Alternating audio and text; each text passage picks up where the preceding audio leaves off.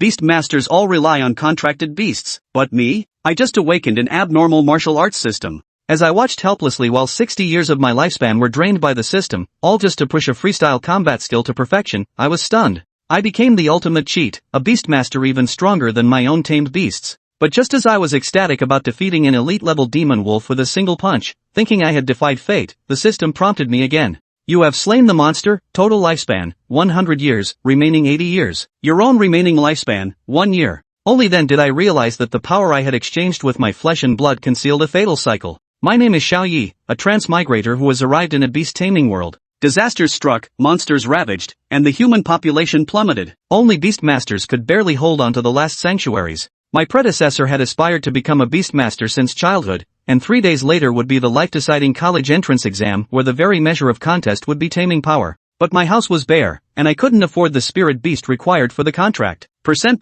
just then, ding! The voice binding successful, congratulations master on awakening the divine-level martial arts system, rang in their ears. The system panel showed that I could infuse lifespan to enhance martial arts progress. Although bewildered, this seemed to be the only hope. At that moment, my father Xiao Tianming handed me a bank card, saying it was a birthday surprise, and told me to go buy a spirit beast without delaying the contract. This rural beast-taming doctor probably took on another 30 years of beast-taming loans just for me. I arrived at the Beastmaster Market in the city center, where beastmasters and their beasts could be seen everywhere. I walked into a pet shop called Novice's Home, only to be looked down upon by the staff because of my attire. I fancy a fresh rabbit that pouts at itself, so I take out my card ready to buy it. The clerk's attitude softened slightly upon seeing the card, but when the swipe failed, they roared again, if you can't afford it, why pretend to be some big shot? It turned out that the 250,000 my father gave me wasn't nearly enough to buy a battle beast. I couldn't even afford the cheapest piglet boar. At this moment, Huang Mao, a wealthy second-generation heir, walked over with my ex-girlfriend Zhu, mocking me to the fullest.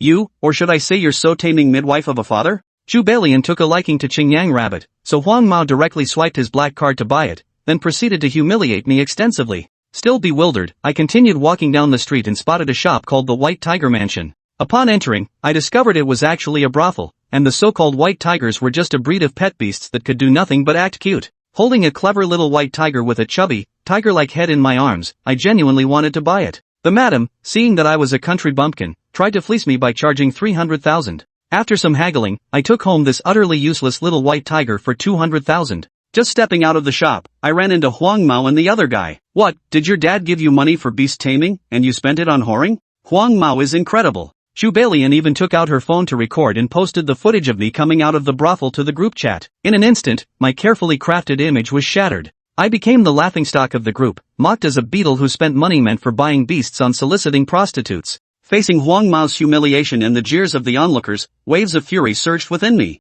Huang Mao escalated his cruelty, even insulting my elderly father. In a fit of anger, the little white tiger broke free from my embrace and lunged toward Huang Mao. Huang Mao remained unflustered as he summoned his exceptional bloodline beast, the Wind Demon Wolf. The little white tiger managed to dodge the first strike, but due to the size difference, it was fiercely slammed away by the Wind Demon Wolf. I caught the barely alive little white tiger, and hatred welled up in my heart. Huang Mao, seeing the little white tiger still alive, felt somewhat disappointed and continued to mock. Humiliating my royal beast, humiliating me, and humiliating my family, this is the breath that keeps a man alive, and I swear I'll fight you to the death. I poured my life essence into the martial arts system. Host directive received, infusing lifespan. The lifespan count plummeted from 61, finally halting at 1. My combat prowess surged from novice level to the Xiao Fist technique, beginner, realm within 3 seconds. 60 years of rigorous training have granted me a sense of power I've never experienced before. I challenge you to a Beastmaster duel. I sent an invitation to Huang Mao. The beast taming isn't working out, but I'm still doing just fine. Huang Mao agreed to the bet. He lost the Wind Demon Wolf and Xingyang Rabbit, while if I lost, I'd admit to being a fraud and swear off being a Beastmaster for life. The duel was set, 3, 2, 1, begin. I gently placed the little white tiger at the edge of the barrier and charged straight at the Wind Demon Wolf. 6 decades of training had honed both agility and strength to the pinnacle of human capability. As the Wind Demon Wolf lunged, I dodged with ease and delivered a punch to its fangs, sending them, along with the gums, flying instantly. The onlookers were stunned. What on earth is he doing, soloing the monster barehanded? The fangless Wind Demon Wolf writhed in agony. I grabbed its ears and mounted its head, then executed a perfect shoulder throw, slamming it to the ground. An initial stage Wind Demon Wolf weighs a hefty 500 gene. The blades on its back pierced its own body, killing it instantly. Now that this beast is dead, it's your turn, you brute. I glanced at the utterly terrified Huang Mao, who had actually clicked surrender before I could even get angry. Winner, Xiao Ye, Beast Master, White Tiger. Chapter 3, Father's Strict Selection, the Imperial Veterinary Manual. Brilliant, absolutely brilliant. Thunderous applause erupted from the audience below the stage, but Xiao Ye paid it no heed. At that moment, the updated system panel caught Xiao Ye's attention. Ding! Host has slain an initial tier wind demon wolf. Total lifespan, 100 years. Remaining, 80 years. Absorption complete. Current martial arts. Martial arts interconnection blueprint. 5 years of beast taming, 3 years of simulation mastery. Sky-Shattering Fist technique beginner. Current remaining lifespan, 1 year. Beastmaster lifespan, 63 years. Beastmaster's lifespan may be infused into martial arts but cannot be converted into personal lifespan. Xiao Ye was dumbfounded. If this was possible, wouldn't it be utterly foolish to infuse his own lifespan? Xiao Ye realized using the Sky-Shattering Fist against the Wind Demon Wolf seemed like overkill. Perhaps just his perfected free fighting skills would suffice. As this thought crossed his mind, Xiao Ye wanted to slap himself. Serves me right. Why did I have to show off for the past 20 years? Now I'm left with just 1 year of lifespan. What am I supposed to do? You can't be Xiao Ye. You're a humanoid beast tamer. Huang Mao's legs shook like a sieve as he stared in utter disbelief. That's right. I'm not Xiao Ye. I'm your grandfather. Xiao Ye didn't waste words with him, snatching the Qingyang rabbit from Chu Bailian's arms. Good thing we didn't formally contract yet. It's not tainted, so it's still usable. Thus, Xiao Ye departed under everyone's gaze, cradling the little white tiger in his left arm while draping the Qingyang rabbit over his right shoulder. Dad, I'm back. Xiao Ye pushed open the door to Tianming Veterinary Clinic. He saw Xiao Tianming had just finished a prenatal checkup on a piggle pig, his gloves still on. My rascal of an eldest son is back. Come here, let father see what kind of beast we've acquired. Xiao Tianming glanced at the white tiger in Xiao Ye's arms, then at the little rabbit perched on his shoulder, and chuckled. My son is so thoughtful. Worried I'd be lonely, he even bought 2 pets for me. Don't worry, son. With your godmother around, your old man won't be lonely. Right, Xiaoro? The seductive fox on Xiao Tianming's shoulder nuzzled him with a sly smile, seeming to agree with his words. Father, these are 2 tamed beasts. Son, stop fooling around. Do you think I wouldn't know what a beast tamer looks like? Little rabbit, unleash swift wind water blade. Qingyang rabbit's large ears flicked rapidly, summoning countless blades imbued with both wind and water attributes. A total of 250,000 credits. Can you buy 2 beast tamers now? Back in my day, one cost 200,000. You kids really are living in a golden age. As he spoke, Xiao Tianming couldn't resist stroking Xiao Ro's glossy tail, which gleamed from his constant petting. Wait, 2 beasts for only 200,000? Xiao Ye pulled out the bank card and handed it to his father with a smug grin. Ah, right. Dad, this little white tiger was discounted because it's injured. Could you heal it for me? Xiao Tianming understood immediately. So it's an injured, discounted beast. No wonder it was so cheap. Let me see what's wrong. Xiao Tianming placed the little white tiger on the operating table before turning back to Xiao Ye. Son, what good is buying a spirit beast like this? It's practically dead already. I truly can't save it. Xiao Ye refused to accept defeat. Staring at the barely breathing cub on the table, he resolved to try himself. Dad, do you still have those healing techniques? They're still there, stored in your stepmother's room. Ah, I know you're desperate to save it, but its ribs are completely shattered and its internal organs are damaged. Even a god couldn't save it now. So Xiao Ye headed toward the family storage room. Though Xiao Tianming claimed it belonged to Rome Fox, Xiao Ye had never once seen his stepmother sleeping there. Pushing open the door, the air was thick with the stench of decaying wood shavings. Xiao Ye opened the wooden chest where books were stored, and what met his eyes was postpartum care for sows? Sure, they're both beasts, but there must be a big difference between a piglet pig and an actual pig, right? Xiao Ye continued rummaging, pulling out timeless classics like Secrets of the Nurse's Station and The Wild Bird Ward. Looks like Dad really did read his fair share back in the day. These are all rare, out-of-print gems. Under normal circumstances, Xiao Ye might have actually glanced through a few of them. But saving the little white tiger was the urgent priority.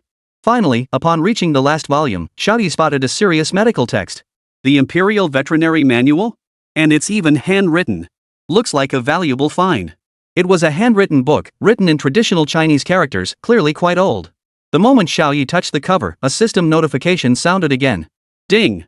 You have acquired the Veterinary Medical Canon unread. Current martial arts. Martial arts interconnection blueprint. 5 years of beast taming, 3 years of simulation mastery. Sky-Shattering Fist technique beginner. The Veterinary Physician's Manual unread.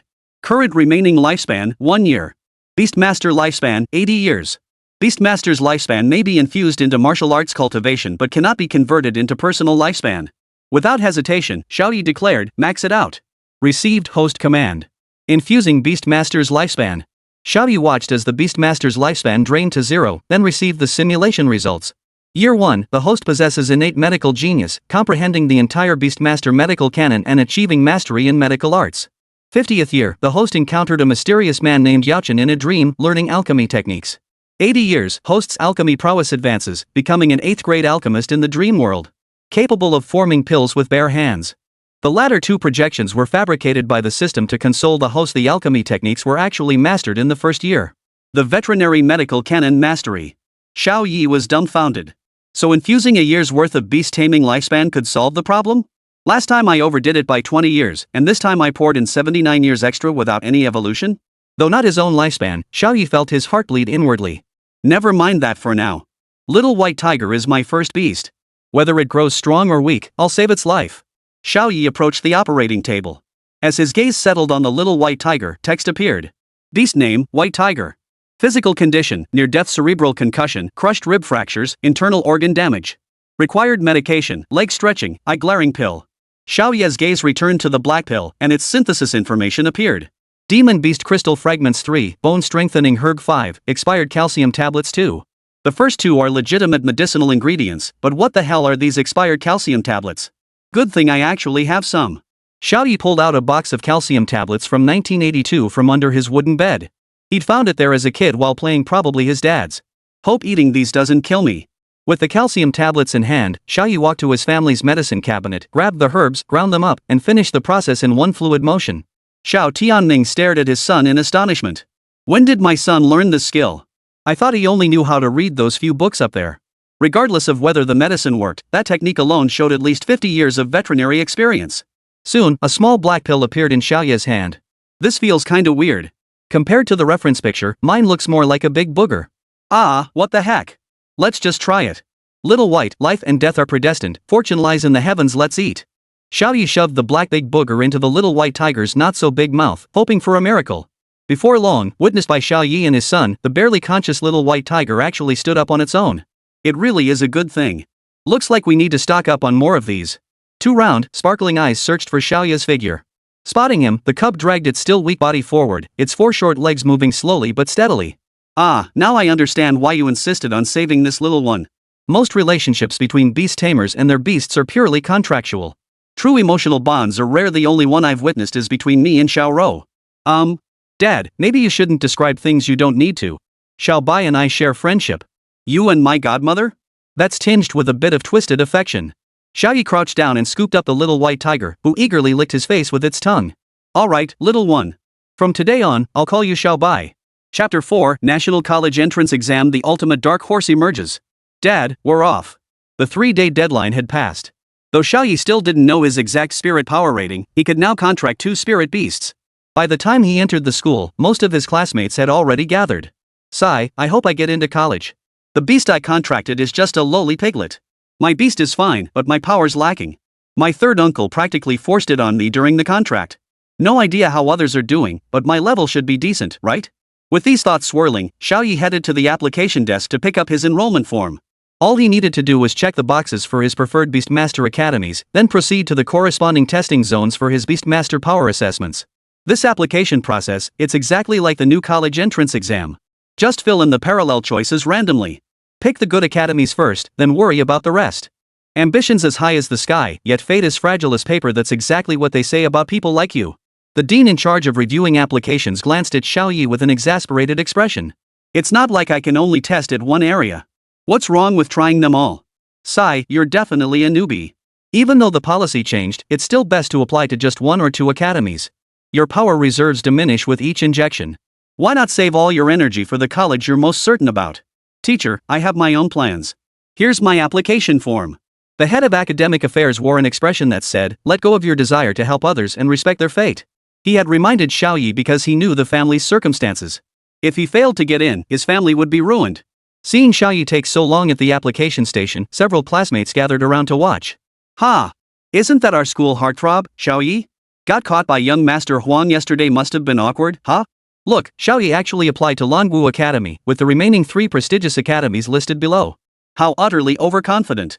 If I'm not mistaken, that's the legendary beast from the brothel following right behind you, the white tiger? He's gone mad trying to become a beastmaster. Doesn't he see he lacks the talent?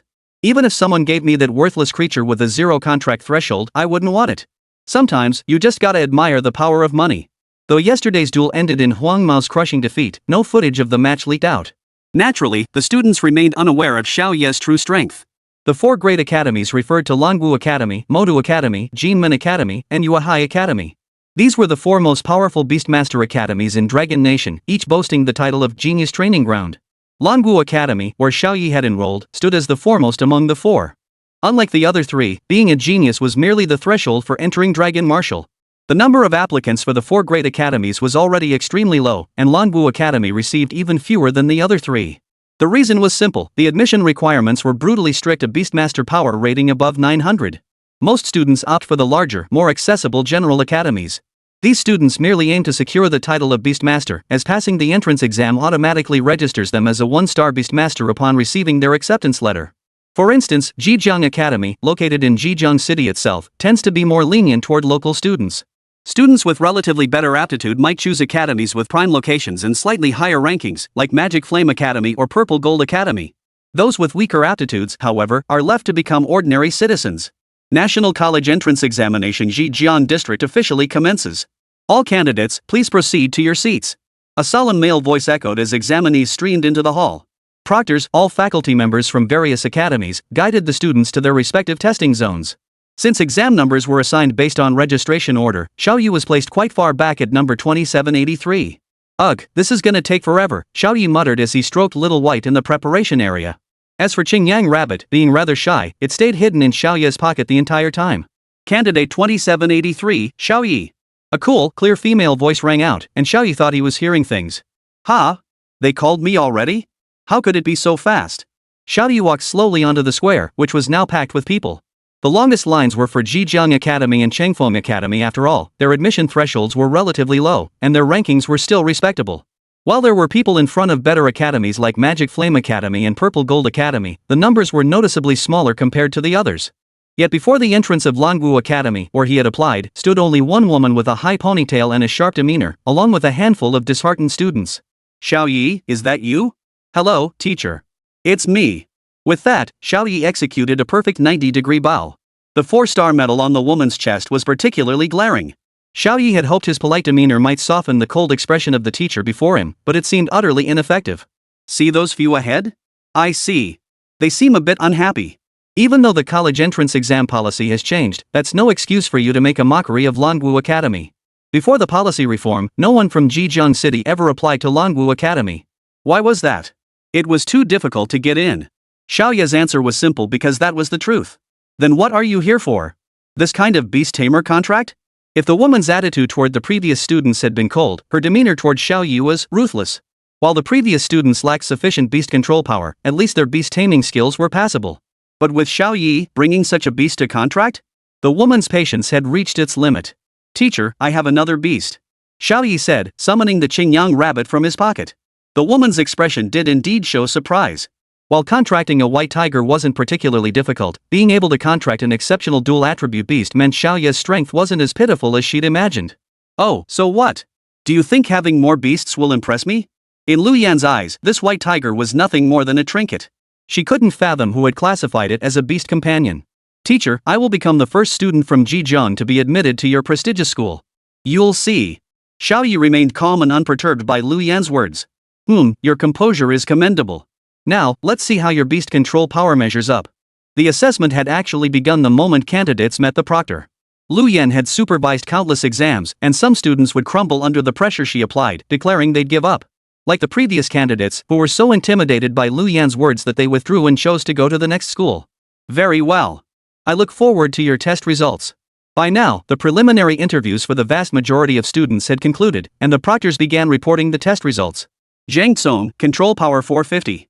Contracted Beast, Lustless Thunder Tyrant Crane. Passed the assessment. Awarded admission to Zhejiang Academy. Wang Peng, Command Power 260, Contract Beast, Explosive Frog. Manipulation Power falls short of requirements. Failed. Zhao Quan, Command Power 600, Contract Beast, Extreme Lightning Bird. Passed the assessment. Awarded admission to Zhejiang Academy. Xiao Ye also overheard the test results of his old acquaintances. Huang Mao, Control Power 650, Contracted Beast, Inferno Gorilla. Passed the assessment. Awarded admission to Magic Flame Academy. Chubelian, Command Power 450, Contracted Beast, Singularity Duck. Passed the assessment. Awarded admission to Purple Gold Academy. The two recipients approached Xiao Ye, who was still waiting nearby. Well, you actually had the nerve to bring that white tiger, smaller than a puppy, to the test? You sure do switch your beasts often. How's that wind demon wolf doing? Xiao Ye's words cut deep. You can't even afford a beast, you poor kid. Why are you so bitter about the rich? This young master has money. I'll contract whoever I want. You change your beast companions so often. What happened to the wind demon wolf? No matter what Huang Mao said, Xiao Ye kept repeating this question, infuriating Huang Mao so much he turned and walked away. Finally, the other examinees had mostly finished their tests. Yet none of the examinees departed. They gathered around Xiao Ye, seemingly anticipating a spectacle. Those here for a laugh should head home now. But if you want to witness the highest score in Zhejiang's history, then watch up. You think you can get into Lanwu Academy with this pathetic mutt? Heard that dog was a freebie from the seller after the exam, and he even calls it a white tiger. Our campus heartthrob is about to enter society as a commoner, can't wait to see that. Xiao Ye ignored his classmates' taunts. After all, starting today, they would no longer inhabit the same world. Idle chatter fills the day, but ignoring it makes it disappear. Teacher, let the assessment begin. Xiao Ye walked slowly toward the testing apparatus. Lu Yan nodded and said, place both hands on the test sphere and channel all your inner power into it. Xiao Ye took a deep breath and placed his hands on the test sphere. The expressions on the bystanders' faces were quite something, as if they were all waiting for the words failed the assessment to be announced. Your power reading has reached 300. 300? That's nothing. It doesn't even meet the minimum requirement for Lianjijiang Academy. 450 already? How could it be so fast? I remember straining every muscle to reach that mark. 600? Impossible. Is the tester broken? Holy, 800? Holy cow, am I witnessing history? Under everyone's gaze, the numbers on the tester kept climbing wildly. 898, 899, 900. Impossible. This guy surpassed the baseline scores for all 4 top universities. This must be the highest score in Zhejiang. I've never seen anything this high. Finally, the tester's display settled at 1080. Candidate Xiao Ye, Force Control Rating, 1080. Contracted Beasts, White Tiger, Clear Fur Rabbit. Assessment passed. Awarded admission to Dragon Martial Academy. The entire hall fell silent, then erupted in an uproar. 1080? More than double mine? That's an incredibly high number. Did you hear that? He has 2 beasts. The white tiger is probably just for fun, but the clear fang rabbit is a seriously powerful beast. Hearing this, the usually shy clear-voiced rabbit hopped out of Xiao Ye's pocket, gazing proudly at the crowd. Indeed, when absolute strength speaks, no one dares say no. Teacher, I did it. Lu Yan gave Xiao Ye a slight nod. The highest score she knew of so far belonged to Xiao Yuchan from the capital, a solid 1105 points. Xiao Ye wasn't far behind her, a true prodigy in his own right. An announcement: the test sphere has just experienced a minor malfunction. The announcement echoed, and faces turned pale once more. I knew it. The testing device must be broken. There's no way Xiao Ye could have scored that high. Young Master Huang is right. He's been putting on airs all this time, but now he's done for. His assessment is bound to fail. Adjusting one score, Xiao Ye, Force Control Rating, 1100. Chapter 5, Enrolling in Lanwu Academy. The entire village is shocked. The once bustling exam hall fell deathly silent after that announcement. The expressions on the students' faces were nothing short of spectacular. Some looked astonished, others envious, and still others jealous. But ultimately, astonishment overwhelmed them all. This is insane. I remember the highest score in Zhejiang history was only 800 martial power. Xiao Ye actually reached 1100.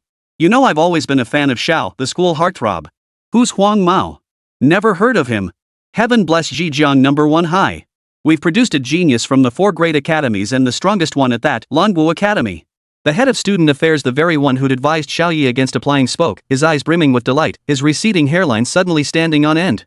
Xiao Ye, let's get back together. Everything I did before was just to test you. Shu Beilian looked utterly regretful. Her mana power wasn't high enough to meet the Magic Flame Academy's admission requirements. If she and Huang Mao were separated by distance, she'd definitely get kicked. Xiao Ye, why are you ignoring me? Is there truly no feeling between us at all? Xiao Ye found the surrounding voices unbearably noisy and pretended not to hear them, turning his gaze to Lu Yan before him. Proctor, I told you I'll be the first student from Zhejiang ever admitted to your esteemed academy. Lu Yan's gaze toward Xiao Ye was noticeably different from before. Here's your acceptance letter. My name is Lu Yan. When choosing mentors, you can select me. Xiao Ye accepted the dragon pattern badge symbolizing admission to Longwu's highest institution. Beneath a coiled crimson dragon, a dazzling turquoise rhombic crystal shone brilliantly. This was the admission notice for the Dragon Martial Academy. Unlike the paper versions issued by other academies, it was directly distributed as a Beastmaster rank badge. A rhombic crystal represented the status of a Tier 1 Beastmaster. Imagine the prestige of a dragon pattern badge appearing among the sea of identical star badges. Alright, teacher. I'll consider it. Xiao Ye exited the exam hall surrounded by a crowd of onlookers. Everyone, please be mindful of your enthusiasm, don't block our TV cameras. Xiao Ye, would you mind sharing your cultivation methods? If you're weak, practice more. It all comes down to persistence and hard work. Xiao, are you surprised by your results this time? 1100 is the tester's limit, not mine. Xiao Ye's statement was accurate. In relatively underdeveloped cities like Zhejiang, extraordinary talent rarely surfaces. Consequently, the allocated testing devices were lower spec models, capable of measuring only up to 1000 with a 100-point fluctuation range. When Xiao Ye approached 1100, the device malfunctioned. Xiao, your current martial power ranking is second nationwide, just 5 points behind Xiao Yuchan, who is also applying to Longwu Academy. What are your thoughts on this? If the school replaced it with a better tester, I'd be 50 points higher than her. The statement sent shockwaves through the entire hall. When you have the credentials to be arrogant, arrogance ceases to be a derogatory term, it becomes a symbol of individuality. This scene was simultaneously broadcast across major national satellite channels, while the name Xiao Ye had already dominated headlines on every major online platform. The dark horse of the Gaokao, Xiao Ye, the white tiger youth of Zhejiang. Xiao Ye's talent shines bright, challenging genius Xiao Yuchan. Has the former ladybug finally become a genius? Zhejiang Xiao Ye gains admission to Longwu University. Every year around this time, the National College Entrance Exam becomes a hot topic of conversation. But unlike previous years, Xiao Ye carries an overwhelming number of labels. Poor kid, bought his beast tamer just 3 days ago, acquired his beast from a brothel, talent rivaling the prodigy girl. A character stacked with such buffs naturally sparks intense discussion. Xiao Ye has truly become a household name, simultaneously igniting hope for many children from impoverished families to become beast masters. At that moment, Xiao Tianming was practicing martial arts with Xiao Ye's foster mother when he heard a violent pounding on the door. Uncle Tianming, it's bad. Something terrible has happened. Xiao Tianming stormed to the door, determined to see who was ruining the mood. He flung it open, but didn't recognize the visitor. Uncle Tianming, it's Erden. Xiao Tianming looked down. Oh, it's Erden. What is it? Is your pig about to give birth again? It's not about me, it's about you. It's yours. I only have one son, Xiao Ye. I couldn't possibly afford another one. Xiao Tianming knew Xiao Ye had gone to take the test today, but deep down, he hadn't held out much hope.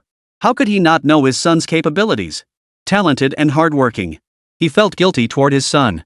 His lack of money to buy a beast had caused his son to miss the prime time for boosting his beast taming power.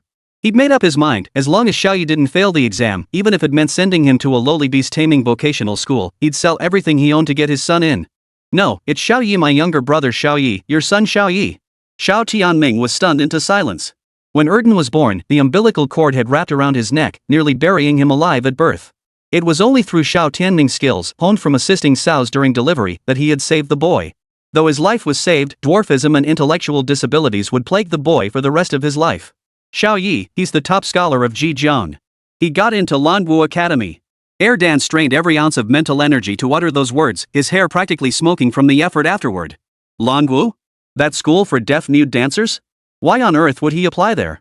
Seeing Xiao Tianming still skeptical, Erden scrambled onto the sofa and turned on the TV.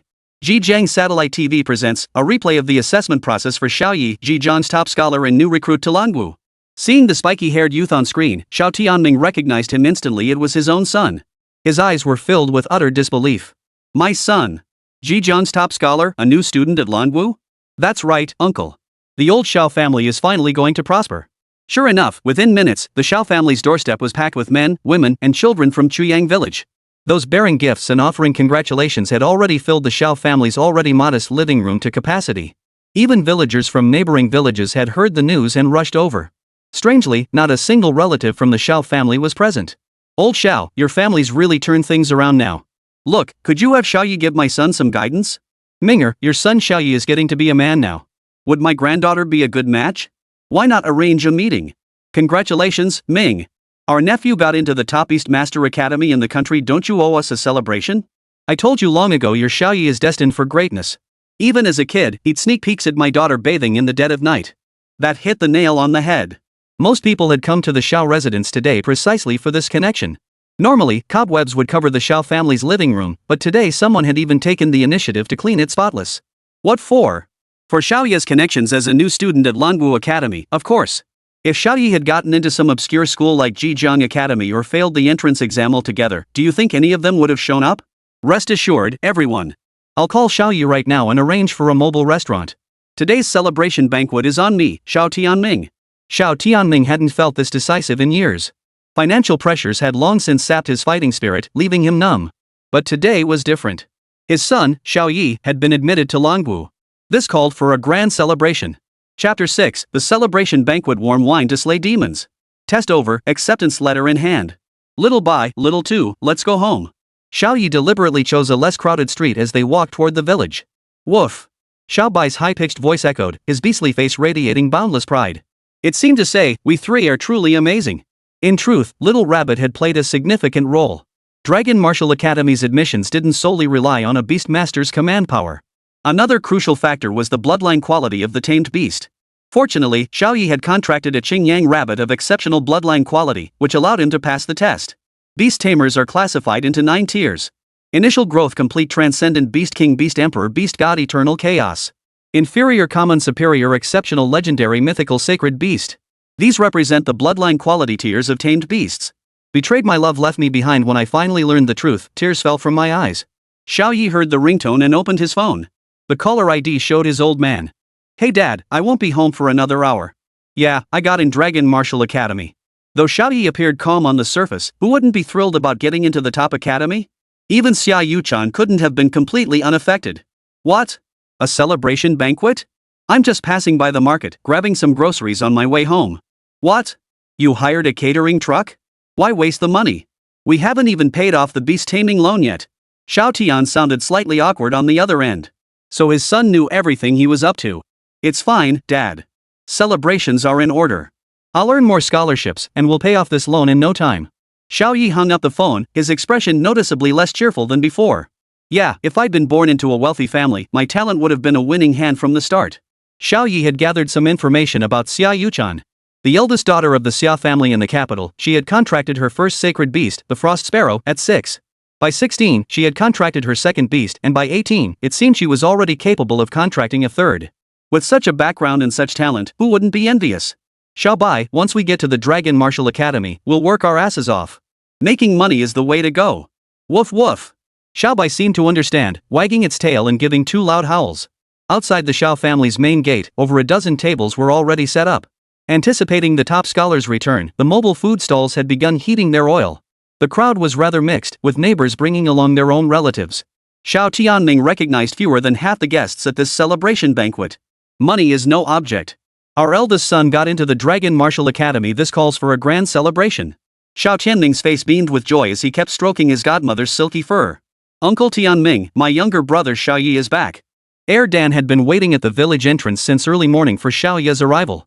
Upon hearing Xiao Ye had returned, everyone hurriedly rose from their seats, eager to catch a glimpse of the top scholar. Even the cook, busy preparing food, stood on tiptoe to catch a glimpse. Xiao Tianming pushed through the crowd and threw his arms around Xiao Ye. My son, you've truly made your father and godmother proud. Xiao Ye was speechless. Why did everyone have to bring up his godmother? Oh, our village's top scholar has returned. What grace and poise. A true gentleman born with the makings of a dragon. And that's the famed white tiger beast in his arms? Truly majestic and imposing, radiating overwhelming power. Mom, I'm in love. I'll marry no one but Xiao Ye in this lifetime. Xiao Ye stared at the crowd before him, some familiar, some not, feeling a bit dazed. So many people. Does our old Xiao family really know all these folks? Keep your voice down, son. Your old man has his pride. Truth be told, I don't recognize most of them either. Xiao Ye understood and took his seat at the very center. Honored villagers, I, Xiao Ye, won't speak at length. I thank you all for your care and concern for me and the Xiao family. I, Xiao Ye, remember it all. Xiao Ye knew the villagers would want him to say a few words, so he anticipated their anticipation. Dinner's served. The waitstaff brought out the dishes. Just eat and drink your fill. I, Xiao Ye, raise this cup to all of you. Xiao Ye filled his cup to the brim and drank it in one gulp. The chef's skills were truly exceptional. Xiao Ye savored every bite, yet he didn't forget to serve a couple of bites to Xiao Bai and Xiao Tu. As he ate, Xiao Ye suddenly felt an itch in his leg. Xiao Tu, why aren't you eating? Xingyang Rabbit's large ears tapped Xiao Ye's leg insistently, its anxious gaze fixed on the village entrance. Xiao Ye followed the direction of her gaze. All he could hear were rustling footsteps accompanied by numerous low growls. These sounds clearly did not come from humans. Xiao Ye stood up and shouted, "Everyone, retreat to the inner rooms. There are demon beasts." At that moment, a series of wolf howls erupted from nearby, completely drowning out the villagers' murmurs. Sure enough, 5 or 6 wind demon wolves burst out of the thicket near the gate. Everyone scrambled to squeeze inside, but the room was too small. Many were forced to crowd at the doorway, desperately trying to push their way in. Dad, summon Dry Mom to protect the villagers outside. Erden, bring your contracted piglet to act as a meat shield. Xiao Ye, however, charged forward alone, facing the demon beasts with just himself and his 2 beasts. Just a few low-grade, initial stage beasts. Are they rushing to be reincarnated? Xiao Ye couldn't be bothered to intervene. If it were only these few, he could easily let the Xingyang Rabbit handle them. Little Rabbit, unleash swift water blade. The Clear Yang Rabbit obeyed, unleashing countless water blades that shot forth at lightning speed. Being both at the initial level, the only thing they could compete on was bloodline quality. Xingyang Rabbit's superior bloodline quality utterly crushed the Wind Demon Wolf. They can actually coordinate attacks? Looks like your leader hasn't shown up yet. Xiao Ye hadn't anticipated the Wind Demon Wolves collectively unleashing hurricane blades, which blocked Xingyang Rabbit's swift water blades. Xiao Bai, unleash beast roar to disrupt their hurricane blade casting. Xiao Ye didn't know Xiao Bai's specific details, he only said this to test Xiao Bai's combat intelligence. Xiao Bai nodded deeply. The next moment, a voice uncharacteristic of its age suddenly echoed, roar. What's with that sound? Is the kid going through puberty? Not only was Xiao Ye startled by the deep, resonant roar, but several wind demon wolves also froze, seemingly immobilized by the sheer pressure of pure bloodline. Now! Swift wind water blade. The clear-tone rabbit water blade struck again, piercing straight into the vital points of several wind demon wolves, their eye sockets, hearts, and other critical areas. Only one wolf, wounded in the leg, fled into the woods. Come and go as you please? Think this place is your home? Xiao Ye surged forward, his legs propelled by the martial arts foundation of the Sky-Shattering Fist. Naturally, his speed far outpaced the limping wind demon wolf. In just a few strides, he had it pinned down. You beast, why did you come to Chuyang village? Xiao Ye noticed this wind demon wolf seemed to possess some semblance of sentience and asked, "Is it because I killed that wind demon wolf?" Xiao Ye was referring to the exceptional bloodline wind demon wolf he had slain during the battle against Huang Mao 3 days prior. The one-legged wolf nodded, its eyes filled with sorrow. You're quite loyal to your kin, but I didn't capture it, I didn't bind it, and I didn't make it do evil. It was killed for its crimes, yet you come after me and my family. Do you think I'm an easy target? Xiao Ye delivered a crushing punch to the short-legged wolf's heart. The wolf spat out a mouthful of blood and died, dead as a doornail. Chapter 7, The Mystery of the Little White Bloodline, Little Rabbit's Explosive Kung Fu Rabbit Transformation? Ding! Host has slain an initial tier wind demon wolf. Total lifespan, 80 years. Remaining, 40 years. Absorption complete. Ding! Host has slain an initial tier wind demon wolf. Total lifespan, 76 years. Remaining, 32 years. Absorption complete. Ding! Total Beastmaster lifespan gained, 245 years. Beast Mastery lifespan, 245 years. Xiao Ye nodded silently. Killing this entire pack might attract another wave of wolves. Relying solely on his father and foster mother might indeed prove insufficient. How about trying to simulate martial arts compatibility? Let's get right to it. Start with 10 consecutive attempts to test the waters. Received host command, infusing Beastmaster lifespan. Detected high learning difficulty for this martial art. Recommended to infuse more lifespan. I'm ignoring that. 10 pulls it is. Xiao Ye dreaded repeating the last times over infusion, so he decided to test the waters with a 10 pull. You've diligently cultivated martial arts integration, but it remains too obscure and difficult to grasp. No progress has been made in 3 years. In the 5th year, living and eating alongside the white tiger, you mastered the overwhelming roar. By the 10th year, you still hadn't mastered martial arts integration. Simulation failed. Remaining Beastmaster lifespan, 235. Xiao Ye frowned, yet felt a glimmer of unexpected joy. The beast roar he'd casually mentioned actually existed. Xiao Bai, did your mother teach you this beast roar? Xiao Bai, who had followed him over, looked utterly innocent and shook his head. Could it be bloodline suppression? If it truly is bloodline suppression, then it means Xiao Bai isn't of inferior bloodline quality. The fact that it can produce such a noticeable bloodline suppression means it's at least not ordinary quality. Could it be a high-grade bloodline? After all, even Lu Yan couldn't discern Xiao Bai's bloodline quality. After all, any white tiger bloodline was automatically considered inferior. Xiao Bai, do you realize how awkward this is? You never mastered the Lingwei beast roar, but I've learned it. Xiao Ye was speechless. Hearing those words come from his own mouth would be utterly explosive. No choice. For you and Little Rabbit, this martial arts exchange must be secured. System, do we have a guaranteed drop mechanism? What are the odds for a major guaranteed drop? Host, this isn't that open world game. There's no guaranteed drop system here. Xiao Ye sighed in resignation and began the draw. Didn't you say it's hard to learn? Pump it in hard, give me 100 years worth in one go. Received host's command. Infusing beast mastery lifespan. Continuing from the previous chapter, in the 20th year, the host's mindset underwent a subtle shift. Year 34, the host no longer obsesses over studying the beast's habits, instead teaching the beast to learn from him. Year 45, the host's beast could now perform the Sky-Shattering Fist technique with basic proficiency. 93rd year, after countless attempts, you grasp the water and wind elements within the cosmos, gradually mastering the clear flying rabbit's beast technique, Swift Wind Water Blade. Year 114, through relentless effort, Xiao Ye's beast roar reached the realm of the overwhelming might roar. Martial arts exchange successful. Congratulations, host. You have mastered Overwhelming Roar and Swift Wind Water Blade. Remaining Beastmaster lifespan, 121 years. Xiao Ye clenched his teeth, feeling utterly drained, as if he truly had lived and eaten alongside the two beasts for over a century. The overwhelming loneliness in his heart caused him to momentarily lose his focus. Fortunately, the gains were substantial. So this is how martial arts exchange works, sacrificing life force every time you learn a new skill. Xiao Ye had thought this would be a one-time effort, but now it seemed destined to become the most life-draining martial art he'd ever master. Xiao Ye glanced at the little rabbit. Unbeknownst to him, its form had also changed. Its once stiff, large ears had shrunk, its body stretched to a meter tall, and its white fur now held hints of blue-green. A martial arts uniform materialized around it. Even your form changes? You're the only clear sky rabbit in the world to master the Sky-Shattering Fist. From today onward, your name shall be Kung Fu Rabbit. Kung Fu Rabbit crossed its arms, gave a slight nod, and carried the air of a martial arts master. Perfect.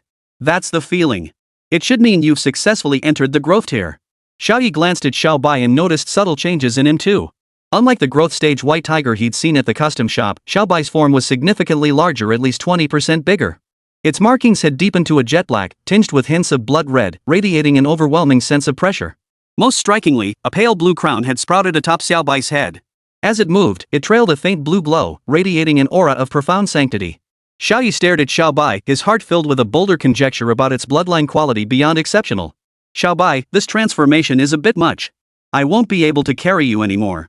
Little Bai instantly frowned at the remark, abruptly reverting to its cub form and burrowing into Xiao Ye's embrace. What the heck just happened?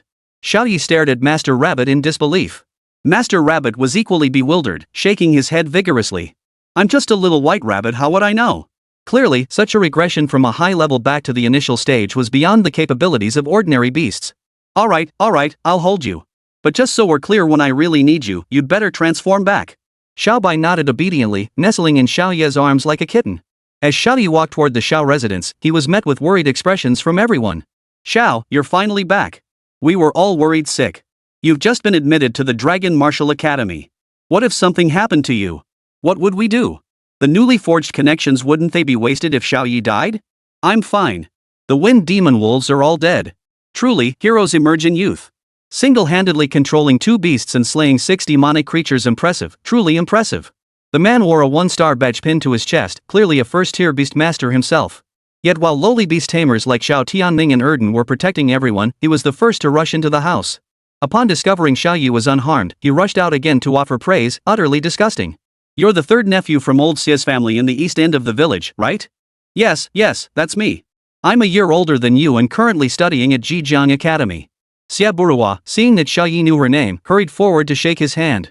You're not welcome here. I don't like cowardly beast tamers. Xia Buruwa's fawning smile froze instantly, leaving her at a loss. Beastmasters exist to protect civilians, not to pursue class privileges as their primary goal. I despise you. Please leave. Xiao Ye's words were like critical hits, striking deep into Xia Buruwa's heart. The faces of the other matchmakers froze as well, stunned by Xiao Ye's complete lack of social grace. They could only silently finish their meals and leave. That night, Xiao Ye pushed open the bedroom door and approached Xiao Tianming, who was watching a replay of the college entrance exam. Dad, sorry about that. I spoke too harshly and embarrassed you. Was I wrong? I think I was spot on. Both Erden and I know how to protect everyone. He's a proper Tier 1 guardian, yet he hides behind others' backs.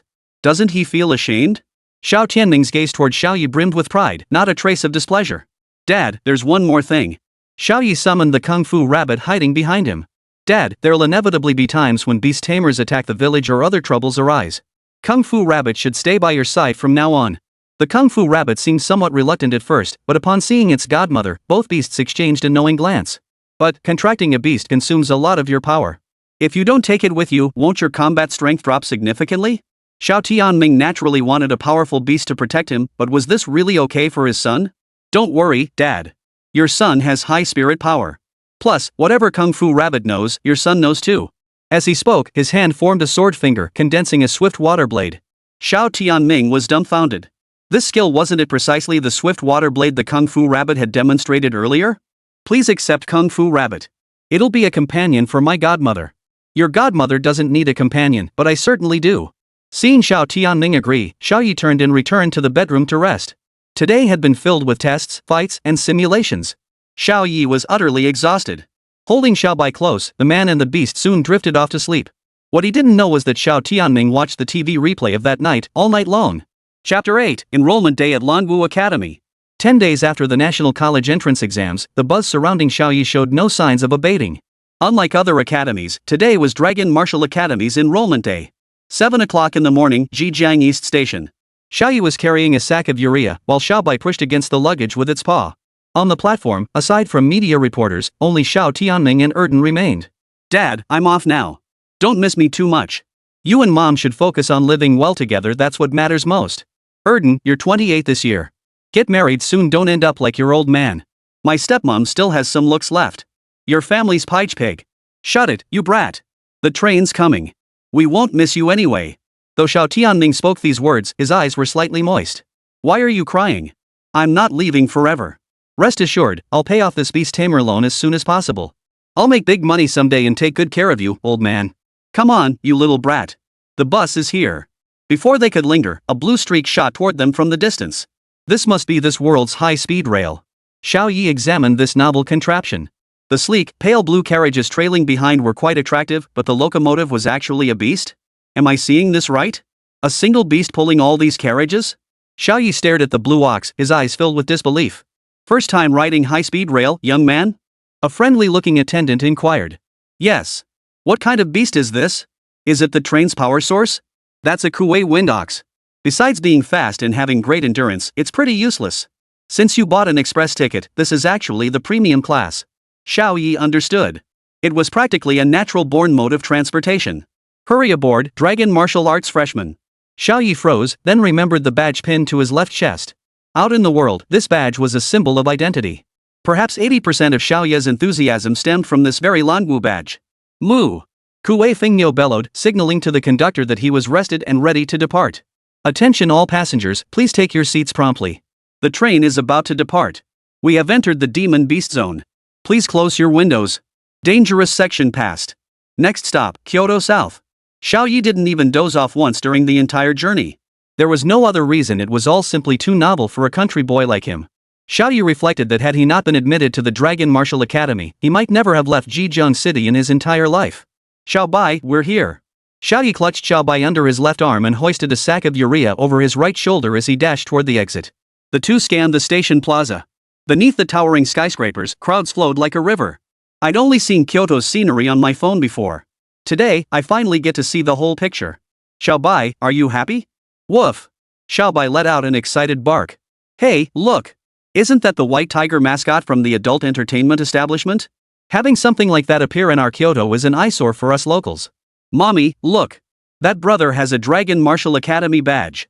A little girl pointed at the Dragon Martial badge on Xiao Ye's chest. It's definitely fake. So tacky and vain. Nan, don't ever try to be like him. Hearing the remarks from passing elite office workers and upper-class individuals, Xiao Bai wriggled free from Xiao Ye's embrace, once again revealing his mature form. Bulging muscles, a massive frame, he stood as tall as Xiao Ye himself. Xiao Bai glared angrily at the passing looks of contempt, instantly scaring several people into hastening their departure. All right. They don't need to understand. You're my beast master, and I'm your master. It's enough that we two know about this. Xiao Ye opened his phone and was startled. I've been playing too long, check-in closes in an hour. Xiao Ye leapt onto Xiao Bai, who was just about to revert to its initial form. Xiao Bai, let's go. I'll guide you to the coordinates. We need to get there as fast as possible. Woof! A man and his dog raced through the streets of the capital city, moving faster than even motor vehicles. With rush hour traffic at its peak, Xiao Ye and Xiao Bai had become the coolest duo on the block. Xiao Bai, wasn't it wise of me not to hail a cab just now?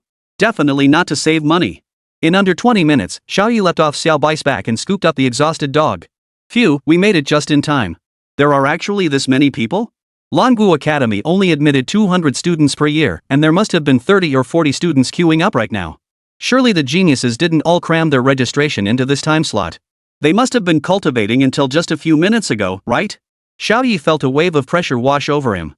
If everyone was this competitive, wouldn't he be forced to keep up? Little did he know, a chubby-faced young man not far ahead remarked. Man, I'm so bummed. I woke up way too late today and was grinding daily quests until just now. Good thing I live close. Yeah, bro. I pulled an all-nighter playing Honor of Kings. Just woke up now. Xiao Ye rolled his eyes inwardly. Alright, he'd overthought it. After waiting for ages, it was finally Xiao Ye's turn. Xiao Ye, student ID 9302. Here's your dorm key. Here's the campus map and your school uniform. Just wear it tomorrow. The moment these words were spoken, murmurs erupted from those who had just walked past Xiao Ye to those about to take their turn. That's the second-ranked student in the entire school today? This country bumpkin pulled me up 100 points? Holy crap, did you guys see that? His beast companion is actually a white tiger. You guys didn't know? That white tiger came free with a purchase at the brothel. I already checked with my local buddies. Indeed, prodigies always spark buzz wherever they go, even among other prodigies. Clearly, everyone had learned Xiao Ye's ranking through his student ID number. To call him second in the entire school would be an understatement. Second in the nation would be more accurate. After all, the vast majority of examinees approach the exam with the mindset of if there's a dragon, choose the dragon, if there's no dragon, restart. By now, dusk had fallen. Holding his dorm key, Xiao Ye followed the campus map to find his residence. This uniform fabric is indeed high quality. Ifu building, Ifu building. Does every school have a Ifu building? Xiao Ye, map in hand, confidently turned into a 6-story building. Auntie, I'm so sorry. I swear I'm not a pervert, I just got the wrong building. Xiao Ye was kicked out by a white-haired old woman. The night was pitch black, and Xiao Ye could only make out the 4-star medal on the old woman's chest. You little rascals. There have been perverts like you since the year I enrolled. But the only one this fearless? That'd be you.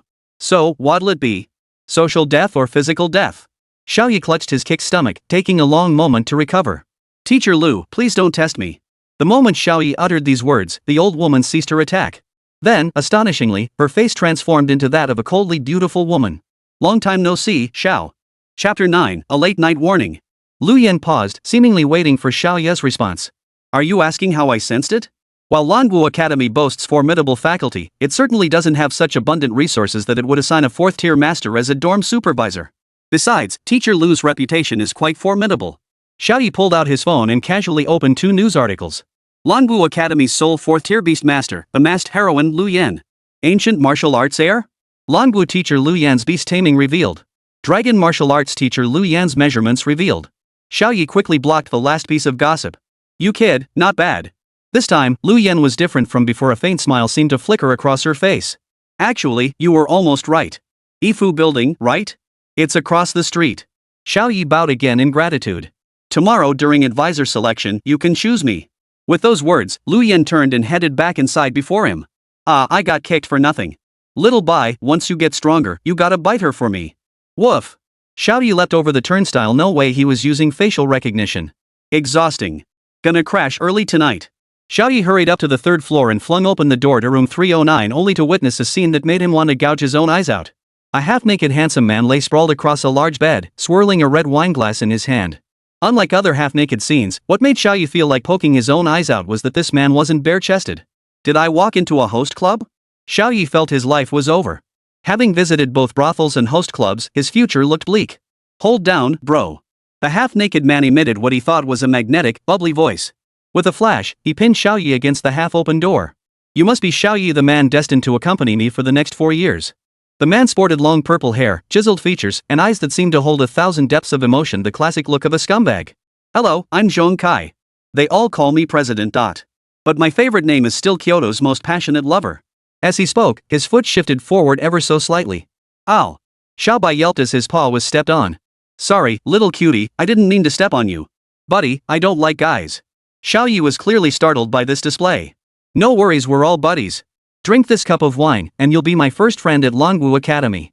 Zhong Kai suddenly dropped his slacker act, his face turning earnest. Chug. Xiao Ye grabbed the cup and downed it in one gulp. I've heard of you, you're from Zhejiang. A prodigy from a small town, all the more remarkable. Hearing Zhong Kai's words, Xiao Ye realized he might not be as frivolous as he'd initially thought. He stared at the enormous bed before him, so large it nearly filled the entire main room. Buddy, where's our bed? Xiao Ye recalled the promotional photos showing the main room furnished with 2 sets of bunk beds with desks below. Those beds are uncomfortable. I specially ordered this king-size bed big enough for both of us. Xiao Ye was speechless. He'd been looking forward to testing the softness of Languo Academy's beds, but Zhong Kai had gone and brought in a huge one instead. Fine then. It's getting late. I'm going to bed. Xiao Ye didn't hesitate, hugging Xiao Bai and falling asleep instantly. Sigh, if you're going to sleep so fast, then I'll sleep too. As night fell, Xiao Ye lay awake, replaying everything that had happened today. The guy sleeping beside him might look like a slacker, but his skills probably weren't weak either. Suddenly, Xiao Ye thought he heard the faint sound of a door or window opening. Is the wind this strong in the capital? Just as Xiao Ye was about to rise, an even more eerie sound reached his ears. It sounded like silk thread scraping against the window frame, causing Xiao Ye to grow wary. What? Are the Dragon Martial seniors pulling this kind of stunt too? Xiao Ye immediately recalled the old students intimidating the newcomers. Sure enough, he felt Zhong Kai, who was still snoring soundly beside him, slowly shifting position. Who sleeps while moving sideways? Could it really be a beast controlled by thread binding? Xiao Ye kept pretending to sleep, waiting for the moment the thread would wrap around him. What's taking so long? I'm starting to get a little excited here. What Xiao Ye didn't know was that the 2 guys upstairs were just as clueless. They'd only intended to pull the newbie down from the top bunk, but why was the guy downstairs taking so long to come down? Damn it, if we keep pulling, Zhong Kai will end up hanging like a ghost. Are the upperclassmen really this ruthless? As Zhong Kai was about to be pulled down, Xiao Ye had no choice but to intervene if he wanted to avoid single rooms in the future. He placed the sleeping Xiao Bai beside him and grabbed Zhong Kai just as he was about to be pulled out. With all his strength, Xiao Ye yanked Zhong Kai back just as he was about to fall. The sudden force was so violent that the control-type beast master above was yanked right out the window, crashing straight into room 309. What the hell? Double-faced turtle escorting the boss?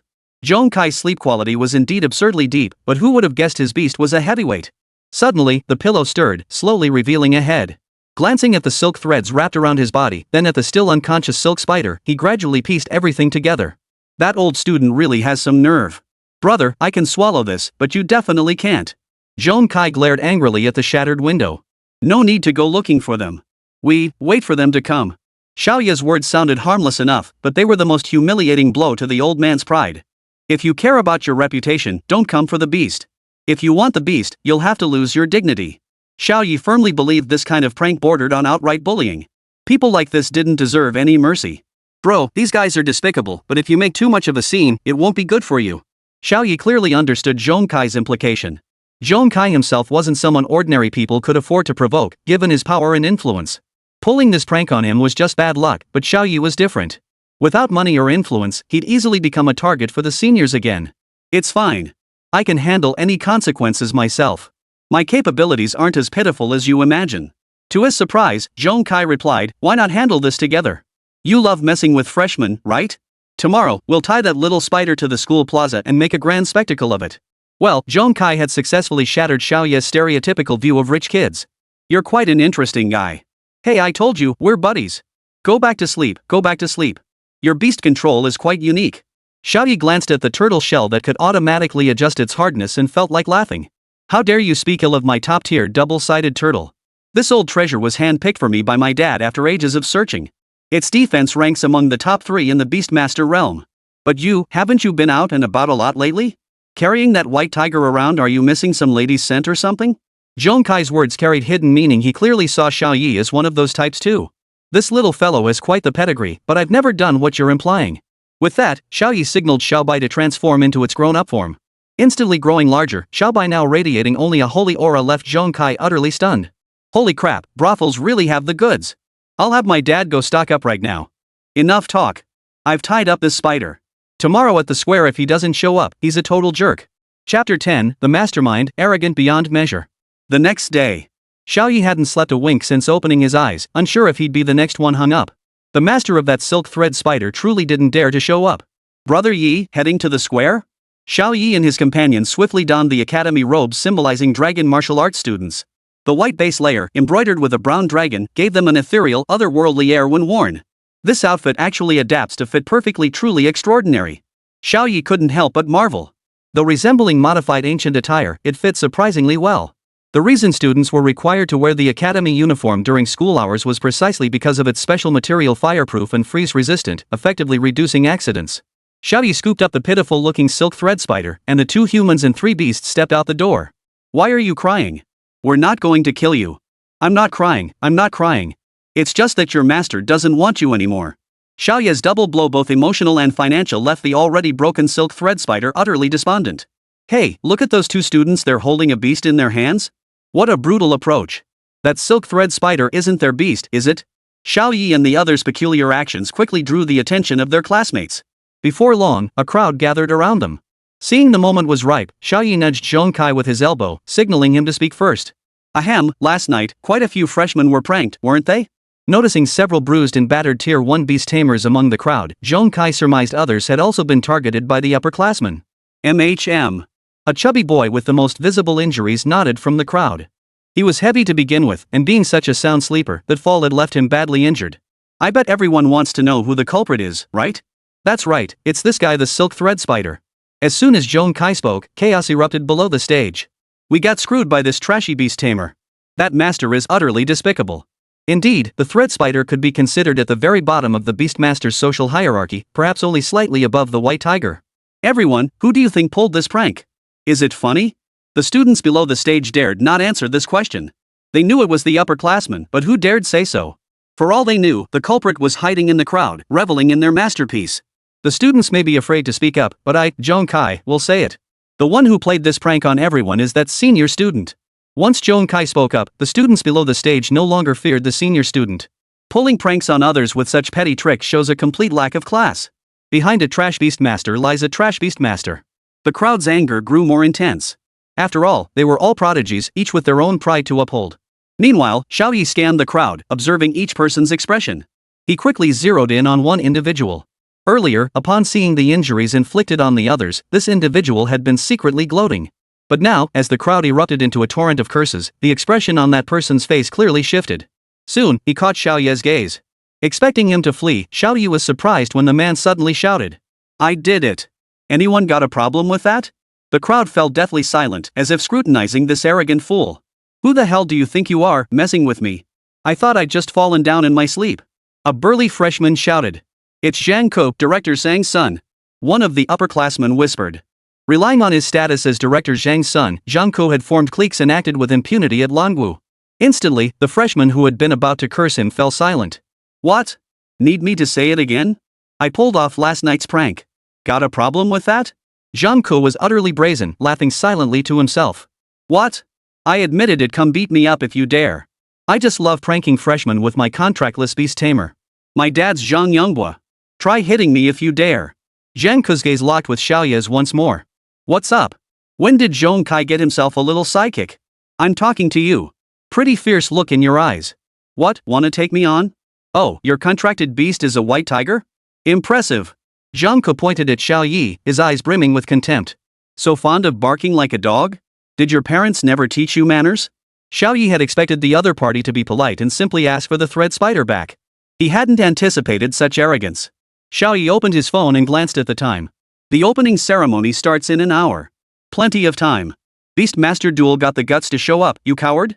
The moment those words left his mouth, the entire crowd fell silent. Regardless of Zhang Ko's background, he was a sophomore, how could a freshman possibly stand a chance? Hey, I said I'd handle this." Zhong Kai frowned as he looked at Xiao Ye. He knew Xiao Ye wasn't weak, but no matter how you looked at it, Zhang Ko was a senior who'd undergone a year of systematic training. How could he possibly win? Zhang Ko was clearly taken aback. He hadn't expected Xiao Ye to talk back, much less challenge him to a beast summoning duel on a whim. Heh, everyone listen up, he's the one who started this. Any injuries he sustains during the duel should be considered fair game, right? Xiao Ye couldn't be bothered with further words and immediately initiated the Beastmaster Duel. Duel activated. 134 beast tamers within your vicinity will serve as witnesses. A mechanical female voice emanated from the phone. Initiator, Xiao Ye, Tier 1 Beastmaster. Beast, White Tiger. Level, Initial. Bloodline, Unknown. Accepting party, Zheng Ku, Tier 1 Beastmaster, Beast, Demon Sound Bat, Level, Growing, Bloodline, Superior. At that moment, several middle-aged men entered the plaza entrance. "Director Zhang, your son is quite the active one, isn't he? A commanding male voice echoed, belonging to none other than the newly appointed dean of Longwu Academy, Zhao Qiankuan. Principal Zhao, this is just childish play. My son Ke simply enjoys roughhousing with his classmates. Zhang Yongbo broke out in a cold sweat and hurriedly replied. He certainly is quite the troublemaker, even challenging freshmen to one-on-one matches. Lu Yan remarked from behind them. Though Lu Yan was only an instructor, her position was rather unique, allowing her to participate in general academy decisions. I'll go stop it right now. Under pressure, Zhang Yongbo decided to intervene. Forget it. There's still time before the opening ceremony. Let's just watch for a bit. Zhao Qiankuan interrupted Zhang Yongbo, having noticed the new student's confident expression. He wanted to see how it would play out. You still don't think pranking freshmen is wrong? Xiao Ye remarked, gazing at the battle zone solidifying beneath his feet. Wrong how? You think you can take me on? With that useless white tiger beast control of yours?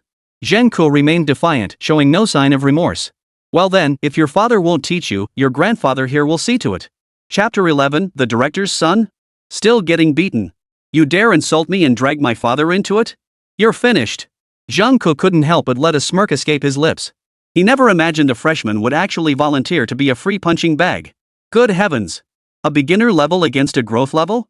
One with bloodlines so inferior they can't even be detected, and the other an exceptional level. How is this supposed to be won?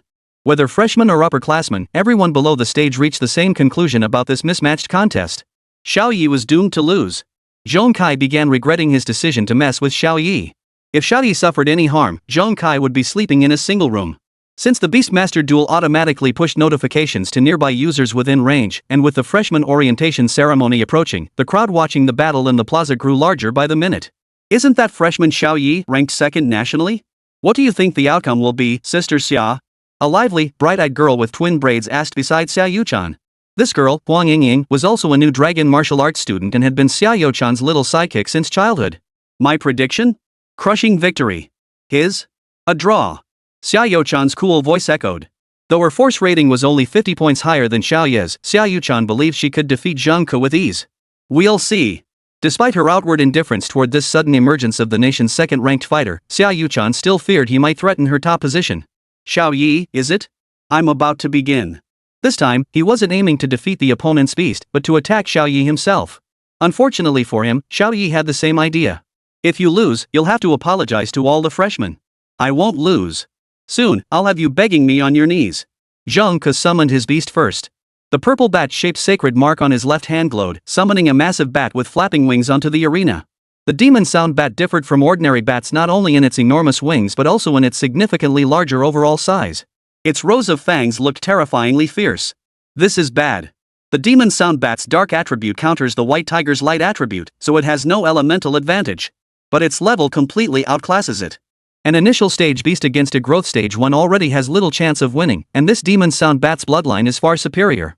Though the crowd below the stage was mostly freshmen, both new and returning students alike hoped Xiao Ye would teach the arrogant and overbearing Zhang Ke a lesson. The white tiger's sacred mark on Xiao Ye's left hand flared brightly. Suddenly, the little white beast on the dual platform surged in size, evolving once more into its growth stage form. What's going on? An initial stage beast suddenly breaking through to growth stage? What an impressive beast! I've never seen a growth tier white tiger before. Wait, this must be Xiao Ye controlling it. I saw his beastmaster mark flash. Does that mean there might be a chance? Go for it, Brother Yi. Outside the crowd, at the leadership team's position. Interesting. A beast that can freely shift forms. Zhao Qiankuan narrowed his eyes, staring at the pale blue crown atop Xiao Bai's head. Who do you think will win? A slightly younger man beside him asked. What's there to think about? Of course it's my core. Zhang Yongbo knew Zhang Ke's abilities well. At the very least, he wouldn't lose to a freshman. Xiao Ye might not lose. Lu Yan's voice was soft yet firm. Xiao Ye had already surprised everyone many times. He was far from the simple character people imagined him to be. Zhao Qiankuan smiled without comment, his focus fixed on the arena. Clearly, the two on the stage were unaware of the several pairs of eyes watching them from afar. Don't worry, it'll be over soon. Hello everyone, I'm Li Gang, your volunteer commentator for this Beastmaster tournament match. 3, 2, 1, the duel begins. Zhang Ke takes the initiative with his demon sound bat unleashing Shadow Pounce. Will Xiao Ye be able to withstand it? The phantom bat launched its assault first, exploiting its positioning advantage to dive straight toward Xiao Ye. Xiao Bai leapt forward, intercepting the attack but taking a bite to the shoulder from its fangs. We can see that White Tiger has sustained significant injuries, but he remains combat ready. Xiao Bai, wait until it lowers its stance before charging. Focus on pulling it back. The fierce battle raged on. Now unable to fly, Xiaobai found himself at a disadvantage. Xiaobai bore wounds of varying severity on its shoulder and leg. Fortunately, as a light attribute beast, the white tiger could nullify the passive effect, dark corrosion, of the dark attribute beast. Otherwise, Xiaobai might have been immobilized by now. As you can see, after several rounds of combat, the white tiger has suffered significantly greater wear and tear than the demon soundbat. This highlights the strategic difference. Once a ranged fighter gets kite in close combat, it's nearly impossible to turn the tide. Zhang Ku laughed heartily, demon bat, follow up with shadow slash, after echoing scream. Zhang Ku is about to unleash his ultimate move. Let's see how Xiao Ye counters it. What? The enemy beast master is warming up? Li Gang was stunned, and everyone else was stunned too. With the fire at his doorstep, Xiao Ye was actually stretching? Even his beast master remained unhurried. Was he giving up the fight now? He's gone mad. Attack now. The demon sound bat skipped its signature move, demon sound piercing ears, and launched straight into shadow pounce. It's over. Brother Yi can't hold out much longer. Sigh, Brother Yi was too impulsive. It's only natural that Xiao Ye lost, after all. Wait, what kind of move is that? The demon sound bat's pounce was abruptly interrupted by a beastly roar, and the source of that roar wasn't Little White. That beastly roar, it actually came from Xiao Ye? The entire world went mad. Could such a roar truly emanate from a human body? Xiaobai, counterattack. The demon sound bat froze in terror from the overwhelming beast roar effect. Seizing the moment, Xiaobai struck with a claw. Combined with a bite from its mouth, it tore off both of the demon sound bat's wings and dragged it to the edge of the arena. Why are you frozen? Didn't you say you'd make me kneel? Zhang Ku hadn't yet recovered from his shock. The reversal had happened far too quickly. Xiao Ye was clever. He and Xiaobai had been waiting for nothing more than an opportunity to close in. If Xiaobai used the overwhelming beast roar, its long wind-up would leave them vulnerable to an immediate counterattack. That's why Xiao Ye devised this plan. Since the beast hasn't been knocked off the stage yet, attacking the beast master is still allowed. The moment Xiao Ye spoke, Zhang Ku, whose face had been dark and sullen, suddenly threw a hook punch, aiming straight for Xiao Ye's midsection. Pretty fast, but not fast enough. Xiao Ye extended his right hand into a palm, effortlessly catching the blow. Xiao Ye applied force with his right hand. Zhang Ku's face contorted in pain as a bone-cracking sound emanated from his fist. Principal Zhao, this is outrageous. I must intervene. Zhang Yangbua, seeing his son at a disadvantage, rushed to intervene. No need. Let's continue watching. Zhao Qianquan appeared calm on the surface, but inwardly, he harbored deep resentment toward Zhang Yangbua. When your son had the upper hand just now, why were you grinning like an idiot? Apologize or face a broken bone, your choice. Xiao Ye kept pushing until Zhang Ku couldn't take it anymore and screamed in pain. Zhang Ku, apologize to the freshman I pranked. I was wrong. Xiaobai, the duel is over. Upon hearing the command, Xiaobai tossed the demon sound bat off the stage like a dead chicken. This beastmaster duel. The victor is Xiao Ye. The duel ended. Applause and cheers erupted continuously. Bro, Xiao Ye is so freaking awesome. Brother Yi is so awesome. Freshmen crushed the seniors, getting us some serious payback. Zhong Kai walked over to Xiao Ye, glad you're okay. I thought I'd be stuck alone from now on. Xiao Ye awkwardly pushed Zhong Kai away. That line was seriously open to interpretation. Xiao Ye gladly accepted everyone's praise. Basic skills, no big deal. We're all geniuses, all treasures at home. Why should we put up with his bullying? Chapter 12, Opening Ceremony, Choosing Mentors. Clap, clap, clap. A burst of forceful applause erupted from the rear of the crowd, sounding decidedly out of place. It's the principal and the leadership team. Xiao Ye glanced toward the man applauding. For some reason, he felt a strange sense of familiarity. Excellent. Truly worthy of Longwu Academy, skilled in battle and strategy. Clearly, this praise wasn't directed at Zhang Ku. Thank you for your praise, principal. Zhang Ku, gritting his teeth against the pain, immediately went over to curry favor, leaving his own father standing aside. Zhao Qianquan seemed to ignore Zhang Ku entirely, walking straight up to Xiao Ye. Such command-overpowering beast handling skills for a freshman, impressive. Seriously, this was praise from the Dragon Martial Arts Academy's principal, who wouldn't be flattered? Thank you for your praise, principal. I am Xiao Ye, and I greet all the teachers and leaders present. Xiao Ye bowed respectfully, paying his respects to every teacher present. My brother Xiao Ye sure knows how to handle himself better than that Zhang Ku. Zhang Yangbui kept his distance from the other leaders, though it was unclear whether this was intentional or if he was being deliberately excluded. Alright, return to your formation. The opening ceremony is about to begin. Xiao Ye nodded and returned to his place in the formation below. 10 students formed each row, arranged by student ID and gender. Thus, Xiao Ye found himself at the front of the boys' formation. Brother Yi, I'm right behind you. Zhong Kai called out to Xiao Ye from 2 spots back. Indeed, being recognized by Xiao Ye among the freshmen was quite the status symbol. Please take your seats, distinguished guests. A clear, resonant female voice rang out. The student representative served as the MC, a role naturally falling to Xiao Ye, the top-ranked freshman. Holy crap, is that Miss Xia, the top freshman? So strong and beautiful, I'm so jealous. Xiao Ye glided gracefully across the stage, handing the microphone to Zhao Qiankuan. Zhao Qiankuan smoothed his collar, the 8 diamond-shaped crystals on his chest gleaming brilliantly. This is the newly appointed principal Langwu, rumored to be the strongest in history. Indeed. Past principals were all 7th-tier masters, but Principal Zhao Qiankuan is the first 8th tier. Zhao Qiankuan addressed the crowd. First, I thank all students for arriving punctually.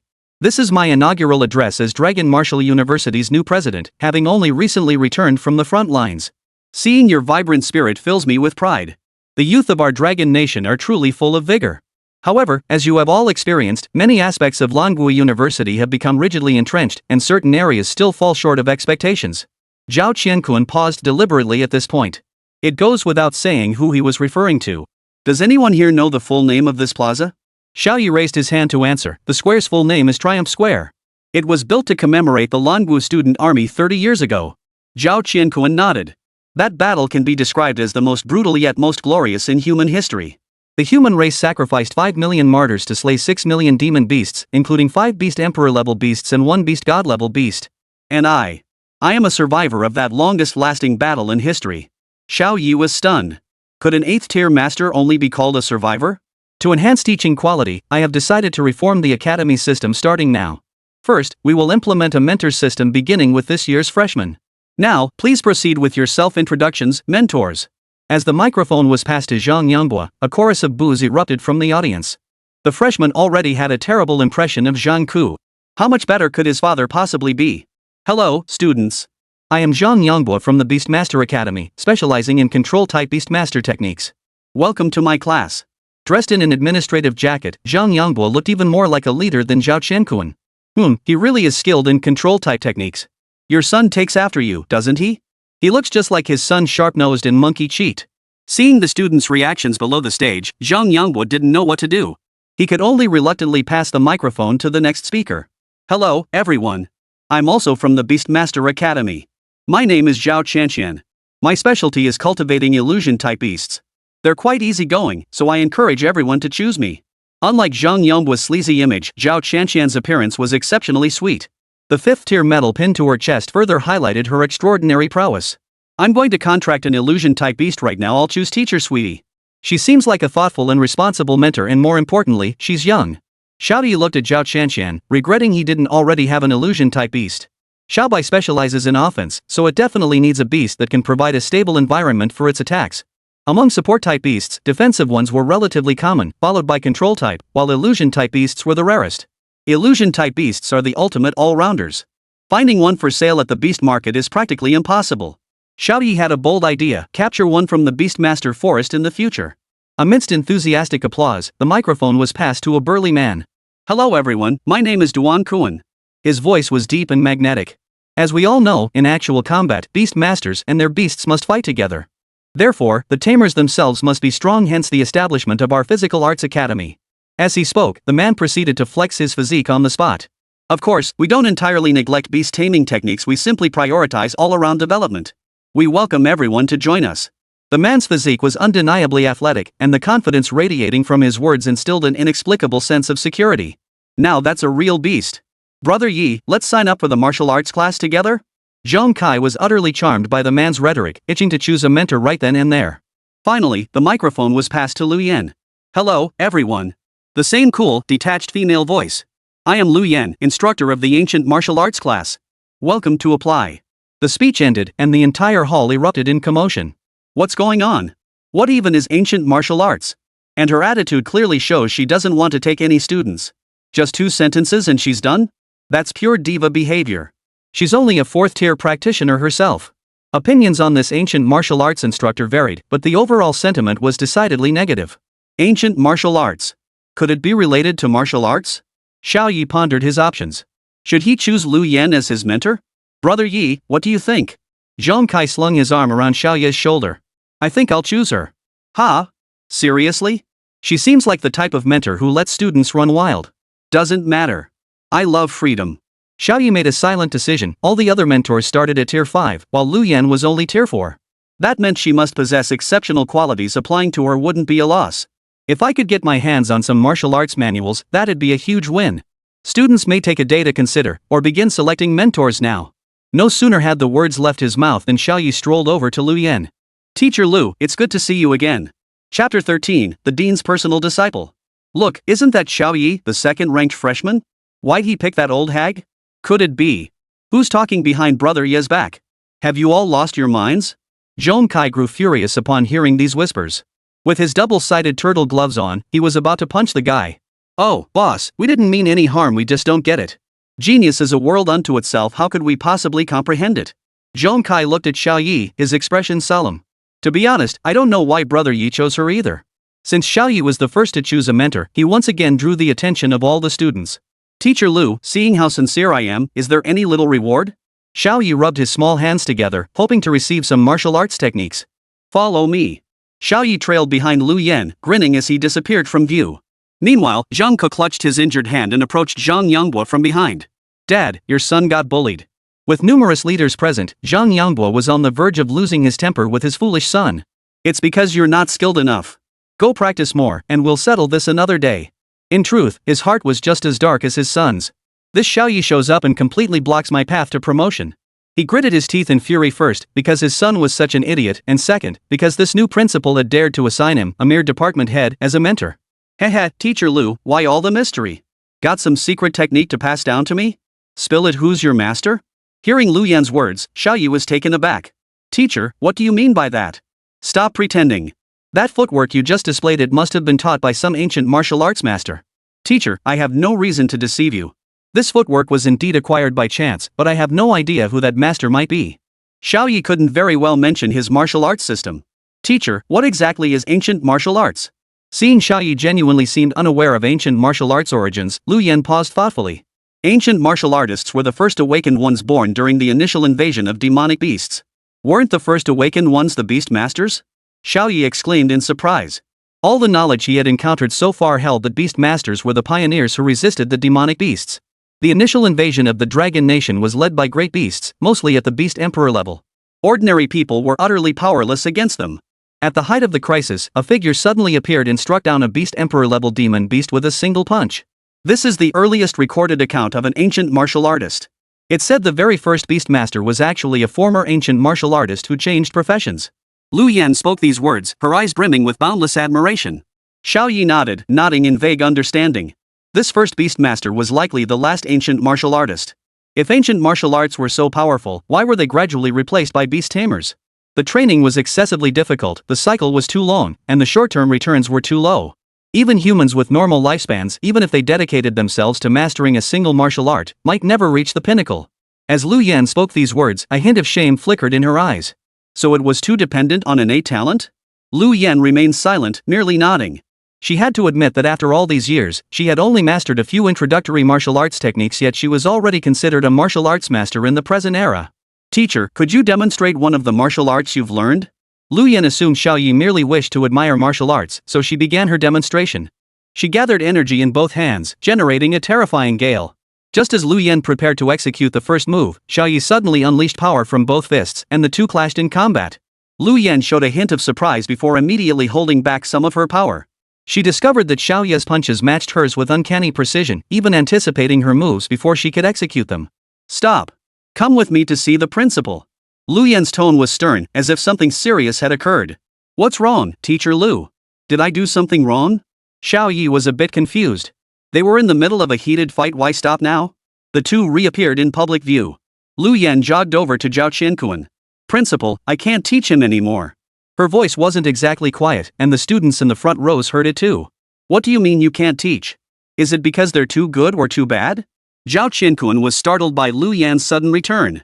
How can you not teach him? Your martial arts knowledge is sufficient to teach this kid, isn't it? Lu Yan's face flushed with embarrassment. If we're talking about knowledge, he might not surpass me. But if I were to teach him, it would be nothing short of misleading a student. Seeing Lu Yan's agitation, Xiao Ye hurriedly comforted her. Master, don't be so hard on yourself. It took me 5 or 6 years to reach this level too. Xiao Ye tried to come up with a reasonable time frame, not too short, not too long. Little did he know that upon hearing this, Lu Yan nearly burst into tears. Everyone says I'm a martial arts prodigy, but compared to Xiao Ye, I'm nothing. Lu Yan's 30 years of cultivation had been surpassed by Xiao Ye, who trained for only 5 or 6 years. Who wouldn't feel their martial spirit shatter? Lu Yan had sought out Zhao Qianquan precisely because the old man was among the high-tier beast tamers with the broadest martial arts knowledge. Alright, little Lu, let me gauge this child's depth. Clearly, Zhao Qianquan didn't believe this boy before him could be any kind of martial arts prodigy. Principal, please don't swat me to death with one slap, I'm quite fragile. Xiao Ye was clearly terrified. An 8th-tier Beastmaster's punch must pack over 1,000 gene of force. Relax, I'll just remove my Beastmaster armor. Zhao Qianquan spoke as a white fox with flames flowing from its body leapt out from his form, leaving the students utterly stunned. What is that? The emblem on the principal's robe is actually a beast rider's mount? What grade of beast rider mount could that be? Seeing Xiao Ye staring blankly at his fox, Zhao Qianquan explained. This is Beastmaster armor. It unlocks when the synchronization rate between the Beastmaster and their beast reaches 80%. Oh, nothing. It just reminded me of an old friend. Xiao Ye couldn't help but laugh bitterly. Aside from its larger size, once stripped of that fiery glow, this fox was practically his godmother. Could it be the principal has that kind of preference too? Xiao, the sparring begins. I'll hold back 90% of my strength. Call for a stop when you feel you can't hold back any longer. Xiao Ye positioned his hands, his expression resolute. Principal, you go first. Seeing this stance, both the students below the stage and the instructors above were stunned. What's going on? Did Brother Yi do something wrong? Is this punishment for him to spar with the principal? What's going on? A freshman fighting the principal? Xia Yuchan, also seated on the podium, looked equally bewildered. She was clearly the first one there. If anyone was going to fight, it should be her. Zhao Qianquan showed no mercy. The moment Xiao Ye spoke, a straight punch flew straight for his brow. Xiao Ye was clearly taken aback. This was a lethal strike. If he failed to dodge, he'd be finished. Without further hesitation, he unleashed the Sky-Shattering Fist technique. Principal, watch closely. The Sky-Shattering Fist earned its name precisely because of its terrifying single-target destructive power. Legend had it that its creator had truly split the heavens with a single punch using this very technique. As Xiao Ye sidestepped the straight punch to his right, he countered with a strike aimed at Zhao Qianquan's left ribs. The two grappled relentlessly, their eyes reflecting mutual respect and admiration. Neither of them is holding back. They're fighting to the death. Zhong Kai's heart, which had just settled, began to race again. Having brothers like these was more than his fragile heart could bear. Zhao Qianquan retreated to the right, only to find Xiao Ye's left hand extended like a sword finger, thrusting straight for his throat. With no other choice, Zhao Qianquan widened his stance once more. Then something unexpected happened. Xiao Ye halted his attack, shifting his weight onto his right leg to deliver a sweeping kick aimed at the groin. Stop! Before Xiao Ye could call a halt, Zhao Qianquan shouted to stop first. This child, I take him as my disciple.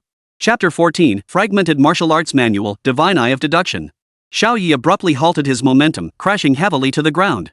Principal Zhao, you don't mind, do you? What did he mean by no objection? He meant no objection to that groin kick, of course. Xiao Ye felt a bit embarrassed that groin kick had become almost second nature. Not bothered at all, not bothered at all. What a promising young talent. Excellent, excellent. Zhao Qianquan's gaze toward Xiao Ye was practically dripping with admiration. Principal Zhao, this is a public place. Mind your image. Lu Yan couldn't help but remind Zhao Qianquan. I just got a little too excited. Truly, heroes emerge in youth. Zhao Qianquan even sensed that, at equal strength, Xiao Ye's martial arts foundation might just surpass his own. Zhong Kai watched the group laughing and joking on stage, suddenly feeling as if the whole world had lost its grip on reality. What the hell? My brother's become the principal's personal disciple? Xia Yuchan nearly fainted with rage beside them. Couldn't the leaders see everything she was doing now? Principal, I. Xia Yuchan mustered her courage and walked over to Xiao Ye's side, seemingly determined to compete with him. Oh, little Chan, you must be tired from hosting. Go sit down below the stage for a bit. Hearing this, Xia Yuchan nearly fainted from rage. Thus, the freshmen were thrilled, the principal was thrilled, and Xiao Ye was thrilled. Only her world, Xia Yuchan's world, was shattered. Alright, from now on, if you have any questions about martial arts or beast taming, feel free to ask me. Zhao Qianquan clearly felt quite satisfied with this disciple of his. Principal Zhao, our Dragon Martial Arts Academy has such a rich heritage. Do we have any preserved martial arts manuals? You've asked the right question and the answer is, no, we don't. Xiao Ye rolled his eyes inwardly. Was it really wise to speak so casually? However, we do have some incomplete volumes. If you want them, just go to the library and get them. Zhao Qianquan actually tossed Xiao Ye the library card with the highest borrowing privileges. Alright, students, this opening ceremony is now officially adjourned. Xiao Ye stepped down from the stage and was immediately swarmed by a crowd of onlookers. Bro Xiao is so badass. Even the male leads in action novels wouldn't dare write themselves like that. Bro Knight's counterattack on Zhang Ko? That was way more intense than Bo Ran's. Xiao Ye offered a polite smile, then as if sensing something, opened the Lanwu forum. Troll speak. Freshman leader Xiao Ye crushes Zhang Ku. Xiao Ye's true potential, how does he compare to Xia Yuchan? Rational discussion, who has the higher ceiling between Xiao Ye and Xia Yuchan? Brother Yi, you're unstoppable. You fought the principal at the opening ceremony and still had him grinning afterward. Zhong Kai, balancing on his double-sided turtle, remarked from the sidelines. Zhong Kai, come with me to the library. Xiao Ye waved his yellow library card as they headed toward the building. Hello, I need access to the ancient martial arts section. Student, this library card only permits one person to enter. The gentle librarian reminded them. Brother Yi, go ahead. No one will dare stop you. Zhong Kai immediately understood Xiao Ye was worried he might get stopped. After all, he was reasonable, but some people wouldn't listen obediently even though he was now the principal's direct disciple. Xiao Ye walked to the ancient martial arts section and found it was a restricted area requiring palm print verification. What good is a library card in a palm print verification zone? Did the principal make a mistake? Xiao Ye decided to give it a try and placed his hand on the scanner. To his surprise, the machine displayed identity verification successful. Is this machine outdated and broken? As Xiao Ye stepped inside, the musty scent of decaying books wafted through the air. This feels authentic. As expected, ancient martial arts manuals were indeed as rare as his teachers had said. Only 2 dilapidated bookshelves stood in the room. Xiao Ye casually flipped open one of them. The Blood Blade Sutra, the Reverse 2 Extremes Blade. Sounds super high level, but sadly they're all incomplete scrolls. Xiao Ye felt a pang of regret. Holding these fragments in his hands, he knew they could never reveal the complete martial arts techniques. Is there even just one complete volume? Xiao Ye began rummaging through the already sparse collection of martial arts texts. At the top of the bookshelf, he discovered inscriptions carved into a stone tablet. What are these symbols? They look rather peculiar. Etched into the stone slab was a creature resembling a dragon, yet without legs. The image gave off an eerie feeling, especially those eyes. They were vertically oriented. How peculiar. This can't be a traditional dragon. What on earth is it? At that moment, the system suddenly prompted. Ding! Host has unlocked the new martial art, Candle Shadow Eternal Day Visualization Diagram. Visualization diagram? Xiao Ye fixed his gaze on the eerie eyes etched into the stone slab, then slowly closed his own. To his astonishment, Xiao Ye discovered that the vertical eyes still lingered within his consciousness, as if permanently etched into his mind's eye. System, what's this thing for? Host, apologies. This martial arts tier is too high to retrieve information. Then it must be something good, right? Xiao Ye felt a surge of quiet delight. His luck was truly exceptional. Still have 121 years of beast-taming lifespan left. Let's pull 10 times and see. Received host command. Infusing lifespan. Simulation initiated. This martial art is too profound. You'll make no progress even after 10 years of intense study. Simulation complete. Are you kidding me? Before, it was either instant success or at least some progress. Try another 100 years. Simulation begins. In the 23rd year, you attempted to emulate the Tang man's cultivation method and nearly blinded yourself. After 20 years of meditation, you finally glimpsed a sliver of spiritual insight. Year 56, you gained the ability to look directly at the unknown entity, yet still found nothing. It saw you and devoured your remaining lifespan. In return, you gained access to basic information about beast taming. Remaining Beastmaster lifespan, 11 years. Xiao Ye's eyes snapped open, his entire body covered in a fine sheen of sweat. He crawled weakly to the ground, limbs trembling, overcome by a fierce wave of dizziness. Oh, Xiao Bai's soft growl snapped Xiao Ye out of his daze. He exhaled deeply, those eyes lingering stubbornly in his mind. It wasn't a complete loss. At least I figured out what that guy needs, and now I can access the Beastmaster's information. So it's all about longevity, huh? Deal. From now on, Daddy will feed you with his own lifespan. Xiao Ye couldn't wait to test the new feature. He turned to look at Xiao Bai. Beast name, White Tiger. Level, growing stage? Bloodline? Element light. Skill overwhelming roar. It's pretty complete, but why can't I see the bloodline? Xiao Ye muttered this aloud, though inwardly he was delighted. The bloodline Xiao Bai displayed was already on par with the exceptional tier, and it was highly likely to be the highest tier. Whoa, my clothes are soaked. Xiao Ye tidied his appearance and stepped out of the ancient martial arts district with satisfaction. Outside the door, Zhong Kai was asleep on the ground, using a double-sided turtle mat as a pillow. Seeing the gate open, he scrambled to his feet.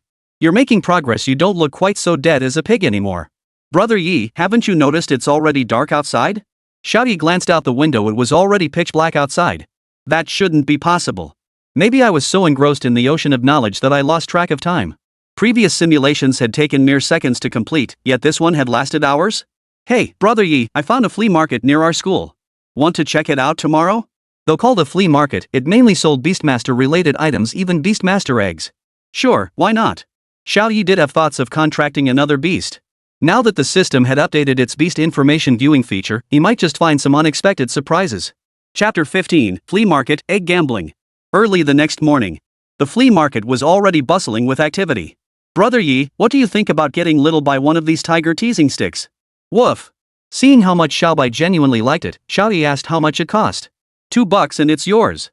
The vendor gave a thumbs up before rushing off to attend to other customers. It's just too crowded. It's only 8 o'clock. Aw, Brother Ye wouldn't know about this. Zhong Kai beamed with pride. As a longtime resident of the capital, he knew its ins and outs. This flea market runs in 3 sessions: morning, afternoon, and evening. In the morning, they sell these little trinkets that give your pets a boost. Our real target is the midday egg gambling session. Xiao Ye understood, so the flea market operated in batches. Then why did we come so early? Because the morning items can be snatched up at rock-bottom prices right before the afternoon session begins. Xiao Ye nodded, and the two continued deeper into the market. Meanwhile, Xia Yuchan and Huang Yingying, also at the flea market, spotted Xiao Ye and his companion. Sis Chan, it's them. Huang Yingying spotted Xiao Ye and his companion first. What are they doing here? Xia Yuchan's gaze was entirely fixed on Xiao Ye, completely ignoring Zhong Kai. President, I keep feeling like someone's eyes are on me. It's making me a bit uncomfortable. After practicing the Candle Shadow Eternal Day visualization diagram, Xiao Ye's perception of the outside world had reached a new level. Bro, to be honest, it's not just one pair of eyes watching you. Mainly because you're wearing Dragon Dance Academy attire and holding a beginner-level white tiger cub, it's just too conspicuous. Xiao Ye found this particular outfit more comfortable than his others and hadn't bothered to change. Plus, although he could use his Beastmaster's sacred mark to store the beast in his spatial pocket, Xiao Bai disliked that place, so Xiao Ye kept holding him. Young man, the Dragon Dance Academy emblem is a fine imitation. How much for it? Young man, where did you get this Dragon Dance uniform? The texture is identical to the real thing. Several street vendors in a row took an interest in Xiao Ye's outfit. Does my aura really make me look like a fake Lanwu student? Xiao Ye couldn't help but ask. We at Dragon Dance only recruit the brightest of the bright. How could a beast tamer possibly mention the white tiger? After explaining, the vendor glanced around to make sure no one was nearby before whispering to Xiao Ye. Try to go less often. I used to go all the time when I was young, but after a few years, it just wasn't sustainable anymore. Xiao Ye was speechless, but could only force a smile. Ha! Zhong Kai couldn't hold back his laughter. With your attire, you look like a wealthy young master. What brings you to the flea market? Zhong Kai was dressed in high-end custom-made clothes. Anyone with eyes could tell he probably had some money.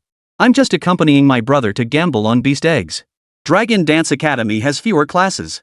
Hearing Zhong Kai's explanation, the old man finally began to believe the two were genuinely from Dragon Dance Academy. This egg gambling business? You'd be wise to steer clear. It's a complete ripoff, especially for beast tamers like you who can actually contract beast eggs. From what I've heard, most of these eggs are stolen from the tailed beast forest on the outskirts of the capital by beastmaster teams hired by big bosses. The old man spoke haltingly, glancing furtively at the crowd before continuing. Truth is, they're just eggs from the outer edges of the beast forest low-grade bloodlines. They bring them back, paint them up nicely, and make people believe something precious will hatch from them. Sir, you speak so well. Hearing you talk is like listening to a whole lecture. Ah, thanks for the compliment. You cultured folks sure know how to speak nicely. Time to pack up. How about one of these Beastmaster exclusive snuff bottles? Xiao Ye was dumbfounded and hurriedly pulled Zhong Kai away. My intelligence feels insulted. Wasn't he using that snuff bottle while talking just now? He's just playing the crowd. Purely treating us like suckers. Zhong Kai and Xiao Ye had listened to the old man's stories for nearly an hour, only to feel that whether they listened or not made no difference. But one line stuck with Xiao Ye. Is that tailed beast forest far from us? Bro, don't tell me you've got some crazy idea. That tailed beast forest? We could only go to the very outskirts. Venture a bit deeper and we'd probably lose our lives. Seeing Zhong Kai's panicked expression, Xiao Ye deduced that the depths must hold some unspeakable secret. Seriously, forget it, bro. If you want to hunt beasts, our academy has a dedicated breeding ground right next to the tailless beast forest. Xiao Ye considered it. According to the academy's schedule, a demon beast hunting competition was due to take place soon. Just as the two were discussing this grand endeavor, a massive bell tolled from the front of the flea market, followed by an elegant female voice announcing, "Ladies and gentlemen, welcome to this Wednesday's egg guessing fun. I'm your old friend Miller." Simultaneously, many elderly vendors began packing up and leaving bargain hunters to seize their moment. Cat toys for 50 cents each, grab 'em while they last. The cat toys that had been selling for 2 yuan were now worth only 50 cents. Xiao Ye felt like he'd been ripped off. The city's tricks run deep, I'm heading back to the countryside. But isn't the countryside much worse off these days? I can just picture the smug looks on your relatives' faces when you get into Longwu University, Brother Yi. Though Zhong Kai had never lived in the countryside, as the son of a wealthy businessman, he'd received a well-rounded education. Sis Chan, that purple-haired guy and Xiao Ye haven't left yet. They're not here to gamble with eggs too, are they? Huang Yingying was the classic example of big breasts and no brains. If Xiao Ye and his crew weren't leaving at this hour, they must be here to gamble with eggs, or were they here to sell them? Xiao Yuchan kept her eyes fixed on Xiao Ye, not even hearing Huang Yingying's words. Our target this time is to gamble for an illusion-type beast egg. Pay close attention to every detail of each egg later. Huang Yingying nodded, summoned her beast, the wind-hiding falcon, and activated shared vision. Don't worry, Chan Jie. I'll make sure you see everything even clearer than the host's perspective. Huang Yingying gently touched Xiao Yuchan, transmitting the hidden wind falcon's vision to her. Don't even mention that host again. It's all his fault I missed my chance to be recruited by the headmasters. The egg I bet on will definitely be stronger than his. Xiao Yuchan vowed silently. Though the crowd remained substantial, it had finally thinned out somewhat. Zhong Kai, is that Xiao Yuchan? Yeah, she's pretty big. Clearly, the two were not looking at the same person. Xiao Ye and Xiao Yuchan's gazes met for an instant before they both looked away in unspoken agreement. This egg-guessing event is divided into 2 groups, the expert panel and the entertainment group. The overall quality of the eggs differs between the 2 groups, and so do their prices. Miller held the microphone, his voice brimming with enthusiasm. The eggs for the expert group have undergone preliminary appraisal by specialists, guaranteeing quality at the high-grade level or above. If any hatch below high grade, we offer full compensation. The entertainment group eggs, however, are all uncertified and better suited for beginners. Hearing Miller's words, Zhong Kai was about to sign up for the expert group. Brother Yi, let's go for the expert group. At least we won't lose easily.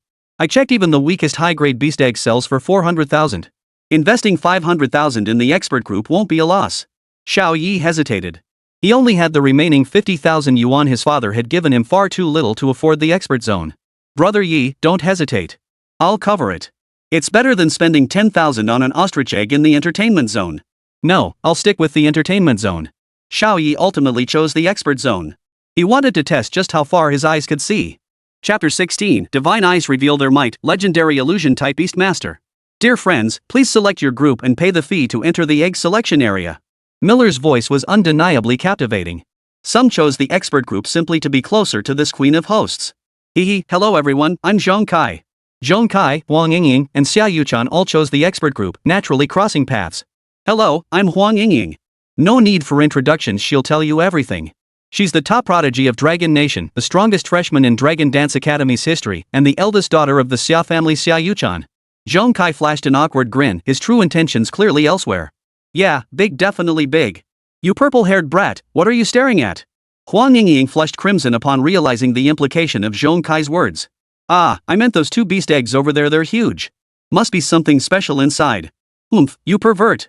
Huang Yingying stomped off toward the other beast eggs, her cheeks puffed out in anger.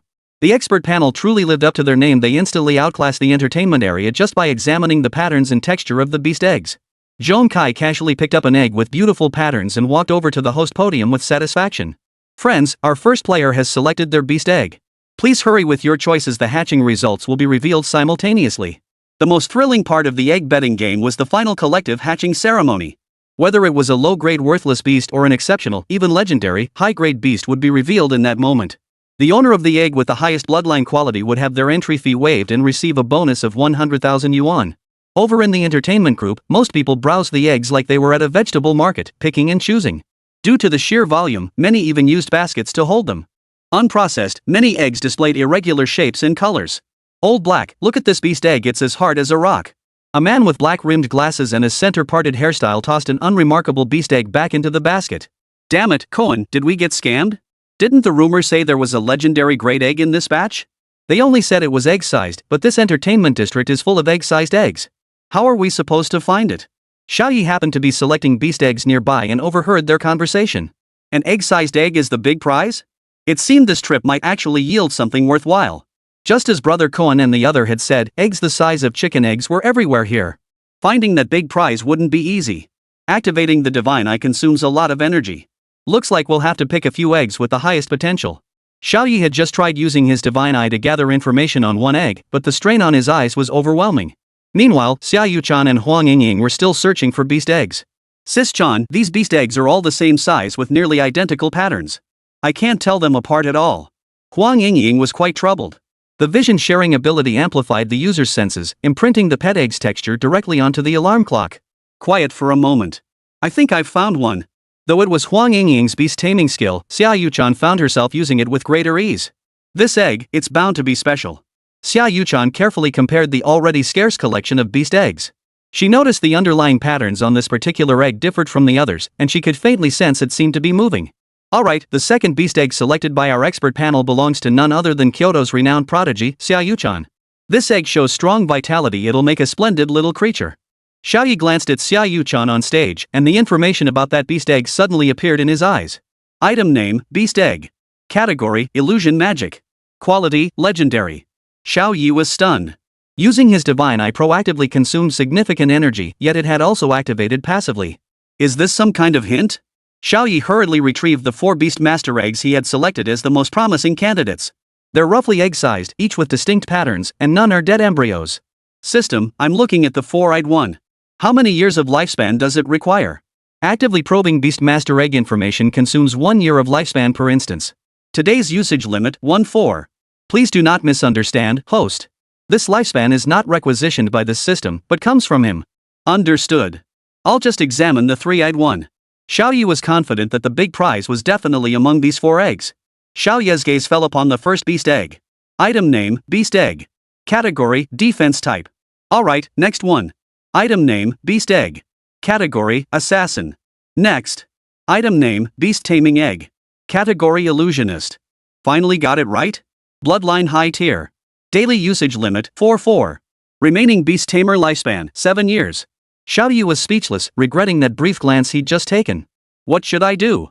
Should I take this high-level illusion type one, or gamble that the big prize is in the 4th one? Xiao Ye wrestled internally. By now, every other player had already selected their beast egg. This high-level illusion type beast egg must be worth a fortune. I could sell it to pay off my family's mortgage. Then again, if I hatch a legendary beast, I could win that 200,000 yuan prize. Just then, Xiao Bai nudged Xiao Ye's pant leg. What? Little Bai wants to choose too? Woof. Xiao Bai whined, placing one paw on the untouched beast egg. Alright. I'll follow Xiao Bai's lead. Xiao Ye carried the egg-sized beast egg toward the podium. Alright, everyone.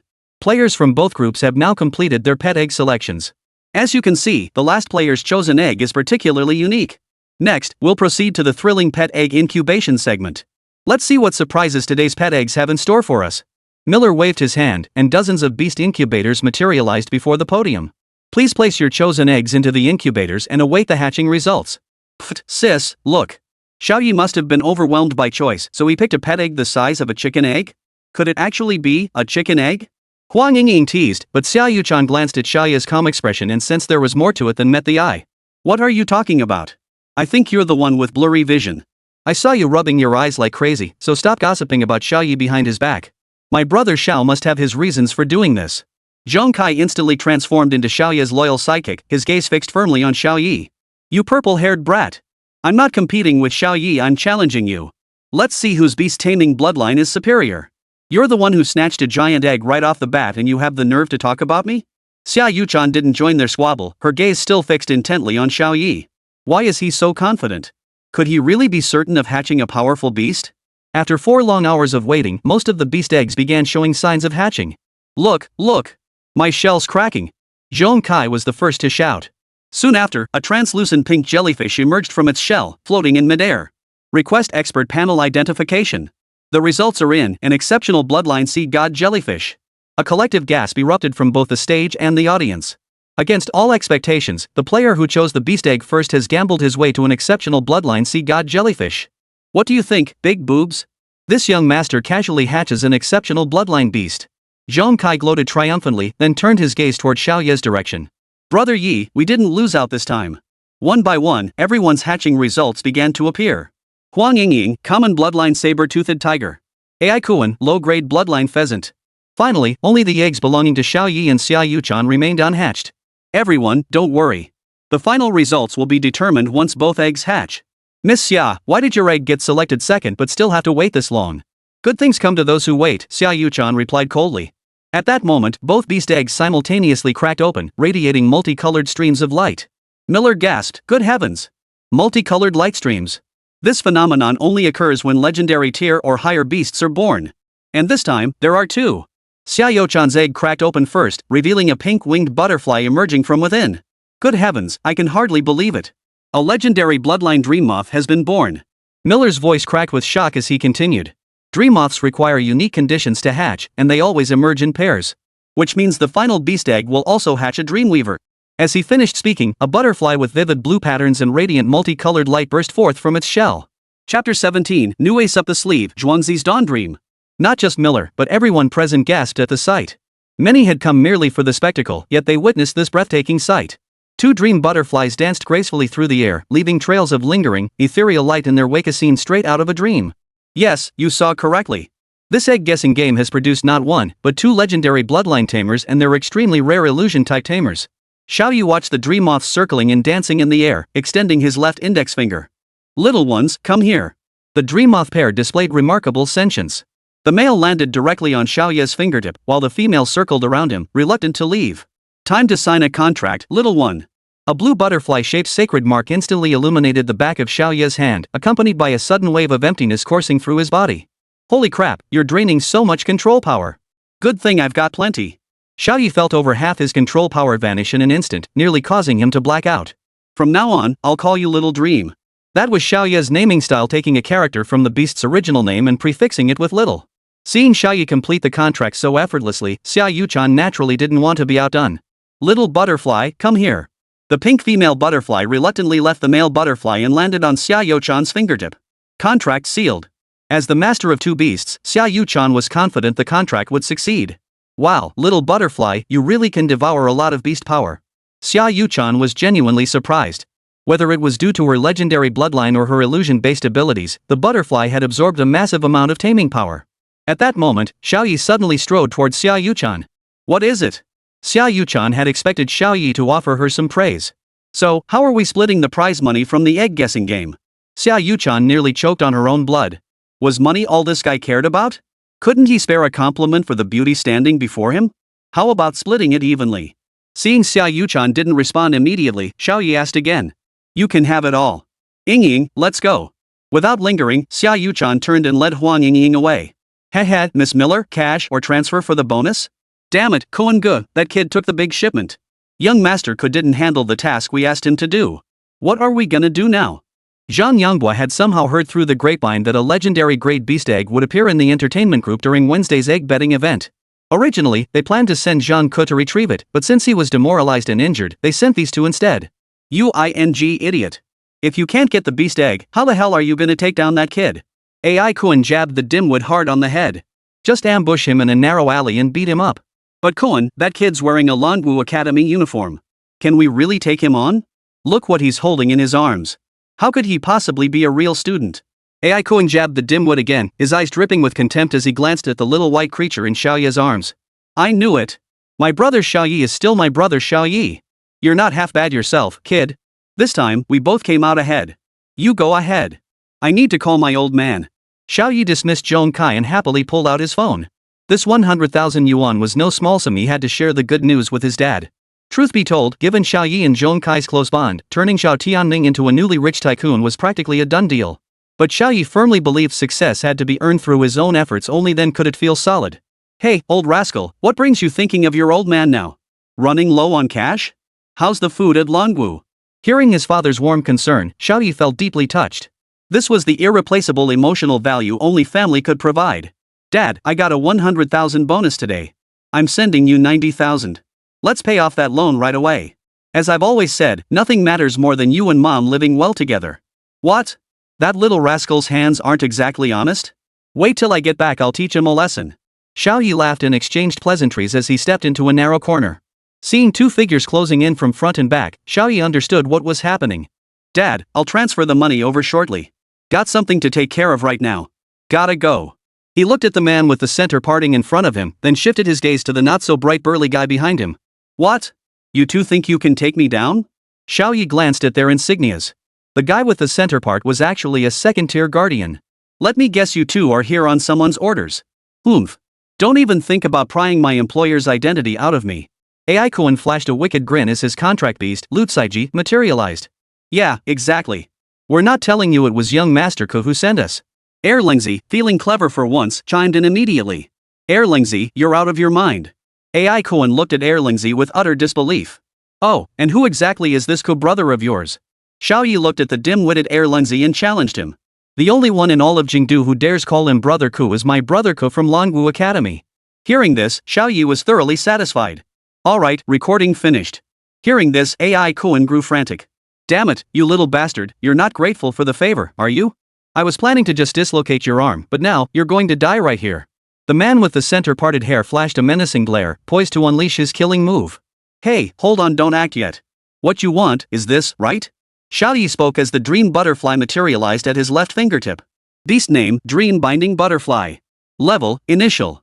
Bloodline Legendary. Skill, Zhuangzi's Dawn Dream. Skill description, upon release, inflicts hallucinatory damage on enemies within a 5-meter radius and applies a persistent control effect. Sleep now, both of you. Xiao Ye snapped his fingers lightly. As Zhuangzi's Dawn Dream activated, both figures collapsed to the ground. Even the beasts entered a state of slumber. Ding! Host has slain growth tier Lutsai and Benbendog. Total lifespan, 200 years. Remaining, 100 years. Absorption complete. Beast lifespan, 111 years. Holy crap, is this guy's metal fake? Xiao Ye noticed that one star on the center-parted man's metal wasn't made of crystal. Who knew releasing it would drain me so much? Xiao Ye felt drained, his legs buckling after retrieving the dream butterfly. Damn it, you mess with me, Zhang Ku, you're done for. Xiao Ye first slaughtered both men's beasts in the dream realm, scattering Lutsaiji's chicken feathers all over the floor. With the recording in hand and the evidence captured now, it's up to the mentor to decide how to handle this. Xiao Ye opened his phone, transferring 90,000 yuan of the prize money to Xiao Tianming before initiating a video call. Hello, my good disciple. What's going on? Zhao Qiankuan showed no airs whatsoever, sipping tea as he spoke. Your disciple nearly got screwed over. Xiao Ye aimed the camera at the two figures on the ground. Who dares lay a finger on my disciple in the capital? Zhang Ku. Chapter 18, Qiankuan's Wrath, League Selection. What? It's that damn Zhang Ku again? Qiankuan's eyes blazed with fury, clearly displeased with Zhang Ku. Damn it! As far as I know, Zhang Ku didn't even meet the required strength threshold back then. He only got in because his father was the director. Zhao Qiankuan clearly disliked Zhang Yanghua, let alone Zhang Ku. He dares to jump again. Get back to school immediately. I'll deal with him during tomorrow's test. Half an hour later, in the principal's office of Longwu Academy. Hey, he thinks he's hot stuff, stealing my students' beast tamers? Send me copies of the recording and video. We'll need them tomorrow. Zhao Qiankuan stared at the Beastmaster's sacred mark on Xiao Ye's hand, astonished. You have 3 beasts? Yeah, I left one back home with my dad. Zhao Qiankuan's gaze toward Xiao Ye grew even more admiring. Come on, release the beast you won in the bet today. Illusion-type beasts are rare even on the battlefield. Let me see what you've got. Xiao Ye's sacred mark glowed, and a pale blue, translucent butterfly emerged. Elegant. So elegant. Xiao Ye felt a twinge of fear. Teacher Zhao, you wouldn't dare blacken my beast, would you? Not at all. This beast is of mythical lineage and wouldn't stoop to looking at legendary ones. Zhao Qiankuan said this, yet his eyes still gleamed with envy. A legendary tier illusionist is now as rare as any other mythical bloodline class. Teacher, I'm getting a little scared. The more you talk, the more it sounds like you've set your sights on Xiao Dai. Xiao Ye quickly made his escape. Zhang residence. Father, it's bad. Zhang Ko pounded anxiously on the door. Zhang Yangbo was discussing the topic of progress with 2 third-year students. What is it now? Still seething from being demoted to mentor by Zhao Qiankuan just days ago, Zhang Yangbo was boiling inside. Dad, Xiao Ye snatched the illusionary beast from the illusion department. Then you only have yourself to blame for being blind. I tried to have someone handle him, but he caught me red-handed. Zhang Yangbo fell silent for a long while. Son, you never cease to worry me. Father, he'll definitely go back and complain to Zhao Qiankuan. What should I do? The worst outcome Zhang Ku could imagine now was being expelled. You'll just have to endure it for now. But rest assured, son, by tomorrow's selection match, I'll make sure that kid disappears. The next day, at Triumph Square. Students of Longwu Academy, today marks the day of our freshman league selection trials. But before that, I must address a particularly egregious incident. Zhao Qiankuan began playing the audio and video footage provided by Xiao Ye. Zhao Qiankuan paused again at this point, glancing at Zhang Yanghua. Second-year student Zhang Ko actually sent men to ambush and attack our freshman, Xiao Ye. The room erupted in shock. What? Zhang Ku resorted to such despicable methods just to save face? Like father, like son. I know a senior who got held back by her dad. For this, I personally impose severe punishment. Zhang Ku was expelled. Zhao Qiankuan delivered another shocking statement. A wave of laughter swept through the crowd. Serves him right. That little bastard was ruining our senior student's reputation. Finally. That apology a few days ago didn't cut it. This feels so satisfying. Observing the scene before him, Zhang Yongbua calmly took a sip of water. Does anyone have any objections to this? Zhang Yongbua remained silent, his expression utterly nonchalant. In Zhao Qiankuan's mind, if Zhang Yongbua dared utter a single no, he'd be kicked out alongside his son. That old fox, he's far shrewder than his son. Xiao Ye, watching from below the stage, caught Zhang Yongbua's gaze, an accidental meeting of eyes. Xiao Ye mouthed the words, "What a jerk." Well, he's already pissed him off to no end, though I've no clue how it happened. But Xiao Ye couldn't shake the feeling that the old man wasn't exactly a saint. Better stay cautious from here on out. I now declare the league selection process officially open. Lu Yan stepped onto the stage and picked up the microphone. This tournament will no longer use the PvP points system. Instead, participants will proceed directly to the Dragon Beast Park beside the Tailed Beast Forest. What? I've only been enrolled for 4 days, and now I'm going into actual combat? Finally, a chance to fight. Battle, yeah. Xiao Ye, however, had reservations. That old guy still holds a high position. He won't make things difficult for me, will he? PvP would have been safer. At the Dragon Beast Park, even rescues aren't guaranteed to arrive in time. Whatever. Let's just go for it. 2 hours later, Dragon Martial Beast Park. This area was originally part of the Tailless Beast Forest. However, because generations of new students from Langu Academy had trained here, an awkward situation had arisen. The beasts had all fled this land. The beasts currently inhabiting the Langu Beast Park were captured from the outer edges of the Tailless Beast Forest.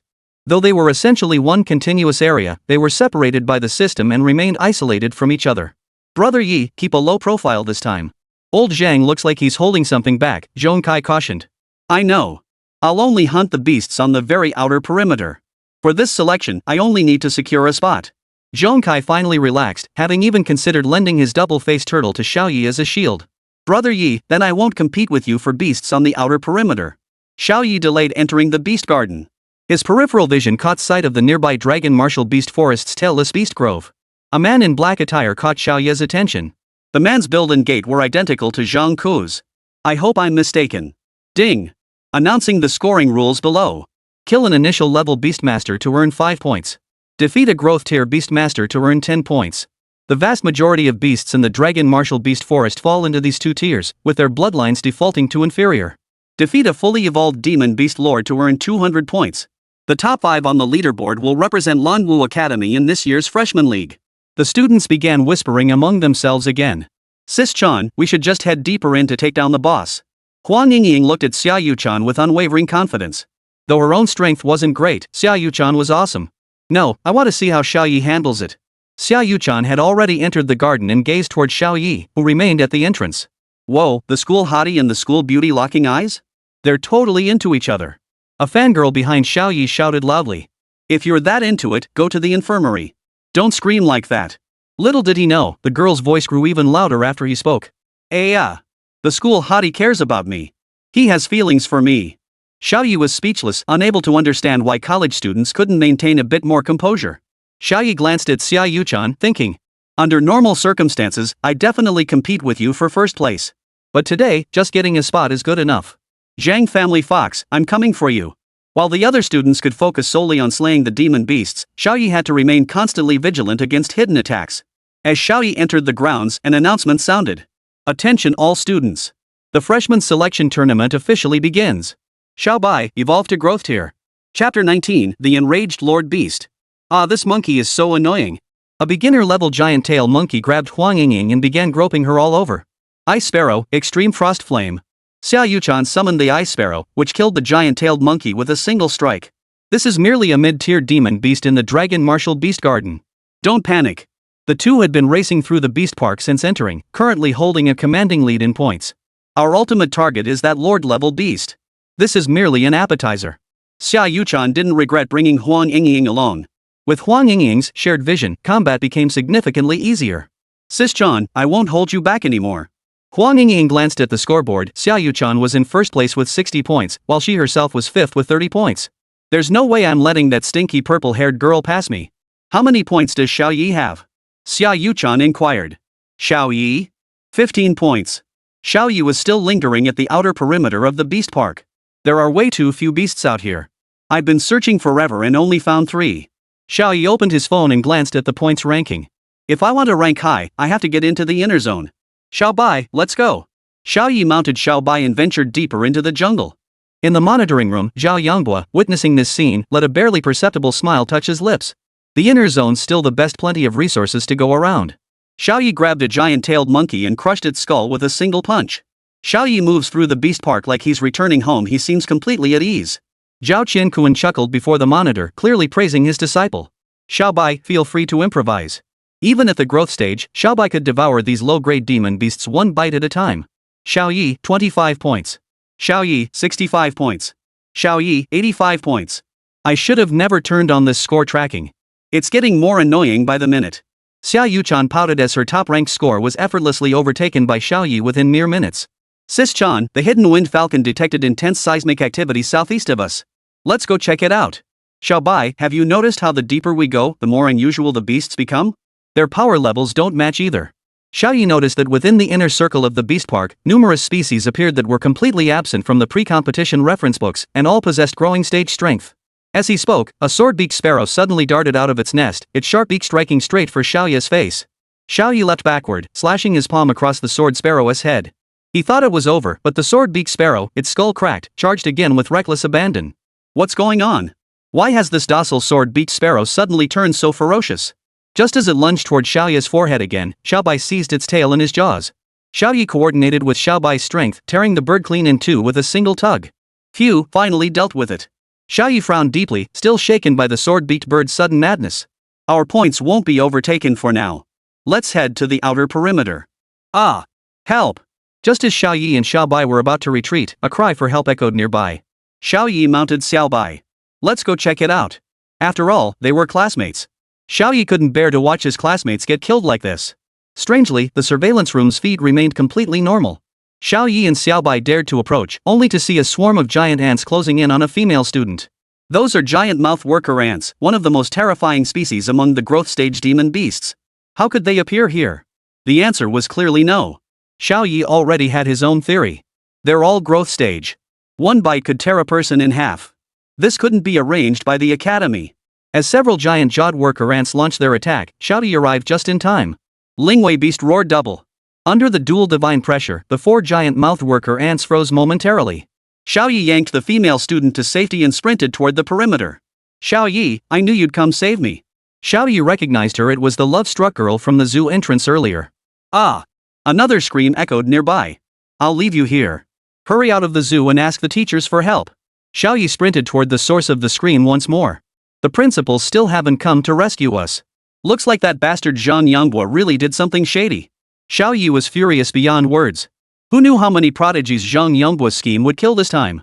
Following the screams, Xiao Ye arrived to find Zhong Kai holding the double-faced turtle, locked in battle with a berserk giant-tailed ape. Brother Yi, I can hold them off. Hurry and save Xia Yuchan and the others. They're being targeted by a lord-level beast. A lord-level beast? Xiao Ye inwardly cursed his luck. Even ordinary beasts have grown this powerful. A lord-level beast might be beyond even Xia Yuchan's capabilities. But how could he find them now? A sudden flash of insight struck Xiao Ye, and he summoned the dream butterfly. Little butterfly, go find your girlfriend. The little butterfly fluttered gracefully, while Xiao Ye rode Xiao Bai, hurrying along behind. 5 minutes earlier. Sister Chan, this must be that lord-level demon beast. The two peered into a cave 50 meters away. It was a colossal Kuei wind ox. As everyone knew, Kuei wind oxen were renowned for their speed but lacked strong offensive tendencies. Sis, it's just one Kuei wind ox. We should be able to take it down instantly if we work together. Xia Yuchan's expression, however, grew grave. Something's off. That Kuei wind ox's eyes are bloodshot. It's clearly been drugged. Let's observe it a bit longer. Observing the beast's eerie physique, Xia Yuchan resolved to study it further. Meanwhile, Zhong Kai was furtively observing the two who were watching the Kuei foam ox. That ox is off. Double-faced turtle, let's get out of here. Just as Zhong Kai started to move, a giant-tailed monkey swung on vines and launched directly towards Xia Yuchan and her companion. Sis Chan, trouble. Another frenzied giant-tailed monkey. With no other choice, the pair had to engage. But the commotion proved too loud, rousing the sleeping behemoth. The Kuei wind ox's state was unstable, its eyes bloodshot, and another horn had sprouted from its nose. Spotting the intruders disturbing its peace, the Kuei wind ox snorted, visible gusts of air erupting from its nostrils. With its massive frame and astonishing speed, the Kuei fomox charged straight at Xiao Ye and her companion like a beast-shaped cannonball. The giant-tailed monkey, seeing this, fled immediately. Unfortunately, it landed squarely on Zhong Kai's head, leading to the recent struggle between man and beast. By the time Xiao Ye arrived, Wang Yingying had been knocked unconscious. The Shadow Falcon had delivered the fatal blow, leaving her barely clinging to life. Xiao Ye summoned not only her primary beast, the Frost Sparrow, but also unleashed her second, most treasured beast. Dream Eater, unleash, devouring dreams. Dream Moth, Zhuangzi's Dawn Dream. 2 consecutive control-type skills immobilized the Kuei fomox that had already charged to her front. Xiao Ye, what happened? Hurry, go notify the principal something's wrong with this demon beast. Xiao Ye forced herself to stand despite her exhausted spirit power, hoisting Huang Yingying onto her back. Hurry! We should be able to hold this beast off for a while. As the words left her lips, a pair of blood-red, colossal pupils opened behind Xiao Ye. Chapter 20, Ji Chang shatters illusions, crisis averted? Xiao Ye, get out of the way. The Kuei windox, which should have been in slumber, had awakened once more, its massive horn charging towards Xiao Ye. Without a moment to spare, Xiao Ye leapt forward, blocking the charge with a punch. Xiao Ye's fist collided squarely with the Kuei windox's massive horn. The immense impact shattered surrounding trees. What terrifying power! Though stunned, Xiao Ye dared not underestimate his opponent. His Sky-Shattering Fist technique not only failed to repel the beast but sent him staggering backward from the recoil. Xiao Bai, bite it. The growth tier Xiao Bai unleashed tremendous power. Though smaller in stature than the Kuei fomox, it held its own in strength. Facing the double barrage of overwhelming roar, a flicker of lucidity flickered in the enraged Kuei windox's eyes. Xiao Ye, think of something. I can barely hold on. Xiao Ye was stunned by Xiao Ye's physical prowess. He was actually holding his own against the Kuei fomox at full speed. Ice Sparrow, unleash, Arctic Blast. The icebird exhaled a torrent of freezing breath, encasing the Kuei fomox's limbs in ice. Dragging this out isn't working. This beast is thick-skinned and tough. We must find a way to kill it quickly. Xiao Ye dared not retreat. He didn't know how many other newcomers were nearby. If any newcomers were killed by these raging beasts, Xiao Ye would feel a heavy burden on his conscience. Old Fox Zhang and Zhang Ku, if I make it out of here alive, neither of you will escape. Old Zhao, come save me. Empowered by the Lingwei beast roar, Xiao Ye's voice boomed with extraordinary volume. In the monitoring room. I think I heard Xiao Ye call you old man. It's so quiet deep inside, but the students on the perimeter look panicked. Lu Yan was the first to notice the anomaly in the surveillance feed. Now that you mention it, it's true. Why is the inner circle empty? Xiao Ye and Xiao Ye haven't scored points in ages. Zhao Qianquan also sensed something was amiss and glanced at Zhang Yangbua, who remained calmly sipping his tea. I quit. I quit. The love-struck girl, covered in blood, scrambled and crawled her way out of the beast enclosure. After Xiao Ye escorted her to the outer perimeter, the unlucky girl encountered another enraged beast and nearly met her end. No one warned me these were all growth stage beasts that go berserk at the sight of living flesh. The love-struck girl wailed loudly, her commotion quickly drawing the attention of Zhao Qianquan and the others. Seeing her pitiful state, Zhao Qianquan glared at Zhang Yangbua, the beast breeder in charge.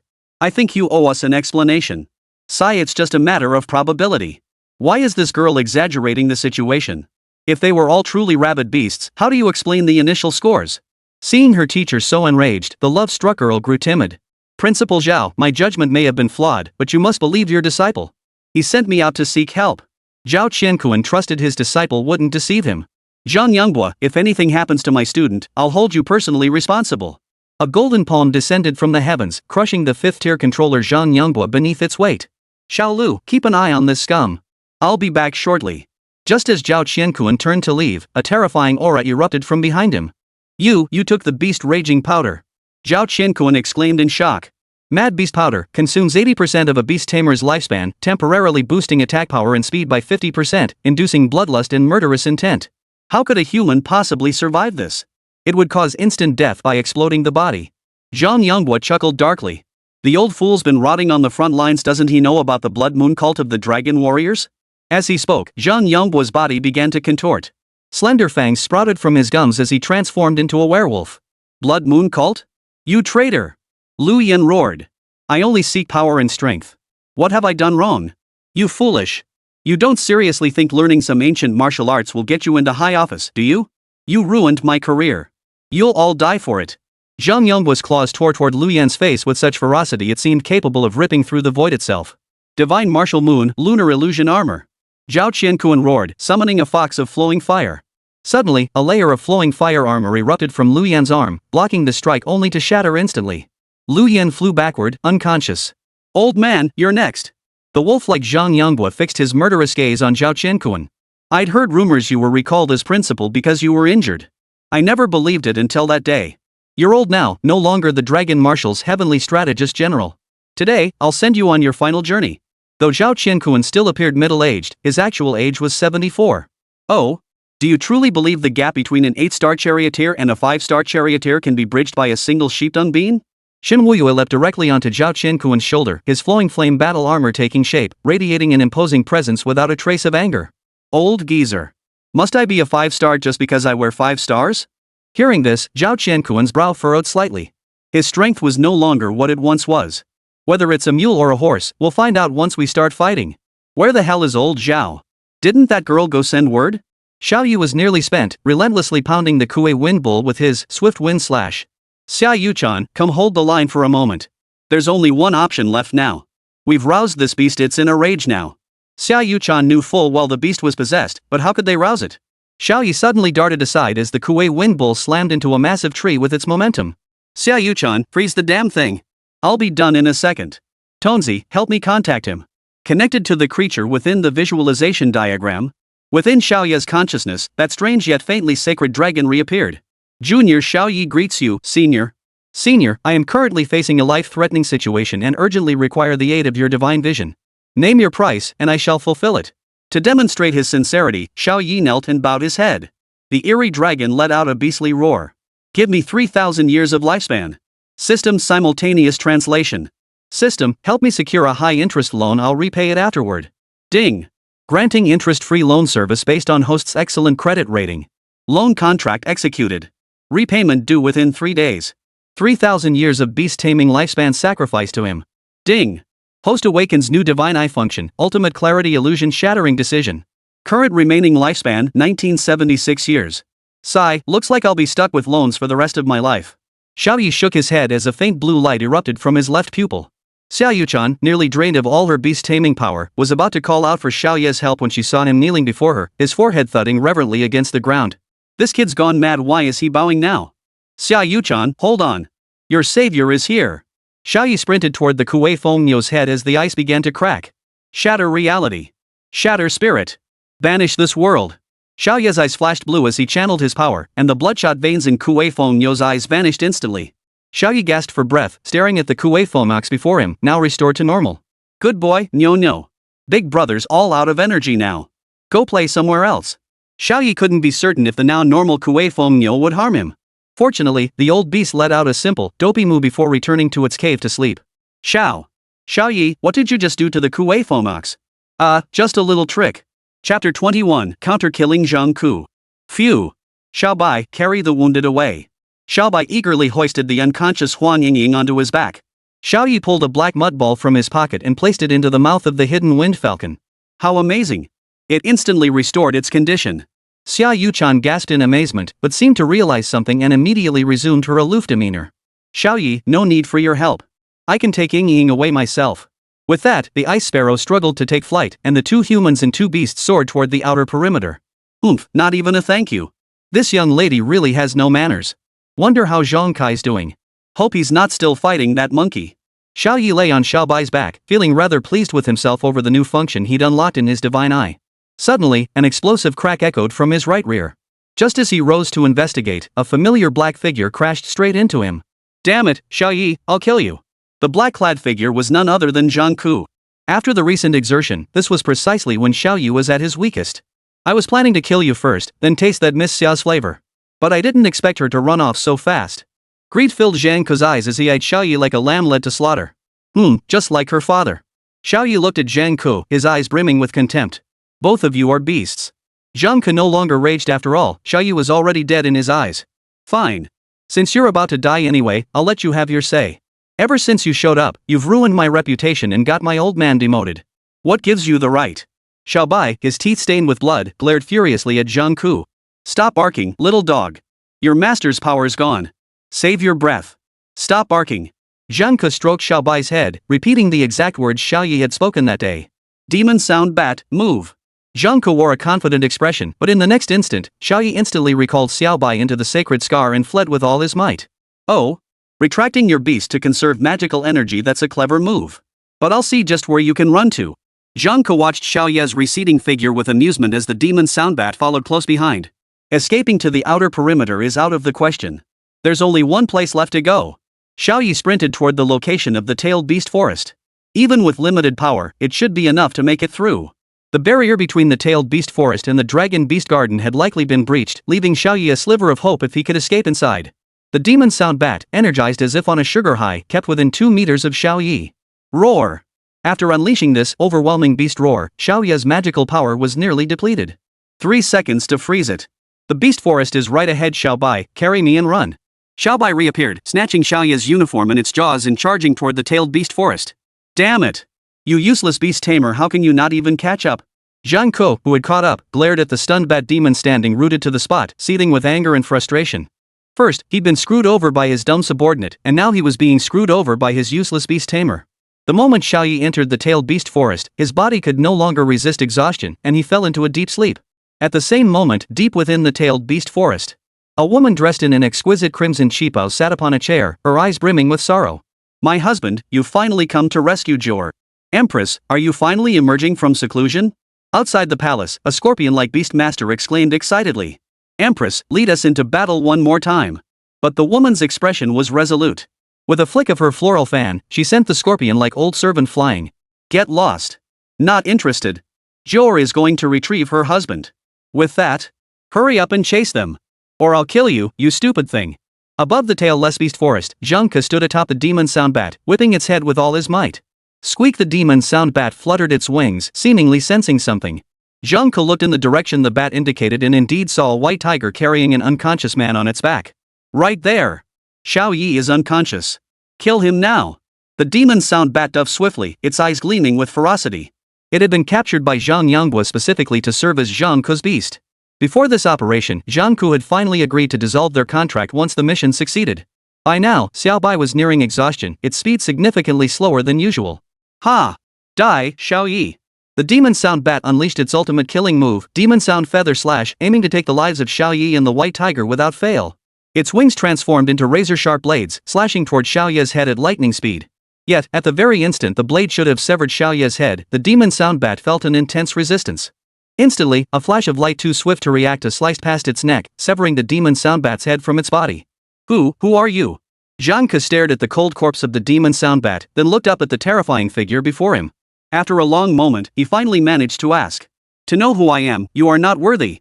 The woman flicked blood from her fan, her crimson eyes radiating a murderous intent that made Zhang Ke feel suffocated. The pressure, unparalleled pressure. Zhang Ke felt as though even the woman's breath carried an endless stench of blood. He fought back the fear, but his body began to shake uncontrollably. In an instant, he felt a wetness between his legs, and the ruthless, arrogant facade he had worn vanished completely. Who gave you the nerve to touch my man on my turf? Beneath those enraged crimson eyes, Zhang Ke instantly collapsed unconscious. Red cords wrapped around the woman's legs, binding Zhang Ke tightly. She first stroked Xiao Bai's head. Don't worry, sweetie. How could I ever mean harm to my husband? Then she turned to Xiao Ye with a look of doting affection. Husband, let's return to the mansion and enter the bridal chamber. In a haze, Xiao Ye felt his face brush against something soft. What's happening? Have I finally died after all? Xiao Ye felt a pang of regret. His family's loans weren't even paid off yet. Perhaps this was for the best. My only lingering concern is for father and Xiao Bai. Did my husband speak in his sleep? If my husband doesn't care about Jojo, then Jor will be heartbroken. Xiao Ye froze. How could there be a woman's voice in heaven?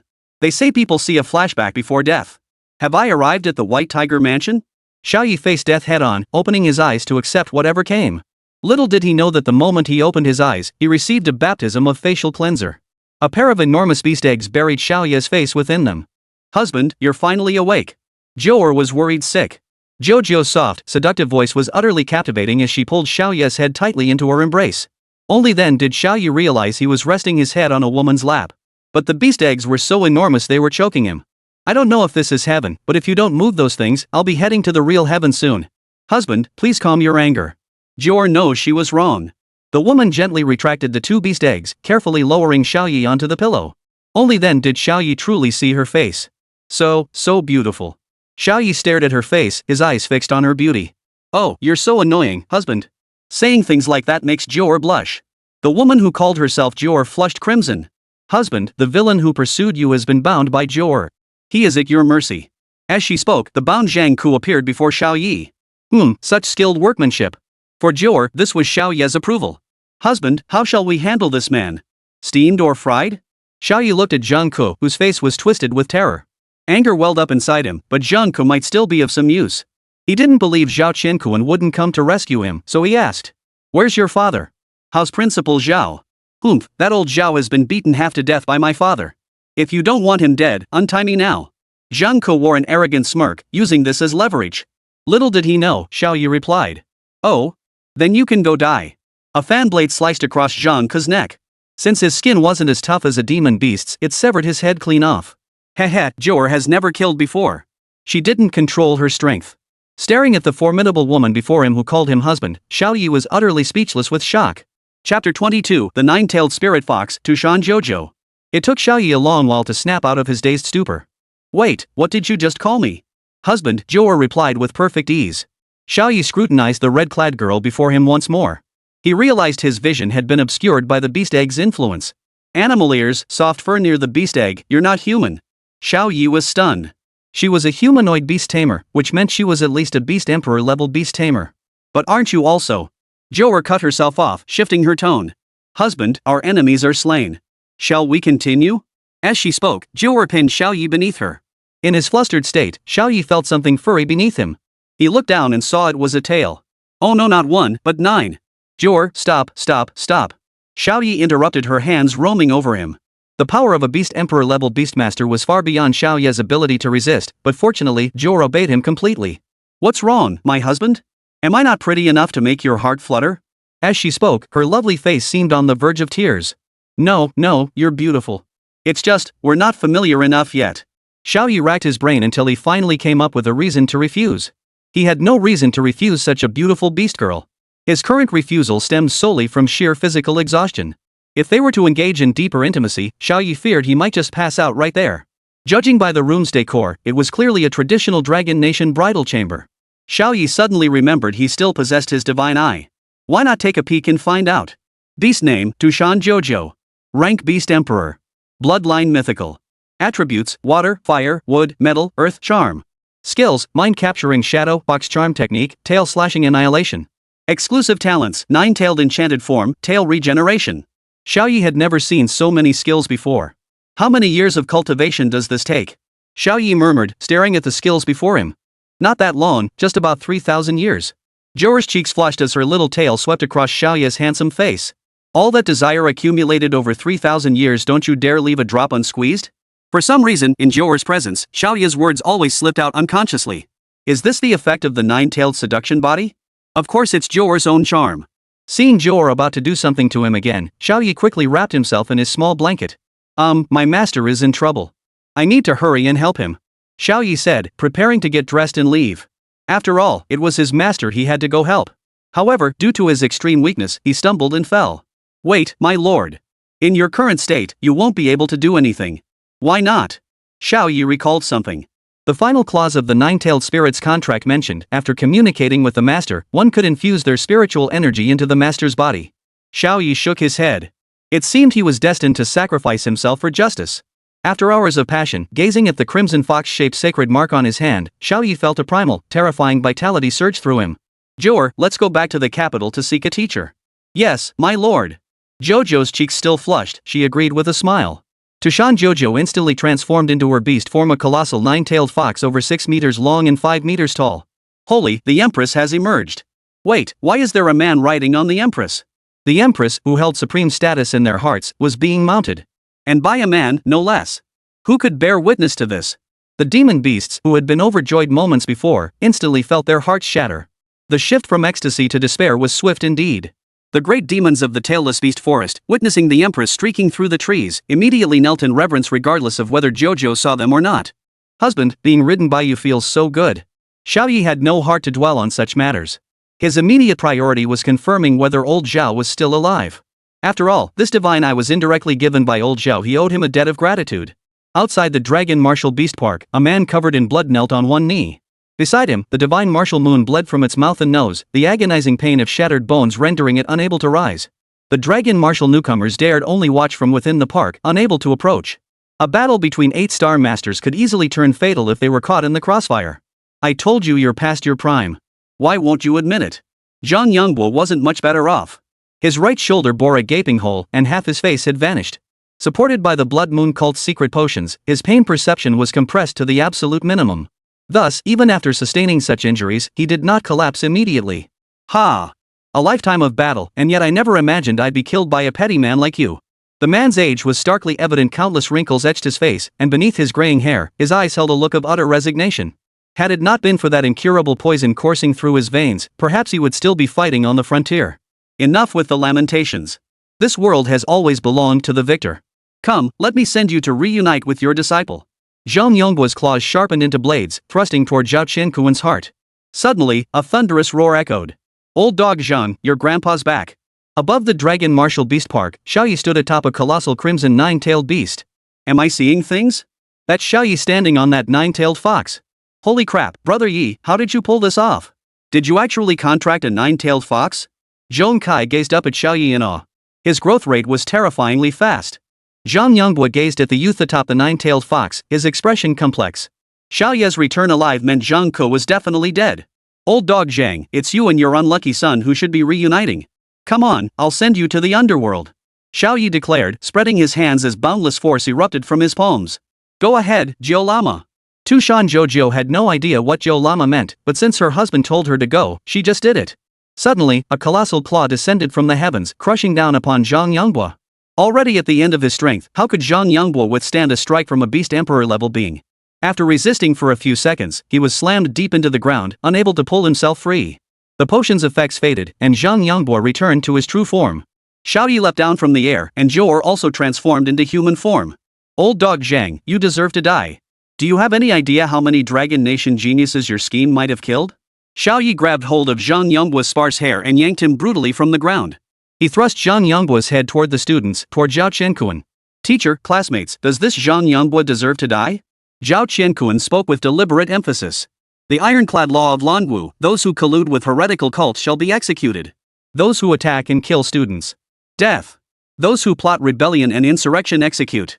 Death. Death. Death. The crowd erupted in fury. Realizing Zhang Yongbo was the mastermind behind all this, they were itching to kill him themselves. Xiao Ye nodded. The world deems you deserving of death. Your crimes upon crimes make even death too lenient. Xiao Ye spat on the disfigured face before turning to Tushan Jojo. Joer, give him the same death as his son. The fan blade sliced through, and the head rolled to the ground. With the villain vanquished, applause and cheers erupted. Xiao Ye hurriedly supported Zhao Qiankuan.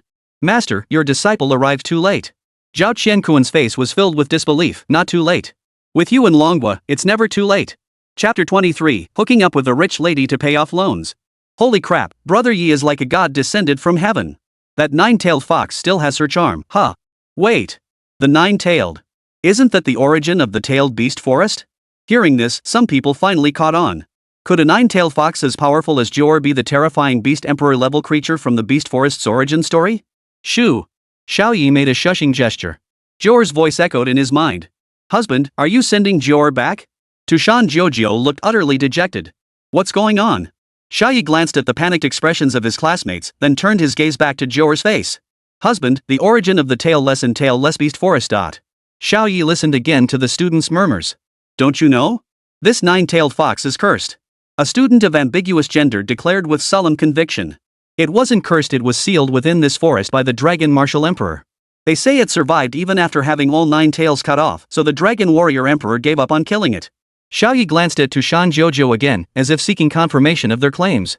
Husband, I've never killed anyone. I provoked the Dragon Martial Emperor only to seek his help in breaking this curse of eternal existence. That day, as I attempted to break through to Beast Emperor rank, I unexpectedly fell victim to a curse of heaven and earth's laws. While granted immortality, I was also stripped of my ability to evolve. Xiao Ye activated his divine eye to examine Tushan Jojo's gaze, confirming she spoke no falsehood. The Dragon Martial Emperor sealed me here. Then one night in a dream, I saw a youth riding a white tiger, clad in a long robe. He took my hand and promised to lead me away, to help me break through to the beast god realm. At this point, Jojo's eyes began to well up. Seeing you today only confirms my belief the destined one is none other than you, my husband. Xiao Ye understood. He raised his left hand, revealing the fox-shaped sacred mark. Classmates, I, Xiao Ye, have now bound her to me. Her actions played a crucial role in slaying Zhang Yongbua today. I implore you all not to spread word of this matter. Xiao Ye sensed that the Dragon Martial Emperor might have detected the disturbance by now, so he hastily withdrew Tushan Jojo into the sacred mark. The students exchanged glances. Since this fox demon had been bound to Xiao Ye and saved their lives, there was little more to say. Brother Yi, rest assured we won't breathe a word. Brother Yi, you and Sister Fox just lived your best life together. Xiao Ye looked at the group before him and felt a slight sense of relief. He then turned his gaze toward Zhao Qiankuan. Zhao Qiankuan's face was ashen, but he silently nodded. Though he was a high-ranking official who shouldn't falsify or conceal reports, he felt this matter demanded such discretion. Is there anyone here who has contracted a medical-type beast? Principal Zhao is nearly dead, hurry over and treat him. Xiao Ye urgently shouted, unsure if his little black pill was safe for others to consume. He pulled out a leg-stretching, eye-glaring pill and slipped it into Xin Wuyue's mouth while no one was looking. Xin Wuyue, who had been on the brink of death, visibly regained her breath at a visible speed and immediately jumped back into Zhao Qiankuan's body. Beasts and their masters could mutually nourish each other. With Xin Wuyue's protective power shielding him, Zhao Qiankuan's condition visibly improved compared to moments before. He stared in astonishment at the phantom armor fused to his body, then turned to Xiao Ye. Instantly, he understood everything. Within the inner city of the capital, inside the Martial Supreme Hall, Weicheng, the demon fox, seeks to break through the restraints again? Within the Grand Hall, a man of imposing presence sat upon a majestic dragon throne. Judging by his voice, the man was likely not very old, yet his imposing presence made everyone below the throne dare not lift their gaze. As he spoke, he had already grasped the dragon authority sword beside him. Your Majesty, the demon fox is not attempting to break the seals this time, but... An elderly minister below the dais hesitated. But what? It was bound by another, who brought it out of the beast forest. Hearing this, the man visibly startled. My loyal minister, please recount the entire sequence of events to me. The old minister bowed his head and continued. Today, Zhang Yongbua, former director of Langwu University, suddenly rebelled, his power approaching that of a 7th-tier master. Zhao Qiankuan's old injury flared up, and he fought Zhang Yongbua until exhaustion. It was then that the new student from Langwu University, accompanied by that demon fox, slew Zhang Yongbua. Though merely recounting events, the old minister couldn't hide his astonishment. Oh? A freshman? How could he possibly contract that woman? The Dragon Martial Emperor seemed equally astonished. After all, a 1st-tier master's power was insufficient to contract a mythical beast of the Beast Emperor tier. What is the background of this new recruit? Your Majesty, the new recruit is named Xiao Ye. He hails from a coastal village in Jijian City. Xiao Ye. Emperor Lanwu fell deep in thought. Isn't the freshman tournament scheduled in a few days? Issue an edict. I shall personally attend the event to award the champion. Xiao Ye, come here. Thanks to the emergency treatment administered by the students present, Zhao Qiankuan's injuries had been largely stabilized. Your disciple is here. Cut the crap. This master hasn't taught you a thing. The smile on Zhao Qiankuan's face was utterly unstoppable. Those incomplete martial arts manuals are more than enough. Xiao Ye retorted. A 9-tailed fox must not reveal itself carelessly, lest it invite mortal peril. Zhao Qiankuan said solemnly. Of course I know that, master. Then do you wish to learn how to condense the illusory armor? Zhao Qiankuan spoke, forcibly manifesting that flowing fire phantom armor. I can teach you how to enhance your synchronization rate with your beast companion, which will aid you in forming your phantom armor. Xiao Ye clenched his fists as if exerting force. In the next instant, a crimson illusionary armor enveloped his entire body. Master, is this how it's done? Zhao Qiankuan nearly spat out a mouthful of blood. It took him 20 years to master the phantom armor to this level, and you managed it in the blink of an eye? Damn you! Zhao Qiankuan's defenses shattered completely. What he didn't know was that Xiao Ye's cultivation method was indeed rather peculiar. If Zhao Qiankuan had known about this method, he probably wouldn't have touched it with a 10-foot pole. Old Zhao, is the divine martial moon male or female? A beast this handsome has to be male, of course. Xiao Ye nodded, even more certain he couldn't reveal the cultivation method to old Zhao. With this Crimson Lotus illusion armor, Xiao Ye's physical strength had reached terrifying levels.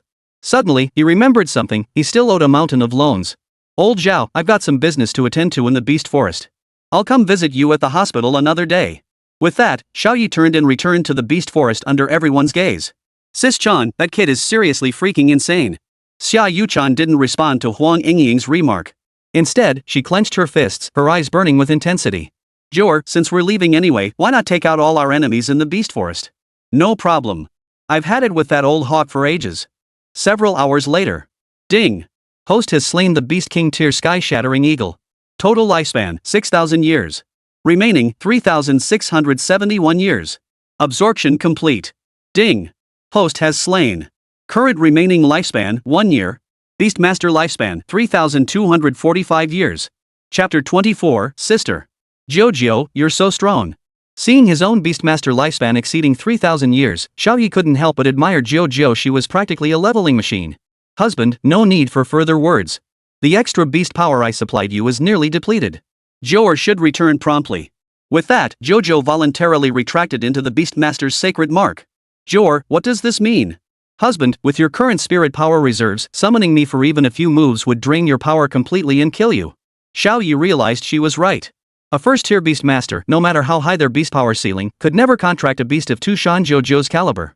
Xiao Ye had only managed to contract Jojo through special channels. Sai, Xiaobai, let's go to the hospital where old Xiao is. Xiao Ye lay on Xiaobai's back, his mind consumed by the realization that he had only 1 year left to live. Hey, system, do you know how to restore my lifespan? Host, I'm afraid I don't know either. Xiao Ye was speechless. If he lost his life, even his immense power would be useless. Passing by the site where Zhang Yongbua had died, Xiao Ye felt puzzled. How could that old guy have fought on par with old Zhao? In Xiao Ye's understanding, an 8th-tier master was considered an absolute powerhouse in Dragon Nation. Yet Zhang Yongbua's paper stats were significantly lower. Xiao Ye opened his phone and saw the latest news headlines. Blood Moon cultists? Zhang Yongbua's true colors finally revealed. Cult forces infiltrating. Dragon Nation launches full-scale investigation. Dragon Martial Emperor to attend Freshman Beast Master League. Upset. Zhejiang Academy secures promotion in Regional League.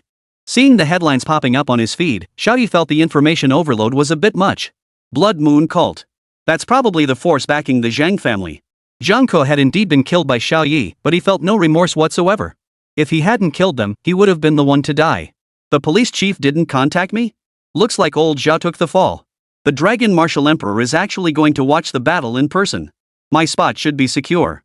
Xiao Ye had practically grown up watching Emperor Longwu's broadcasts, yet whenever he mentioned this legendary ruler, the strongest emperor in Long Nation's history, to his father, the elder never seemed particularly interested.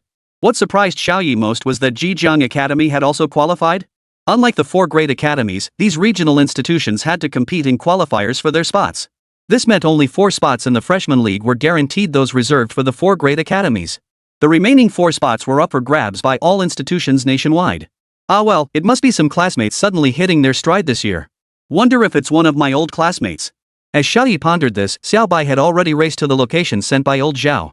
Xiao Ye looked up to see a plaque inscribed in traditional Chinese characters bearing the 4 characters, Imperial Physician's Garden. Isn't this the outer city of the capital? How could a sign with imperial power value be here? According to the capital's regulations, only shops related to drivers within the inner city were permitted to display plaques with imperial power ratings. At the same time, Xiao Ye was even more curious. Why did old Zhao choose this small workshop instead of the capital's top hospital? With these questions swirling in his mind, Xiao Ye slowly pushed open the clinic's door. Suddenly, a small creature, seemingly startled by Xiao Ye, scrambled toward the counter, its little legs paddling frantically. Wah, Sister Zhu, he's so scary. Xiao Ye looked closely and saw it was a panda mount. His movements hadn't been particularly swift, yet seeing the little creature's tear-filled eyes, Xiao Ye found himself both amused and exasperated. Alright, he's just a customer. The voice belonged to none other than Sis Zhu. The woman looked only a few years older than Xiao Ye, dressed in a vibrant emerald green gown, a choice remarkably fitting for her name. Observing the awkward scene before him, Xiao Ye overlooked one crucial detail. This panda was still in its beast form. How could it speak human language? Sister Zhu, your beast is rather unique. Before Sister Zhu could respond, the panda beast spoke up proudly. Of course. I'm the only humanoid beast in all of Longwu. Only something this special could match Sister Zhu's status.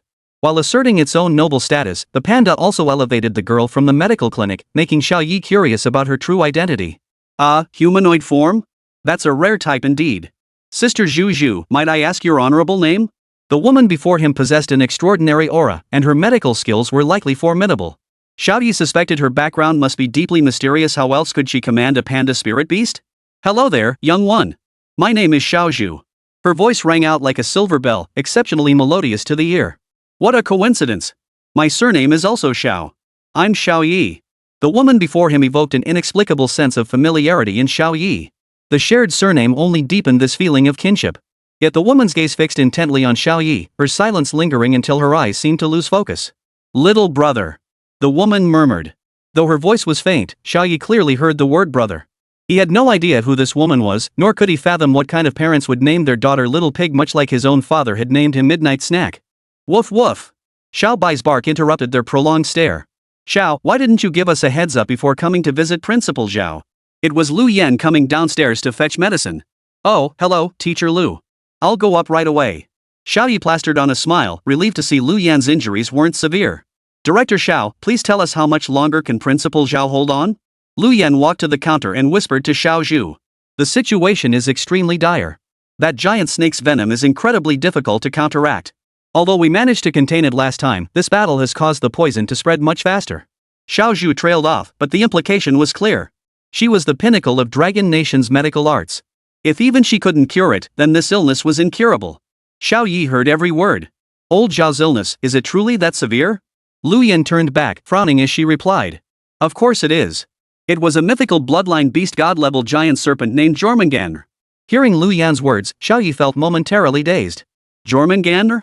Isn't that the sea serpent from myth? How could it appear in reality? In truth, Xiao Ye need only consider why Jojo bore the compound surname Tushan. Wasn't that very surname associated with the nine-tailed spirit fox lineage of Tushan and Xingqiu? Seeing Xiao Ye's perplexity, Lu Yan solemnly explained. The conflict between the Dragon Nation and the great demons of the outside world is far more complex than you imagine. What you must do now is focus on growing stronger. The front lines are on the verge of collapse. Chapter 25, Handcrafted Divine Medicine stuns the crowd. Lu Yan wasn't joking. Every 7th tier or higher demon tamer in the nation had been deployed to the battlefield, where 5th and 6th tier tamers were as common as dogs. I understand, teacher. Rest assured I'll break straight through to tier 3 in the next rating test. Xiao Ye declared confidently. In truth, Xiao Ye's current skill level was already sufficient for 2nd tier, and 3rd tier was within his grasp. What was needed now was to buy the younger generation sufficient time to grow. Alright. Why don't you go upstairs and check on your master? Lu Yan's words carried a smile, but her emotions were teetering on the edge of collapse. Zhao Qiankuan was, after all, her teacher, yet now his days were numbered. Xiao Ye gently pushed open the door, and a subtle, elegant tea fragrance wafted out the scent of jasmine tea, Zhao Qiankuan's favorite. Old Zhao, I've come to see you. Xiao Ye's face bore a carefree smile. Yet upon seeing the frail old man lying on the bed, his eyes still grew moist. Old Zhao, how did you get so old? Pull yourself together, or else your precious divine martial moon will be mine. Hearing Xiao Ye's words, Zhao Qiankuan immediately erupted into a tirade. Get lost. I'd rather take the divine martial moon with me than give it to you. Hearing this, the divine martial moon, which had been in its illusory form, instantly reverted to its original shape and looked at Zhao Qiankuan with a puzzled expression. Ah, I was just joking. I won't die anytime soon, at least another 2 or 3 months. Zhao Qiankuan gave a bitter laugh. After all, even a 9th tier master couldn't walk away unscathed against Jormungandr. Surviving this was already a miracle. Old Zhao, forget about the poison for now. Let's fix this half shoulder of yours first. Seeing old Zhao's pitiful state, Xiao Ye truly couldn't bear it. With that, Xiao Ye turned and headed downstairs, as if he'd made up his mind about something. Damn it, old man, you just leave like that? Zhao Qiankuan was taken aback. Though he hadn't done much to help this disciple, he'd at least given him a prestigious title. How could he just walk away like that? Xiao Ye reached the ground floor and inquired of Xiao Zhu. Sis, what's the approximate dosage ratio for human and beast medications? Xiao Zhu was momentarily flustered by Xiao Ye addressing her as sister, but she answered immediately. The human dosage is 1/10 of the beast-taming dosage. Xiao Zhu paused, then asked.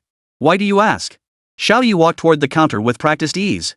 Same old formula, same old taste. Sis, are the panda calcium tablets expired? Facing this inexplicable request, Fu Bao scampered out of his little house, clutching a jar of calcium tablets. Perfect. Expired 3 years ago, tastes just right. A few minutes later, 5 blackened leg-stretching, eye-glaring pills in simplified form were freshly baked. Staring at the pills that looked like dung balls rolled out by a dung beetle, Xiao Zhu was dumbfounded. Wait, this kid's technique is so skilled, how come the pills he rolled look so? Seeing Xiao Zhu's wide-eyed expression, Xiao Ye shrugged indifferently. Sis, stop fussing. Come upstairs with your little brother. With a casual smile, Xiao Ye naturally took his sister's delicate hand. Hey! Xiao Zhu noticed the boy holding her hand, yet unlike usual, she didn't feel repulsed. Instead, she felt a strange warmth, as if he truly were her little brother. Damn, this kid's got potential, he even dares to flirt with Xu Zhu. Fu Bao, holding a crisp bamboo shoot, gave him a thumbs up with his right hand. Watching the two head upstairs, Xiao Bai, unusually, didn't follow.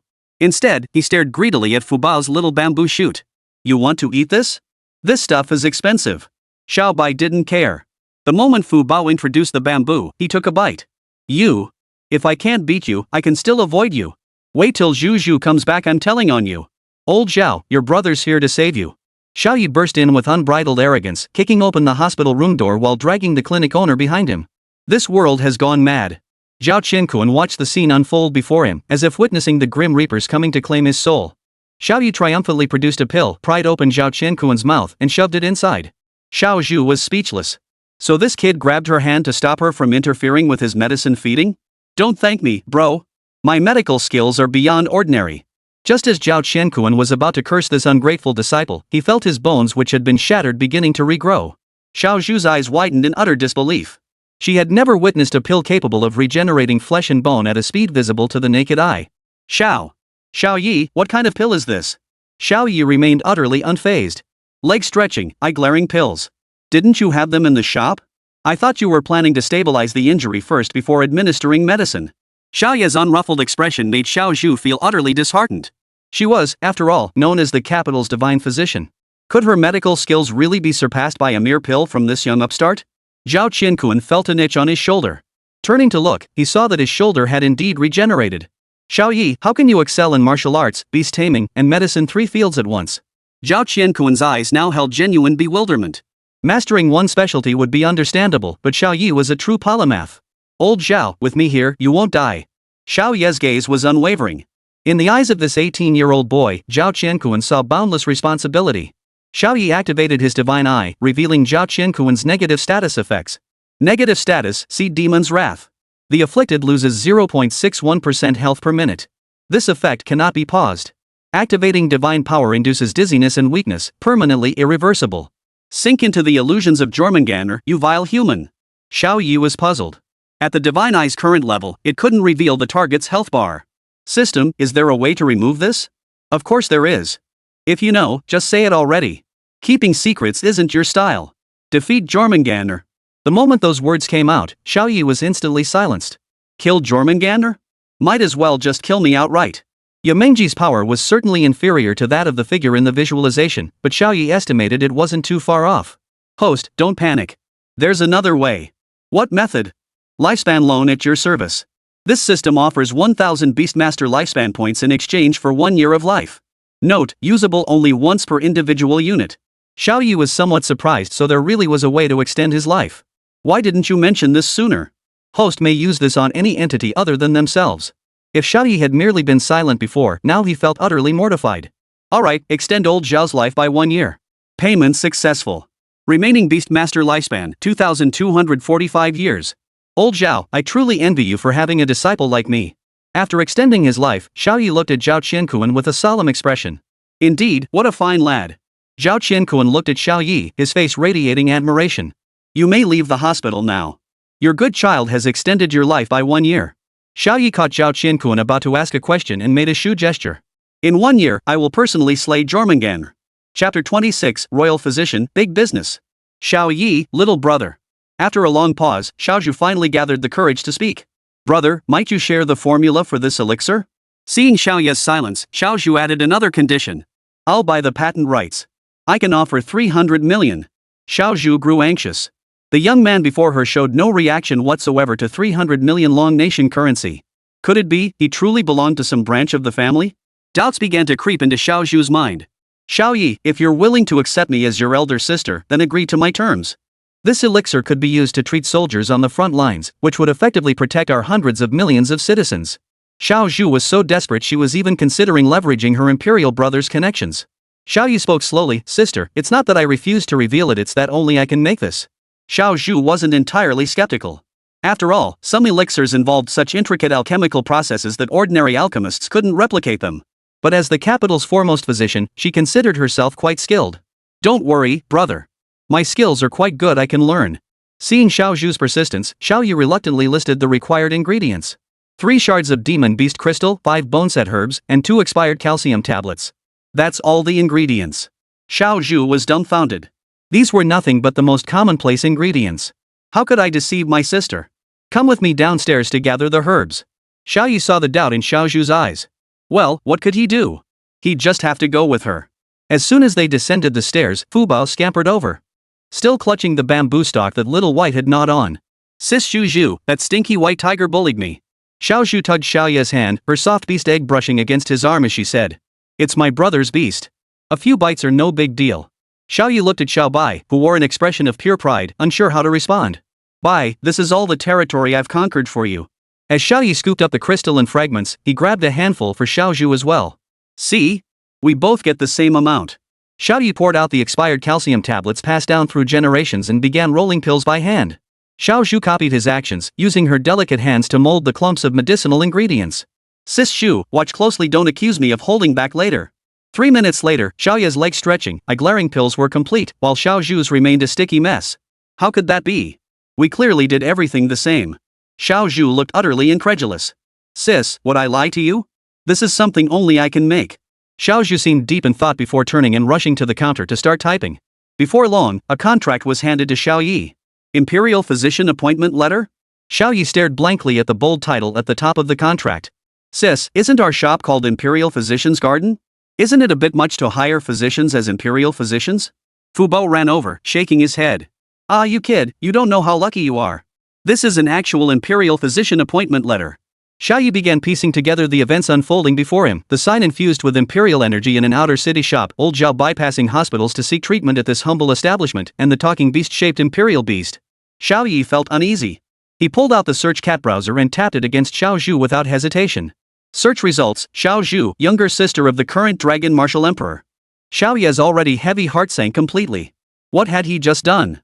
Kicking the shop door, grabbing the princess's hand, wasn't that enough to warrant extermination of his entire clan? Father, son will sign the parental disownment agreement right now. I won't drag you into this mess. Hey, what are you thinking about? Just sign it already. Once it's done, you'll be her real little brother. Xiao Ye scanned the contract's details. It merely required him to administer leg stretching and eye-glaring pills, with payments of 100,000 Lanwu coins per session? Sis, you really are my sister. Xiao Ye, a seasoned loan recipient, had never seen such a large sum before. Overwhelmed, he grabbed Xiao Zhu's hand again. No need to thank me. It's what I should do. The current situation in Dragon Nation is dire. I must do my part. Xiao Ye clutched Xiao Zhu's hand tightly, his heart already bursting with joy. Princess, rest assured. Though our current output is limited, only 5 pellets a month at most, will definitely reach 8,000 pellets a day in the future. Indeed, the little thing did bear a resemblance to those giant sheepdung beans, and Xiao Ye had grown accustomed to calling it that. Just call me sister. Calling me princess feels too formal. Xiao Zhu's face was beaming with a smile, as if she truly regarded Xiao Ye as her own younger brother. Hey. You know I'm the princess now, so why won't you let go of my hand? Fu Bao chewed while jabbing Xiao Ye's wandering hands with a bamboo stick. Your little hands aren't exactly well behaved. Xiao Ye chuckled sheepishly, but he couldn't be bothered with such things. As long as the Dragon Martial Emperor didn't see, everything would be fine. Inside the Wuji store, everything that had just transpired in the Imperial Physician's Garden was reflected in a bronze mirror. You bastard, Xiao Ye. You even dared to make a pass at my sister. Though the man spoke these words, he harbored no ill will toward Xiao Ye. On the contrary, he was eager to engage with this prodigiously talented individual. He intended to see for himself whether Xiao Ye was truly a prodigy.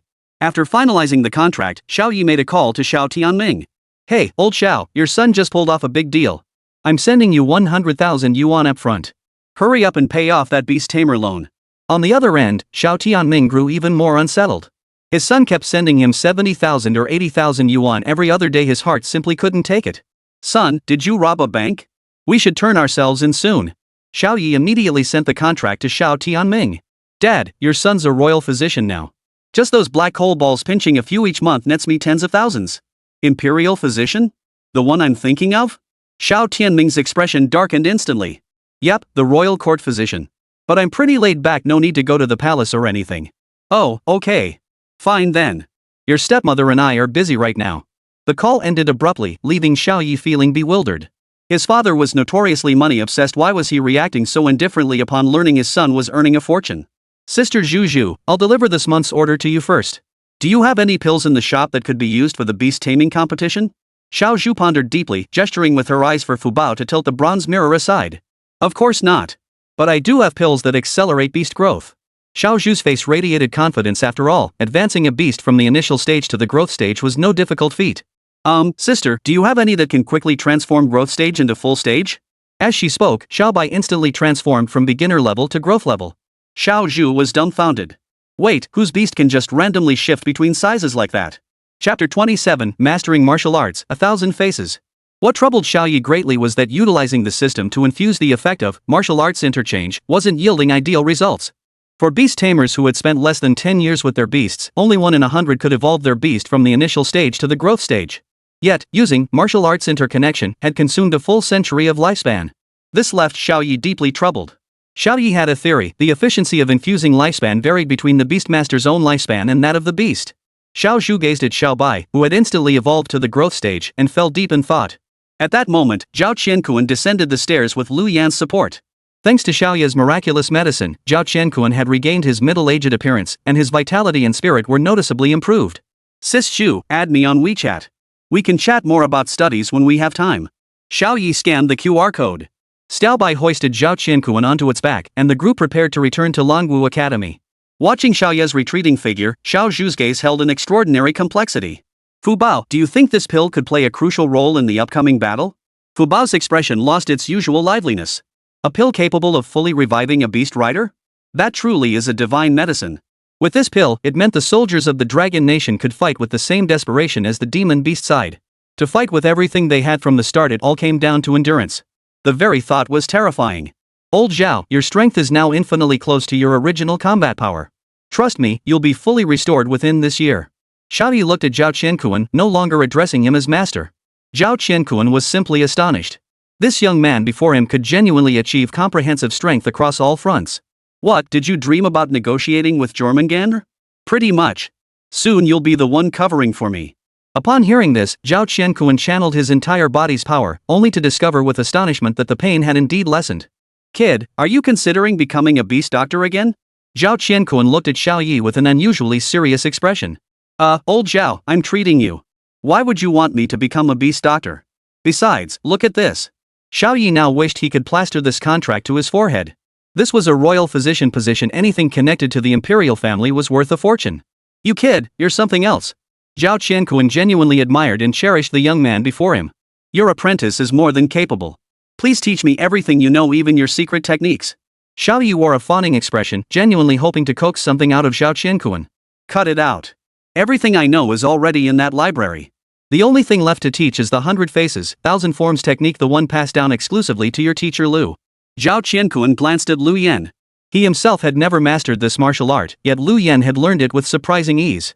Xiao Ye looked at the two Zhao Qiankuans, his interest in this martial art growing even stronger. Master Lu. Sister Lu, could you please let your little brother learn this martial art? Xiao Ye resorted to his usual charm offensive, hoping to acquire this martial art. With 1,000 faces, 100 forms, he could use his enemies' faces to fight them.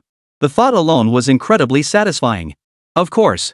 Based on your current performance, you can freely access the library anytime. A clear smile spread across Lu Yan's face.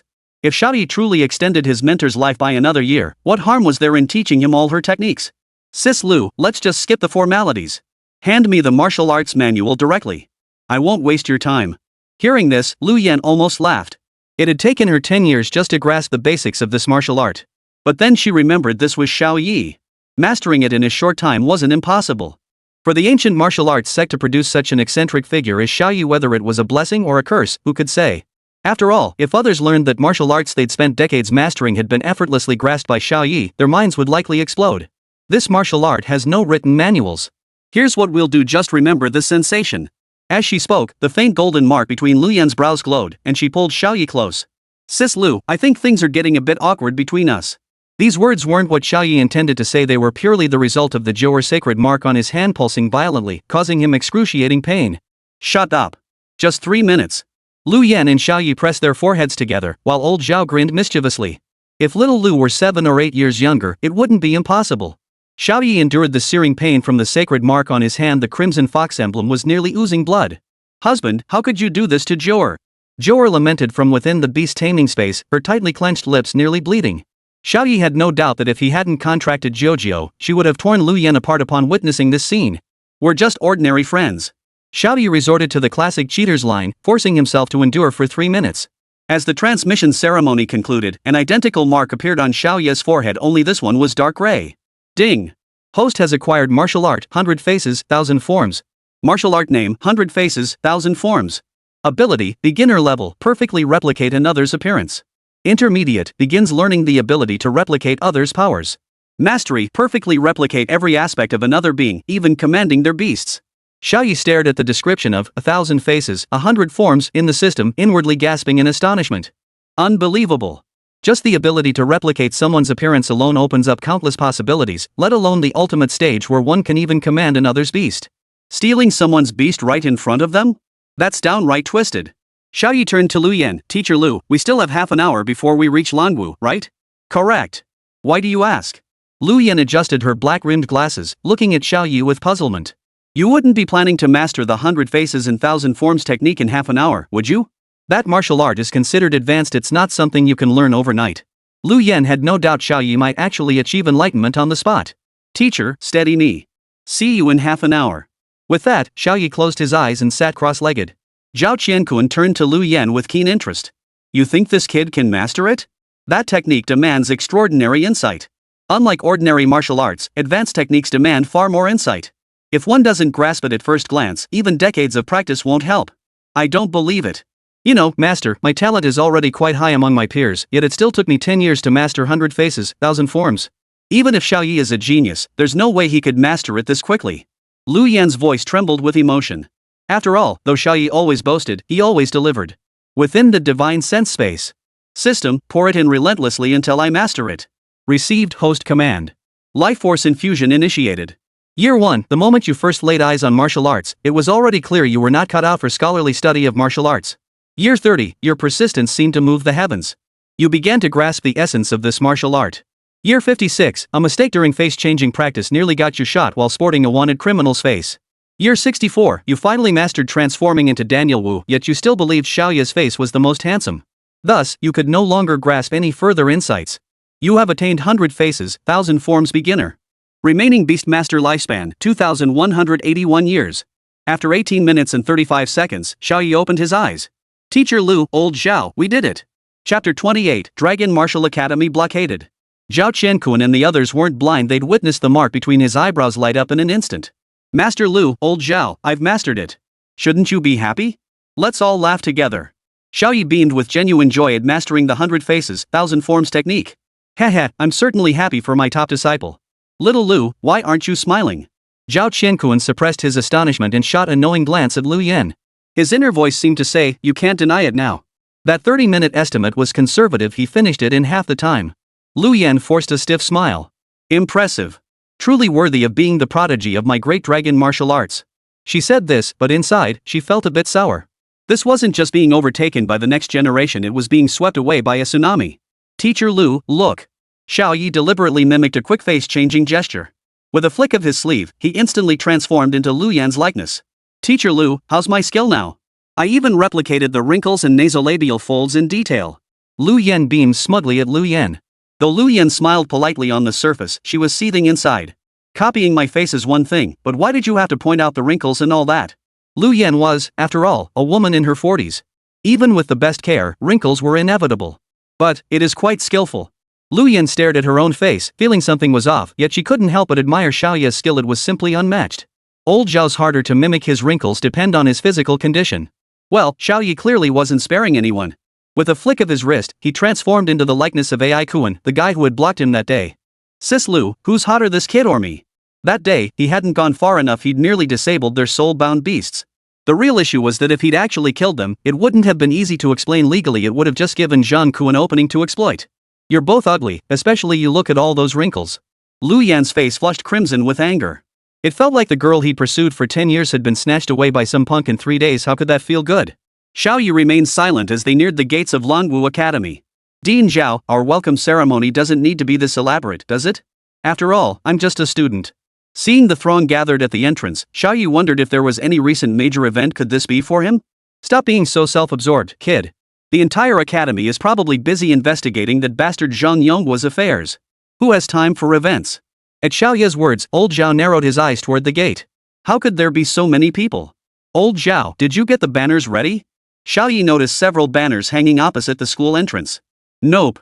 I told you, I don't have the energy for that. Xiao Ye activated his divine eye to read the words on the banners clearly. Old Zhao, curious about what's on those banners? Want me to read them out loud? What's there to be shy about? I'll listen. Zhao Qianquan figured they were hanging right outside his own door. What was there to be shy about? Alright, here goes, kicking dragon martial arts, punching the demon capital, Tianjin stands unrivaled. Xiao Ye read it out word by word, and Zhao Qiankuan grew displeased. Damn it! Is Tianjin Academy trying to block our entrance? God damn it! Zhao Qiankuan was genuinely furious. Tianjin Academy dared to send people to humiliate Longwu Academy while he was away. Xiao Ye, can you just let this slide? Tianjin Academy is slapping Longwu right in the face. Zhao Qiankuan couldn't step forward himself, but his disciple could. If the headmaster says so, then I have to go. You two stay right here. I'll go take a look. Xiao Ye transformed Xiao Bai into his initial form, then carried the little creature toward the crowd. This was precisely where the outsiders had gathered. Xiao Ye intended to listen in first to understand what was happening.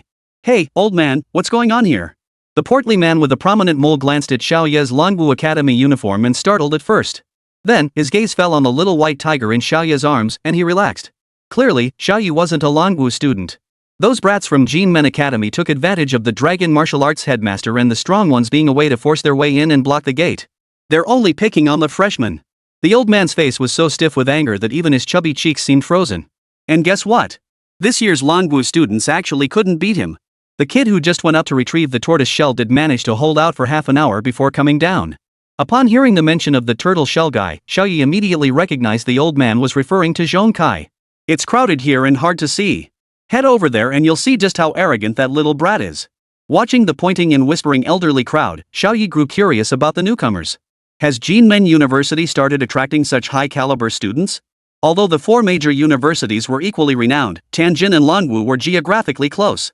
Students who met the admission requirements typically chose Longwu. And what exactly does Xiao Yuchan do? With Xiao Ye absent, at least Xiao Yuchan should be holding down the fort. Could she have been crushed too? What Xiao Ye didn't know was that ever since witnessing his performance last time, Xiao Yuchan had retreated into seclusion as if possessed. Both of Longwu University's top combatants were now absent. Xiao Ye had only pushed forward a few small steps when he heard a slightly shrill laugh. Ah ha ha ha ha. Is this all Longwu has? Not a single fighter worth mentioning. Xiao Ye recognized the newcomer as a female student, clad in a red and white training uniform emblazoned with the characters Jinmen on her back. Why isn't anyone stepping up? Even this turtle man is better than you lot. The girl pointed at Zhong Kai's head as she spoke. Oomph.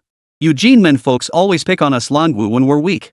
If my brother Yu were here, he'd have knocked you flat on your ass ages ago. Xiao Ye rolled his eyes from below the stage. Praising himself was fine, but using the word knock was a bit much. Xiao Ye is some kind of little bear cookie? My target this time is Xiao Yuchan, the top fighter of Longwu. The girl didn't even glance at Zhong Kai, let alone care about Xiao Ye. Damn it, that's not cool. I'm the national runner-up, for crying out loud. Xiao Ye was already growing dissatisfied below the stage. Why did everyone only recognize the top spot and completely ignore the runner-up? Behind the woman sat a small raccoon wearing a conical hat, puffing out flames from its mouth with great flair. If a fire-type beast master can pull off such tricks, it shows they're pretty skilled. Xiao Ye continued his analysis. A tall, lanky man beside him spotted the white tiger in Xiao Ye's arms and sneered. What's the point, buddy? Wearing that fur won't make you one of us students here. Why don't you give it a shot? If you win, they might just make an exception and admit you. Xiao Ye heard this and thought, that's actually a fair game. You're right, bro. I'm in. With that, Xiao Ye squeezed his way toward the stage, white tiger in tow. The lanky man froze in shock. Holy crap, I was just messing with you, kid. You actually came for real? The commotion in the crowd caught the girl's attention. Who the hell do you think you are? You're a white tiger tamer and you want to challenge me to a beast battle? Her eyes even held a hint of pity. She thought the guy was crazy. Xiao Ye replied solemnly, the challenger is none other than the little cookie you mentioned, Xiao Ye of Longwu Academy. Chapter 29, you wanna fight Xiao Ye in close combat? Holy crap, just mention brother Xiao and he shows up. Zhong Kai, who had been lying on the ground pretending to be dead from sheer embarrassment, suddenly sprang back to life. There was no mistake, his brother Yi had returned. The Tianjin student frowned. My target has always been one and only Xiao Yuchan. Clearly, Jiang Wanwan still didn't take Xiao Ye seriously. What? You think only the national champion can beat you, the fourth-ranked player? But the second-ranked player, me, can't? Xiao Ye felt a sense of familiarity. The name clicked. This was the fourth-ranked fighter. If it weren't for my mistake in channeling the imperial power, I would have been number one. Don't say I didn't warn you. Xiao Ye thought to himself, she's losing it, she's losing it. This is exactly the reaction I wanted.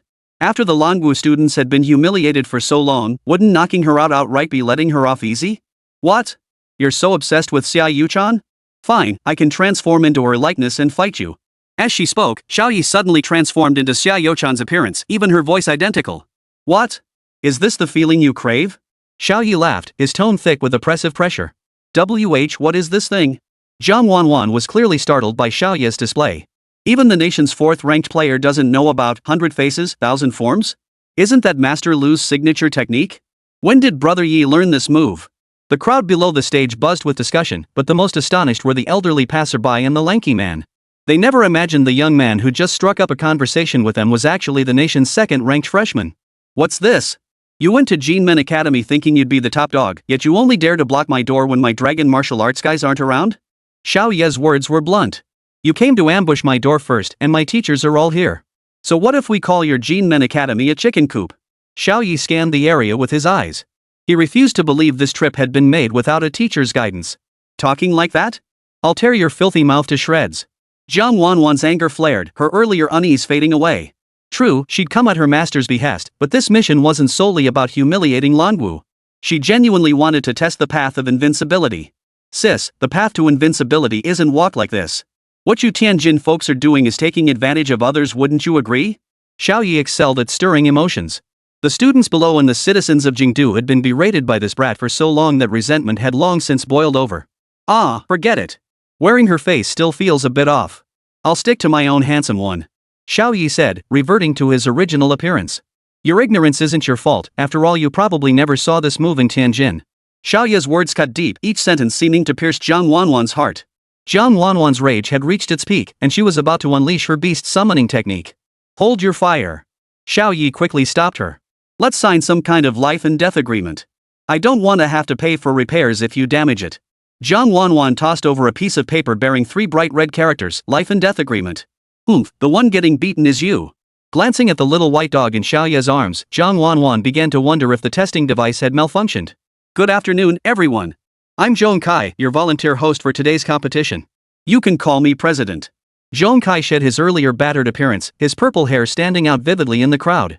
Next up, you'll witness Xiao Ye of Lanwu Academy facing off against, not Jimen Academy, Zhang Wanwan of Jin Men Academy. This commentary will adhere to complete neutrality. We look forward to both contestants' performances. 3, 2, 1, the duel begins. At Zhong Kai's command, the battle erupted instantly.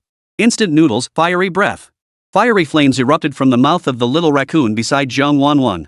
The extreme heat forced spectators near the stage to evacuate. Xiao Bai evolved to growth stage. Before everyone's eyes, the tiny white tiger, no bigger than a booger, transformed into a fierce, towering white tiger.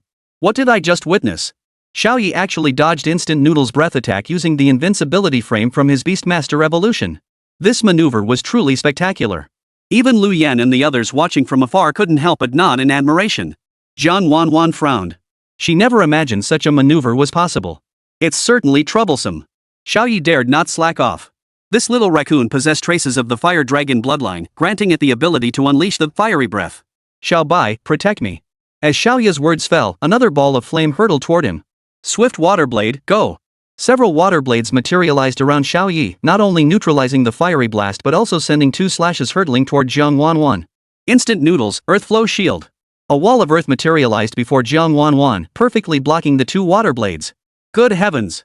If I'm not mistaken, Xiao Ye just used Clear Rabbit's Swift Wind Water Blade. As soon as Zhong Kai uttered these words, the entire crowd erupted in astonishment. But Clear Rabbit isn't even on the field. So this move came from Xiao Ye himself? After 2 moves, Zhang Wanwan felt an unprecedented pressure, a pressure she had never experienced at Jin Men Academy. I admit you're skilled and have many tricks up your sleeve, but now it's this lady's turn to shine. Instant noodles, beast-taming armament, dragon rock spear. As Zhang Wanwan finished speaking, the plump instant noodles suddenly transformed into a crimson plumed spear. With overwhelming momentum, Zhang Wanwan charged toward Xiao Ye, spear in hand. This is dual cultivation of body and spirit. No wonder she's so arrogant. An experienced senior among the students murmured enviously. That's a weapon-type beast armament. This little girl really has some skills. No wonder she wants to challenge Xiao Ye-chan. Lu Yan sighed from the spectator seats. Yeah, she's really good. If her opponent were Xiao Ye-chan, she might even win.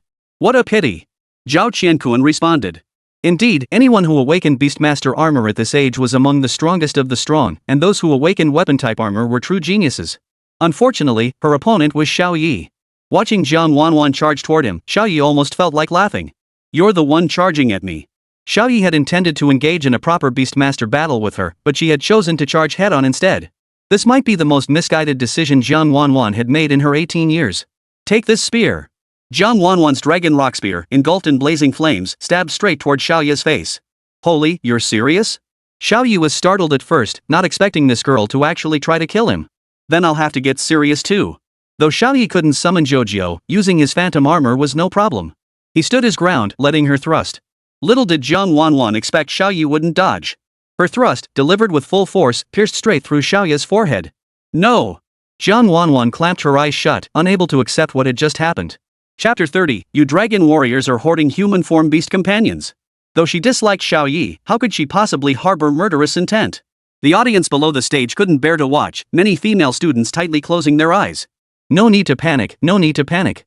It's just a minor incident. Everyone can open their eyes now. Zhong Kai remained completely unfazed. Did he not know Xiao Ye's capabilities? As everyone witnessed, this so-called full power shot hadn't even breached Xiao Ye's phantom armor defense. Xiao Ye playfully stuck out his tongue, remaining perfectly still. It seemed like he was telling Jiang Wanwan, I'm standing right here for you to hit. What are you going to do about it? Subtle swagger is the deadliest kind. Even Tianjin Academy's strongest strike couldn't breach our Longwu defenses. The disparity in skill was plain for all to see. Jiang Wanwan stared in disbelief at the center of Xiao Ye's forehead. Her most powerful strike had only added a few cracks to that phantom armor. Teacher Zhao, looks like your phantom armor needs more practice. Lu Yan teased. No choice, my divine martial moon phantom armor only covers my upper body, not my head. Old Zhao said, glancing at Shen Wuyu, as if the upper body limitation were somehow the beast tamer's fault. Hey, why aren't you saying anything? Want another shot? The moment those words left her mouth, Jiang Wanwan felt like she was about to break down. She no longer cared about injuring him, stabbing furiously at Xiao Ye's head and heart. Damn it! Damn it! Damn it! Yet Xiao Ye on the stage remained utterly motionless. Even Xiao Bai had reverted to its initial form, standing by as its master was stabbed. Harder! Stab his shoulder! That's it, that's it! Faced with Xiao Ye's utterly ridiculous attitude, Jiang Wanwan's rage boiled over. She lunged straight for Xiao Ye's bird. Damn it, you're playing dirty, aren't you? Good thing I reacted fast. Xiao Ye swiftly clamped his legs together, trapping the Longyan spear between his thighs. Seeing the young girl before him so utterly disregarding martial ethics, Xiao Ye held nothing back. I was going to let you lose gracefully, but after this, neither I nor my fellow Longwu disciples can tolerate it. Xiao Ye crossed his arms, speaking calmly. Also, did you know the Dragon Nation's emperor is called the Dragon Martial Emperor? I know that. Jiang Wanwan replied, feeling a pang of guilt. Then how dare you right-kick Longwu to the ground? Are you trying to get yourself killed? Xiao Ye's words instantly silenced Jiang Wanyan. Seeing you being used as a tool by your teacher is rather pitiful. I almost don't feel like punishing you anymore. Hearing Xiao Ye's words, Jiang Wanwan felt a slight sense of relief. After several rounds of confrontation, she had fully grasped the gravity of the situation. She and Xiao Ye were simply not on the same level. Ending it here would be the dignified way out. Still, he added, since you insulted the capital and humiliated Longwu Academy students, I have to at least go through the motions. Jiang Wanwan froze. So the previous sentence was essentially meaningless. Relax. Feeling dizzy is normal. Xiao Ye strode toward Jiang Wanwan step by step, like a sovereign descending upon his subjects. Jiang Wanwan was frozen solid until a commanding female voice rang out from below the stage. Wanwan, don't listen to him. Fight back. The shout snapped Jiang Wanwan out of her daze and drew everyone's attention. Principal Zhao, this is Huang Fengru from Jin Men Academy. Looks like she's this little girl's teacher. Damn it, looks like this woman's got a lot to do with this mess. I'll detain her for a chat later. Zhao Qiankuan seethed with pent-up anger, planning to invite her for tea later. He went off for treatment, and right after, Jin Men showed up to block the door. Who'd believe that was a coincidence? Jiang Wanwan snapped back to her senses and thrust the dragon rock spear forward again. Xiao Ye frowned, surprised Jiang Wanwan was still resisting. Wanwan, I'm deeply disappointed in you. Xiao Ye had intended to deliver a couple symbolic punches, but given the current situation, if he didn't knock Jiang Wanwan flat, he'd likely face a storm of criticism. Xiao Ye glanced toward Zhao Qiankuan and the others, as if seeking approval. Zhao Qiankuan nodded, his lips forming the words, just don't kill her. Xiao Ye gathered energy in his fists. It had been ages since he last used the Sky-Shattering Fist technique. This wasn't about pursuing some kind of dimensional strike, it was purely because his opponent had refused to give him face. Xiao Ye lightly tapped the spear tip with his left palm, sending the dragon rock spear flying. Xiao Bai, come inside first. Don't get caught in the crossfire. Elegant. So elegant. Xiao Ye managed to recall his beast while defending. He's a true beastmaster artist. Seeing her equipment fall, Jiang Wanwan tried to recall the dragon rock spear, but Xiao Ye beat her to it. Miss, is this your spear? Good heavens! Xiao Ye actually seized the opponent's beast-tamer weapon and is even holding down Instant Noodle's head to prevent it from reverting to its original form. This maneuver stunned the crowd. Huang Fengru in the audience even felt compelled to rush the stage herself. Jiang Wanwan glared at him, yet he remained silent. Fine then, I'll just give it back to you. With that, Xiao Ye unleashed an attack at Jiang Wanyan using the foundational techniques of the Sky-Shattering Fist. His speed was so overwhelming that Jiang Wanyan couldn't block it at all. The Longyan spear shaft slammed into Jiang Wanyan's A+ grade beast egg. Fortunately, the egg possessed some elasticity, leaving only a large dent. Jiang Wanwan's grave-bound spirit stabilized, and she spat a mouthful of blood as she flew backward. Instant Noodles, go join your master now. Xiao Ye grabbed Dry Noodles, who had finally returned to his original form, and tossed him toward Jiang Wanwan like a piece of trash. Crouching before Jiang Wanwan, Xiao Ye continued. Let me tell you, you're lucky it was me. If Xiao Yuchan had been here, you wouldn't have gotten off with just these injuries. Xiao Ye's move deprecating himself to elevate Xiao Yuchan was masterful, shattering Jiang Wanyan's psychological defenses. If she made you look like a fool the second time around, wouldn't she have beaten you to a pulp the first time? Sis-chan, listen to Xiao Ye. Could this kid actually have a crush on you? Inside the Longwu secret chamber, Huang Yingying and Xiao Yuchan watched the live broadcast together. Huang Yingying saw romantic chemistry, while Xiao Yuchan grew increasingly anxious. She feared the gap between herself and Xiao Ye would only widen. She must awaken the hidden bloodline of the Cold Ice Bird, the Extreme Cold Ice Phoenix, as soon as possible. Xiao Ye, I will catch up to you. With that, Xiao Yuchan resumed her cross-legged meditation. She could sense that the day of her Ice Sparrow's true awakening was drawing near. The audience erupted in chaos. Holy crap, Longwu Academy's second-ranked student had just swept through Tianjin's top-ranked student like a wild monster. The outcome is decided. Let's give a round of applause to the victor Longwu Academy, Xiao Ye. As thunderous applause echoed from the stands, a stern female voice cut through the noise. I protest. Dragon Martial Academy's results are invalid. The words sent all eyes rushing to the middle-aged woman in the long dress. She slowly ascended the stage, fed a pill to Jiang Wanwan, who was still coughing up blood, then stood and declared sharply, I protest. Your Longwu Academy fielded a humanoid beast rider. At this, Xiao Ye lost his composure, spitting directly into the woman's face. Huang Fengru of Jinmen Academy formally accuses Longwu Academy of fielding humanoid beast tamers on the arena. Ha ha ha ha ha ha. Huang Fengru's speech was truly laughable. Her entire appearance had become a joke. Huang Fengru crawling into some old man's bed, that's hilarious. With Lu Yan and Zhao Qiankuan by his side, Xiao Ye spoke with utter arrogance. So what? Got any proof I'm a beast tamer? You can use beastmaster skills, and your physical strength isn't human. Huang Fengru was now stuttering incoherently. Well, thank you for the compliment, Teacher Huang. Now, please leave Longwu in the capital. Otherwise, this won't end with just an apology. Xiao Ye spoke slowly, though he was already exercising restraint. What? You injured my disciple and expect me to apologize? Huang Fengru's expression turned vicious, as if she still wanted to beat Xiao Ye. Well, then there's no choice. Old Zhao, bring the gear. The moment Xiao Ye spoke, a colossal palm print materialized directly above the stage, pinning the woman down. This is divine martial control. How is this possible? Has Zhao Qiankuan returned? The woman's voice trembled with terror and disbelief. At that moment, Zhao Qiankuan's voice echoed. Well, Teacher Huang graces us with his presence. Why not stay for a cup of tea before you go? Chapter 31, League Grand Prize, the Longevity Gourd. Inside the principal's office. What's this? When did you Tianjin folks grow so bold as to kick out of my Longwu's territory? Zhao Qiankuan motioned for Lu Yan to pour Huang Fengru some tea, but his words showed no mercy. You showed up right after I entered the clinic to block the door. Who'd believe that's a coincidence? Huang Fengru looked thoroughly flustered. She hadn't been the one who suggested blocking the entrance this time, yet here she was, stuck in this predicament. Seeing Jiang Wanwan, whose injuries hadn't fully healed, filled her with resentment. Oh, come now. It's just a coincidence, isn't it? She forced a smile. Yeah, what a coincidence. Perfect timing just when Longwu's strongest freshman won't intervene and the principal's hospitalized with a serious illness. You sure know how to pick your moment. Xiao Ye had slipped into the principal's office unnoticed, and Huang Fengru's retort left him speechless. You! Who gave you permission to enter the principal's office without announcing yourself? Huang Fengru felt that even as a teacher from another school, she had every right to reprimand him like this. Oh, old Zhao, let me in. I'm his apprentice. Xiao Ye's calm words carried weight. I'm the principal's apprentice, the kind with rock-solid connections. Huang Fengru sighed helplessly, forcing another smile. Principal Zhao, there really has been a misunderstanding. Jinmen Academy is here to conduct a preliminary assessment before the league. Oh? So instead of scouting Magic City or Yuehai, you come scout my Lanwu Academy? Think the proximity means we're on par? Zhao Qianquan's words were thick with tension. Though united as the four great academies, it must be said that Lanwu has always been a powerhouse in a league of its own, while Magic Capital and Yuehai each have their own strengths. Only Jinmen occupies a rather awkward position. It was significantly stronger than Zijing Academy and Magic Eye Academy, yet its overall strength fell short of the other three institutions. Consequently, it was often dismissed as merely scraping by in the shadows. Principal Zhao, you jest. Had your disciple not injured my child, our next destination would have been Magic Capital Academy. As she spoke, Wang Fengru's eyes darted toward Xiao Ye. What's that supposed to mean?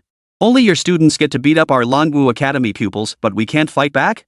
Zhao Qianquan was nearly laughing at the sheer audacity of this foolish woman. How dare a mere fifth-tier controller speak to him like this? Xiao Ye stood silently by, occasionally chiming in with a remark, thoroughly enjoying the spectacle. Principal Zhao, I'll be honest with you. We're blocking the entrance to boost morale because of the prizes for this year's Rising Star tournament. Seeing her lies completely unravel, Huang Fengru had no choice but to come clean. Isn't that obvious? Who participates in the Rising Star tournament without aiming for the grand prize and rankings? The prizes for each new Star League were incredibly valuable. For instance, last year's prize was a spirit sword, a weapon-type beast. Principal Zhao, you're unaware that this tournament's grand prize is unlike any before. According to rumors, it's the third most valuable artifact in the royal treasury. Huang Fengru didn't beat around the bush, she blurted out the prize's nature outright. Xiao Ye was utterly bewildered. What royal treasury? What third greatest treasure? Zhao Qianquan was utterly shocked. He had once had the privilege of touring the imperial treasury, where every artifact was priceless, let alone the third most valuable collection. He frantically searched his memory for relevant information, then gasped in realization.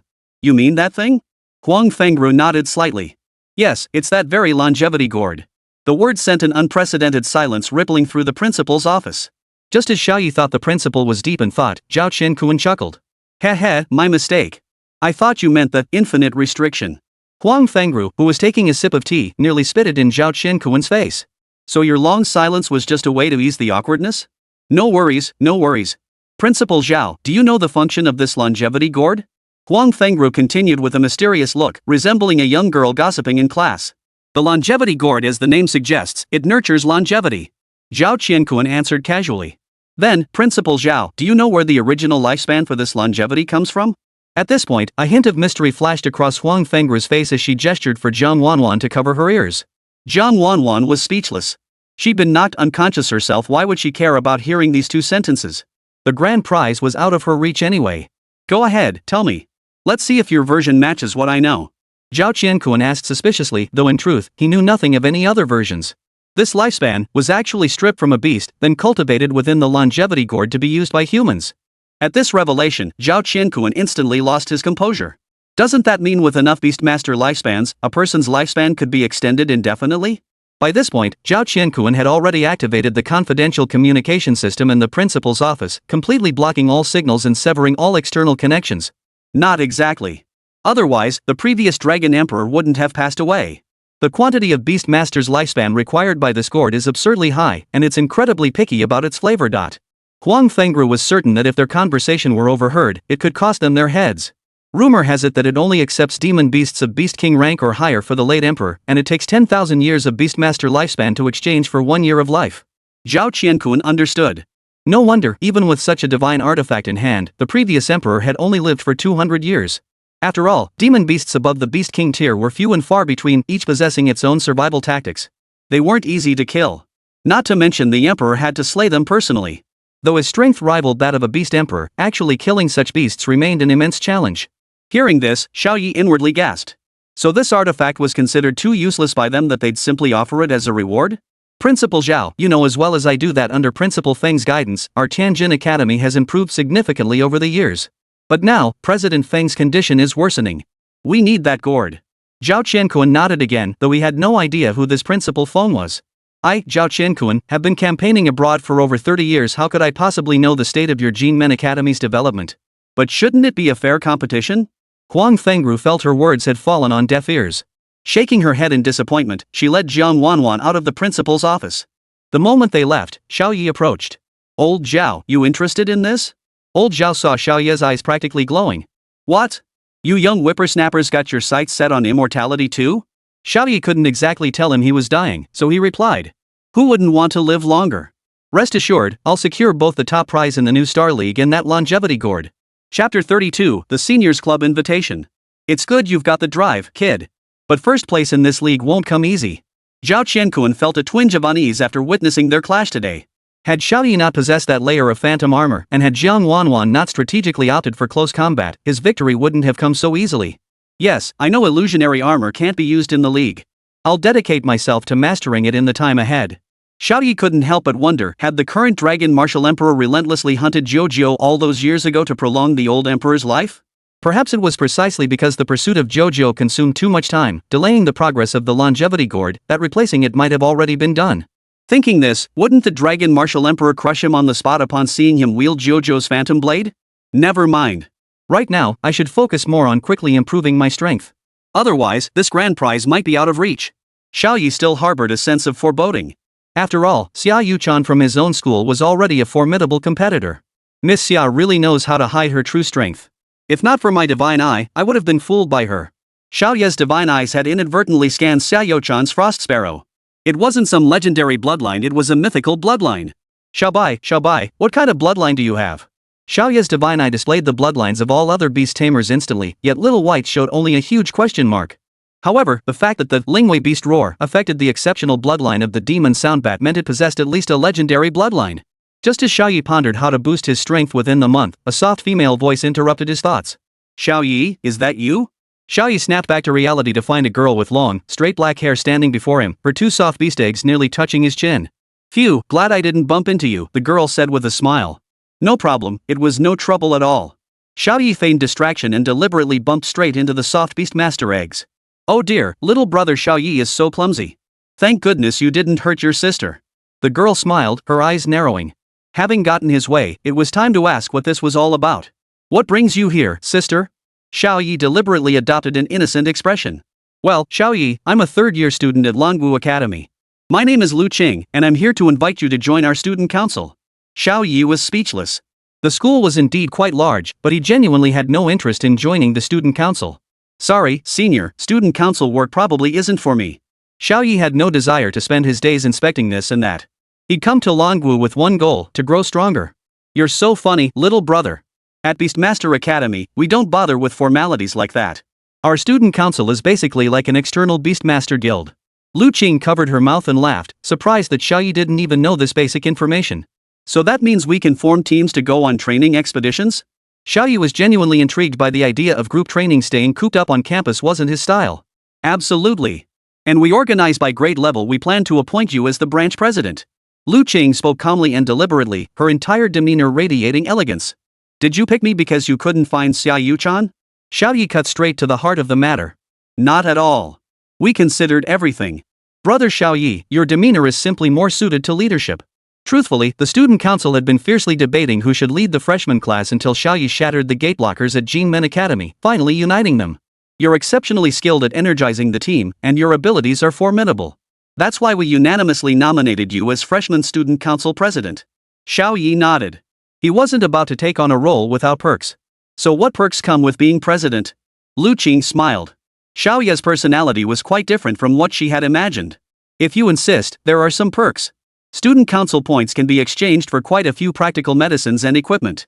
Xiao Ye wasn't particularly interested in these either, he only knew how to grind monsters.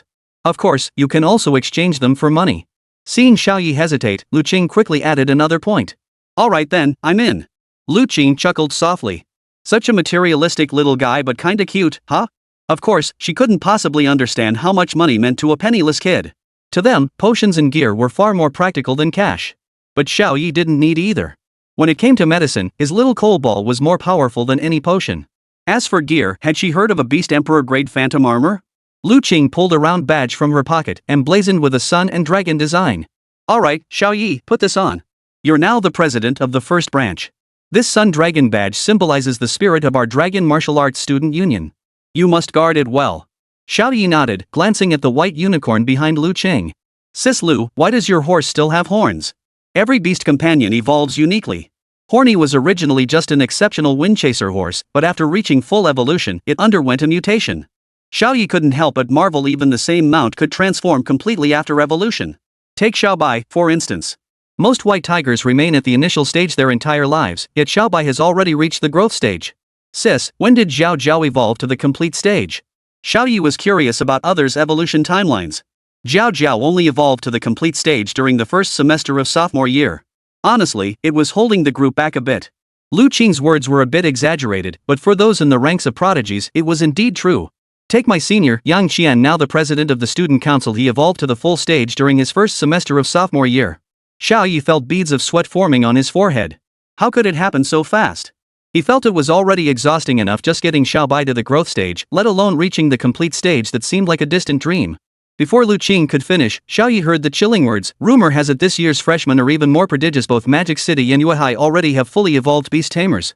Hearing this, Xiao Ye nearly broke out in a cold sweat. Is it really that exaggerated, sis? How can I make my beast evolve quickly? If he couldn't get his hands on that longevity gourd, he'd truly be doomed to live only 19 years. Simple. One word, do it.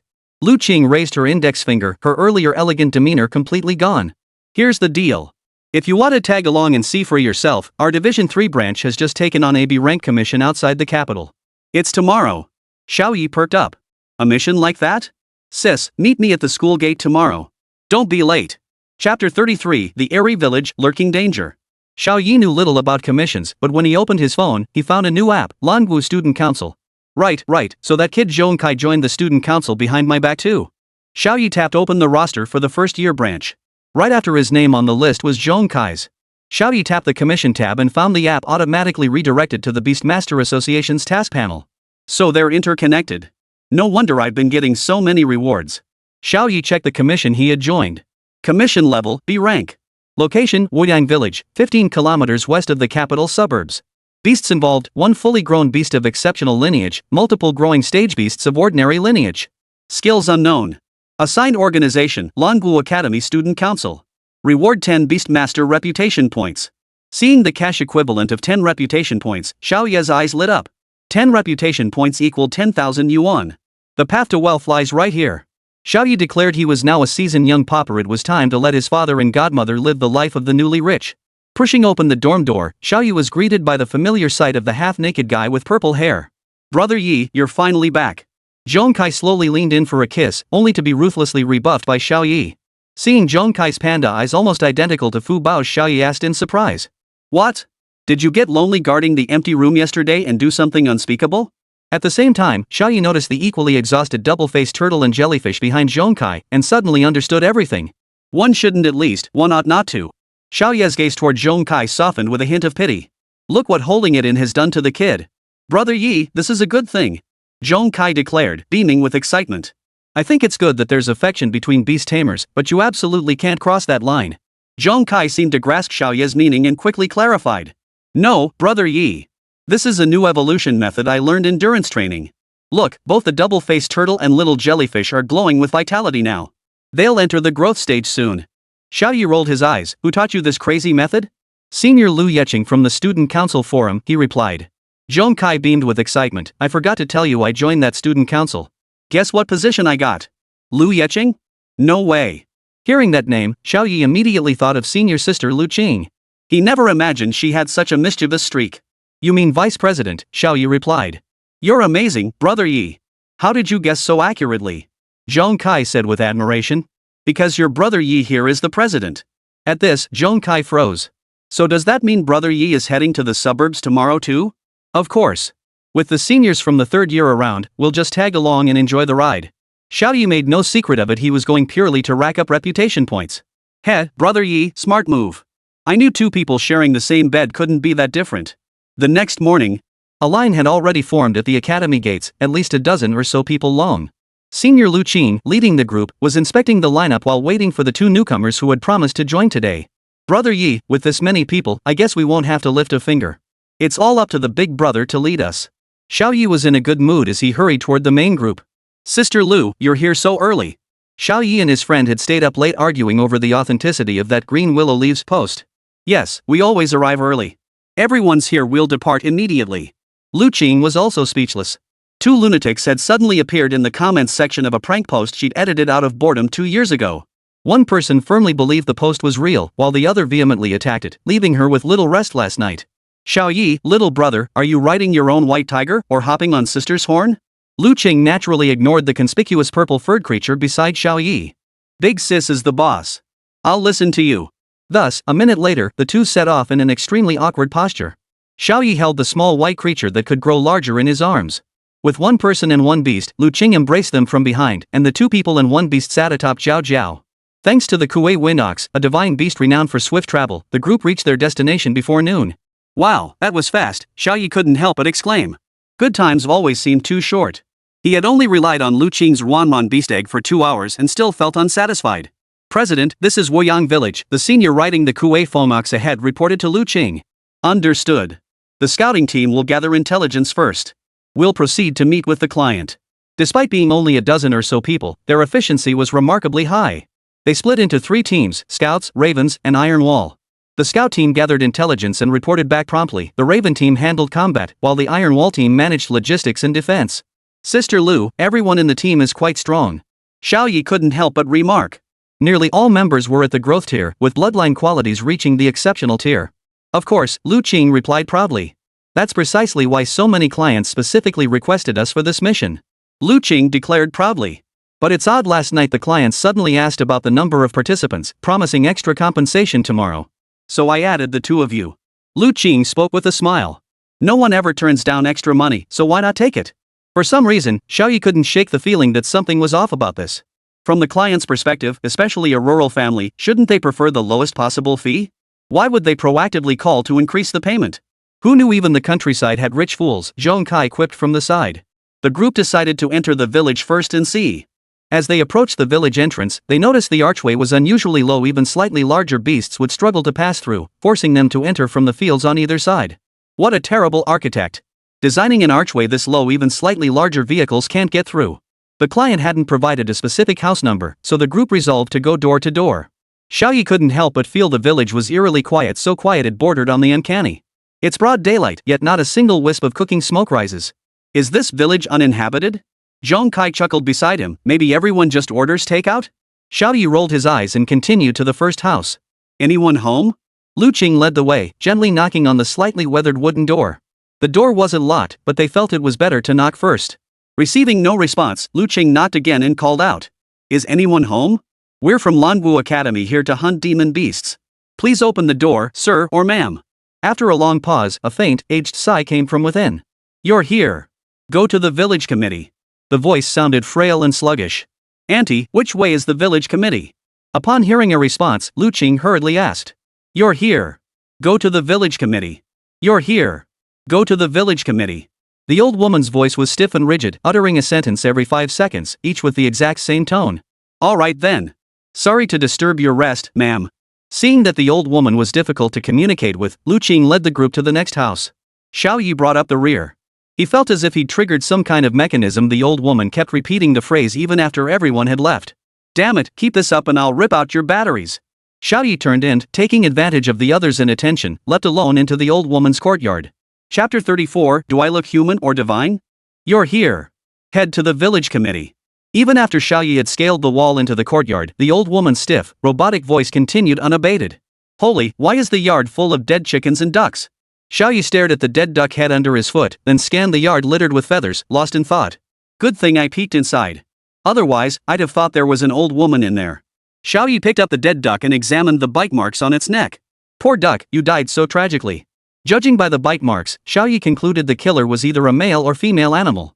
You're here. Head to the village committee office. The voice came from behind the curtain. Whether it was a person, an animal, or some kind of phonograph inside that room, all would be revealed the moment Xiao Ye lifted the curtain. Jiao, prepare your illusions. Protect me when the time comes. No problem, my husband. Tushan Jiao's voice echoed in his mind as the illusion armor enveloped Xiao Ye's entire body, solidifying it even further. When not under the Emperor's watchful eye, one should be this bold. Xiao Ye was thoroughly satisfied with this illusion armor. You're here. Head to the village committee. The voice kept repeating, but Xiao Ye was growing impatient. Go to hell. Xiao Ye ripped the curtain off and punched the wall inside. You're here. Go. The voice ceased, silenced by Xiao Ye's blow. There was no lonely old widow, just a mimic weasel. The mimic weasel wore a tattered floral jacket stained with dark red blood, and a pair of glasses hanging from its ears looked utterly bizarre. Damn it, what the hell are you screaming about in broad daylight? The mimic weasel took Xiao Ye's punch head-on and didn't die. This surprised Xiao Ye himself. You? The mimic weasel stared into Xiao Ye's eyes, as if contemplating something. For some reason, Xiao Ye felt this beast was becoming increasingly human-like. Xiao Ye began to feel dazed. The image before his eyes shifted. The beast clad in human clothes truly transformed into the elderly woman in her 70s. Child, do I look more like a human or a spirit to you? Seeing Xiao Ye completely ensnared by its illusion, the mimic weasel asked with a smile. Xiao Ye struggled to steady himself. He couldn't afford to faint. That would mean following Duckhead's fate. Suddenly, the system's voice echoed in his mind. Ding, detecting host has fallen under illusion. Illusion name, Yellow Immortal's Inquiry.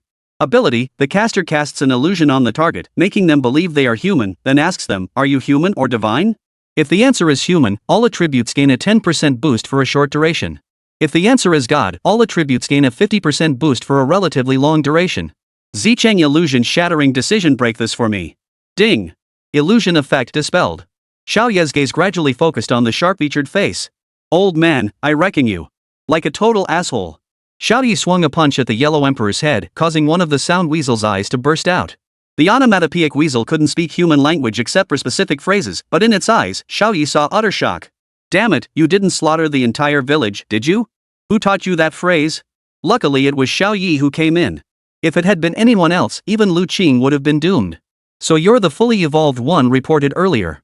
No wonder your illusions could control me. Xiao Ye's divine eyes scanned the onomatopoeic weasel's body, confirming it was the perfect great demon beast from the intelligence report. Dream binding butterfly, reverse hypnosis, dream retrieval. Skill, dream retrieval. Function, the dream binding butterfly accesses the target's brain memories, tracing back the past 3 hours. Xiao Ye summoned the dream binding butterfly, instantly turning the tables. Xiao Ye's vision connected to the events the mimic weasel had experienced within the past 3 hours. In the vision, a faceless man clad in a black and red robe entered the door. Well done. Not a sound. Here's your reward. The man shoved a crimson pill into the mimic weasel's mouth. He even patted the mimic weasel's head with a hint of familiarity. When they arrive shortly, you only need to say this one line. The man pinched the sound mimicking weasel's neck, and Xiao Ye felt a wave of suffocation wash over him. You've arrived. Head to the village committee. Now, say it once. The mimic weasel mimicked the man's voice. You've arrived. Go to the village committee. The man nodded in satisfaction, lifted the curtain, and departed. Dream tracing end. Xiao Ye scanned the corners of the room, confirming there were no surveillance cameras. Forget it. I'm afraid you're bound to that man by contract, so I can't just kill you outright. If a contracted beast dies, the sacred mark on the master's hand vanishes. Hearing Xiao Ye's words, the onomatopoeic weasel visibly relaxed. Alright then, let's just break every bone in your body. The onomatopoeic weasel wasn't particularly large even at full size, it wasn't much bigger than Xiao Bai. Xiao Ye got straight to work, wrenching the weasel's front limbs backward and its hind limbs outward. The one-eyed weasel writhed in agony, but Xiao Bai bit down on its mouth, silencing its cries. Following the trail of blood inside, Xiao Ye discovered the old woman in the kitchen, her abdomen ripped open by the onomatopoeic weasel. Damn it, what a beast! Xiao Ye stared at the horrific scene before him, unable to bear it. Xiao Dai, Zhuangzi's dawn dream, make it taste the 18 levels of hell. We'll put it out of its misery once the fight's over. The onomatopoeic weasel deserved to die, but that black-clad man deserved it even more. Xiao Ye was genuinely furious now, no longer holding back his power consumption.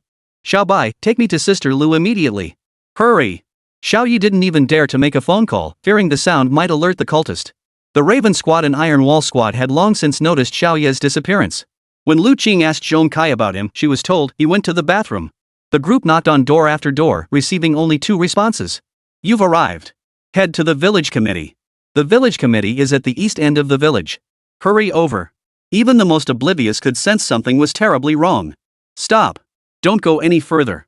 Something's wrong with this village. Lu Qing halted everyone's steps, frowning slightly. Suddenly, hurried footsteps echoed behind them. Already on edge, the group instantly switched to combat mode only to see Xiao Ye riding Xiao Bai toward them, holding something in his hand. Brother Yi, you're the one who pulled the trigger. Why did it take you so long to come back? Zhong Kai asked with a laugh. Pull your sister. Look what I've got here. Xiao Ye held up the nearly unrecognizable onomatopoeic weasel for all to see. This is a sound mimicking weasel? Lu Qing's single sentence instantly made everyone understand the situation. Exactly. The occupants of every room were killed, and now there's one of these things in each room. Xiao Ye looked at the folded sound mimicking weasel in his hand with disgust. What? Haven't the seniors sent to gather intelligence reported back yet? Xiao Ye frowned. Only then did everyone realize that the scout team who had entered the village first hadn't sent any signal yet. Just as everyone was at a loss, a black beam shot up from the distance. That's a black beam? Lu Qing looked utterly incredulous. A black beam means this situation far exceeds our capabilities. Which means, they're going to sacrifice themselves. Chapter 35, Cull Trap, Slaughtering Xiao Ye. What should we do? Lu Qing's eyes were already red-rimmed. As the leader, she was struggling to hold back her emotions. But over the past 3 years, thanks to their overall strength and well-balanced combat distribution, though there had been casualties, absolutely no one had died. Sis Lu, we're still capable. If it comes down to it, we'll fight to the bitter end. How can we just watch Monkey Brother and the others die? A member of the Iron Wall squad spoke up. Lu Qing hesitated inwardly. She understood better than anyone what the black signal signified. Hope had always been green, blue, or at most yellow. This time, it had skipped red entirely and jumped straight to black. Follow my command. The entire team retreats. Lu Qing fought back tears, but compared to losing the entire squad, sacrificing a few comrades was the necessary choice. Move. If you don't leave now, you'll be left behind too. Report this to the Academy and the Association immediately. Avenge our brothers. The others no longer defied Lu Qing's command and hurried toward the village entrance. Yet they noticed Lu Qing and Xiao Ye still standing in place. Well, your president sure is more stubborn than us members. The members chuckled. I may not be a good president, but I cannot stand by and watch my classmates die like this. Lu Qing declared with unwavering resolve. Xiao Ye, you two leave immediately and wait for rescue to arrive. Lu Qing was taken aback to see Xiao Ye hadn't left either. This incident was likely caused by me. I must handle it. Xiao Ye said in a deep voice. I don't care anymore. I can die, but I won't let others die because of me. Xiao Ye couldn't understand why people kept using others' lives to pressure him, since everyone who had pressured him had died. With that, Xiao Ye sprinted toward the signal location. Sis Lu, our junior has gone first. We can't just stand by. Lu Qing smiled faintly. This time, I'll allow you to disobey orders. But this is a one-time exception. Jiao Jiao, activate Rainbow Domain. Suddenly, a rainbow runway materialized along the path leading to the marked low point. Rainbow Domain. Function, all friendly units within the domain gain a 30% speed boost. Village Squad. 5 cloaked figures sat beneath a tree, gazing upward at the scouts hanging upside down. Brother Hu, do you think those bastards will take the bait? What if they don't come? A woman with a slightly seductive voice spoke. The visibly sturdier man in black robes replied. Don't worry, Piglet. Knowing that kid's temperament, he'd never just leave these guys hanging. The blood pooling in their heads from being hung upside down had already clouded the scouts' consciousness. Sis Lu and the others mustn't come. Paralyzing toxins had been injected into their bodies, leaving them completely immobilized. The disparity in strength was too great. Merely sending a signal was already a struggle. They hadn't even realized the so-called village militia was an illusion, only catching on when the attack struck. Brother Hu, but I heard that kid made a contract with a 9-tailed spirit fox. Are we really no match for him? Hearing this, the man called Brother Tiger snorted with laughter. Impossible. Absolutely impossible. Even if he did bind it, so what? With his power control, he'd explode from using a single skill. As they spoke, a series of footsteps echoed through the air. Bro, we've got a job. Kamaitachi, stealth strike. As the short man finished speaking, a cloud of smoke billowed, and the figure vanished from the spot. All 5 belonged to the Blood Moon cult, with 3 being renowned members of the 12 zodiac beasts. Each of their beasts was a fully evolved beast, theoretically far stronger than any in the Dragon Martial Arts Student Union. Brother Hu, why is it a woman who came? The others were stunned. The newcomer was none other than Lu Qing. She's the 3rd-year president of Longwu. The bounty on her head isn't small either. She's fair game. Rat, you go. Lu Qing stepped into the main square and saw the scouts hanging there. Sis Lu, get out of here. They're setting a trap. One of them shouted loudly. Lu Qing wasn't stupid either. Anyone could see something was off about them being hung directly in the sky like that. Just then, a chill wind swept across Lu Qing's back, too swift to defend against. If she couldn't defend, then she wouldn't defend. The dagger stabbed at Lu Qing's back, yet it was blocked by a mysterious force from the east, completely unable to pierce her. By the time the attacker tried to pull the blade free, it was too late. Lu Qing spun swiftly, grabbing the attacker's translucent arm. With a sudden jerk, the dagger slipped from the intruder's grasp and clattered to the ground. Oh, so that fully evolved onomatopoeic weasel is your beast companion.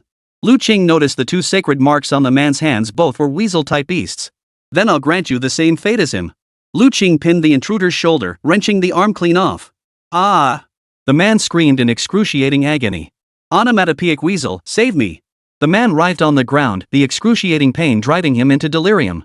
Surprised? Unexpected? Lu Qing's face had instantly transformed into Xiao Ye's. It's you! It's you! The man screamed hysterically in agony, his voice nearly breaking. You and your beast companion look remarkably alike now. Xiao Ye walked toward the short man at a leisurely pace. On the rainbow-colored runway. Strange, I think I heard a man scream. Lu Qing remarked in surprise. Sis, not just one, several screams. Brother Ye's already charging in. Zhong Kai, looking like he'd seen it all before, was perched on the double-faced turtle, keeping pace with Zhao Jiao. Whatever it is, we need to hurry over and help. Brother Hu, hurry and save Brother Shu. Before the giant tree, the woman's voice trembled with excitement. Brother Hu, you knew about me and Brother Shu all along, didn't you? That's why you want him dead, right? The tall man, who had been preparing to strike at the right moment, stiffened. What the hell? You two were involved too? Uncontrollable rage flared in the man's eyes. He had only intended to wait for the perfect moment to deliver a fatal blow, but now he'd uncovered something else entirely. That can wait. Xiao Ye must die. The man summoned his beast companion, the sword-leaping tiger. Sword-leaping tiger, winter's approach. The colossal tiger towered several times larger than Xiao Bai, freezing everything in its path into thick sheets of ice. Xiao Bai, hold it off. I'll take care of this beast in human form first. Xiao Ye unleashed a deliberate punch, instantly shattering the rat's skull. The sickle weasel, poised to fire a sneak shot from the shadows, instantly lost all life. This was the fatal flaw of beast masters: if their physical form was destroyed, their summoned beasts perished simultaneously. Though Xiao Bai lacked size, its bloodline absolutely surpassed that of the sword-leaping tiger. Roar! Jian Yuehu and Xiao Bai roared at each other, their auras evenly matched. The battle between the two colossal tiger beast masters was about to erupt. Chapter 36, I play with brains. You dare touch my brother. The burly man's eyes widened with fury. As if intent on tearing Xiao Ye limb from limb, his massive fist slammed toward him. Xiao Ye parried the tiger's iron fist with his phantom armor and the Sky-Shattering Fist technique, both men staggering backwards simultaneously. Remember this, it's not about moving, it's about killing. The man fought using a self-developed beast form fist technique from the Blood Moon cult, each punch conjuring the phantom of the tiger. Now, I'll show you the true power of a third-tier master. With that, the man swallowed a pill identical to Zhang Yongbo's, then tossed another one toward his sword-leaping tiger. What else can your cult do besides pop pills? Say what you will. Soon you'll be nothing but a corpse. A blood-red aura surged around the man as his presence intensified. With a powerful leap, he soared into the air and crashed down toward Xiao Ye. This is bad. I'm done for. Xiao Ye stared at the massive beast-shaped phantom looming overhead, inwardly cursing his misfortune. Though he possessed his phantom armor, the tiger's power after taking drugs was terrifying. Anyone daring to engage in close combat with their bare hands wasn't someone to be trifled with. Iron shovel bug, protect Xiao. Suddenly, an iron-horned beetle burst from the ground. Its back instantly expanded, completely blocking the punch. Pow! The beetle's shell was crushed by the immense force, leaving a massive fist imprint and rendering its defense useless. Oomph! If reinforcements hadn't arrived, that punch would have taken your life. The man clearly hadn't anticipated that the remaining third-year students, who should have been held back by the onomatopoeic weasel, would arrive so swiftly. Piglet, Ikuan, and Erlingzi, hold them off. As soon as the man spoke, three figures cloaked in black robes blocked the main force's path. Damn it, I should have killed those two bastards earlier. Xiao Ye hadn't expected to hear familiar names here. Ikuan and Erlingzi, weren't they the ones who ambushed him that day? But it shouldn't be too much trouble. Those two are pretty weak. Xiao Ye could only console himself with that thought. After all, he was facing a tiger far stronger than them. Tiger, why aren't you moving? If you're out of ammo, just bite the lighter. Xiao Ye calmly looked at the man, showing no trace of the timidity a weaker opponent might feel before a stronger one. Oof. If I can't beat you, can't I at least take down your beast? Hu laughed loudly as he watched the two beasts clash. After all, Sword Leap Tiger was a fully grown beast. Little White, still at the growth stage, was clearly no match for it. After several rounds of combat, Xiao Bai's body was already covered in wounds, bite marks on his shoulder, blood seeping through his fur on his abdomen. Already at a disadvantage, Little White exhausted every tactic, yet struggled to close in and inflict damage on the sword-leaping tiger. After consuming that crimson pill, Sword Leap Tiger's combat prowess surged dramatically. The multitude of blue-white giant light swords behind him shot forth from his body, stabbing toward Little White. Xiao Bai tried to dodge, only to discover the flying blades possessed tracking capabilities, relentlessly following his every movement. Damn it, got navigation, huh? Go fight yourself. Seeing this, Xiao Bai stared at Jin Yuehu's exposed back. Wasn't that the perfect target? Xiao Ye instantly devised a plan. Xiao Bai, Lingwei Beast Roar. The sacred roar seemed to alter the flying sword's trajectory. Instead of evading, Xiao Bai leveraged his size advantage to leap onto Jin Yuehu's back. The white tiger's claws sank deep into the now bare back of the sword-leaping tiger, while countless light swords rapidly stabbed toward it. Trying to outmaneuver me? I'll play you to death. Your brains, pumped full of drugs, just don't work right. Tiger focused more on physical combat training, making him less skilled in beast control. He hadn't even had time to issue timely commands. Curious why a fully leveled beast gets controlled by a growth level skill. Because compared to Little White, your beast control is like that of a wild dog. Gazing at the severely wounded sword-leaping tiger pierced by his blades, Tiger seethed with rage and frustration. You must die today. Xiao Ye watched as Tiger approached sword-leaping Tiger, recalling Zhang Yang was half human, half wolf form from that day. He knew something was terribly wrong. Xiao Bai, finish it off. Xiao Bai obeyed the command, lunging recklessly toward the heart of the sword-leaping tiger. The crimson glow in its eyes gradually dimmed. Tiger, who was charging toward Jian Yuehu, saw his beast companion instantly killed and nearly lost his composure. You want to merge? No way. Seeing the tiger's failed attempt, Xiao Ye concluded it no longer posed a threat. The tiger gathered its fist power once more, seemingly intent on striking Xiao Ye down with a single blow. This punch, you won't be able to dodge. After all, Xiao Ye's phantom armor was formed from his mastery of power. Having already absorbed the rat's previous strike, it had been significantly depleted. Can't dodge it? Then I'll just take it head on. Xiao Ye feigned gathering strength to meet the punch, secretly summoning Jiao instead. Jiao, with my current Yuli reserves, just summoning you without doing anything else shouldn't kill me, right? In the beast summoning realm, Tushan Jiao flushed crimson. Husband, we could do something afterward, it might even replenish your power. Xiao Ye was speechless, but this confirmation sufficed. Summoning her alone wouldn't drain too much power. Then, that's sufficient. The tiger rejoiced inwardly. That fool actually intended to clash head-on with him, a third-tier beast master who had consumed the Blood Moon Divine Pill. As he finished gathering his power, a murderous aura radiated from the tiger, even affecting the main battle forces engaged in combat. Oh no, is Brother Yi going to be okay? Zhong Kai glanced toward Xiao Ye's direction, his heart racing with anxiety. Yet for some reason, the man with the center-parted hair gave him an eerie sense of familiarity. Hey, you look familiar. Have we met somewhere before? Unlike the usual cultists who hid their faces, a narcissist like Ikuan wouldn't bother with such precautions, revealing his face completely. As he spoke, Zhong Kai couldn't resist giving the man's handsome face a double-sided turtle call. Guess who? I'm the guy who hit the jackpot with the lucky chicken. The man with the center part sneered. In his eyes, this entire group was doomed, including Xiao Ye. Back then, you seemed weaker than me. How come you're so cocky now? Zhong Kai was genuinely curious. In just a few days, this guy's aura had surged dramatically, even allowing him to overpower several opponents. Want to know? Join us if you do. AI Koan hadn't expected to recruit someone on the spot.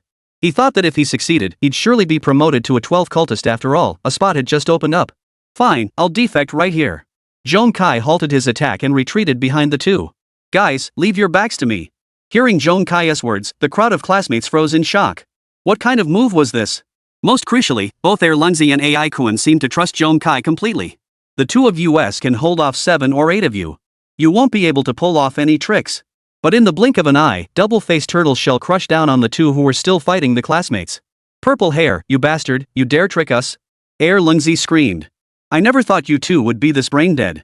Did that drug mess with your heads? As the two were pinned down, the clash between Xiao Ye and Hui erupted with a deafening roar.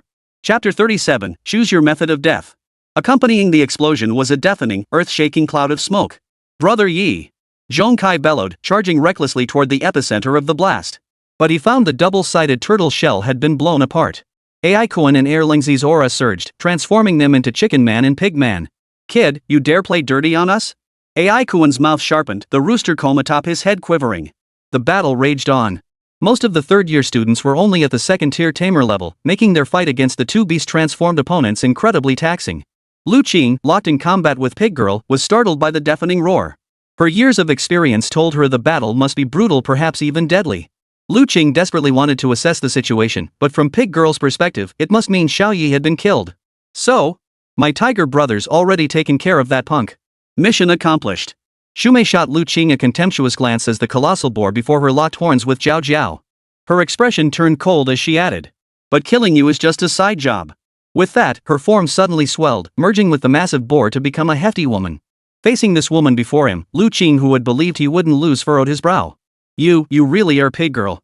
The remark seemed to strike a nerve with the plump woman, whose thick, jolly cheeks quivered violently. WH, what did you say? The pig woman opened her gaping maw wide enough to swallow Lu Qing whole. An overwhelming suction force held her firmly in place. Devour the heavens. I'll gobble you up alive today, you little brat. Clearly, this was Pig Girl's true form. All along, her earlier appearance had merely concealed her massive, pig-like features. The immense suction pulled countless tiny branches, leaves, and dust into her mouth, even bending some trees. Lu Qing clung desperately to the horns, yet the distance between them continued to shrink. 5 meters, 3 meters, 1 meter. Lu Qing could even smell the nauseating stench of decay emanating from that monstrous maw. What should I do? I'm under its control now. There's no way to unleash my skills and escape. Lu Qing was frantic. His classmates were losing the battle, he was about to be swallowed whole, and the fate of his new junior was unknown. Xiao Ye must hate me now. I've been such a failure as president. Less than 30 centimeters from the giant maw, Lu Qing had given up resistance. Once evenly matched with Piglet, the power gap now felt insurmountable. Accepting her fate, she closed her eyes in resignation. The suction showed no sign of weakening. Lu Qing felt her lips brush against Piglet's teeth, hearing the snorting breaths echoing in the darkness. I'm sorry. She regretted accepting this mission, regretted bringing so many people along, regretted letting Xiao Ye and the others watch. To die carrying this guilt, how ironic. Just then, a familiar voice rang out. So hungry? I'll stuff you to death. Lu Qing gasped in shock. That was Xiao Ye's voice. Xiao Ye wasn't dead? Or was this just a hallucination before her own death? She opened her eyes to see the youth in the Longwu Academy uniform smiling at her. The youth shoved Lu Qing forcefully away from the gaping maw, but his own arm plunged into it. No! Lu Qing was deeply moved, but she couldn't bear to see Xiao Ye lose his arm. Don't what? This is the simplest way to kill this fat pig. Xiao Ye looked puzzled, then turned his gaze back to the sow. You love to eat? Then choose to die stuffed. Xiao Ye's left hand glowed with the sacred mark of the spirit fox, summoning Tushan Jojo right into the fat pig's mouth. A beast emperor level beast master, could this pig's size possibly compare? In an instant, the pig's body burst open. Limbs and organs flew everywhere, filling the air with a foul stench. Xiao Ye calmly covered his nose. Quite the glorious death, though a bit stinky. Did this fat pig really feed on swill all its life? Gazing at the scattered limbs and entrails, Lu Qing appeared even less composed than Xiao Ye. Compounded by the damnable fragrance in the air, she couldn't help but vomit all over the ground. Xiao Ye didn't linger. He patted Lu Qing's back and hurried toward the main group. Sis Lu, I won't help you vomit anymore. I'm heading over there to check the situation. Lu Qing was still reeling in disbelief Xiao Ye had actually survived under the tiger's claws. No, he'd killed the tiger. Meanwhile, the chicken man Ikuan had already injured many classmates. The Raven squad members were all wounded, leaving only Zhong Kai and a few barrier squad members still capable of fighting. Ikuan flapped his wings, utterly oblivious to how hideous the rooster comb atop his head appeared. Today, I shall be reborn as a phoenix, and you shall become the blood offerings for my sacrifice. With that, he looked arrogantly at Zhong Kai. Especially you deserve to die most of all. Erlang charged recklessly, breaking through the iron wall's defense. Ikuan flew in with the momentum, his sharp wings aimed directly at Zhong Kai's neck. You demon spawn! Do you really think my turtle shell is a joke? With that, the double-faced turtle shell expanded, and Zhong Kai darted straight inside. The double-faced turtle's defense stats were truly high, so high they ranked among the best. A few hits wouldn't hurt it much. What did you just call me? Ikuan lost his temper, his sharp wings repeatedly slashing at the shell. Sharp feathers everywhere. Just as Zhong Kai thought he could withstand the attack, Ikuan unleashed his ultimate skill. After all, the Lu Caiji fused with him wasn't known for its attack power, relying instead on agility and speed. Sharp feathers everywhere. Ability, gains 30% armor penetration for a short duration, wings elongate. Still holed up in his shell, Zhong Kai sensed something was off. Why are all these feathers drifting in? Curious, Zhong Kai touched one with his finger only to be cut, drawing a trickle of blood. Holy, it activated. How can it pierce armor now? Watching his wings gradually shatter the shell, Ikuan's laughter rang out with unrestrained glee. Ha ha ha ha. You stupid turtle, all you know is hiding in your shell. Well, I'll just tear you apart from the outside. Ikuan's attacks focused on Zhong Kai, gradually losing all restraint. Until a massive, tangible hand seized the back of his neck, gripping his fate. Who the hell? Oh, it's Brother Hu. What's up? Just as Ikuan was about to curse, he recognized Brother Hu gripping him and instantly lost his temper. Nothing much. I took care of Xiao Ye. Reinforcements are on their way. We're pulling out now. Hearing Brother Hu's words, both men clearly disliked the idea, especially Ikuan. Alright then, Brother Hu. Ikuan forced a smile at Brother Hu, then shot a vicious glare at the turtle shell. Next time we meet, it'll be your last day alive. With that, Brother Hu grabbed Erlingzi by the collar again. You two, snap out of the beast transformation now. Otherwise, the side effects will be severe soon. Having heard about the side effects beforehand, both men complied immediately. Xiao Ye, holding a chicken in his left hand and a pig in his right, chuckled cheerfully. Kids, the plane's about to take off. Erlingzi grinned foolishly. Brother Hu, I never knew you had such a playful side. Yeah, Tiger, what about this mouse seat? Could you spare it for your little brother? Ikuan chimed in with a flattering grin. Never mind that for now. The urgent matter is getting you two up in the air. At this, both froze. What did that mean? Before they could react, Xiao Ye's hands tightened, crushing their spines and killing them instantly. Xiao Ye returned to his original form, panting lightly as he remarked, "The way you lot died, you'd probably be too embarrassed to even mention it in the underworld." Chapter 38, Defying Heaven's Record, Shocking the Dragon Riding Army. Holy, Brother Yi, how are you still alive? Zhong Kai poked his head out from behind the turtle shell and saw 2 corpses lying at Brother Yi's feet. "Shut up, I'm tough as nails." Xiao Ye brushed the dust off his clothes. As for the grime and bloodstains? A light tap was all it took to remove them. Dragon martial arts uniforms really are the bomb. By now, most of the students had snapped back to reality. Not only was Xiao Ye unharmed, but he'd also taken out the cultists. Xiao Ye looked at the stunned group and asked in confusion, "Why are you just standing there? Go save the others." Xiao Ye glanced up at the scouts overhead, utterly exasperated. A couple of minutes later, the rescued individuals felt incredibly awkward. "Sis Lu, we've been hit with a minor poison, nothing fatal, but we can't move." Seeing the lingering guilt on their faces, Lu Qing felt a pang of remorse. No need for further words. The fact we're all still alive is the best outcome. We should be thanking junior brother Xiao Ye. All eyes turned to Xiao Ye, who remained calm and composed. "No need to praise me. I know I did well, but I've been hearing compliments my whole life. A kid gets tired of it." At these words, the group's open mouths snapped shut. "But, could you all spare me some of the reputation points from this commission? That can't be too much to ask, right?" This mission was rated B grade, which Xiao Ye found hard to believe. He didn't understand how the grading system worked, but he felt this mission deserved at least an A grade. "I have no objection." Zhong Kai couldn't care less about reputation points. After all, anything reputation points could buy, he could buy with cash. "Junior Xiao, we owe our lives to you this time. You can take all the reputation points, no problem." "Yeah, who knew you were this strong, Xiao? No wonder Sister Lu brought you along. You're seriously impressive, she's got real foresight." Hearing this, Xiao Ye couldn't hold back any longer. This student union, it seemed, was all about navigating social graces. This kid sure knew how to butter people up. Lu Qing probably felt the awkwardness too, since bringing Xiao Ye and the others along was purely for the rewards. "It's nothing special. We really owe this victory to Xiao. The Dragon Guard will arrive in 5 minutes. Everyone, take a moment to rest." This battle was exhausting. Lu Qing's voice still trembled slightly.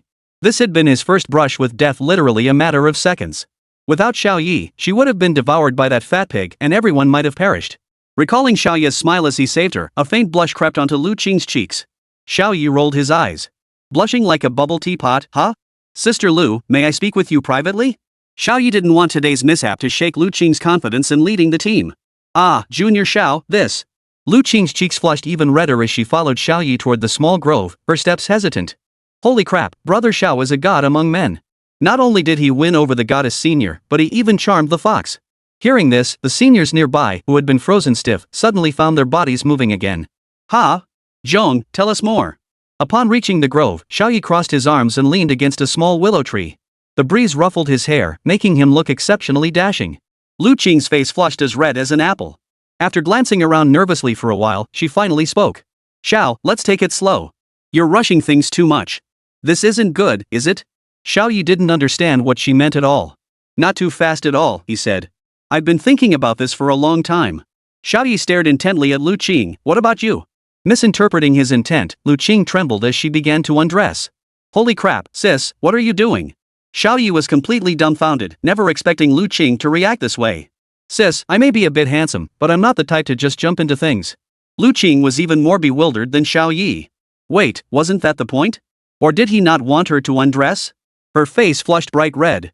In her 3 years at school, countless admirers had pursued her, yet none had ever stirred her heart. Until Xiao Ye's smile. Lu Qing slowly moved to Xiao Ye's side and crouched down. Xiao Ye was startled by her sudden movement and quickly grabbed her head. Lu Qing thought, Xiao Ye is so young, how can he be so skilled? Lost in thought, she was suddenly lifted up by Xiao Ye in a pulling erratic motion. "Sister Lu, I truly am not that kind of person. I asked you here to tell you not to let this matter affect you. The fault for the entrustment lies not with you. A misunderstanding, a huge misunderstanding." Realizing she'd overthought it, Lu Qing blushed fiercely and stammered, "Oh, I see. Ha ha ha. Sis Lu, you absolutely have leadership potential. Don't doubt yourself, every decision you make is the unanimous choice of everyone." Xiao Ye's eyes were unwaveringly firm. "Xiao, little brother." A blush spread across Lu Qing's cheeks once more. "Thank you." Lu Qing bowed deeply to Xiao Ye. She couldn't even imagine how disastrous things would have turned out if she hadn't called him. Hearing the distant, thunderous footsteps of approaching troops, the two realized the Dragon Guard had arrived and hurried to join the main force. The main force glanced at the dragon riding army's contingent, then turned their gaze to the two who had rushed over, disheveled and out of sorts. Everyone wore a knowing smile. The dragon riding army had dispatched 5 5th rank riders, 10 4th rank riders, and 33rd rank riders for this mission, a clear indication of how seriously they took the matter. The group had initially feared their slow pace might prevent them from catching up to the cultists, only to find upon arrival nothing but a few corpses and even some damaged organs. The man in charge, around 30 years old, looked at the nearly unscathed group. He first had the main force present their student IDs, then began counting heads. 1, 2, 13. Not a soul missing or extra. How could it have sent a black signal? The man refrained from immediate accusation, instead directing the forensic team to perform autopsies on the bodies. Half an hour later, the coroner reported the findings. Reporting to Lord Yang, all 5 corpses were cultists.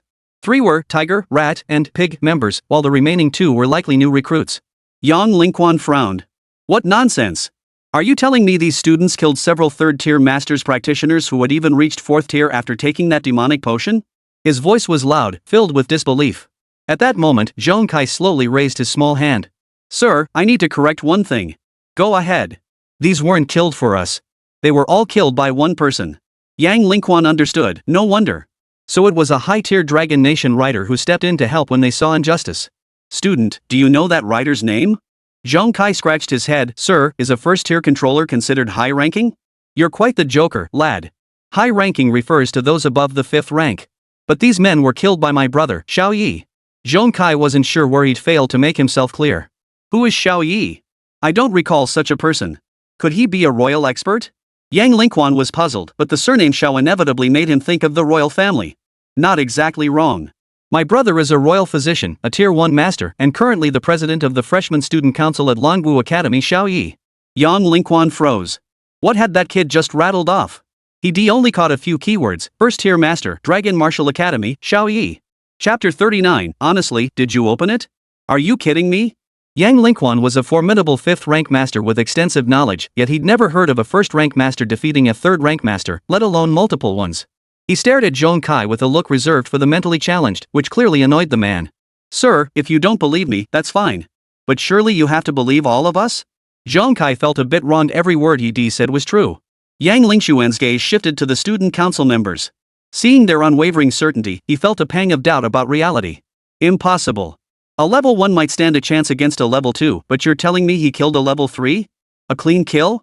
At that moment, Lu Qing stepped forward. Chief Yang, I can vouch for this. She adjusted the strap peeking out from her shoulder and grabbed Xiao Ye, who was trying to slip away. Sir, it's him. Xiao Ye stood there like a suspect being identified, scrutinized by the Yulong army soldiers. Great. Everyone wanted to see Xiao Ye show off, but now he was utterly flustered.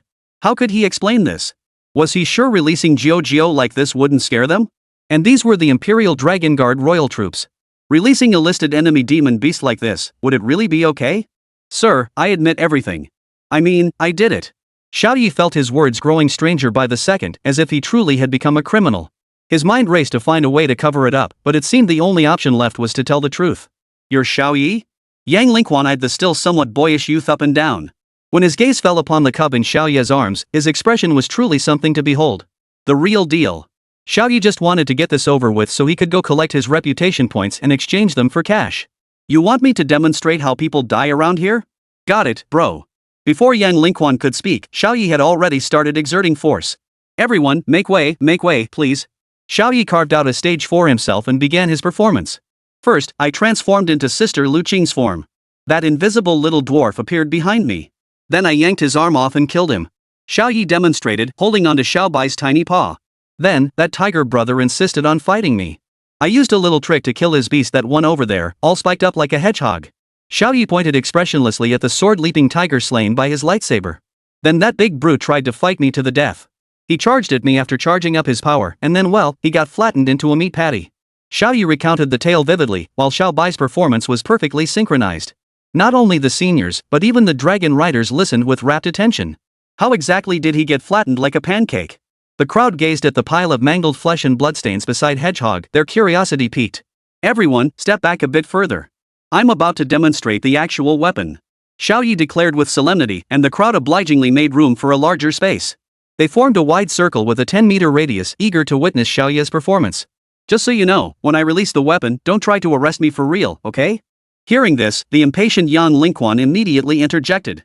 I swear on my position as commander of the 23rd Imperial Guard Regiment I won't arrest you. Besides, you're a decorated hero. Why would we arrest you? Satisfied with the answer, Xiao Ye nodded. Come forth, Jiu Lama. A flash of crimson light erupted from Xiao Ye's palm, instantly unleashing a violent whirlwind within the circle. Everyone strained to keep their eyes open. Through the haze, they glimpsed the true form of the tool of the crime. The colossal creature's eyes blazed crimson, its fur a pale white tinged with red. Standing a full 20 meters tall, 9 tails swayed behind it in varied patterns. That's the 9-tailed spirit fox. Yang Lingquan was stunned. The great demon imprisoned by the dragon martial emperor in the tailless beast forest had actually escaped? What astonished him even more was that its contracted beast master was merely a tier 1 beast master. He snapped out of his shock. All dragon taming soldiers, heed my command. Follow me to surround and slay the great demon. Xiao Ye was dumbfounded. What happened to the promise of identity guarantees? Where had all the trust between people gone? Hold your fire. Listen carefully first. Xiao Ye hurriedly waved his hands to stop him. Even if his beast power couldn't activate any of Jojo's skills, her sheer physical strength alone was enough to crush them. This was for their own good. Think about it, could the dragon martial emperor possibly be unaware that the 9-tailed spirit fox escaped from the beast forest? The thought of the dragon martial emperor sparked an idea in Xiao Ye's mind. The dragon martial emperor knew, yet he didn't interfere with me. Isn't that tacit approval? The others exchanged glances. Even Yang Lingquan felt there was some logic to it. And hey, I'm the imperial physician. That makes me family, right? Xiao Ye produced the appointment letter from somewhere, its final dragon-shaped seal bearing the emperor's own personal imprint. Yang Lingquan's eyes widened in astonishment. Though he commanded the Imperial Dragon Guard, he'd only seen the Dragon Emperor's seal once or twice in person. Wait a minute, doesn't this kid share the Imperial surname? Yang Lingquan felt he'd hit upon the crucial point. This kid shared the Imperial family's surname and possessed such formidable strength, could it be? His deputy leaned in and whispered to Yang Lingquan. Brother Quan, the Dragon Martial Emperor is 40 years old this year. If he truly had children, they would indeed be around that age. At this, Yang Lingquan broke out in a cold sweat. This kid, he couldn't possibly be. His deputy looked utterly convinced. I think that's exactly it. Watching the two men puzzling over the riddle, Xiao Ye felt somewhat surprised. Is the Imperial physician's identity that useful? Why are these two so nervous? Xiao Ye stepped closer. Hey, what are you guys discussing? Let me in on it. Xiao Ye's sudden move startled Yang Lingquan. Had he really offended the crown prince? Ha, no problem, no problem. Yang Lingquan forced a stiff smile. No problem then. I'll get back to my act. With that, Xiao Ye resumed his previous state. Then that tiger brother was smashed into mincemeat. I went over to Sister Lu Qing's side and found a fat pig woman with her mouth wide open. I pulled the same trick again, slipping my hand into her mouth. At this description, the crowd once again stared at the piles of fatty meat and entrails. So that's how a beast master can win? With that, Xiao Ye transformed into the form of the tiger. Holy, that's shapeshifting. Xiao Ye commanded Jiu to transform into human form, then seized her by the throat. Then I'll grab the remaining two and snap their necks. Xiao Ye's expression remained utterly calm, yet everyone else was utterly stunned. Xiao Ye's actions completely shattered everyone's worldview. Could someone actually do that? Honestly, are you high? Someone among the crowd asked doubtfully. Xiao Ye shrugged indifferently. What? Is being high cheating? Chapter 40, Dragon Martial Squad returns to the capital, stealing the show. Faced with Xiao Ye's smug expression, the others were utterly helpless. My husband is the strongest. Husband, it's been so long since we last. Jiu twirled a strand of her crimson hair between her fingers, her eyes narrowing seductively. Fortunately, Xiao Ye reacted quickly, covering Jiu's red lips with his hand. Seeing the two so completely oblivious to their surroundings, the expressions on everyone else's faces were quite telling. Brother Yi, I was just guessing before, but it turns out Sister Jiu is really my sister-in-law. Zhong Kai's eyes widened like copper bells, a sense of accomplishment washing over him as his speculation was confirmed. Everyone, stop overthinking it. Jiu was just saying it's been ages since she trained with her. Xiao Ye's face flushed crimson. Thankfully he'd reacted quickly, otherwise it would have been a disaster. Lu Qing's eyes flashed with both embarrassment and annoyance. No wonder he remained unmoved even when I acted like that. Turns out he was bewitched by that fox spirit. No wonder the Xiao family has always been able to keep that demon fox under their control, generation after generation. Of course, the Dragon Martial Emperor subdued hers, but Xiao Ye, well, that's another story. Now that this matter is settled, Yang Si, can we reassess the difficulty of the commission? Xiao Ye's eyes gleamed with greed for reputation points. Hold your horses. The forensic team and coroner are piecing the body back together. Was that dwarf's head crushed by you too? Yang Lingquan's eyes held a hint of surprise. Could a first-tier master possess such immense strength? In Yang Lingquan's estimation, Xiao Ye likely hadn't undergone the official rating test yet. He might already possess 4th-tier strength. Evaluation complete. This mission should be rated A+. Upon hearing the coroner's assessment, the students all cheered. After all, a B grade mission yielded 10 merit points, while an A+ multiplied that tenfold, a whopping 100 merit points. Xiao Ye nearly laughed himself silly. Thank goodness he'd come, otherwise, this staggering fortune would have slipped through his fingers. Holy crap, if I could convert all this into Dragon Nation currency, I'd be a millionaire already. Just as Xiao Ye was daydreaming about how to spend the money, a devastating piece of news arrived. Brother Yi! Brother Yi! Something terrible has happened. Zhong Kai, clutching his phone, frantically pounded Xiao Ye's shoulder. What kind of trouble? Is it more important than my money bag? Xiao Ye was completely focused on making money and couldn't spare a thought for anything else. Zhong Kai, desperate for attention, immediately opened the top story on Weibo. Langu freshman Xiao Ye-chan's guardian beast mutates, evolving into an extreme cold ice phoenix. Xiao Ye-chan's seclusion successful, beast evolution reaches full level. Xiao Ye's strength may now be no match for Xiao Ye-chan, the tournament champion is already decided. Scanning the succession of fiery headlines, Xiao Ye's brows furrowed briefly before his usual smile returned. It doesn't matter. First place in the tournament will undoubtedly be mine. Seeing Xiao Ye's confident gaze, Zhong Kai said nothing more. He believed every word Xiao Ye spoke without question, not for any other reason, but simply because he was Xiao Ye. That fast? Truly the top prodigy. Looks like I can't just spend my reputation points on money anymore. Though Xiao Ye's demeanor appeared somewhat flamboyant, he never made hasty decisions without absolute certainty. Xiao Ye-chan, I hope I don't run into you in the tournament. Xiao Ye knew little about the tournament's format. Before this, his mindset had always been simple, just get it done. After all, if it were merely that frostbird, it wouldn't even register as a threat in Xiao Ye's eyes. But now it was different. This was an extreme cold ice phoenix with the bloodline of a divine beast. Little White, you're in for some tough training these next few days. After all that premium dog food, it's time to show what you're made of. Though Xiao Ye possessed 4 tamed beasts, only 2 could be deployed in the tournament. Kung Fu Rabbit was staying in Chuyan village to accompany, or rather, protect his old man. Tushan Jojo couldn't be unleashed. This was a national broadcast, and the Dragon Martial Emperor was present. Forget the potential public panic, just the thought of summoning her right in front of the Dragon Martial Emperor made Xiao Ye fear he'd be torn to shreds. It's already generous enough that the Dragon Martial Emperor tacitly allowed me to contract Jojo. I can't push my luck. That meant his phantom armor was out of the question. All I have left are Xiao Bai and Xiao Dai. But Xiao Dai's abilities are all possessed by that woman, so the only breakthrough lies with you, Xiao Bai. Xiao Ye cradles Xiao Bai in his arms, stroking the well-worn tiger head, his voice earnest. Woof woof. Xiao Bai responded, his eyes brimming with determination. With the Dragon Guard escorting them along the way, Xiao Ye and the others felt quite at ease. Brother Yi, just look at Sister Lu Qing. I refuse to believe you're completely blind. Zhong Kai looked into Xiao Ye's eyes, but all he saw was the word desire. Of course, it was greed for wealth. President, cut it out. Or I'll dock all your reputation points. Xiao Ye's words seemed like a threat, but it was really just outright extortion. Here you go, our lives are all thanks to Brother Yi. What can't we give? Zhong Kai wrapped his arm around Xiao Ye's neck, appearing unusually intimate. Lu Qing, seated across from them, witnessed the entire scene with an even more vivid expression. Lu Qing felt an unprecedented sense of humiliation. Xiao Ye was indiscriminate with both men and women, even pursuing beast girls, yet he alone had no interest in her. The three arrived at the Beastmaster Association amidst an exceptionally awkward atmosphere. Brother Yi, get out. Take whatever catches your eye. If it's not enough, the brothers will cover it with their merit points. If that's still not enough, I'll just pay cash to buy merit points. Zhong Kai was the first to step out of the car. He pushed open the association's doors with force and strode straight toward the mission delivery counter. Seeing the scene before him, Xiao Ye felt a wave of disorientation wash over him. Beastmasters nodded greetings to one another as they passed, their beasts striding behind them with imposing presence. People accepted commissions, delivered completed tasks, haggled over prices for Beastmaster goods, and exchanged amusing anecdotes. This is the Beastmaster life I've always dreamed of. Xiao Ye stared blankly at the scene before him. Brother Yi. Snap out of it. Today's expenses are on us, especially me. Zhong Kai's words snapped Xiao Ye back to reality. Surrounded by the crowd, he entered the Beastmaster Association with considerable flair. Damn, what's with this little group?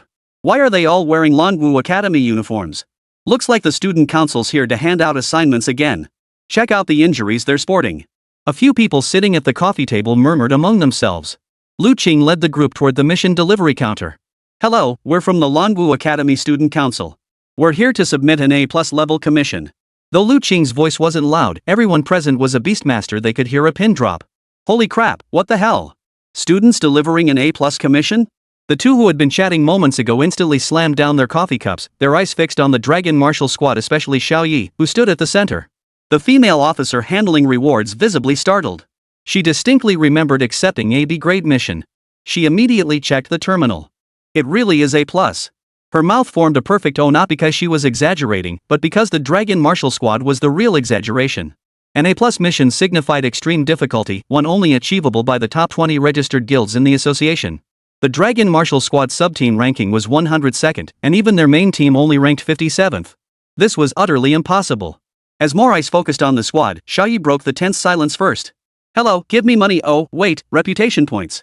Xiao Ye skipped the pleasantries and reached out his hand. Done. Reputation points delivered, 1,400 total. Chapter 41, Xiao Ye's Big Shopping Spree. 1,400 reputation points? That'd take me a whole year to earn. The already unsettled onlookers were stunned by this astronomical figure. Though they frequented the guild year-round, most were casual players. Their efficiency in accepting commissions naturally couldn't match that of professionals. The 1,400 reputation points were automatically transferred to Lu Qing's account as the guild leader. After confirming the transfer, Lu Qing addressed the group. "Everyone, Xiao Ye took the lead on this commission. He's getting 800 points, and we'll split the remaining 600. Any objections? Xiao saved all our lives. He should take the reputation points. Besides, he's competing for the top spot in the Rising Star League. He'll need the points to exchange for armor." Seeing everyone's cooperation, Xiao Ye felt deeply satisfied. "Then thank you all for your reputation points." Watching the transfer confirmation on his phone, Xiao Ye slung his arm around Zhong Kai's shoulder. The pair strode confidently toward the reputation point exchange counter. The female clerk at the exchange counter had overheard their earlier discussion. This was a major customer, she couldn't afford to be rude. "Brother Xiao, take your time browsing. If you see anything you like, just buy it. I can even give you a discount." Seeing the female clerk batting her eyelashes at him, Xiao Ye instantly understood the value of his 800 reputation points. "Seems I'm quite the VIP after all." Xiao Ye appeared to be conversing with Zhong Kai, but in reality, he was subtly probing to confirm this very point. "Of course, Brother Xiao. 800 merit points? That's an astronomical figure." As she spoke, the woman couldn't resist taking a dig at the group of men chatting idly in the cafe. "That's 800 points, enough to cover several years' worth of savings for those idle retail investors." The men who had been glancing this way immediately turned their heads. "Damn it, old Wang, she's talking about us. What can you do?" It's the truth, and she even put it nicely. These two were only second-tier spirit masters, usually taking odd jobs here and there. They'd never dare take on a commission alone. The reason it was put mildly was because the two of them combined couldn't even scrape together 800 points. So that's how it is. What's in the package? Let's see it. At Xiao Ye's prompting, the woman instantly stepped aside, revealing a massive projection screen. Before Xiao Ye's eyes unfolded holographic projections of various armor and weapons, their three-dimensional effects as lifelike as the real thing. Xiao Ye scanned the first page, the cheapest category of armor, cultists' beastskin underpants, cultists' bronze wrist guards. No need to guess this stuff was looted from slain cultists. "You guys, you're stripping this stuff off dead bodies?" Xiao Ye looked utterly disgusted. He was a major customer, after all, and this was the kind of trash they served him? "Ah, sorry about that, Brother Yi. Our last customer specifically came looking for this sort of thing." The female clerk hurriedly switched the projection to the final column. "This section contained genuine treasures. Rest assured, these items are mass-produced, but crafted by the strongest artisans in Dragon Nation. Aside from artifacts obtained in the Fate Realm, this is the absolute peak." The woman patted her chest emphatically, though she wasn't exactly being truthful. "Brother Yi, take your pick. Each one costs 100 merit points." Honestly, if not for Xiaoyochan's scheme, he'd have preferred to exchange them for cash outright. But now, he had no choice but to upgrade himself. Howling bracers, explosive fist gloves, gale wind forehead guard, extreme shadow boots. Xiao Ye selected 6 pieces of armor that seemed best suited for him, as if ordering dishes. As for weapons, he felt the gauntlets were sufficient for now. Watching Xiao Ye's moves, the other players swallowed hard with envy. "Old Wan, should we try to snatch that kid's gear later? He's way too loaded." Envy of wealth exists everywhere, especially towards someone like Xiao Ye who seemed weaker in their eyes. Just as Xiao Ye finished trying on the Shadowblade boots, he overheard their conversation. Just as they were about to discuss further, Xiao Ye had silently materialized before them. "If this is just a joke, fine. But if you're serious about it, why not try it now?" Xiao Ye's expression remained neutral, but the 4 Beastmaster sacred marks glowing on his hand spoke volumes. "A level 1 Beastmaster with 4 beasts?" The man called Old Wang scrambled to put on a smile. "It's not that I have any real strength, just talking big." With that, he gave the man opposite him a sharp slap on the head. Only after Xiao Ye had left did Old Wang dare speak. "Damn it, you really know how to stir up trouble for yourself. 4 beasts? If they actually listened to you, you'd be beaten to death." Xiao Ye had always adhered to one principle in all this: nothing that threatened his life. It's all Xiao-Chan's fault. If not for her, I'd have made a fortune with old Xiao by now. Xiao Ye didn't bother packing, he simply slipped into the armor he'd selected. The pair were the first to leave the Beastmaster Association, deciding to head back to the academy for a proper meal. Passing through the bustling downtown area, they stumbled upon a temple fair in progress. Being the crowd-loving types, they found themselves wandering aimlessly through the festivities. Brother Yi, knowing you should have cashed everything in today. It's all because of that dead girl Xiao-Chan. If she hadn't awakened that frigid ice phoenix, this longevity gourd would have been mine for the taking. Observing the bustling scenes lining both sides of the street, the stalls brimming with all manner of beast-taming toys, Xiao Ye felt an inexplicable sense of familiarity, as if he had returned to his childhood village of Chuyang. The mundane warmth of everyday life soothes the human heart most deeply. Though dark elements still lingered in the world cultists, for instance, they remained a minority. Xiao Ye cherished everything about this world. That was why he aspired to become a beastmaster to protect the mortal realm he loved so deeply. But alas, he had only 1 year left to live. If I can't get my hands on that longevity gourd, all the money in the world won't matter, I won't live long enough to spend it. Xiao Ye muttered to himself, unaware that Zhong Kai, standing nearby, had overheard every word. Your Majesty, I have a plan, though I'm unsure if I should share it. Zhong Kai puffed out his chest proudly, unaware of the true meaning behind Xiao Ye's words about no life left to spend. This was the first time he'd ever seen Xiao Ye's expression so profoundly somber. Speak freely, my loyal subject.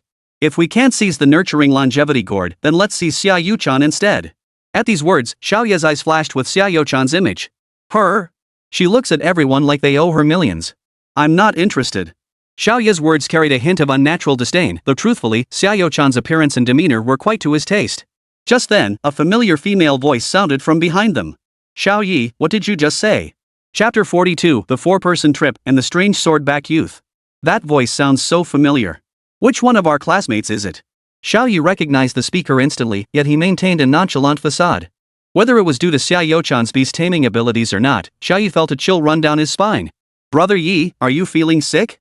You're sweating buckets. Let's hurry to the restroom up ahead. Zhong Kai wasn't stupid, he knew the voice belonged to Xiao-Chan. Hurry up, hurry up. Xiao Ye and Zhong Kai immediately broke into a sprint, heading toward the temporary restroom nearby. 1 minute later, inside the portable toilet. Brother Yi, do you think we should really cut back on teasing others from now on? Zhong Kai clutched his suddenly cramping stomach, breathing heavily without a hint of disgust at the restroom's odor. Look who's talking. You're the one who brought it up. Who knew she was right behind us? Xiao Ye, genuinely feeling the urge, promptly squatted over the plastic toilet seat, completely forgetting whether he'd forgotten something. A few minutes later, Xiao Ye finished his business and gave Zhong Kai an awkward smile. Kai, did you bring toilet paper? Nope. Zhong Kai answered reflexively, then shot Xiao Ye a knowing look. Bro Xiao, you look so at ease squatting there, so you didn't bring any either? The two had intended to take refuge here, but now they had no choice but to leave. The already cramped bathroom space instantly filled with awkward tension. After a long silence, Zhong Kai spoke up. Brother Yi, how about this, just wait a bit longer? It'll dry on its own. Xiao Ye forced a stiff smile. You know what? I bet those two are right outside the door. Go get me some paper. Zhong Kai chuckled nervously. Brother Yi, do you think I'll get beaten to death? Xiao Ye said nothing more, only maintaining that menacing smile. Outside the restroom door, Huang Yingying frowned. Sis-chan, why aren't those two coming out? Could they have contracted some teleportation-capable beast? Xiao-Chan glanced at her phone. A full quarter hour had passed. It's not impossible. After a moment of deep thought, Xiao-Chan reached this conclusion. She had witnessed Xiao Ye's power firsthand. The shock of that day when the nine-tailed fox had appeared was still etched in her memory. Just as the two were about to leave, the door opened. Zhong Kai, trying to prevent Xiao Ye from being seen, peeked out half his face and saw the two men with fierce expressions. Ha! Why is it Kai Ziyu who came out? Huang Yingying glared at Zhong Kai. The nickname Kai Ziyu had spread since the first day of school, though no one knew exactly who started it. Zhong Kai himself interpreted it as a reference to his family being rich as oil and his purple hair, hence the name Oil-Rich Purple.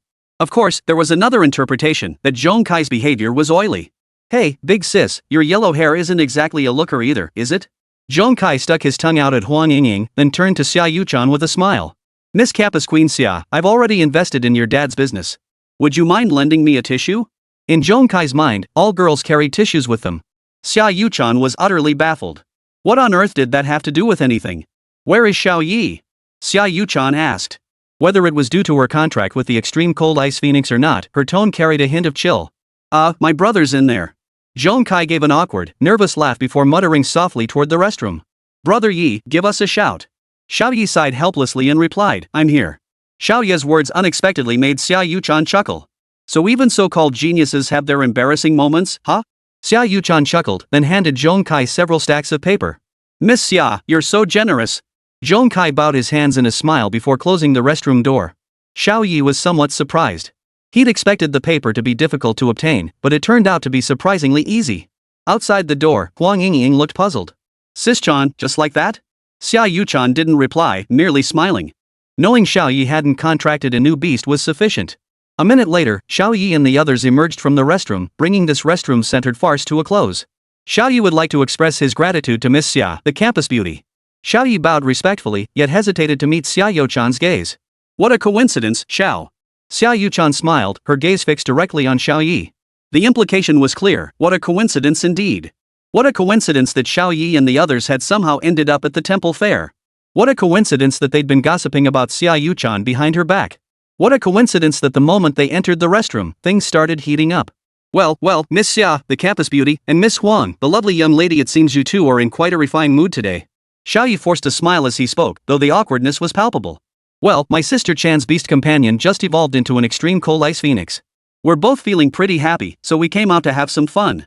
Huang Yingying piped up first, as if it were her own beast that had undergone the bloodline ascension. Well, if there's nothing else, we'll be heading out now. Xiao Ye chuckled awkwardly, hoping to escape this uncomfortable situation as soon as possible. No need to rush. Since we're all Dragon Martial Academy students, it'd be nice to explore the temple fair together. Unlike her usual Ice Queen persona, Xiao Ye actually took the initiative to invite Xiao Ye.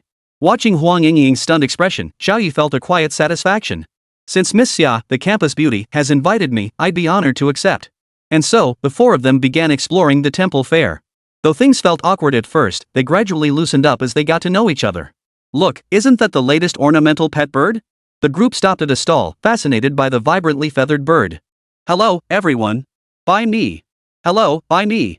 That mechanical voice gave Xiao Ye a bit of PTSD, no wonder, as the image of the onomatopoeic weasel automatically popped into his mind. Well, if it isn't the pride and joy of Longwu Academy. Who'd have thought you lot would be browsing our common folks temple fair? The stall owner recognized Xiao Ye and his companions as Longwu Academy students from their uniforms. What are you saying, old man? We're just kids from ordinary families too. What's wrong with enjoying the fair? Xiao Ye looked at the old man's simple, honest face and thought of the villagers back in Chuyang village. But your bird here, old man, is quite different from the other tamed beasts at the stalls. Generally speaking, pet-type beasts weren't specifically contracted, most were kept for display except for Xiao Bai. Truly, prodigies are prodigies. This little fellow was given to me by a young man who passed by earlier. He traded me some loose change for it. Xiao Ye activated his divine eye, but it didn't display the beast's name at all. Zhong Kai, pay the old man. Xiao Ye seized the so-called parrot and snapped its neck with a violent twist. This throat structure. It's definitely not a parrot's. It looks more like an onomatopoeic weasel's throat. Xiao Ye knew the anatomy of various beasts, while a parrot's throat simply didn't look like this. Old man, what did that young man look like? Any distinguishing features? Xiao Ye asked anxiously. The young man carried a sword on his back and had silver white hair. He also seemed to wear a mask over his left eye. The old man was clearly bewildered. His bird had been bought only to be killed outright? Xiao Ye and the others didn't linger, hurrying forward at a brisk pace. Chapter 43, Average at Best, 3rd Nationwide. Brother Yi, how did you sense something was off? The group pushed through the crowd, not daring to waste a moment. Of course. I've heard that mimic weasels call more times than anyone. This bird's voice was too similar. If cultists were truly behind this, the consequences would be unimaginable. Hurry! If cultists have infiltrated the crowd, we're in big trouble. Xiao Ye couldn't summon the extreme cold ice phoenix. Doing so would make their group too conspicuous and might alert the person. The silver-haired youth with the sword on his back, if he's still here, he should be easy to spot. Huang Yingying summoned the wind-hiding falcon, sharing its vision with the group. Compared to the larger extreme cold ice phoenix, the wind-hiding falcon was far more suited for reconnaissance. 300 meters away, a highly suspicious individual detected. Proceed now? Huang Yingying remained in place while the others continued pushing forward. What is he doing? Is the surrounding area crowded? He's at the entertainment district, seems to be listening to music. There are many people around him. Xiao Ye frowned, troubled.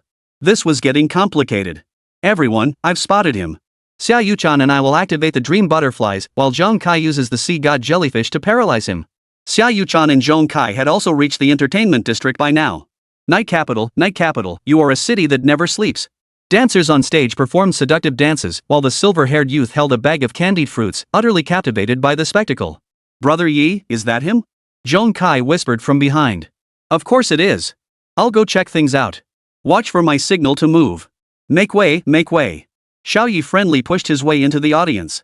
Seeing his attire, the crowd dared not speak up, venting their frustration on Weibo about the poor manners of Longwu students. The sword strapped to the young man's back was strikingly conspicuous, even emitting a faint blue glow, clearly no ordinary weapon. Finally, Xiao Ye pushed his way to the young man's side. The man appeared to be around Xiao Ye's age, with sharp, sword-like eyes and a striking, handsome face. What are you looking at? Unnerved by Xiao Ye's stare, the man glared back fiercely before turning his attention back to the dance on stage. You're not from around here, are you? Xiao Ye knew it was a pointless question, but he had to ask to break the ice. Yeah, what's up? The man replied casually, his eyes still fixed on the dancers. Alright, our show is about to wrap up. If you've got the cash, show your support, our ladies can do an encore. The MC on stage announced, making a point to address the silver-haired man. Handsome, fancy another round? The silver-haired young man nodded like a chick pecking at grain, reaching into his pocket. I'm out of cash. I'll go get some more. Go get more cash? Xiao Ye pieced together the information from the host and silver-haired man's exchange. Xiao Ye instantly reacted, hurriedly pulling out his crumpled 100 yuan notes and handing them to the host. No need. It's all about fate. I'll cover it. Perhaps to evade taxes, the extra show could only be paid for in cash. You people from the capital are really generous. Thank you so much.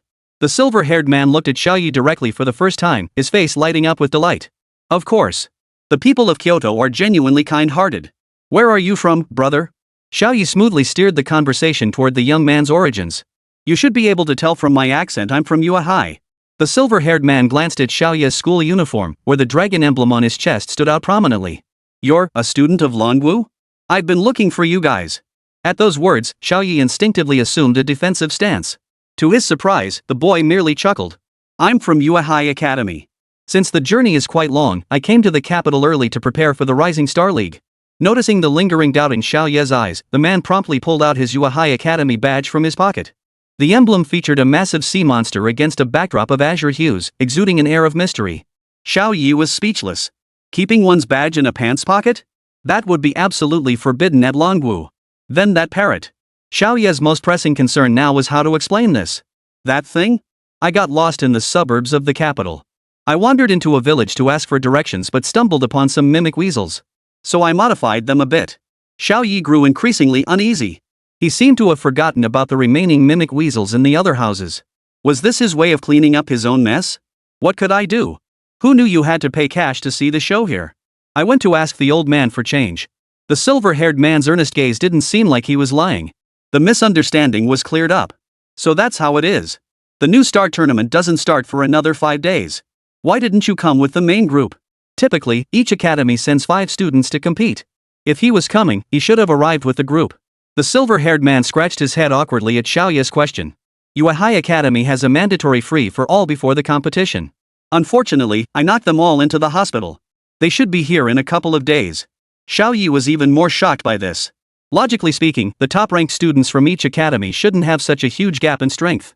At the very least, it shouldn't lead to someone getting beaten so badly they end up hospitalized. The silver-haired man looked aggrieved as he continued. So what if they ended up in the hospital? My master refused to give me any funding, forcing me to cover the costs myself. Xiao Ye felt this punishment was justified. 5 people taking on one, even if the remaining 4 recovered in a few days, they'd struggle to reach peak condition. Wow, you're that good? Then your beast should be pretty powerful, right? Xiao Ye flattered him, realizing this man would likely be a competitor in the tournament. The silver-haired man patted the sword on his back. Zhanbai, show my friend what you can do. With a soft clatter, the ice-blue longsword slid effortlessly from its scabbard. It spun around Xiao Ye, tracing a delicate blue blossom in the air. Seeing the opponent draw his sword, Zhang Kai and the others nearly lunged forward. Fortunately, they caught Xiao Ye's stop gesture, otherwise, the new Star League finals might have kicked off prematurely. What a stunning sword! Is this also a form of beast-taming? Xiao Ye continued his probing. This was his first encounter with a beastmaster wielding something other than a beast form. Of course it counts.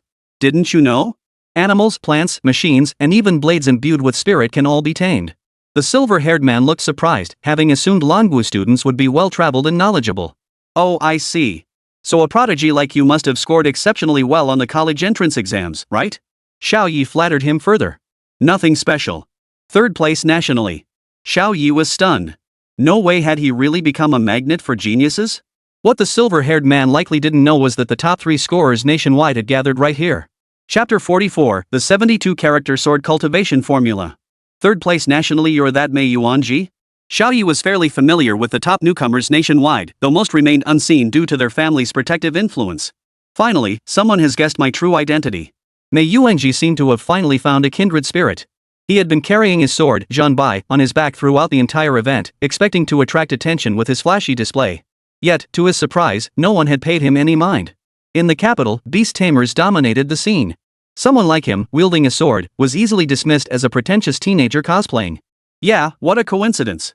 Xiao Ye chuckled, beckoning Xiao Yuchan and Zhong Kai over. Pulling them close, Xiao Ye introduced them. This silver-haired beauty is Mei Yuanji from Yuehai Academy.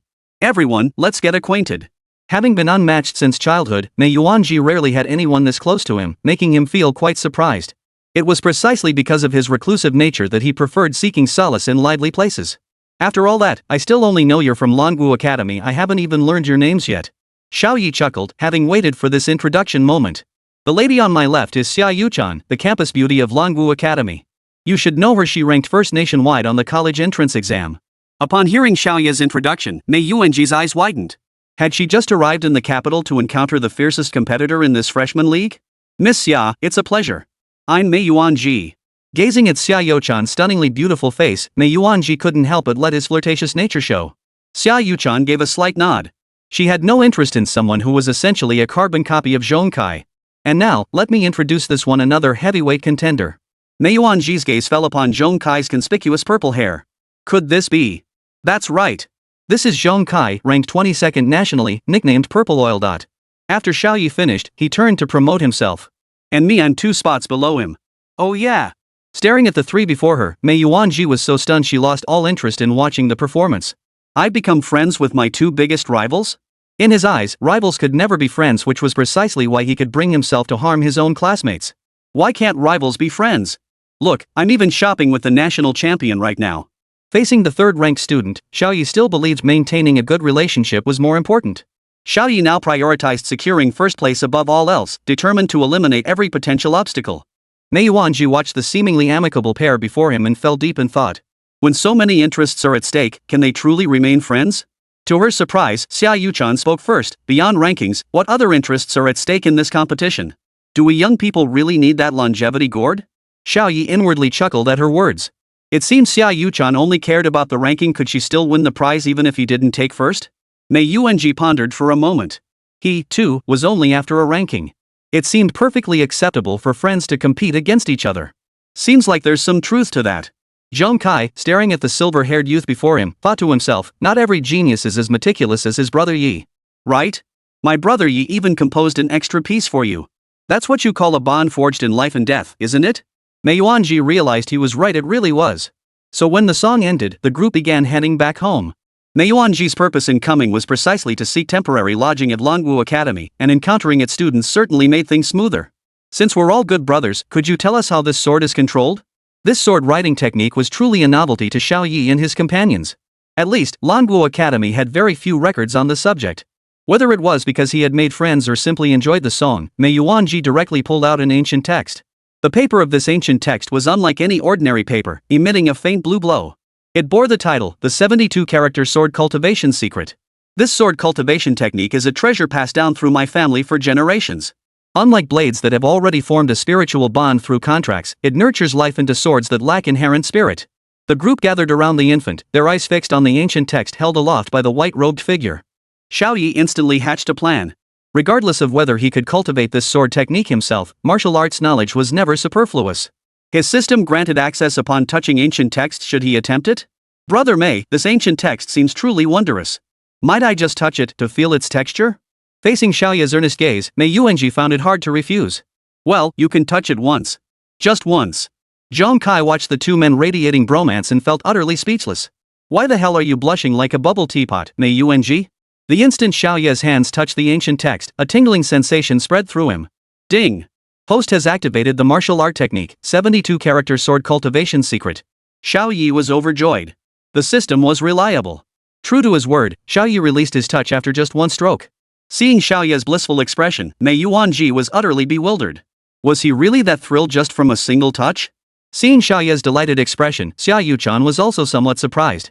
Just as she was about to ask him why he was so happy, she remembered something important. Oh no! We seem to have left Huang Yingying behind at the temple fair. With that, Xiao Yuchan hurried back the way they came. Ugh, girls are so scatterbrained. She even left her own best friend behind. Xiao Ye was speechless. Xiao Yuchan, so intent on observing him and Mei Yuanji, had actually forgotten her little sidekick Huang Yingying. Brother Mei, so your family has used swords to tame beasts for generations?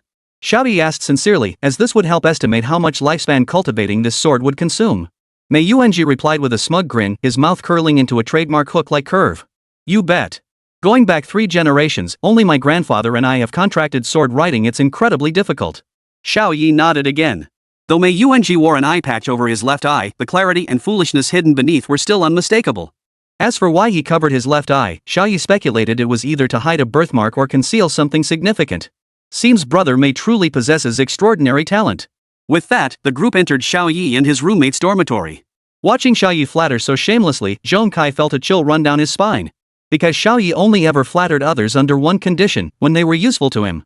It's getting late. You two can sleep in our dorm room tonight. Watching Xiao Ye's fawning smile, Zhong Kai felt a chill run down his spine. Xiao, Zhong, you two are so kind.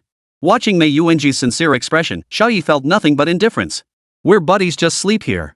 Mei Yuanji nodded and flopped straight onto the luxurious double bed shared by Xiao Ye and his roommate.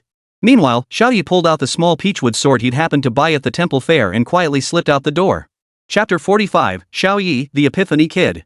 As the saying goes, when you're close with your buddies, you're on the same page. When you're playing mind games with them, you're out of your mind. Though most beast masters could only contract a limited number of beasts, typically 3, Xiao Ye felt no noticeable discomfort despite having 4 under his contract now. Screw it, let's just try. Crouching in a stall of the men's restroom, Xiao Ye frowned as he heard the unspeakable sounds coming from the cubicle next door. Ah, these young folks, they're wasting all their energy on the wrong things. Well, at least I've cast aside those distractions that clouded my path. System, open that ancient text for me. Displaying book contents for the host. The way of nurturing swords valued in heart sincerity, 72 characters transmit profound teachings. The blade's essence crystallizes, reflecting sunlight's glow. It gathers the essence of mountains and rivers, absorbing the brilliance of sun and moon. When the sword dances through the sky, wind stir and all pointing toward the horizon, I roam at will. Master this technique to cultivate the sword's intent. The sword's path, profound and mysterious, protects all living beings. Xiao Ye first found this sword technique truly exquisite, yet soon sensed something amiss. How can this 72-character sword cultivation formula only have 70 characters? It seems cover fraud has been popular since the ancestors' generation. With only 10 digits worth of characters, how could they cut corners? System, pull 10 consecutive times. Received host command. Infusing lifespan energy. You trained with the sword for 3 years, achieving sword body unity the moment you grasped it. Is this really not that little tune from Han Xin in the Chinese server? That peachwood sword you carried with you, traversing the magnificent landscapes of the Dragon Kingdom for 30 years. In the 63rd year, you glimpsed a spark of enlightenment in this sword technique, yet something remained elusive. In the 70th year, wielding that peachwood sword, you slew a 2-year-old zombie, earning you great renown. In the 82nd year, the sword technique was perfected. The peachwood sword transformed into a Tang-style blade, even developing a hint of sentience. The host may now form a contract with this blade. Simulation concluded. Xiao Ye watched as the peachwood sword spun rapidly within the cramped cubicle, hurtling straight toward the excrement that hadn't been flushed down the pit. The sword, now coated in excrement, flew out of the toilet and began spinning wildly. Countless golden droplets splattered onto the floor, yet not a single one landed on Xiao Ye's clothes. Holy, who's landed on my head? The guy in the stall next to Xiao Ye, who had been entertaining himself, shouted loudly, about to open the door. Xiao Ye reacted with lightning speed, slamming his body against the door as it pushed outward. Staring at the golden sword that still hadn't cultivated a blade spirit, Xiao Ye realized something was missing. Could the final 2 characters missing from the 72 sword techniques be meant to be spoken from my own mouth? Xiao Ye made his decision and began to try. Transform. Clang. Spirit awakens. Open the door. Of course, that "open the door" was shouted by the guy in the pit next door. After several consecutive failures, Xiao Ye recalled those 2 words etched into his DNA. Sword, come. As Xiao Ye commanded, the golden blade shed its gilded sheath, revealing a flawlessly polished edge. It worked. The Tang sword automatically formed its scabbard and hung itself directly at Xiao Ye's waist. Xiao Ye drew the blade. Its pristine surface reflected the bathroom light, making it shine even brighter. What the hell are you doing? The guy in the next stall yelled angrily. Xiao Ye drew the Tang sword and lightly thrust it toward the stainless steel toilet door. The blade pierced straight through the steel door. Holy! I was just taking a leak to relax, you don't have to kill me. Xiao Ye drew the Tang sword, admiring its silvery white blade. Nice blade, nice blade. It actually pierced through a steel door in one go. Hearing Xiao Ye's words, the guy inside the stall was utterly terrified. Why would he need to pierce through his steel door? He didn't deserve this, did he? Bro, I'm sorry. I'll just stay here tonight and not leave. You're so generous, please don't stab my ass. Xiao Ye was speechless. What the hell was this? The joy of obtaining the sword overshadowed everything else. He sheathed the blade and went back to his room to sleep soundly. From that day on, Lanbu Academy was haunted by urban legends of a midnight anal stabbing ghost. No one dared use the restroom alone at night for self-pleasure, and the average grades of the male students skyrocketed. Xiao Ye lay in bed, unable to sleep for a long time. Was this sword control technique something he had stolen? A lingering sense of guilt gnawed at Xiao Ye's heart, refusing to fade. Finally, he came to terms with it. Old Maze was the sword control technique. What does it have to do with my blade? With that thought, he finally drifted off peacefully. Early the next morning, Zhong Kai was glued to his phone, scrolling through Longwu Weibo while perched on a double-sided turtle shell. Hey, Brother Yi, I just came across something interesting and it's right here in our building. Xiao Yi knew it must be about him, so he didn't respond. What is it? Mei Yuanji looked at Zhong Kai with curiosity. Word is our building was haunted last night. Some dude said he was studying fundamentals of beast-taming in the bathroom when he got hit by a shower of poop. Then the door got blocked and the guy outside tried to stab him in the butt. Zhong Kai was a true storytelling genius, delivering the tale with vivid detail and dramatic flair. Brother Zhong, did you ever study crosstalk? Mei Yuanji listened with rapt attention before asking. Just the basics. My old man sent me to Diyun's for a few days. Hey, Brother Yi, how much of this story do you think is true? Zhong Kai turned to Xiao Ye, who seemed unusually quiet, and asked. After all, Xiao Ye usually loved to comment at times like this. Why was he suddenly playing dumb today? The more Xiao Ye listened, the more off it felt. This seemed eerily similar to his own experience last night. My take? Half truth, half lie. How could that suddenly land on him? I reckon he got too excited watching Uncle Lu and accidentally hit the flush button, spraying it all over himself. Xiao Ye delivered his nonsense with deadpan seriousness, as if his assessment were entirely objective. Zhong Kai-ben thought it made sense, but then he noticed something unusual hanging from Xiao Ye's waist. Brother Yi, what's that thing on your waist? Is it a knife? Xiao Ye glanced awkwardly at the Tang sword at his waist and laughed it off. Well, after seeing Brother Mei wield that sword yesterday it was truly amazing. I figured I'd buy a sword too, just for show. Zhong Kai pondered for a moment before saying, but that doesn't add up. Yesterday you said you bought a peachwood sword to ward off evil spirits, and I paid for it. Saying this, Zhong Kai reached out to examine the object. Seeing he couldn't hide it anymore, Xiao Ye relented and let Zhong Kai take a look. Brother Yi, let me take a look. Zhong Kai tried to draw the Tang sword, only to find he couldn't pull it out no matter how hard he strained. Seeing this, Xiao Ye tapped the Tang sword and murmured softly, don't be shy. Let him take a look. As soon as Xiao Ye spoke, Zhong Kai effortlessly drew the blade. Suddenly, a flash of blade light erupted within the room, resonating with Mei Yuanji's white slicing sword. Mei Yuanji stared at the Tang sword in shock. Xiao Ye, what is this, sword control? Holy crap, Brother Yi, you just touched that ancient text and gained enlightenment overnight? Zhong Kai was equally stunned. Wrong. I only said I couldn't wield swords, I never said I couldn't wield blades. Chapter 46, On the eve of the League, the representative team enters the capital. Mei Yuanji was at a loss for words. Xiao Ye's reasoning was so sound that he couldn't think of a rebuttal. He couldn't very well claim Xiao Ye had mastered it overnight just by flipping through his book, could he? Mei Yuanji felt his brain was about to overheat, yet he simply couldn't accept the fact that Xiao Ye had mastered it overnight. Brother Yi, you've been keeping your skills well hidden. Never expected to encounter a fellow practitioner here. When you were examining my ancient texts yesterday, you were comparing them to your own collection, weren't you? Xiao Ye had been pondering how to explain, but now it seemed Mei Yuanji had overthought it. Indeed, those who rank above me are all geniuses. Mei Yuanji sheathed his sword, his gaze now filled with admiration as he looked at Xiao Ye. Zhong Kai glanced at Xiao Ye's business-like fake smile and instantly understood. After all, Xiao Ye was the man who could master 100 faces and 1,000 expressions in 15 minutes. Learning his sword control technique in a single night wasn't beyond him. This is my fault. I intended to showcase this during the league competition, but I didn't manage to keep it secret. Xiao Ye continued to laugh heartily, as if a great weight had been lifted. Brother Yi, Brother Mei's sword has such a cool name. What's yours called? Had Zhong Kai not mentioned it, Xiao Ye would have forgotten his blade still lacked a name. Running his fingers along the blade, Xiao Ye pondered, since it could effortlessly cleave through steel doors, why not call it Steel Severer? From the sword nurturing manual, Xiao Ye knew every weapon possessed its own spirit. Surely his steel breaker had a blade spirit too. Sure enough, the next moment, a haughty female voice echoed in Xiao Ye's mind. No way. That name is way too ugly. It sounds like some big, burly guy. Xiao Ye froze.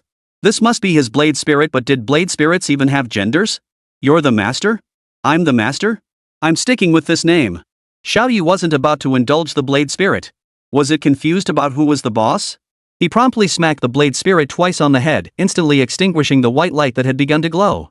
Xiao Ye smiled at the visitors and declared, "This blade is named Steelbreaker."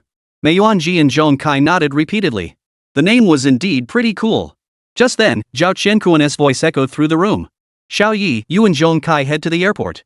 Zhao Qianquan had heard earlier that the Dragon Martial Squad had sent out a black signal, leaving him anxious and on edge. Upon learning that Xiao Ye had also gone, he nearly lost his mind. But thankfully, everyone had made it out unscathed, and Zhao Qianquan finally relaxed. "Old Zhao? What's up?" Xiao Ye yawned, speaking slowly. Zhong Kai was used to this behavior, but Mei Yuanji had never seen anything like it. Though Yuehai was renowned for its liberal academic atmosphere, no one would ever dare address their own principal as Old Zhao. The teams from Yuehai and Magic City have arrived at the airport and will be at the Longwu Academy gates shortly. You and Zhong Kai look presentable, go greet them. Old Zhao was panting heavily as he spoke, leaving Xiao Ye no choice but to wonder. "Old Zhao, you old codger, stop running yourself ragged. Look at you panting, don't you have the energy to greet guests?" Old Zhao recoiled as if stunned. "Nonsense. I'm merely entertaining the Tianjin University team leader." Xiao Ye and the others exchanged knowing smiles. So this old codger wasn't entertaining the delegation, he was entertaining the delegation's leader? I think it's an old flame. What do you guys think? Mei Yuanji chuckled slyly, suddenly sharp on this matter. "Old Zhao, Mei Yuanji from Yuehai is already with us. Can the three of us go to the entrance together?" Fine. Just make sure they're all settled in." Zhao Qianquan's tone carried a hint of impatience. "Get dressed and let's go." Inside the Longwu Academy, the trio strode arrogantly in their custom-made ceremonial robes. "Brother Yi, is it really okay for me to walk in the middle?" Zhong Kai, with his purple hair, stood sandwiched between the two, drawing considerable attention. Composition-wise, it's more balanced this way. It also fits the two strong, one useless rule perfectly. Mei Yuanji replied without hesitation. The two summoned their swords in perfect unison, letting them hover behind them. Damn, Zhong Kai has two hotties flanking him. Who's that guy on his right? Never seen him before. Both of them have swords? Xiao Ye smiled faintly, the effect he sought had materialized. Oh, I see. So my role is to serve as a reference point and separate your two auras? Xiao Ye nodded. Pretty much. At the entrance of Longwu Academy, 2 rows of honor guards had already taken their positions, with a banner at the entrance reading, "Welcome representatives from all academies." Quite the spectacle. Xiao Ye and his 2 companions, dressed in uniforms that were clearly of a higher grade, strode straight toward the entrance. Damn, Xiao Ye's gotten even more handsome in just a few days. That guy next to him isn't bad either. Zhong Kai felt utterly dejected. Was he just not handsome enough? Why wasn't anyone even mentioning him? Just then, a luxury Tesla drove by. It was the Magic City team. Typical Magic City, they just love these kinds of cars. Mei Yuanji remarked. The man in the lead, dressed in a suit, was Zhao Quan, the team leader of the Magic City Academy. Seeing Xiao Ye and the others dressed in Longwu's highest grade reception uniforms, he didn't dare be disrespectful and said, "Zhao Quan, team leader of the Magic City Academy delegation, pays respects to the Longwu home team." To Xiao Ye and his companions' surprise, the leader actually bowed to them in greeting. "I am Xiao Ye of Longwu. Welcome to all the teachers and students from Magic City." Xiao Ye and his companions returned the greeting, but their eyes fell upon several student representatives at the rear of the group. Among them, a twin ponytailed girl dressed in Lolita fashion frowned, glancing from Zhao Quan to Xiao Ye and his companions. "Teacher Zhao, why bow to the students? It's already a huge lack of respect that Longwu didn't send any teachers to greet us." With that, the girl stormed over and stomped her little leather shoe right on Xiao Ye's foot. Xiao Ye looked utterly stunned. Damn it, her words had already annoyed him, and now she actually dared to step on him. "Wang Miao Miao, mind your manners. Principal Zhao informed us in advance that he's currently receiving the Tianjin delegation." Zhao Quan immediately intervened, but Wang Miao Miao showed no sign of stopping. Xiao Ye shot a glance at Zhong Kai, who instantly understood. Oh my goodness. What's this from the Magic City delegation? A little punk girl actually resorting to physical violence. Zhong Kai shouted loudly while pulling out his phone to film the scene. Surrounded by Longwu Academy students, the scene sparked indignation among onlookers. The Lolita-style girl named Wang Miao Miao declared with righteous indignation, "You Longwu Academy students were rude first. We Magic Capital are merely retaliating."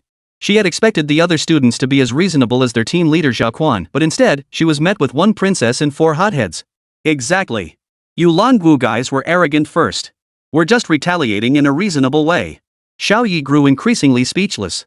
It was like a turtle walking on 2 legs, he couldn't hold back his laughter. He then fixed his gaze on Wang Miao Miao and began clapping. Chapter 47, Apologize or Withdraw. Clap, clap, clap. Xiao Ye looked at Wang Miaomiao with utter indifference, only to meet her haughty gaze. He turned to Zhao Quan, only to find the man's face utterly expressionless, as if tacitly approving everything that had happened. Xiao Ye was no pushover. He grabbed one of Wang Miaomiao's ponytails and delivered a sharp slap right across her cheek. The slap landed, and Wang Miaomiao stared in disbelief, touching the red handprint on her cheek. How dare you hit me? Xiao Ye was amused. Not only would he hit her, but he'd scold her too. Xiao Ye pointed at the highest-ranking reception badge pinned to his chest and demanded, "Teacher Zhao, if I recall correctly, you yourself mentioned that Principal Zhao had informed you in advance. Why didn't you tell the students beforehand?" Xiao Ye had seen through it all. This whole situation was tacitly approved by Zhao Quan himself. What a sly bastard. Today is Saturday. All the teachers are off duty. You arrived unexpectedly. As the student representative welcoming you, what's wrong with that? Xiao Ye looked around at the surrounding Languo students, his voice filled with righteous indignation. No problem. Zhong Kai, still recording, was the first to respond. Immediately, all the Languo students present echoed in unison, no problem. The overwhelming momentum left those few Bo Yang Yang types somewhat intimidated by the display. Damn it all, and you, Wang Miaomiao. How dare you bully me, the student council president, right here at Languo? Could Xiao Ye possibly tolerate this? One hand still gripped her ponytail, while the other hand kept lightly slapping Wang Miaomiao's face. Wang Miaomiao was terrified. She'd been pampered her entire life, getting whatever she wanted. How dare Xiao Ye hit her? I'll say it again, this slap is for Principal Zhao. It's for Languo. Xiao Ye had every reason to be confident. Wearing this uniform, he represented the highest authority of Languo. How dare this little brat step on him? I, Xiao Ye, stand here representing Languo and Principal Zhao. What do you mean by trampling on me? Do you think Languo has no one? Xiao Ye's words weren't just for Wang Miaomiao, they were for Zhao Quan, and even for the entire Demon City. In the eyes of other academies, Zhao Qianquan was already on his last legs after his recent battle, posing no real threat. This was their golden opportunity to seize the top academy title. Consequently, those who had previously dared not utter a word in Longwu's presence began taking turns to provoke them. Of the remaining 3 academies, Xiao Ye held a slightly better impression of Yue High Academy. Perhaps because it was far away, it hadn't yet found the opportunity to provoke Languo. Just then, a large sedan pulled up outside the gate and 5 people stepped out. Xiao Ye didn't need to guess it had to be Yue High Academy. Perfect. He'd make an example of them. Damn, Teacher Wu, why does the guy on the right among those 3 leaders look so familiar? The speaker's left eye was still swollen, covered by a medical eye patch. The female instructor surnamed Wu followed her student's gaze and instantly felt a wave of shock wash over her. Isn't that Mei Yuanji? Why is he wearing Languo Academy's uniform? Did he transfer schools after getting bullied? Wu Fei's expression mirrored the stunned looks of the students behind her. Her gaze then shifted to Xiao Ye, who was currently yanking a woman's hair. I've long heard that people from the capital have fiery tempers. It seems to be true. A bespectacled man stared blankly at Xiao Ye, his face brimming with admiration. The others weren't stupid either. They could tell the team that arrived before them was the Magic Capital Academy delegation, and immediately settled in to watch the show. Mei Yuanji turned to the arriving Yue High team with an awkward smile. Teacher Zhao, shouldn't your Magic Capital team apologize for this? Xiao Ye wasn't negotiating terms, this was outright coercion. Zhao Quan gave an awkward smile. Wang Miaomiao, come over here. He promptly pulled the stunned Wang Miaomiao into his arms. Miaomiao, are you okay? Bo Yan Yang stepped forward, rushing to inspect Wang Miaomiao's so-called injuries. This is solely Miao Miao's personal action. Please don't implicate Magic City Academy. Zhao Quan straightened his tie, his smile forced and insincere. Xiao Ye nodded. So no apology, then? Xiao Ye exhaled slowly, his impatience evident as he turned to face the Magic Capital delegation. I need an answer within 3 seconds. 3, 2, old Zhao. Before Xiao Ye could even count to 3, a colossal hand abruptly materialized in the sky. Although Zhao Qianquan hadn't been present during the earlier conversation, he'd witnessed the entire exchange. For the Demon City to humiliate Languo with such an absurd excuse demanded a real response. That's right, the divine martial command. Wu Fei gazed at the colossal palm in the sky and couldn't help but exclaim in awe. After all, it was an 8th-tier master. The terrifying pressure made everyone present feel as if they couldn't breathe. Zhao Quan recognized the palm imprint instantly. Surprise flashed across his face, yet he remained rooted to the spot. Principal Zhao, do you truly intend to suppress our Magic Capital Academy? At that moment, Zhao Quan desperately hoped invoking the demon capital would intimidate Zhao Qianquan. But instead of stopping, the palm accelerated its descent, bearing down directly upon them. Then, a booming, authoritative voice of a middle-aged man echoed through the air. What? Is it improper etiquette for me, Zhao Qianquan, to have my beloved disciple receive guests on my behalf? Do you look down on me, Zhao Qianquan, or do you look down on Languo? At these words, Zhao Koan, who had been about to retort, fell instantly silent. He had merely spoken impulsively, testing the waters. But this old man's voice resonated with such vitality. How could he possibly be a man whose time was running out? Zhong Kai aimed the camera at their faces, capturing several close-ups, especially lingering on Wang Miaomiao's face to highlight the red handprint. Looking for trouble, huh? How dare you provoke Long Wu without thinking? It was Wang Miaomiao's own fault for stepping on the wrong person. She'd picked the most troublesome one to mess with. Xiao Ye summoned Zhan Bai. The blade pressed against Wang Miaomiao's neck, as if the slightest quickening of her breath would cause the skin there to split open. Xiao Ye walked slowly toward the subdued group, lowering his gaze to look down at Zhao Quan and the others. Teacher Zhao, I'm not one to be unreasonable. Zhao Quan glared up at Xiao Ye's kind smile, his teeth grinding with rage. This kid's temperament was far too formidable for his age. According to Article 372 of the Dragon Nation's laws, during league competitions, those who unjustifiably insult the home team may be ordered to withdraw from the tournament. Xiao Ye couldn't recall the exact law, but he could look it up on the spot, and sure enough, there it was. Teacher Zhao, either apologize or withdraw. The choice is yours. The Rising Star League was arguably one of the most important annual tournaments, and in its history, no academy had ever withdrawn. We apologize to Longwu Academy. We were rude first. Please forgive us, Principal Zhao. Zhao Quan reluctantly apologized. The giant palms retracted from the other three, leaving only Wang Miaomiao still pinned down. Xiao Ye crouched before Wang Miaomiao, his expression impassive. Your turn. Chapter 48, he's too steady. Everyone else can be let off like this, but you must apologize to me personally. Wang Miaomiao turned her head away, tears welling in her eyes, completely ignoring Xiao Ye. Very well. Team leader Zhao, please lead your team to the lounge first. Xiao Ye was gentle, like a harmless little rabbit. Should he leave or stay? Leaving would mean neglecting his students, but staying wouldn't allow him to intervene either. Let's go. Zhao Quan sighed helplessly. Teacher, are we just leaving Miao Miao behind? Bo Yang Yang number 2 asked, his eyes filled with confusion. If you don't want to be stuck here, follow me. Zhao Quan offered no further explanation, quickening his pace toward the lounge. Damn it! While the Dragon Nation's army is fighting bloody battles outside, you lot are here stirring up trouble between academies. You've got some nerve. As soon as Zhao Quan and his group reached Xiao Ye's side, Xiao Ye delivered his veiled criticism, casting a few pointed glances toward Yuehai Academy. My deepest apologies. The Magic Capital Academy was overly enthusiastic and failed to properly host our Yuehai guests. Xiao Ye sincerely regrets this oversight. Xiao Ye bowed, then glanced at Mei Yuanji. Brother Mei, please lead your teachers and students to the lounge. Mei Yuanji gave an awkward smile and could only lead the Yuehai Academy delegation to the lounge. Brother Mei, he called you younger brother. The bespectacled man exclaimed in surprise. After all, at Yuehai Academy, Mei Yuanji was forever known as the elder brother. My brother Xiao calls me that. What's it to you? Wu Fei could only chuckle. It seemed Mei Yuanji had gained a lot from this trip to the capital. Xiao Ye watched both teams depart before turning his gaze back to Wang Miaomiao, who remained pinned down by divine martial control. If you won't talk, then I'll keep you pinned down. With that, Xiao Ye turned to leave. Xiao Ye!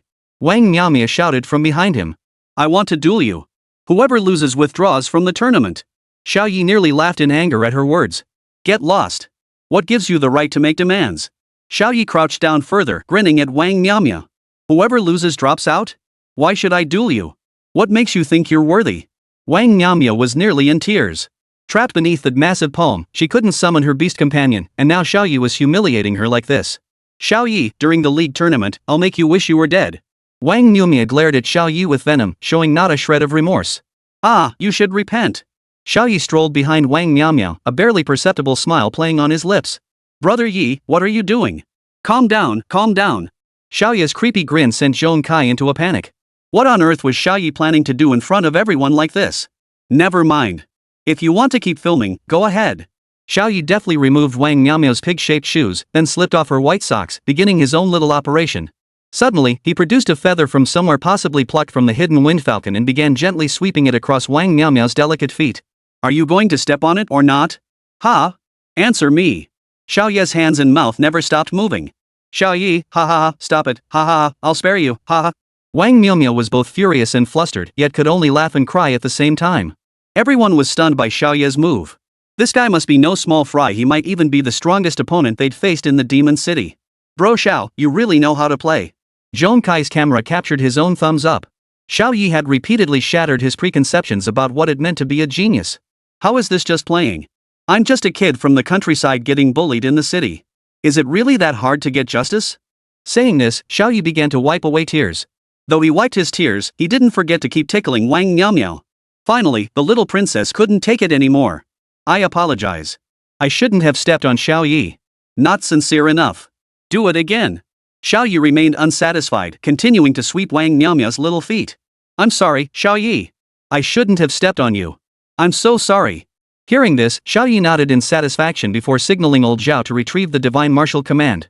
In truth, Shen Wuyu could be considered a distant relative of Tushan Jojo, though his generation was significantly younger than hers. Everything that just happened was entirely Xiao Ye's doing. Old Zhao was merely providing the voiceover. Seeing Wang Miao finally released, several Bo Yan Yang who had been peering at the lounge door rushed out to greet her. One of them took the opportunity to brush the dust off Wang Miao's clothes, only to be scolded, "Don't touch me with those dirty hands." The boiling sheep could only offer a sheepish grin and hastily apologize. Xiao Ye didn't call them boiling goats for nothing. With their sturdy builds, dark complexions, and obsequious personalities, they were the spitting image of the creatures. Sigh, men who live like this, it's truly pitiful. Xiao Ye couldn't help but sigh as he watched the men before him, utterly spellbound by Wang Miao. What did you say? The largest and most imposing boiling goat, the leader of the group, was the first to take offense. He stormed toward Xiao Ye. Oh my! Why didn't you dare come earlier?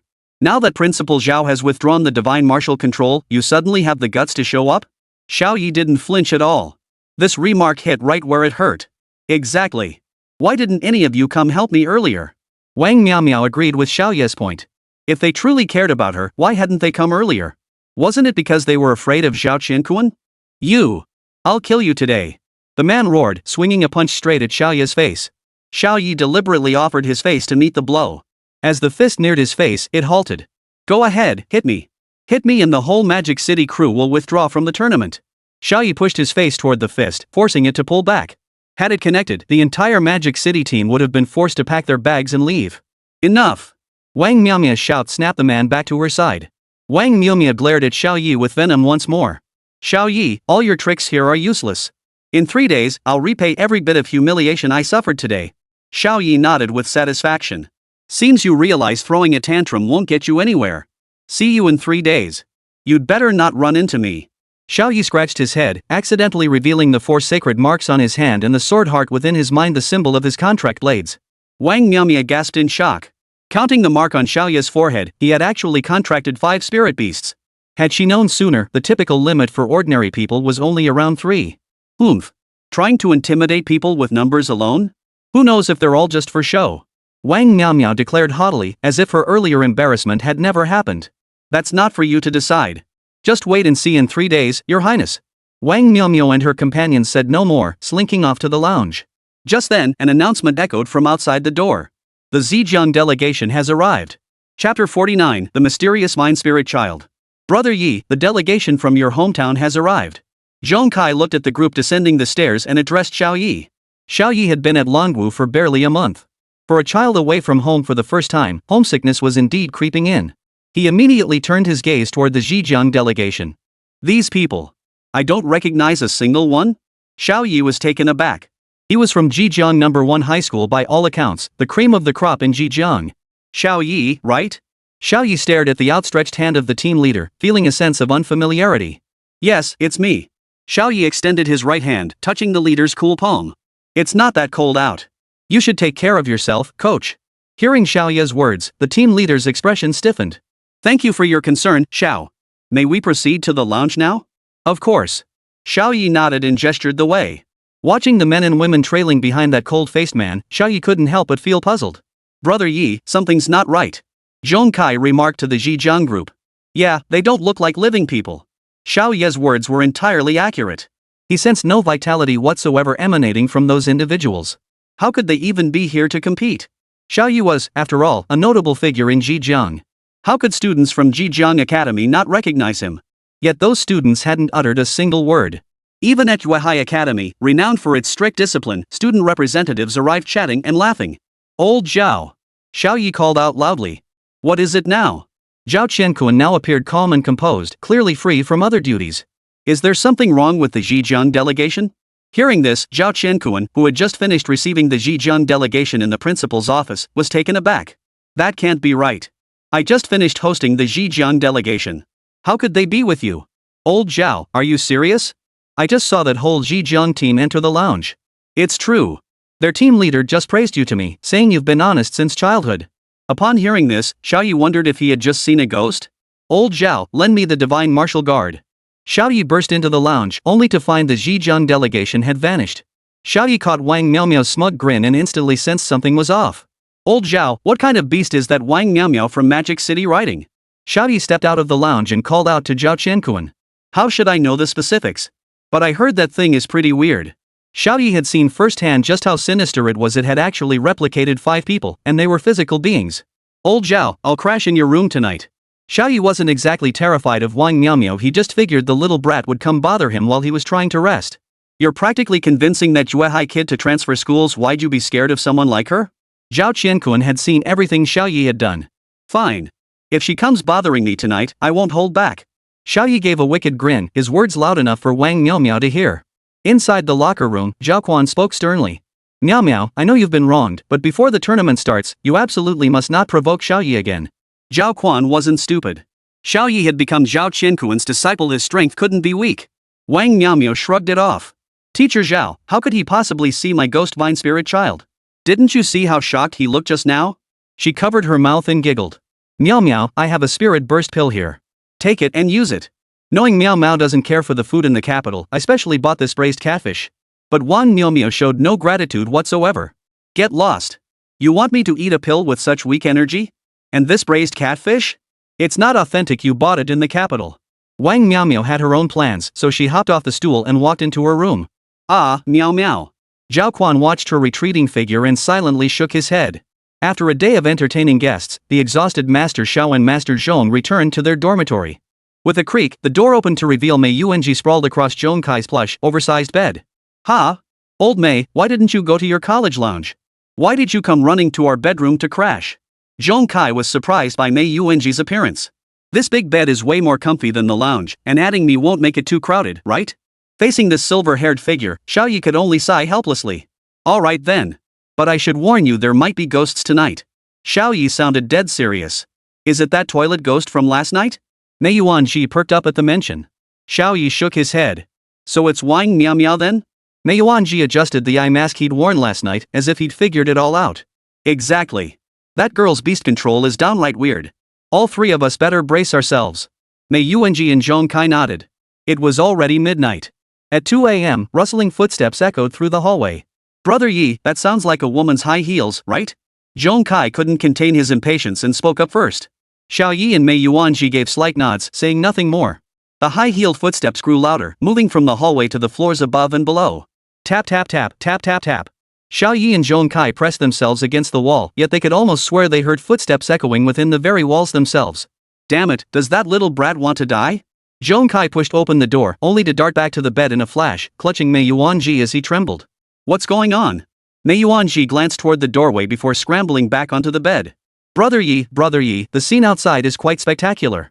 Hearing Mei Yuanji's description, Xiao Ye felt a surge of excitement. Spectacular? Let me see what's going on. Xiao Ye drew Duan Gang and charged straight for the door. Gangzi, transform into a peachwood sword for me. The blade spirit couldn't resist Xiao Ye and had no choice but to comply. Watching Xiao Ye command the blade spirit, Mei Yuanji was utterly dumbfounded. Should he treat Chan by the same way? The scene outside the door was indeed spectacular. Countless terrifying figures straight out of horror movies lined up in 2 rows, advancing toward Xiao Ye in utterly bizarre postures. Fine, line up for your deaths. Xiao Ye drew his peachwood sword, dispatching each one with a chant. Sadako. Kayako. Shu Ren Mei. Holy, Uncle Nine, how could you betray us? In an instant, dismembered limbs littered the hallway as Xiao Ye reached its end. Wang Miao, what's the point of all this nonsense? In Xiao Ye's view, as long as they were carbon-based lifeforms, there was still a fight to be had. Hee, I can wear you down. A airy little girl's voice echoed from somewhere. The severed limbs from earlier had somehow stitched themselves back together, forming an irregular monstrosity. So what if you've stitched yourself into a meatball? You're still no match for me. Xiao Ye finally grasped at the mischievous entity lurked among these corpse fragments. Xiao Ye scanned with his left eye, instantly erupting with a pale blue glow. Little darling, hide and seek begins. With his divine eyes activated, Xiao Ye easily spotted the anomaly within the giant stitched-together creature. Within the corpse fragments, a doll-like creature moved erratically. The divine eyes light shone upon the peachwood sword, transforming it once more into the form of broken steel. My heart and blade are both pure and clear. When this blade strikes, demons and gods shall perish. Instead of advancing, Xiao Ye retreated, slashing his blade into the corpse fragments and snatching the eerie doll in one swift motion. Wang Miao Miao, I've got you now. Chapter 50, Old Zhao's foster daughter? Xiao Ye stared intently into the eerie doll's eyes, as if he could see Wang Miao Miao hundreds of meters away. In the break room, Wang Miao Miao's expression was one of utter astonishment. She never imagined Xiao Ye could detect her ID, the mysterious doll spirit, in such a short time. Due to the doll's peculiar nature, 60% of the pain it endured was synchronized to Wang Miao Miao. Xiao Ye, stop. The eerie doll before Xiao Ye spoke, its voice sounding strangely strained. Wang Miao Miao, weren't you jumping around so happily? I told you not to mess with me. This evidence will be enough to make you all suffer in Magic City. Xiao Ye stared intently at the doll's black pupils. Since this doll hadn't reached the level where it could take human form, it could only mean Wang Miao Miao herself was controlling it. At the same moment, Zhao Qiankuan, who had been resting with his eyes closed in the principal's office, opened them. His expression remained impassive as his fingers tapped lightly on the armrest. Among this generation of prodigies, none can surpass him. Xiao Ye's words from that day in the clinic still rang clearly in his mind, I will slay Jormungandr with my own hands. If it's that kid, he might just pull it off. For some reason, Zhao Qiankuan couldn't shake the feeling that Xiao Ye bore striking similarities to that man, especially in his tenacity. Woo. From somewhere within the principal's office came an eerie human voice. Oh dear, is my little one hungry again? Daddy's here. Zhao Qiankuan shook his head and walked toward the darkness. Just as Wang Miao Miao and the baby were being choked to the point of suffocation, Xiao Ye unexpectedly released his grip. Fine. Keeping you alive won't hurt. Eliminating more competitors is beneficial anyway. I'll dispose of you directly when the time comes. Xiao Ye's words were blunt. He was only sparing her life because she still had some use. Hearing the screams outside the room, Zhong Kai and Mei Yuanji remained too scared to venture out until Xiao Ye pushed the door open again. Brother Yi, you're back already? It only took a few minutes? Zhong Kai recalled his own terrified expression moments ago and felt a pang of embarrassment. Xiao Ye rolled his eyes. What did he mean, done in just a few minutes? Zhong Kai's language was still so imprecise. He needed a lesson. What? You've already decided I must be Xiao Ye? As he spoke, Xiao Ye's face instantly transformed into that eerie doll-like expression. Aha! There's a ghost, Mom. Mei Yuan, of course, had no idea Xiao Ye possessed such an otherworldly ability as 1,000 faces. He was instantly terrified and screamed for his mother. Brother Mei, this is Brother Ye's imitation of the 100 faces, 1,000 forms technique. It's not a real ghost. Zhong Kai felt nothing but reassurance whenever he saw Xiao Ye. There was no way Xiao Ye couldn't handle that Wang Miao Miao. Also, Brother Mei, aren't you a bit Mama's boy?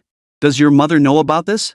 Zhong Kai stared at Mei Yuanji with a look of pure amusement, completely ignoring Xiao Ye, who had originally intended to prank the two of them.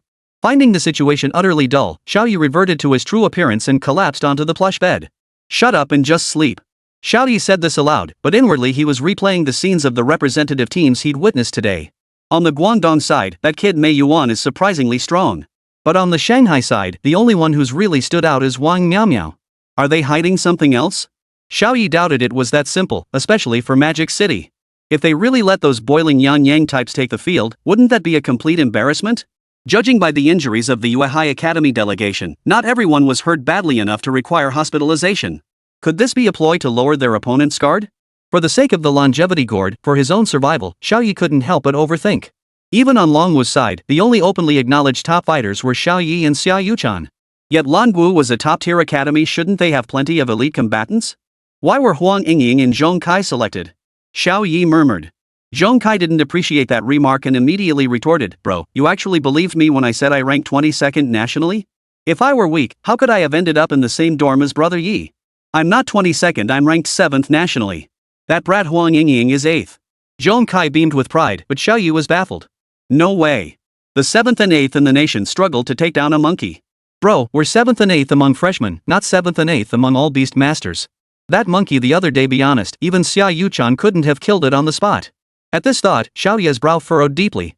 Xia Yuchan's achievements in such a short time were indeed terrifying, but then again, who among Zhang Wanwan and the others wasn't a genius? Weapon-based beastmaster armaments, self-generated sword spirits, and eerily powerful ghost dolls. Xiao Ye had no idea how many surprises this battle would bring. The audience is in for a treat, but the pressure's on us. Xiao Ye voiced this thought aloud, then immediately caught himself. Zhong Kai, that means we've only fielded 4 people at most. Isn't this supposed to be a 5-person team? Xiao Ye's question hit the nail on the head. During the Dragon Martial Beast Garden trial, only 4 spots had been confirmed. What about the 5th member? Zhong Kai glanced around nervously, checking specifically to see if Mei Yuan was still awake. Seeing she was sound asleep, he leaned close to Xiao Ye and whispered, "Rumor has it, and I mean rumor, that Principal Xiao brought back an adopted daughter from the front lines. She's extremely dangerous, and Principal Xiao isn't even sure if he should let her fight." Xiao Ye frowned at Zhong Sai's words. That old Xiao is being downright shady. He never mentioned having a daughter to me, his own disciple. What, afraid I'd steal his girl away? Xiao Ye joked aloud, but inwardly, he sensed something fishy about the matter. Given his close relationship with old Xiao, the old man shouldn't have kept this from him. Yet Xiao Ye only learned about it through Zhong Kai, leaving him feeling rather annoyed. Zhong Kai, what's the foster daughter's name? Where does she live? Seeing Xiao Ye's obvious anxiety, Zhong Kai regretted sharing this information. Brother Yi, I know you tend to act impulsively at night, but it's best if you hold off for now. Just tell me where that adopted daughter is, based on your intel. Seeing he couldn't dissuade Xiao Ye, Zhong Kai finally revealed his information. It said there's a hidden chamber within Principal Zhao's office. Zhong Kai said no more, but Xiao Ye pondered for a long time. The adopted daughter brought back from the battlefield? Never mind. We'll likely see her at the league tournament anyway. Though he spoke lightly, Xiao Ye couldn't shake the unease. What kind of being could be so dangerously formidable in Zhong Kai's estimation? Xiao Ye was always like this. Once a question arose in his mind, he had to find the answer immediately, never putting it off. So, under the cover of night, Xiao Ye quietly leapt from the window and made his way to the hidden chamber within the principal's office. Chapter 51, Black Rose. It was already 3 in the morning. Summer nights in the capital were short, leaving Xiao Ye little time. Old Zhao, what secrets do you hold? Xiao Ye murmured softly as he unlocked the principal's office door. Based on his past experience, Zhao Qiankuan wouldn't be resting in his office. And with his ability to conceal his presence through the 100 faces, 1,000 forms technique, Xiao Ye was perfectly suited for stealth. Inside the gate, an inexplicable, unprecedented sensation tugged at Xiao Ye's heart. It was a sensation where obsession and resentment intertwined, causing Xiao Ye to become momentarily lost within it. You're finally here. Hold me. A soft, enchanting voice reached Xiao Ye's ears, causing his consciousness to blur once more. In a haze, Xiao Ye felt as though he had fallen into a dream. A powerful sensation of weightlessness rendered the ultimate clarity illusion shattering technique ineffective. In his days, Xiao Ye's consciousness seemed carried into an endless sea of roses, their petals spread like black silk across the land. At the far end of the sea of flowers sat a swing woven from rose branches. Upon it, a woman clad in a black evening gown and veiled in darkness gently stroked the swing's ropes with a lace handkerchief, her voice continuing to emit a tranquil murmur. Woo, woo. It was clearly not human speech. Yet for some reason, Xiao Ye felt as though he could understand her words. Come quickly, hold me.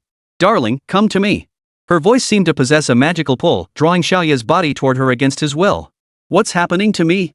Watching his body move beyond his control, Xiao Ye found himself walking right up to the woman and sitting down on the soft, gentle swing.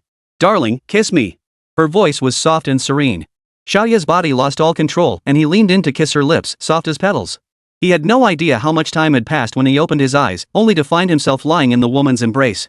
Gradually, control returned to his body. Xiao Ye examined his body, stood up after repeated checks. Phew, glad I didn't get my kidneys ripped out.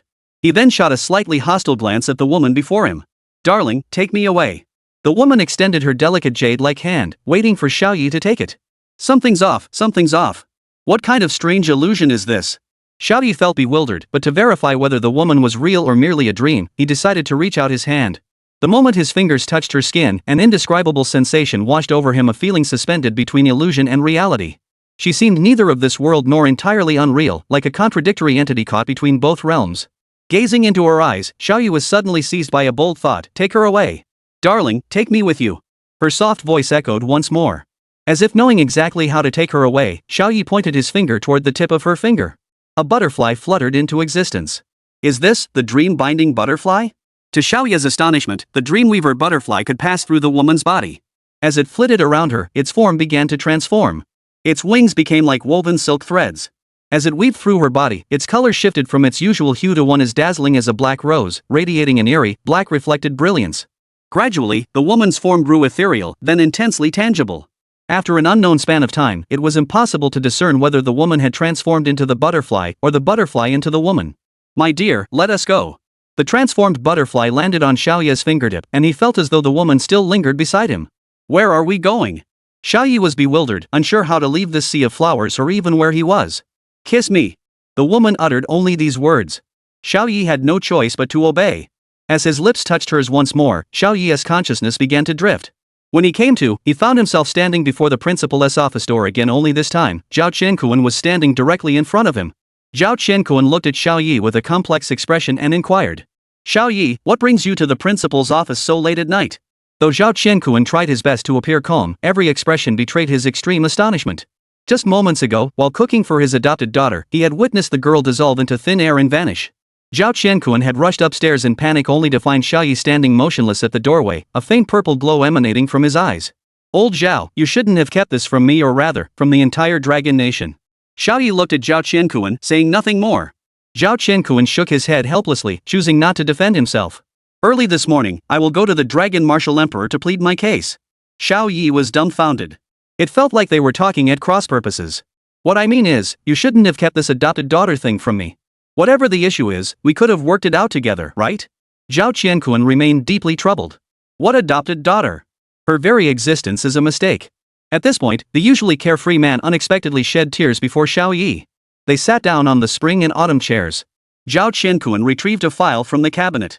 The words Black Rose Incident stood out prominently on the cover, especially the classification level below, top secret. In 2381, 50 years ago, a massive sleep phenomenon occurred in Ruyang City, adjacent to Zhejiang. The entire city fell into hibernation. Yes, they simply fell asleep. Zhao Qiankuan fought back the lump in his throat as he continued. To investigate this, Langu dispatched us the 5 strongest students at the time to accompany the research team. The Zhejiang garrison forces also conducted primary investigations. But why has my father never mentioned such a major event in Ruyang City? Xiao Ye looked into Zhao Qiankuan's slightly clouded eyes, puzzled. This incident was never reported. We failed everyone. Zhao Qiankuan's words carried the weight of each syllable. It was a bitter winter. When we arrived, we saw the streets littered with civilians frozen stiff like corpses, and the bones of humans and beasts scattered everywhere. We too were plunged into profound despair. Xiao Ye imagined that scene even he himself would have been unable to bear it. We refused to give up hope and resolved to search for possible survivors. Given the vastness of Ruyang City, we decided to split up and search separately. At this point, Zhao Qiankuan could no longer hold back the tears welling in his eyes. That parting became our final farewell. The sole survivor I managed to rescue turned out to be the very source of this catastrophe. That day, the girl Zhao Qiankuan held in his arms became the knot in his heart that would never untangle. Chapter 52, Butterfly-Shaped Void. Back then, she sat helplessly in the middle of the street, her eyes so hollow and lost. I walked over and picked her up, thinking I'd finally saved a survivor. But when I carried her to the rescue team and they asked me why I was making gestures as if holding air, I broke down. Zhao Qiankuan wasn't lying. He was holding a living person in his arms, yet no one else could see her. Before his eyes, classmates who had just been laughing and chatting with him had fallen into eternal sleep. He, conversely, had become the sole survivor of this incident. Later, based on my description of her appearance, they named this incident the Black Rose Incident. Zhao Qiankuan's words carried an endless sense of helplessness. Perhaps if he hadn't suggested splitting up, his classmates wouldn't have fallen into this slumber. Of those who fell into slumber, only 1 in 10,000 showed signs of life during subsequent rescue efforts. Strangely, while in this state, they no longer aged and required absolutely no sustenance. Xiao Ye listened intently before asking, what happened to the woman afterward? I once asked her why she unleashed that catastrophe. Though I couldn't understand her language, her helpless expression told me none of this was within her control. Subsequently, neither the relevant authorities nor even the illusion king of that era could detect her presence. Thus, they dismissed my account as the ramblings of a traumatized individual. Since then, I'd been responsible for all her daily needs, right up to this day. Xiao Ye looked into Zhao Qiankuan's face and declared firmly, I believe you. With that, Xiao Ye summoned the ethereal dream butterfly, naming her Black Rose. Black Rose landed on Xiao Ye's fingertip, gradually taking the form of a young woman. Nan, are you going with him? The woman nodded, then reached out to embrace Zhao Qiankuan. Woo. It was the first time Zhao Qiankuan understood the words spoken by his daughter. Daddy, thank you. 2 clear tears streamed down Zhao Qiankuan's cheeks. His 30 years of unwavering care had finally earned him his daughter's embrace. Black Rose's identity was truly unique, neither human nor beast master. Precisely because of this, Zhao Qiankuan had even considered letting her compete to secure first place for the Dragon Martial Arts team. I knew you wanted that gourd. I was actually thinking of letting Nan compete. But now, well, you've snatched her away early. Zhao Qiankuan's tears turned to laughter. His feelings toward Black Rose were complex, a constant interplay of hatred and love. His hatred stemmed from the comatose state of his companions, while his love had blossomed through 3 decades of unwavering care. Old Zhao, I can understand Nanan's language. I think we should try asking her about what happened that day. So, in front of Zhao Qiankuan, Xiao Ye spoke to Black Rose with a finger-to-finger gesture. Darling, do you remember what happened that day? Black Rose looked pensive, then nodded lightly. Xiao Ye and Zhao Qiankuan were overjoyed. That day, a man clad in a black robe brought me to Zhejiang City. He bore a crimson crescent moon mark upon his forehead. When he pressed that mark against mine, my body began to dissolve. As I collapsed, my physical form ceased to exist. Everything around me shrank to minuscule proportions. When I awoke again, I found myself in Ruyang City.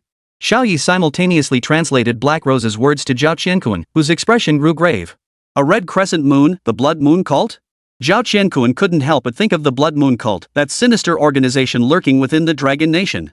But Xiao Ye was more concerned about their original destination. They brought Nan Nan to Zhejiang City? That's my hometown. What were those cultists doing there? Xiao Ye was deeply puzzled. Even setting aside the past 30 years, going back 100 years, Zhejiang City had never produced any prodigies. Why would the Blood Moon cult choose to release the sleeping one there? Qianqian, do you know your origins? Xiao Ye decided to call this Black Rose Qianqian from now on. Xiao Ye activated his divine eyes to peer into Black Rose, yet saw nothing. I don't know, she replied. But I only know this, the one I've been waiting for is you. Xiao Ye was puzzled. The one she'd been waiting for was him? What kind of cookie did he think he was? Xiao Ye didn't translate this line for Zhao Qiankuan, instead bringing up another request. Qianqian, can you awaken those who have fallen into slumber? This was also what Zhao Qiankuan hoped for. I can try. With that, Qianqiang suddenly wrapped her arms around Xiao Ye's body, and the two instantly vanished into the dark chamber. Zhao Qiankuan froze in place at the sight. What kind of bizarre ability was this? He could only hurry after them toward the dark chamber. Qianqian, is this your ability? Xiao Ye was utterly stunned by the bizarre sensation. His body had simply glided down, slipping through several meters of solid ground? This is butterfly shadow illusion, a gift for my dearest. With that, Qianqian leaned in for a kiss. Xiao Ye had no choice but to comply, only to be caught red-handed by Zhao Qiankuan. Though it stung a little, what could Zhao Qiankuan possibly say? These are the survivors. All these years, I've funded their treatment myself. At least their condition has remained stable. Though Zhao Qiankuan had been on campaigns for years, part of the reason was to cover the enormous medical expenses. Qianqian, can you do this? Black Rose gave a slight nod. As she pressed her palms together, the blood moon marks on everyone's foreheads began to glow. Then, as if dissolved, they vanished without a trace. Within moments, over 100 people who had been in a deep sleep for 30 years awoke. Black Rose panted heavily, looking at Xiao Ye as if seeking praise. One more kiss, okay? No kisses today. Xiao Ye said this, then planted another kiss on Black Rose.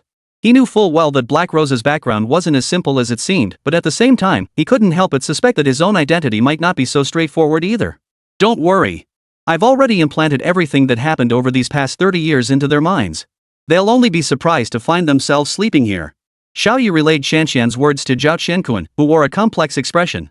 Similarly, Qianqian had rationalized their memories so thoroughly that even when they stepped out of the dark chamber, they didn't exchange a single word with Zhao Qiankuan, not even their own classmates. To them, these 30 years felt like nothing more than a long nap. This is for the best. For me, isn't it also a kind of liberation? 30 years, the weight he'd carried for 3 decades, had finally been lifted today. Old Zhao, do you hate Qianqiang? Xiao Ye stared into Zhao Qiankuan's eyes as he spoke. I can't say. Old Zhao pondered for a long time before offering this ambiguous reply. To be honest, when she first moved into my house, I wanted to kill that girl so badly. But I couldn't even bring myself to touch her. But every time I saw those eyes filled with confusion and innocence, I just didn't know what to do. By this point, old Zhao's voice was choked with emotion. It's not her fault. It's that red moon beast's fault. Take good care of her. Chapter 53, First Encounter with the Dragon Martial Emperor. I will. And I'll deal with the Blood Moon cult too. As for whether Qianqiang would go berserk again, Xiao Ye believed it wouldn't happen. The ability to cause an entire city to collectively fall was already beyond comprehension. Though the Blood Moon cult could trigger Qianqian's rampage, they still couldn't bind her through a contract. With the constraints of the contract now in place, her condition could be considered stabilized. The Blood Moon cult had repeatedly come looking for trouble with Xiao Ye. If he had the means, he'd certainly deal with them first.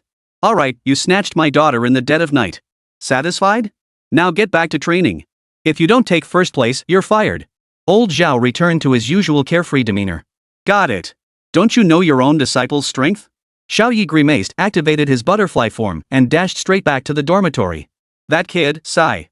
Zhao Qiankuan felt a weight lift off his shoulders as Xiao Ye vanished, leaving him at a loss for words. Back in the dorm, Xiao Ye collapsed onto his bed, panting heavily. By then, it was already the next morning. Zhong Kai wasn't surprised by Xiao Ye's sudden disappearance.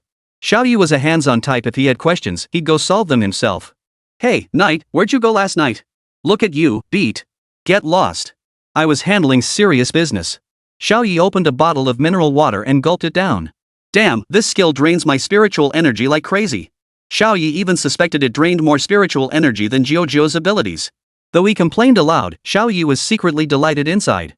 This void form is just too broken it can actually pass through solid objects. Thinking about it that way, the high mana cost doesn't matter anymore. An active void form skill was practically a game-breaking bug. Xiangqiang, let me see you one more time. Xiao Ye reasoned that since they'd already formed a contract, surely he could see her completely naked? As he spoke, Black Rose's graceful form had already reclined upon the soft bed, gazing at Xiao Ye with a bashful expression. Beast name, Black Rose. Rank Beast Emperor. Bloodline mythical. Attributes, illusion. Skills, Sweet Night, Fleeting Dream, Butterfly Form, Metamorphosis Flight. Other skills inherited from the Dream Butterfly. Exclusive talents, Symbiosis with Master, Neon Featherstorm. Xiao Ye froze. What exactly was an illusion attribute? He immediately searched on the Soma browser. Upon reaching Beast Emperor rank, a Beast Master will cultivate its own elemental attribute. Base attributes include metal, wood, water, fire, earth, light, dark, wind, etc. Darling, kiss me. Black Rose began demanding a kiss again. I told you, that was the last time. There's a reward, you know. A faint, enigmatic smile curved at the corners of Black Rose's lips. Though Xiao Ye grumbled in protest, his body remained utterly honest. As the kiss landed, the system emitted a notification sound. Ding! Host has unlocked Butterfly Blur usage count, 1-1. Xiao Ye realized so that's how it worked. As a Beast Emperor tier Beast Master of mythical bloodline, it naturally possessed unique ways to repay its master. Like Jiu's. So that's how it is. No wonder I can actually use Beast Emperor tier skills. With that, Xiao Ye gazed at Xiangqiang with deep affection. Give me another kiss. Xiao Ye suddenly realized that every time he used his void form before, Xiangqiang had indeed demanded a kiss. That was the last one, okay? Black Rose mimicked Xiao Ye's tone, made a shushing gesture, and transformed into a butterfly before entering his body. With top-tier gear and 2 elite beasts at his command, Xiao Ye felt terrifyingly powerful. Xiao Bai, you'd better step up this time. Holding little Bai in his arms, Xiao Ye prepared to pull off a major heist. Not that big, really just delivering goods to Xiao Zhu's medical clinic. With Xiao Bai charging at full speed, they arrived at the UJ Medical Garden half an hour later. Zhu, that kid's back again. Fu Bo ran up to the counter clutching a half-chewed green bamboo shoot, which Xiao Bai promptly snatched from his hand and took into its mouth. Xiao Ye strode confidently into the shop. Even with customers present, Xiao Zhu immediately came out to greet him. Brother, you're finally here. You kept your sister waiting for ages. Xiao Zhu said, wrapping her arm around Xiao Ye's shoulder. Sis, I brought a full 5-leg stretching, glaring pills this time. Don't worry, they're all perfectly potent. Xiao Ye pulled out 5 black pills of varying sizes from his pocket, each labeled differently. These 3 are for humans, and these 2 are for beasts. These things really should be separated. It's fine if a beast eats the human ones, but if a human eats the beast ones, that's trouble. My brother, you're amazing. You're not exhausted, are you? Xiao Zhu smiled warmly, her 2 beast eggs growing ever closer. Xiao Ye had been completely absorbed in the moment, but suddenly noticed Black Rose staring straight at him. Is little brother Xiao Ye scared? So timid in front of his big sister? Xiao Ye flinched at Xiangqiang's words.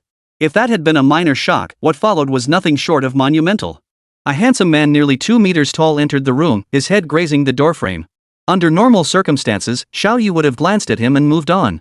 But the man's aura compelled Xiao Ye to keep staring. His brows were like swords, his physique impeccable. Though seemingly young, he radiated an inexplicable, commanding presence. The man didn't notice the 2 of them. Instead, he called out loudly, Zhu, did you spend last month's allowance on disaster relief again? I told you ages ago that this doorstep needs replacing. The handsome man searched for his beloved sister as he spoke, only to find her arm in arm with another man. Brother, what brings you here? Xiao Zhu stopped her playful banter, and both turned to look at the tall figure standing in the doorway. Xiao Ye froze. He'd just been startled by Black Rose, and now another prince had appeared? At a loss for words, Xiao Ye echoed, Brother, what brings you here? To the Dragon Martial Emperor, Xiao Ye's hair had turned yellow. Hearing that single word brother sent the Emperor's composure spiraling. What did you just call me? The man stepped closer, his gaze fixed intently on Xiao Ye. You're older than me. Calling you brother isn't too much, is it? Xiao Ye improvised on the spot, his voice tinged with unease. Looking at the young man before him, Emperor Longwu felt a strange sense of familiarity. What are these things? Emperor Longwu frowned as he looked at the dung balls in Xiao Zhu's hand. Bro, these are amazing. They can instantly revive beasts on the brink of death and even humans can recover quickly. Oh? Is it really that miraculous? With that, the Dragon Martial Emperor snatched one from Xiao Zhu's hand and shoved it into his mouth. Tastes like hawthorn. Let's see what effect it has. Xiao Ye was dumbfounded. Glancing at the single remaining beast use pill in Xiao Zhu's hand, he exclaimed in surprise. Brother, the one you ate is for beasts. Chapter 54, Breaking Through the Shackles, 12th-tier Imperial Sovereign. Oh, no wonder it packs such a punch. Xiao Ye hadn't taken any pills since ascending the throne. He never imagined pills had evolved to this level. Xiao Ye felt as though his internal organs were being forged, and even his skin began to take on a jade-like quality. He was already at the peak of the 11th tier. Yet consuming this pill had such a profound effect. Could it be, am I truly about to break through that final barrier? Xiao Ye gazed at his hands, now partially jade-like, and smiled dreamily. When a cultivator reached the 10th tier, they were considered to have forged their own path. Those at the 11th tier had already traversed a considerable distance along that path. But the 12th tier was entirely different. It meant reaching the end of one path and forging a second. Historical records currently documented 3 12th tier practitioners in the Dragon Nation and 1 in the United States. Among the practitioners still alive today, not a single one had taken that step. Elizabeth, your grandfather here might just be the first to take that step. Xiao Ye shouted toward the west. Mom, this weird uncle is crazy. Let's go, kid. We don't mess with lunatics. A child passing by the doorway burst into tears at Xiao Ye's shout, but Xiao Ye paid it no mind. Sister Zhu, prepare the highest bid, my brother's about to ascend. Xiao Ye gazed at the Dragon Martial Emperor, whose entire body gleamed like polished porcelain, his voice trembling with excitement. This was his first time seeing the Dragon Martial Emperor, the man he'd watched on TV since childhood, the strongest warrior in Dragon Nation, about to ascend right before his eyes. Xiao Zhu had assumed it was a medical accident and was heading to get her brother's stomach pumped, but it actually worked. Fu Bao, activate Secret Bamboo Studio. Fu Bao violently ushered out all the customers. After clearing the room, he produced a massive bamboo pole from somewhere and planted it firmly into the ground. Secret Bamboo Retreat. Function, creates an environment of absolute tranquility, accelerating the practitioner's cultivation speed. The specific rate of acceleration varies based on the practitioner's realm. Xiao Ye closed his eyes within the retreat, his entire body transforming into a form of power, radiating brilliant golden light. He began taming beasts at 8, reached 3rd tier taming master at 12, 5th tier at 17, 8th tier at 20, 10th tier at 25, and entered the 11th tier at 30. 8 years have passed since then. Such achievements were unparalleled across the entire Dragon Nation, indeed across the entire Blue Star. Yet for Dragon Nation, it still fell short. The Dragon Nation was teeming with powerful individuals, yet as a great nation, it required an ultimate master capable of commanding absolute authority. Xiao Ye gazed at Xiao Ye, whose eyes remained tightly shut. Suddenly, a cultivation progress bar appeared within his divine pupils. Name, Xiao Ye. Rank, 11th tier master. Cultivation progress, 299,998 300,000. Occupation, Emperor. As for the subsequent status details, Xiao Ye could not see them. Only 2 points left. Xiao Ye shouted, then snatched the remaining leg-stretching, glaring pills from Xiao Zhu's hand and shoved them all into Xiao Ye's mouth. Xiao Ye didn't refuse, of course. Instead, he devoured them with relish, utterly unconcerned by the dark circles forming around his mouth. Emperor brother, you must hold on. I'll go make a few more. Does Sister Zhu have any pills to restore imperial power? Xiao Ye appeared even more anxious than Xiao Zhu. To an outsider, Xiao Ye might have been mistaken for Xiao Yan's younger brother. Yes, this one is the imperial family's highest grade spirit control pill. Xiao Zhu pulled 2 pills from her pouch, one she handed to Xiao Ye, the other to Xiao Ye.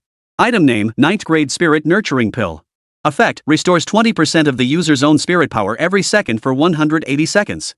Cannot stack. Xiao Ye stared at the outrageously potent effects, then reluctantly popped it into his mouth. If sold separately, this pill would probably fetch millions. In truth, Xiao Ye's estimation was far too modest. The starting bid for a single 9th grade spirit nurturing pill was 15 million Longwa currency, and even then, it was a rare commodity with no market availability. Fu Bao, toss me those expired calcium tablets. Xiao Ye began his operation. 3 minutes later, a large mass of pills materialized, leaving only a sweaty Xiao Ye panting heavily in place. How am I supposed to eat this? Xiao Zhu stared at the enormous pill before her, hesitating to make a move. Any manipulation after a pill's formation could cause it to lose its potency, which is why Xiao Zhu dared not touch it carelessly. Just eat it like ice cream. Xiao Ye hadn't given it much thought while shaping it himself. His divine medicine didn't suffer from efficacy loss. The two grabbed the large lump, taking turns shoving it into Xiao Yan's mouth. Good thing we're secluded. If anyone saw this, they'd probably think we're feeding our brother dung. Xiao Zhu made an ill-advised joke, though it was admittedly quite accurate. Xiao Ye glanced at the cultivation progress again. It now read 299,999 300,000. Brother Emperor, just a little more. Hang in there. Xiao Ye noticed the jade-like physical body Xiao Yan was cultivating was beginning to show signs of collapse. It was likely that the body's strength could no longer handle the path he had chosen. Emperor brother, you haven't even produced an heir yet. You can't just give up now. You wouldn't want your little sister to be bullied by others, would you? Xiao Yan remained silent. Time passed and the cultivation progress stalled. Before long, the opening ceremony of the new Star League arrived. Within his own Dao, the path Xiao Ye had chosen had begun to extend outward, awaiting only his decisive step forward. Countless eerie shadows swirled around Xiao Ye, each outline forming the same figure. Judging by the outline, it resembled a middle-aged man. The only discernible feature was the crimson moon mark between his eyebrows. My dear brother, this imperial throne, do you truly feel at ease inheriting it? Without legitimacy, you'll never become a dragon.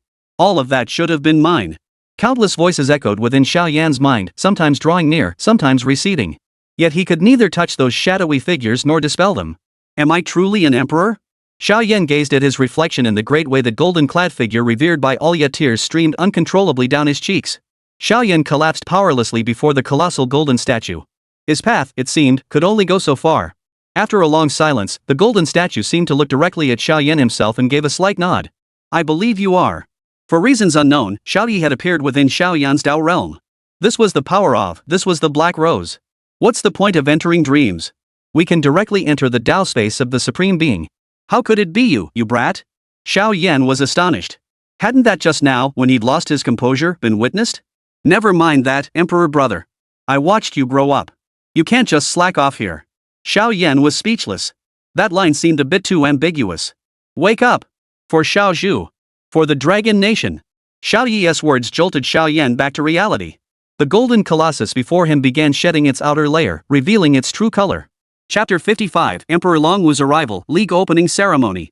Meanwhile, inside the clinic, Xiao Zhu hadn't slept for 3 days, her tears long since dried up. Watching her brother's jade-like flesh gradually crack and crumble, Xiao Zhu was on the verge of collapse. Xiao Ye had then offered to enter Xiao Yan's Dao to take a look, and had now been asleep for 2 hours. 2 people of immense importance to her lay sleeping before her eyes, yet she could do nothing. A crushing sense of helplessness battered her psychological defenses. Upon learning that the Dragon Martial Emperor had entered the medical clinic and hadn't emerged for 2 or 3 days, the dragon riding army had now surrounded the clinic, leaving no room to breathe. Not a single soldier dared approach to inquire about the Dragon Warrior Emperor's progress. All stood silently in place.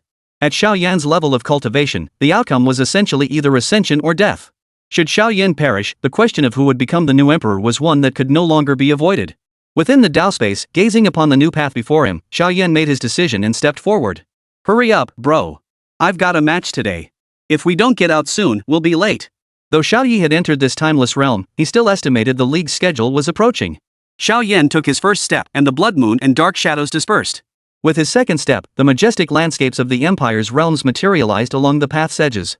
With his third step, the myriad people of the Dragon Nation appeared beside Xiao Yan. 1 step shattered inner demons, 2 steps traversed mountains and rivers, 3 steps revealed the nation's foundation. 12th tier, achieved. Above the medical clinic, a pillar of light pierced the heavens, shattering the heavy clouds. That is... The ministers gathered outside the clinic gazed at the golden pillar of light, their voices filled with awe. Chronicler Wei Chang, clad in official robes, waved his hand and called out. A veteran minister who had served 2 reigns, he could no longer hold back his tears. He had witnessed the oppression of the Dragon Nation by foreign powers when the previous emperor passed away, and he had seen how this young emperor had gradually restored the nation's standing step by step. He had pushed himself relentlessly, sparing no cost in his quest for strength. Present. A white-bearded historian approached with his brush in hand. Emperor Longwu of the Dragon Nation ascended to the 12th tier imperial sovereign in the year 2431. Congratulations! The ministers knelt in unison, chanting, Hail our emperor! Hail the eternal reign of the Dragon Nation! United States! A woman with long, flowing hair, dressed in a purple evening gown, emerged from the ancient castle and gazed toward the massive beam of light in the east. Chief Elizabeth, it appears Xiao has reached the 12th tier. Beside her, a colossal dragon coiled to her right, spoke with profound meaning. Raoul, I suppose I should accelerate my progress as well. With that, the woman calmly walked back into the ancient castle. Brother! Xiao Ye! Inside the clinic, both Xiao Ye and the Dragon Martial Emperor had regained consciousness. Feeling her brother's steady pulse, Xiao Shu felt a deep sense of relief. Emperor brother, if you're alright, I'll be heading out now. Xiao Ye glanced at his phone. It was already 8 o'clock, leaving only half an hour until the competition's opening ceremony began. At Xiao Bai's pace, it would take 2 hours to reach the venue. Xiao, no need to go alone. I should be heading there myself. Let's go together. Xiao Ye felt a weight settle on his shoulder, instantly immobilizing him. Turning, he saw a faint golden apparition pressing down on his shoulder, while Xiao Yan stood over 5 meters away. Xiao Yan stepped out of the clinic as soldiers and ministers remained kneeling in homage. Rise, my loyal subjects. Since Xiao Yan took power, imperial etiquette had been simplified considerably. Audiences between sovereign and subjects no longer required kneeling, yet the tradition remained deeply ingrained. Hail our emperor's ascension to the 12th rank. Truly a blessing for the Dragon Nation. Wei Chang spoke first. I shall now proceed to the Dragon Martial Academy for the opening ceremony. My loyal subjects may return first. Xiao Ye waved his hand, and the dense crowd before him vanished. Xiao Ye gasped in shock. Brother, are you conducting a purge? Did you have them all killed? Xiao Ye couldn't help but laugh bitterly. He considered himself a benevolent ruler, after all, and had never resorted to killing on a whim. They've all returned to their homes. Xiao Ye was stunned. With a mere wave of his hand, he could send someone straight back to their hometown? Was this the power of a 12th-tier imperial sovereign? And even with such power, shouldn't one at least know where the target lived? The emperor truly lives up to his name.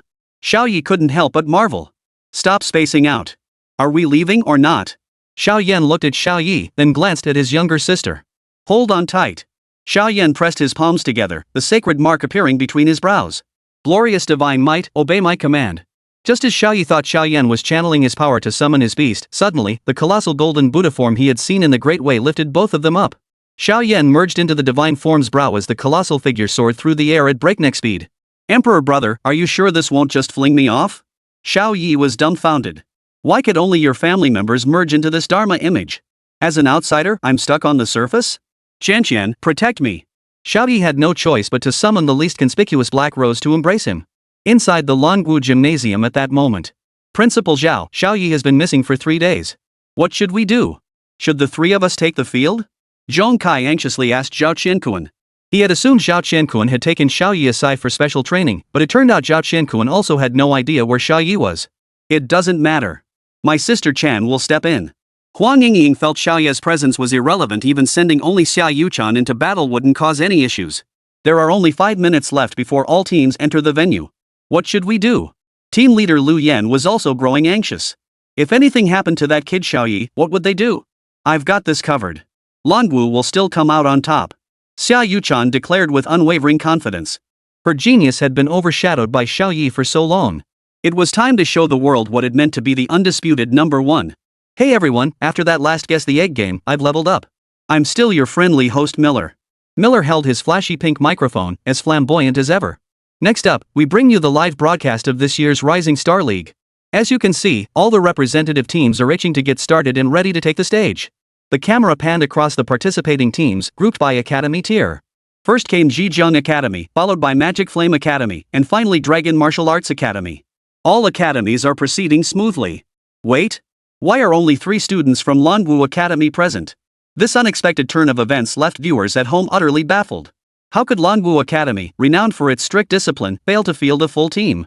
Inside Taming Veterinary Clinic, a dozen people crowded around the television. Kung Fu Rabbit finally had a chance to be alone with Xiao Ye's godmother. Mingzi, didn't you say Xiao Ye would compete in this league? Why didn't they let him play when Longwu was short-handed? Wang Chang's wife from next door sneered. Shut up. My son wouldn't lie to me. Xiao Tianming's voice was firm as he stared intently at the screen. The opening ceremony is now officially underway. Please welcome all participating teams. The announcement sounded, and Longwu Academy led the way. Xia Yuchan and her 2 companions walked onto the field under the gaze of the entire nation. With their team incomplete, the scene was undeniably awkward. Just as all delegations had taken their places and the referee was about to announce the rules, a young voice rang out from above the arena. Longwu Xiao Ye, sorry for being late. Chapter 56, The Dragon Martial Emperor arrives. The moment these words were spoken, the already bustling arena erupted into a deafening roar. Accompanying the voice was a massive, pale gold Dharma image. The man at its brow caused gasps to erupt throughout the venue. That's Emperor Longwu. Miller shouted, his eyes wide with disbelief. The Dragon Martial Emperor said nothing, merely making a shushing gesture. Although Emperor Longwu had previously announced his attendance, witnessing him in person still felt utterly staggering. At that moment, the league broadcast channel's viewership, which had been at 67%, suddenly surged to 93%. The broadcast played in military barracks, civilian homes, and even some households abroad, all showing the same image, the dashing young man's confident face. Inside Tianming Veterinary Clinic, Xiao Tianming clapped his hands excitedly. Damn it, I knew my son wouldn't lie to me. Uncle Tianming, the person who just brought Xiao Ye here was that Emperor Longwu? Holy crap, did I see that right? Brother Yi came with the Dragon Martial Emperor? In the living room, the few who had intended to mock Xiao Tianming were instantly dumbfounded, their mockery vanishing in an instant. Had Xiao Ye entered alongside the regular team members, they would have offered congratulations. But Xiao Ye had been brought in by Emperor Longwu himself. The first emotion flooding their hearts wasn't excitement or joy, but an inexplicable jealousy. This was the classic dilemma: you don't want your brother to suffer, but you also don't want him driving a Range Rover. They understood Xiao Ye's character well. He deeply disliked such sycophants and would never grant them any significant favors. Son, you have to win. Xiao Tianming felt no pride over Emperor Longwu's presence, his gaze fixed intently on Xiao Ye's figure on the screen. Zhong Kai looked utterly stunned. He'd just witnessed the massive beam in the distance announcing the Dragon Martial Emperor's ascension to the 12th tier, and now Xiao Ye was there too? No way. A bold thought struck Zhong Kai: could the Dragon Martial Emperor's advancement be connected to Xiao Ye? Xiao Ye chose to leap from 50 meters in the air. As if propelled by invisible wings, he descended slowly toward the ground. Exaggerated. Utterly exaggerated. Xiao Ye landed directly in the Dragon Martial team's designated area, cradling in his arms a white tiger. This striking contrast drew murmurs of astonishment from the spectator stands. Who is this handsome young man that the Dragon Martial Emperor personally delivered? You don't recognize him? He's the second-place finisher in the National College entrance exams, the Dark Horse Xiao Ye. Based on his actual combat performance so far, he's arguably the best in the country. Seriously? But isn't that white tiger the weakest pet type? The kind only found in those establishments. The white tiger seemed inextricably linked to that kind of establishment. Its mere appearance inevitably conjured associations with such places. Though the competition hadn't even begun, all manner of legends about Xiao Ye were already circulating among the spectators. It could be said with certainty that Xiao Ye was the only commoner beast tamer among this year's 4 major academies, hailing from a remote small town.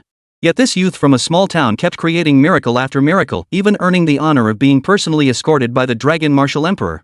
It could be said that the entire nation, indeed, the entire world, was watching this youth, anticipating what spectacular feats he would deliver. Someone might become an overnight sensation, but no one could possibly outshine Xiao Ye today. Oomph, you finally decided to come back. Xiao Yuchan watched Xiao Ye, the center of billions of eyes, and murmured resentfully from behind him. Xiao Ye turned around, examining Xiao Yuchan's battlesuit. Spandex really does flatter the figure. Su's song was right. Purple truly has a certain charm. Xiao Yuchan wore a form-fitting combat suit dominated by purple, featuring even some cutout designs at the hips, perhaps the designer's twisted sense of humor. Under Xiao Ye's gaze, Xiao Yuchan blushed, covering her body and retreating behind Huang Yingying. Even if you don't return, my presence alone is sufficient. Xiao Ye remained non-committal. Facing a round-robin battle against other academies, even your strength wouldn't hold up. Just then, Zhong Kai slapped Xiao Ye's shoulder hard. Bro Xiao, you're gonna be a big star this time. Remember not to take anyone down instantly right off the bat. Put on a show with some spectacular moves. Zhong Kai grinned slyly in broad daylight, his expression saying, I get you. Relax, don't you think I know what to do? Xiao Ye certainly couldn't just instantly kill his opponent right off the bat, both for the sake of the camera angles and for tactical reasons. Going in with a finishing move right away would make him look like a complete fool. This exchange was captured by the cameras, or rather, the cameras never left Xiao Ye's side. The VIP viewing section was packed with major sponsors. A greasy-looking, pot-bellied middle-aged man grinned broadly at the coldly beautiful woman beside him. Xia, your daughter and my son seem to be getting along quite well with that kid, huh? Xia He had no desire to acknowledge the man beside her, but considering their ongoing business partnership, she replied, yeah, that kid's been harassing my girl. Xia He wasn't blind. She'd seen her daughter shyly hide behind her best friend. Still, it was rare to see her daughter display any emotion at all. You know what? That kid could end up as a son-in-law for your Xiao family, just like my buddy old Huang. The old Huang Zhongguo referred to was, of course, Xia He's husband, the son-in-law of the Xia family. Xia He smiled softly. At least from the looks of it, the kid wasn't that unlikable. Next, the team leaders proceeded to the competition area for the draw, while the students were free to mingle and chat. Xiao Ye glanced toward the Zhejiang delegation nearby, about to approach for a reunion, when a familiar figure stepped in front of him. Xiao Ye.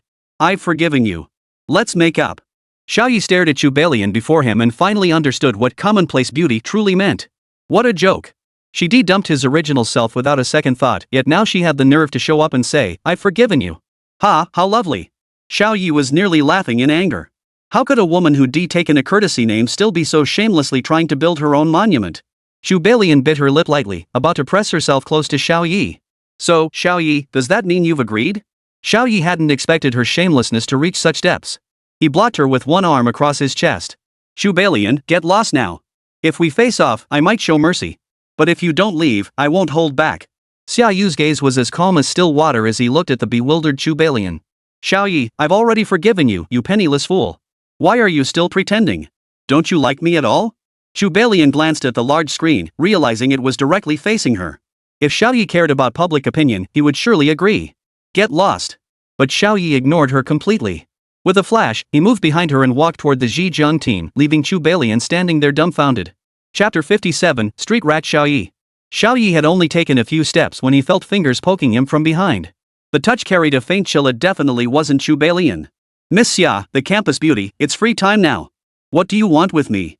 Xia Yuchan's eyes darted nervously from side to side before she finally managed. Xiao Ye, I never imagined you'd accumulated quite the romantic debt. Xiao Ye was baffled by this out-of-the-blue remark. Even if he had 100 or 1,000, that was his own business. No one else had the right to pass judgment. Well, anyone with eyes can see what's going on. If you're here just to rub salt in my wounds, I have nothing to say. With that, Xiao Ye turned and walked toward the direction of Zhejiang Academy. Several students from Zhejiang Academy noticed the direction of his steps and were all taken aback. Though they had once been classmates, the Xiao Ye of today was in a league entirely beyond their reach.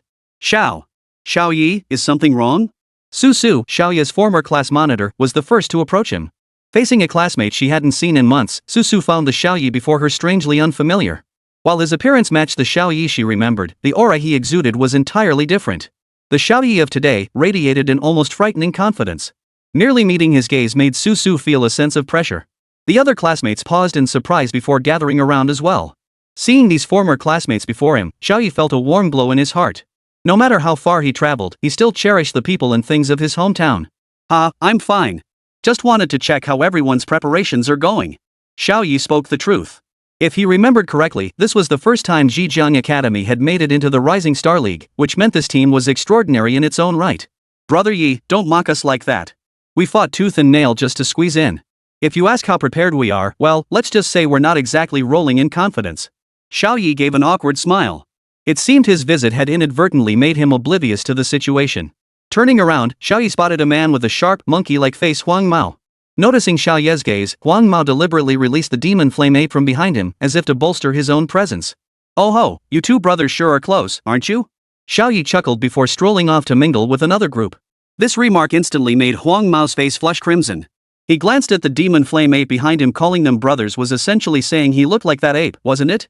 The flush only made the resemblance more striking. The scene had the spectators in the stands roaring with laughter. Xiao Ye wandered about like a street urchin, glancing here and there, leisurely waiting for the draw results to be announced. Xiao Ye paid little attention to the Flame Demon and other academies, instead focusing his scrutiny on the Gene Men academies. In truth, while Xiao Ye observed them, the major academies were observing Xiao Ye in turn. This idle time served precisely that purpose. Xiao Ye glanced toward the Tianjin contingent and noticed Zhang Wanwan glaring at him with such intensity it seemed she wanted to stare him to death. Xiao Ye stuck out his tongue at her before shifting his gaze to observe the others. He noticed the man standing beside Zhang Wanwan, laughing and joking with her.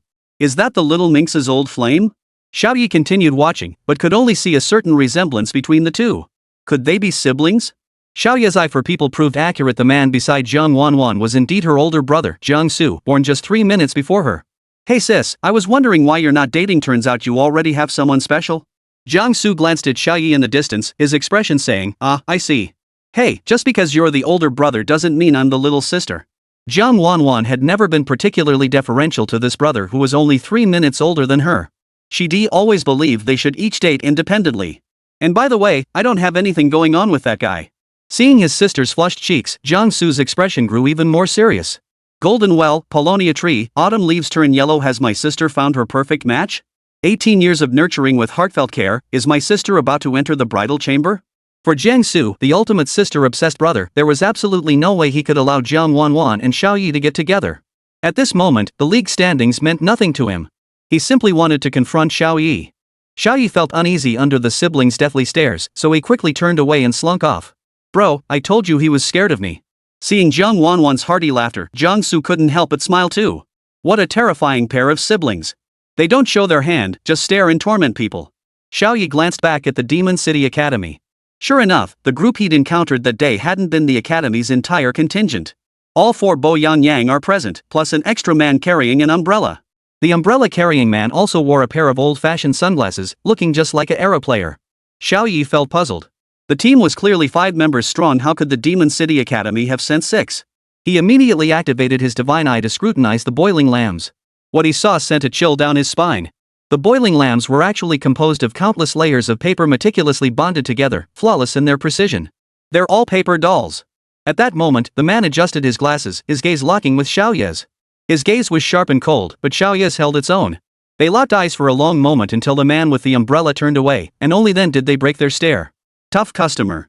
Handled by Xiao Ye-chan. Xiao Ye-chan was sipping an iced Americano in the lounge when she suddenly sneezed violently. Sis-chan, someone must be talking trash about you. Huang Yingying exclaimed in disbelief. The fact that Xiao Ye-chan could sneeze was downright bizarre. There wasn't much to see over at Weihai, just the usual old guard. Xiao Ye knew them all fairly well. The only one worth paying attention to was Mei Yuanji. At the draw booth. Director Lu, long time no see. A heavily made-up woman approached Lu Yan, none other than Huang Fengru. It can't have been that long. The two had been bitter rivals for ages. Even when it came to job hunting, Huang Fengru had ultimately ended up teaching in Tianjin because she couldn't outshine Lu Yan. Director Lu, last year your Lanwu Academy barely scraped by. This year, well, you won't be so lucky. In last year's Rising Star League, Lanwu had ultimately defeated academies like Magic City by a narrow margin. It was worth noting that in previous years, Lanwu had always won by overwhelming margins. Last year, however, it was Longwu's prodigy, Chu Linger, who single-handedly turned the tide. It was precisely this narrowing gap that gave other academies the confidence to challenge Longwu's dominance. Without that monster Chu Linger this year, I'd like to see how Longwu plans to win. Huang Fengru pressed relentlessly. After their defeat at the gate that day, Huang Fengru had targeted Xiao Ye's strengths and conducted special training for Jiang Wanwan and the others, aiming to take him down through combined efforts. Lu Yan's gaze fell upon Xiao Ye, who was lurking suspiciously before the large screen. Monsters, huh? This year we've got two. Chapter 58, Mocking My Father? You're finished. The draw is complete. Announcing the draw results. The announcements echoed through the hall as the results flashed onto the large screen. Jinmen Academy vs Zijing Academy. Magic City Academy vs Flaming Academy. Yuehai Academy vs Fufing Academy. Lanwu Academy vs Jijiang Academy. The first round draw results were announced, immediately sparking heated discussion. Holy crap, this is blatant rigging, I'm out of here.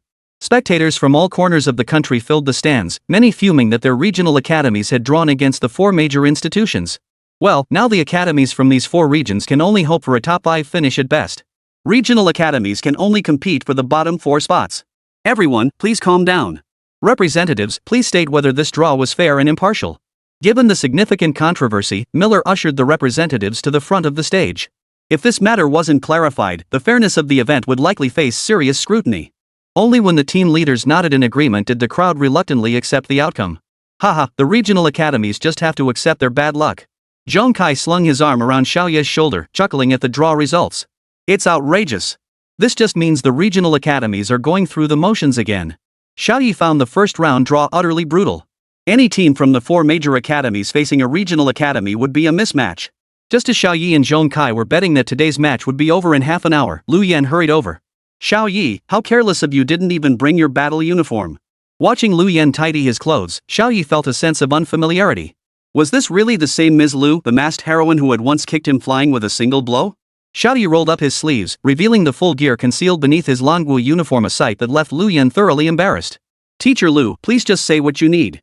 Unwarranted attentiveness made Xiao Ye feel uneasy around the woman before him. Xiao Ye, I'll be blunt then. You know how much that old hag Huang Fengru and I dislike each other, right? Xiao Ye nodded. From their previous conversations, he had picked up on the tension between them. Tomorrow's draw? That hag was in such a rush to pick that it's already done. We're up against Tianjin. Xiao Ye suddenly understood. So you want me to take down Tianjin? Xiao Ye's tone was surprisingly casual. You'd better deliver on what you promised me, or else. Although Lu Yan spoke harshly, she realized she had no real leverage over Xiao Ye. Don't worry, Sister Lu. I'll win for sure. Xiao Ye nodded in agreement, completely oblivious to Xiao Yo-chan's feelings. Even without Xiao Ye, I'll defeat them.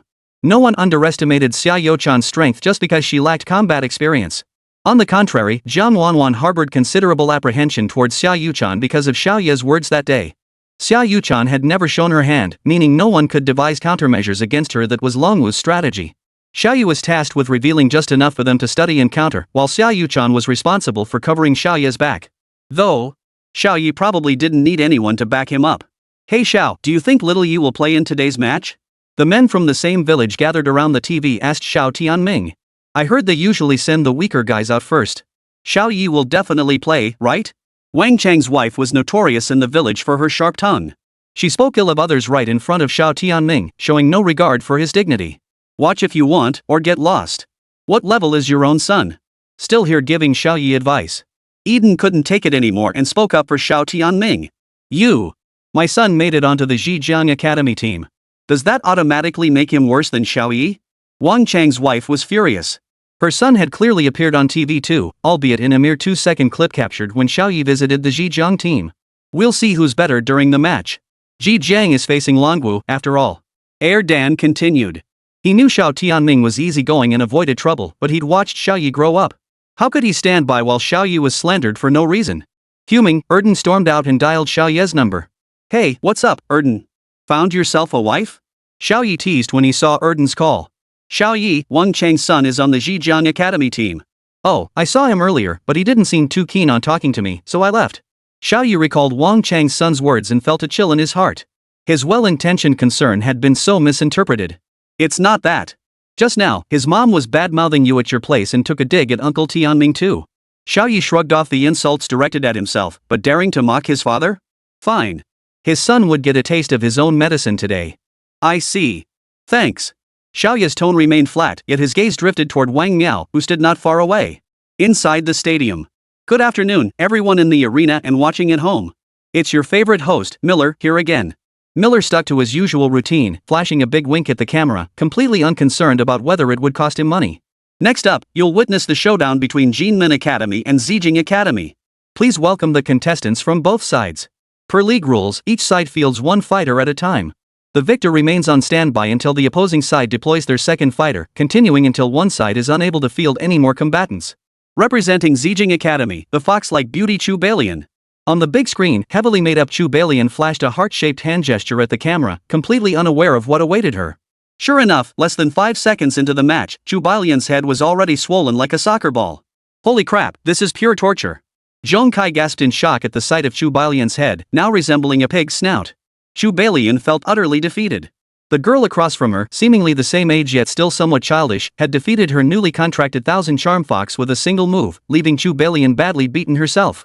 Logically, matches were supposed to be fought with restraint, especially when a strong team faced a weaker one. Yet Jiang Wanwan's blows remained relentlessly heavy. Beating you up like this must be breaking Xiao Ye's heart, huh? Jiang Wanwan looked at Chu Balian with a smug expression, yet she saw confusion and bewilderment in her eyes.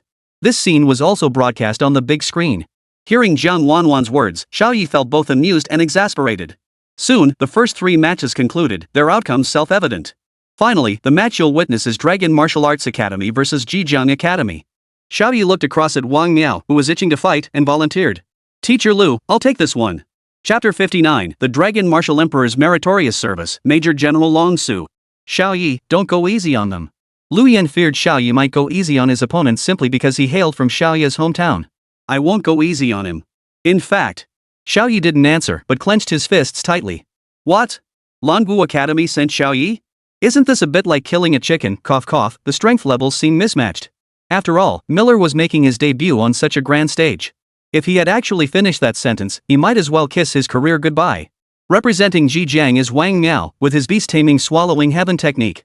As the contestants took the stage, the most excited spectator was Erden watching at home. Didn't you say the weakest would go first? Why is your son up first? Dan shot a glance at Wang Chang's wife Wang Miao's mother. Isn't Xiao Ye also going first? Besides, my son is the starting member of the team. Tian Xiaozhuan's eyes nearly popped out of her head. Children are always the best in their parents' eyes, a truth that holds anywhere, provided you don't put down other people's kids. The old fairy inequality holds again? How could Longwu's starting lineup possibly match Zhejiang's? Lies don't hurt, truth is the sharpest blade. If your son is so strong, why didn't he go to Longwu Academy? Is it just because Zhejiang Academy is closer to home? Dan's remark left Tian Xiaowan speechless. Enough talk. Let's watch the match, Xiao Tianming's eyes were glued to the TV screen, finding their chatter unbearably loud. Didn't she know her own son better than anyone? Let them talk all they wanted. The moment he proved them wrong, they'd eat their words. Xiao Ye strode onto the competition stage, his Dragon Martial Academy uniform standing out vividly. You know what? You're right. That Longwu uniform really does make him look sharp. Nonsense. It's clearly because Xiao Ye has the physique to pull it off. Look at the guy across from him, he's hunched over like a big shrimp. The audience below the stage buzzed with chatter, but people's judgments of others inevitably start with appearances. Clearly, Wang Miao had already lost on this front. He wore a pale blue robe that was ill-fitting to begin with, and his hunched posture only amplified his shrunken, defeated aura. Xiao Ye's appearance was already unmatched, and against Wang Miao's backdrop, he looked even more dashing. I must say, Xiao Ye still has his charm. Xiao Ye's fanbase had grown exponentially with each appearance, and he was now likely idolized by female college students and even high school girls. Glancing at Wang Miao before him and recalling his earlier words, Xiao Ye made up his mind. He had to put on an exhibition match for everyone. It was certain that with Xiao Ye's current strength, if he threw a serious punch, he could genuinely knock Wang Miao out cold. Their conversation and the surrounding footage were being broadcast nationwide, naturally appearing on the Xiao family's television. Xiao Ye, I never expected to meet you again outside of Chuyang village. Wang Miao came from one of the few wealthy families in Chuyang village, which allowed him to afford a fairly decent beast. He had never taken Xiao Ye seriously, just some penniless kid. Yet, overnight, Xiao Ye had surpassed him, even gaining admission to the Dragon Martial Academy, an institution Wang Miao had long dreamed of attending. On the day of the college entrance exam, Xiao Ye had stolen all the glory that should have been his. In Wang Miao's eyes, it was all rightfully his. Of course, Xiao Ye couldn't hear his inner thoughts. If he knew what this kid was thinking, he'd probably beat him half to death. If you can't get in, it's because you're not good enough. Just practice more. As if Wang Miao could have passed without Xiao Ye's existence. But from Wang Miao's stubborn expression, Xiao Ye could sense something else. Yeah, the parents watching on TV should be seeing us right now. Xiao Ye's remark was clearly aimed at Tian Xiaowan. In the Xiao family living room, the silent battle lines had already been drawn. Whoa, the tension's thick. Looks like this kid has some beef with brother Yi. Zhong Kai's words carried a hint of schadenfreude. No wonder Xiao Ye had volunteered for this mission. Sigh, another unlucky soul is about to get roasted. Mei Yuanji shook his head. After days of observation, Mei Yuanji knew that whenever Xiao Ye wore this expression, it meant trouble for the other party. Alright, now let's hear the pre-match introductions from both sides. The camera cut to Wang Miao's side. Wang Miao summoned his beast, the Swallowing Heaven Elephant. The Swallowing Heaven Elephant radiated overwhelming might. It whipped the air before it into a raging storm, letting out an exceptionally loud roar. Truly worthy of the name Swallowing Heaven Elephant, its presence is astonishing. We eagerly anticipate Wang Miao's spectacular performance. This segment was added on the fly by Miller, as no one had anticipated the previous matches concluding so abruptly. Consequently, it was only 2 in the afternoon, yet they had already reached the final match. Wang Miao of Zhejiang Academy. Currently serving as vice president of the Freshman Student Council at Zhejiang Academy. Presenting myself. Hearing Wang Miao's self-introduction, Xiao Ye nearly laughed out loud. Xiao Ye stepped forward, his eyes brimming with confidence. Before you stands, Xiao Ye, disciple of Zhao Chenkuan, Dragon Martial Academy's current headmaster and Dragon Martial General of Heavenly Strategy, Imperial Physician, Dragon Martial Academy Student Union Branch President, Zhejiang top scholar and son of Xiao Tianming. The moment Xiao Ye uttered these words, the entire hall fell silent. So many titles, are you sure this is just a freshman who enrolled a month ago? To others, that last title might seem unnecessary, but to Xiao Ye, it was essential. Xiao Tianming, watching from the screen, felt his eyes sting. His old son, he was finally making his mother proud. Ha ha ha, well said. The voice came from the man seated among the judges, none other than the Dragon Martial Emperor, Xiao Yan. Not only that, but brother Xiao just contributed to my advancement. I'd forgotten to bestow a title upon him. As he spoke, a giant golden brush materialized in the air. Using the sky as its paper, it inscribed, Xiao Ye of Chujiang's Chuyang village, for his meritorious service in assisting the emperor, is hereby awarded the title, Junior General of the Dragon Strategy. As the brush completed its stroke, the entire venue erupted in astonishment. This was an honor personally bestowed by the Dragon Martial Emperor himself, a distinction entirely different from those grand, mass conferment ceremonies. Thank you, Emperor brother. Oh, no thank you, Emperor Langwu. Xiao Ye bowed with clasped hands, while Wang Miao stood frozen in place. Why? Why was everything he'd ever dreamed of so effortlessly within Xiao Ye's grasp? Money, power, beautiful women, why did none of it belong to him? Rage boiling over, Wang Miao glared at Xiao Ye's back and bit into the mysterious pill he'd been holding in his mouth. Wang Miao's imperial power surged violently, his aura exploding outward as he charged toward Xiao Ye at a near superhuman speed. Brother Yi, watch out! Zhong Kai shouted from below the stage. Even Xia Yuchan was startled. How could his speed suddenly accelerate so dramatically? Even she found it difficult to achieve such a feat. The referees clearly sensed something amiss and moved to intervene, only to be halted by the Dragon Martial Emperor. The words of the Dragon Martial Emperor echoed in their minds, leave it be. Let us test the depth of this dragon strategy, Major General. Chapter 60, if your skills are lacking, pills won't save you. In truth, Zhejiang Academy's qualification for this league was largely thanks to the little pills Wang Miao had mentioned. This stuff seemed to evade pre-match testing, and even if not fully consumed, it was nearly impossible to detect. Take Wang Miao, for instance, his sudden bursts of power whenever he fell behind were undoubtedly due to consuming this substance. Honey, danger. Black Rose warned, immediately preparing to use her phantom form to shield Xiao Ye from the incoming attack. No need. Have Jior activate my phantom armor. I'll see just how tough this kid really is. Xiao Ye no longer cared about the dragon martial emperor's feelings. The opponent was clearly off, obviously on drugs. Moreover, the referees of the new Star League were all highly skilled writers, they couldn't possibly miss it. Xiao Ye reasonably suspected that his emperor's good big brother attitude was the reason for not stopping Wang Miao. In that case, don't blame me for using Zhou's power. Though spoken softly, the words still reached Xiao Yan's ears. Ah, it doesn't matter. It's all in the past now. Barely 2 seconds later, Wang Miao collided with Xiao Ye. Watching Xiao Ye fly backward, Wang Miao burst into maniacal laughter. Apart from those in the know, the uninformed onlookers cheered enthusiastically. Everyone loved a story of the underdog triumphing. Ha, my son is just amazing. Look at that one hit and someone's son is flying through the air. Xiao Tianming was speechless. He simply kept his eyes fixed on the television. Wang Miao cheered toward the surrounding audience, as if victory were already his. Unfortunately, Wang Miao knew nothing of the unwritten rules of the martial world, never popped the champagne before halftime. Xiao Ye, who should have been knocked unconscious, stood up unscathed, looking perfectly fine. Wang Miao's laughter abruptly froze, and the crowd fell silent in shock. Though Wang Miao's strike had been a sneak attack, it had landed squarely on Xiao Ye. Whoa, you've got something there, I mean, you're Viagra. Xiao Ye had phrased it as delicately as possible. Wang Miao, catching the implication, paled. What nonsense are you spouting? If you can't beat me, stop talking big. If you want to spit blood, go ahead and do it already. Xiao Ye sighed inwardly, then offered kindly, while the medicine's still working, give your brother a couple more hits. Xiao Ye had seen this red aura around Wang Miao before. The drug's effects had a limited duration. Once it wore off, Wang Miao would revert to his original state. In truth, the pills Wang Miao had taken were an improved version. One pill now held the potency of 6, rendering the time limit practically negligible.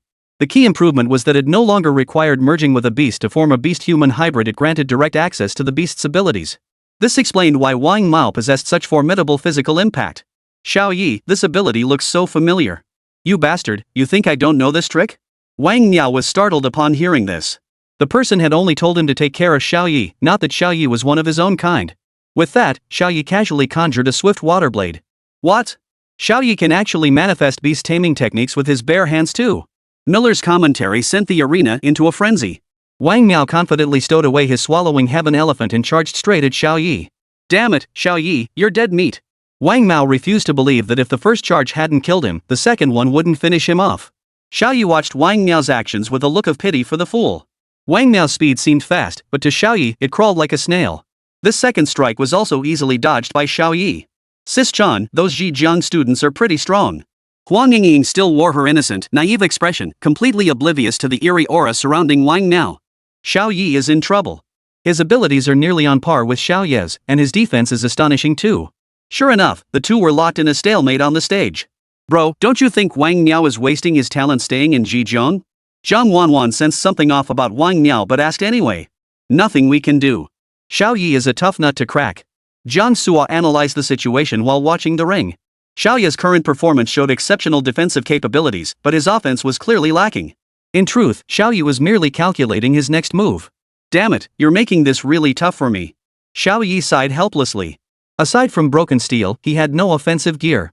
He couldn't very well use White Slash on him, could he? Forget it. Time to end this farce. Xiao Ye hadn't wanted to reveal his skills prematurely, but if he kept holding back, the two of them could fight here until nightfall.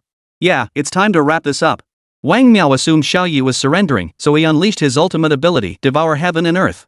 The immense suction pulled Xiao Ye toward it, leaving him no chance to dodge. You think you're dying too slowly?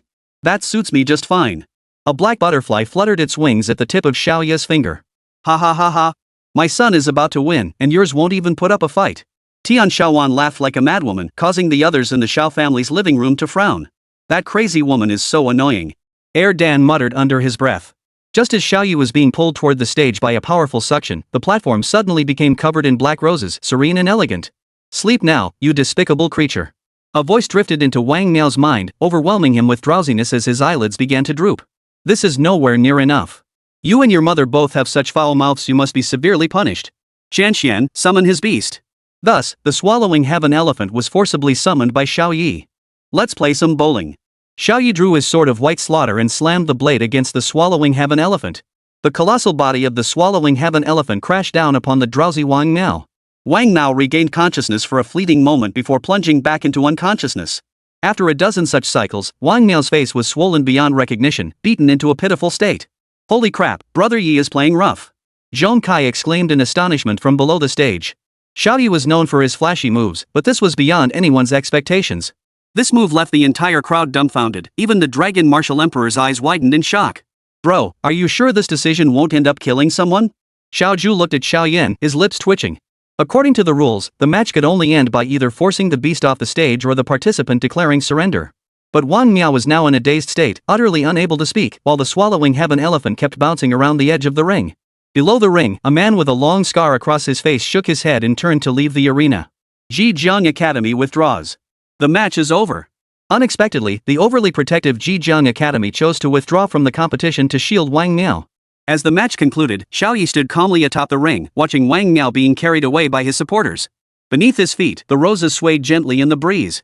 Damn impressive. This ticket was worth every penny. What an incredible fight. Xiao Ye's performance single-handedly salvaged the league's opening day revenue. Without it, complaints would likely have poured in over the lack of spectacle and the match's brevity. Ignoring the cheers, Xiao Ye shot a speechless look at the Dragon Martial Emperor, cursing inwardly. Damn it, slapping me with one hand and offering a sweet treat with the other, huh? One title to trick me out of my trump card. The final match of the first round of the Rising Star League, Langu Academy wins. Miller's announcement marked the official conclusion of the opening round. Chapter 61, Sealing the Gymnasium, Investigating Cultists. Xiao Ye, I never imagined you'd strike your fellow countrymen so ruthlessly. You've truly forgotten your roots. Unaware of the truth, Su Su continued to berate Xiao Ye. In her eyes, Wang Miao had challenged the prodigy with all his might, while Xiao Ye was the ruthless villain who showed no mercy. Meanwhile, other Zhejiang students swarmed forward, voicing protests against the match outcome.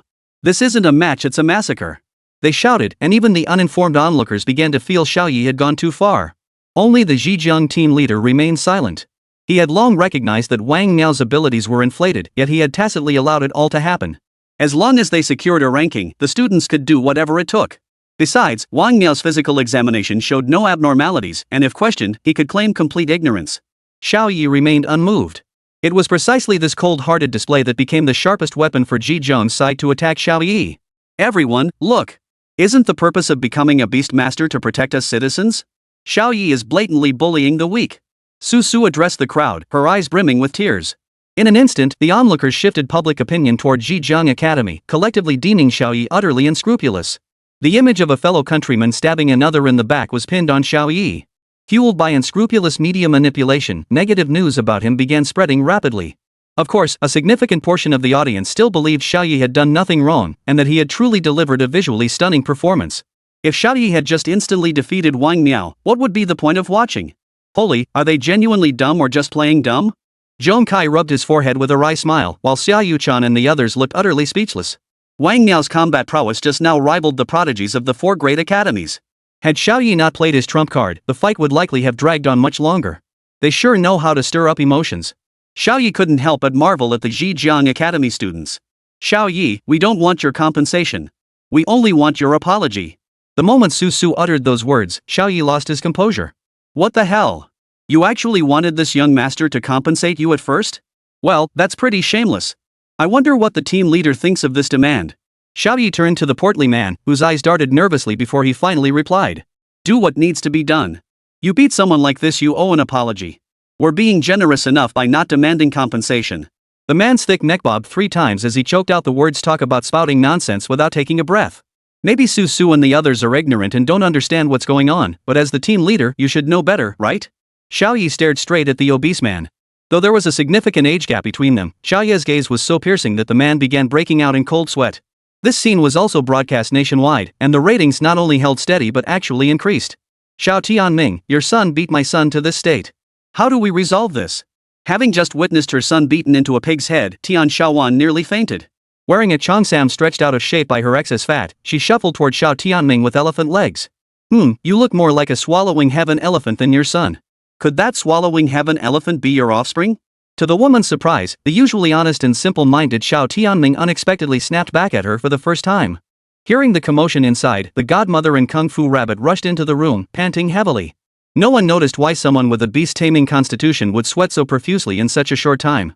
All eyes were fixed on the two, their tension thick enough to cut with a knife. So what? Pay up or take it to court? Tian Xiejuan's aggressive stance made her seem ready to devour Xiao Tianming, but he completely ignored her, continuing to stare at the TV screen.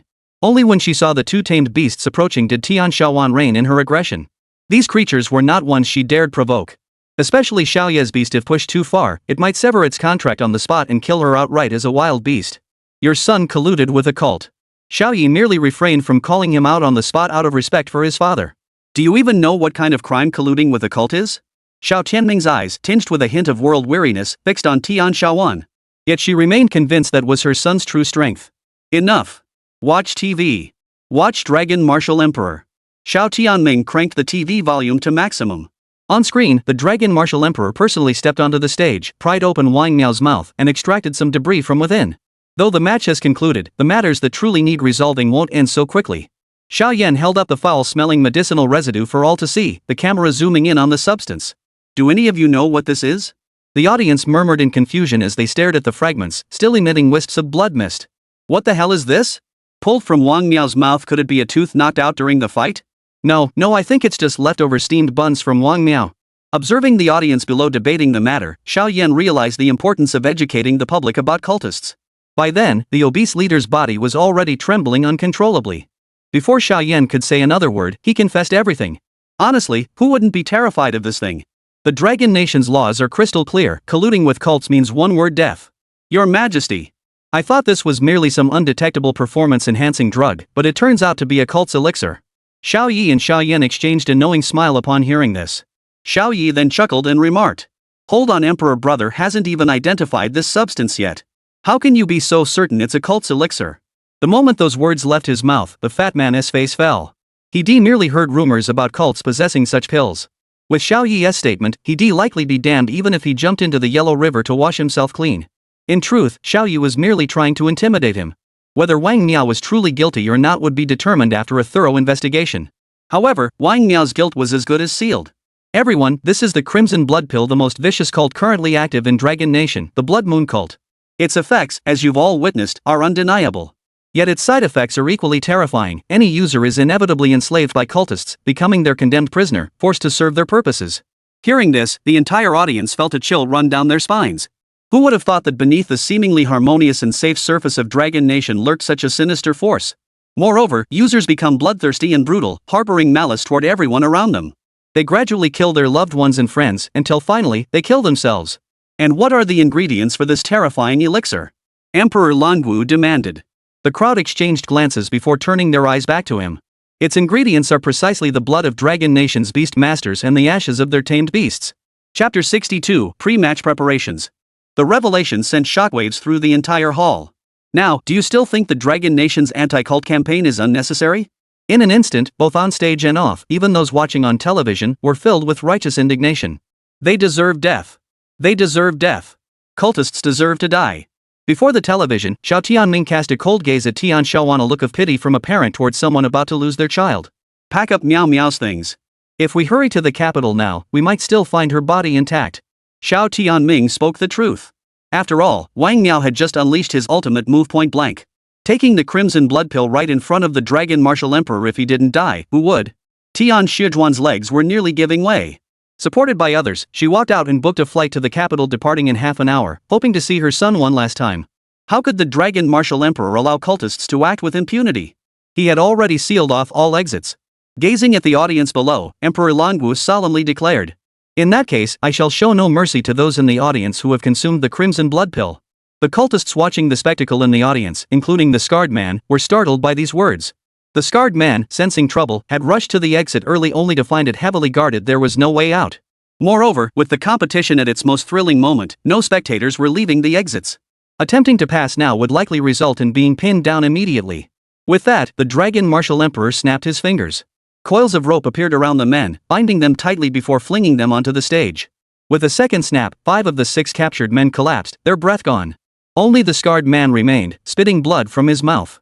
Xiao Yan stared in astonishment at the scarred man, who hadn't quite met his end. Well, we've caught a big rat today.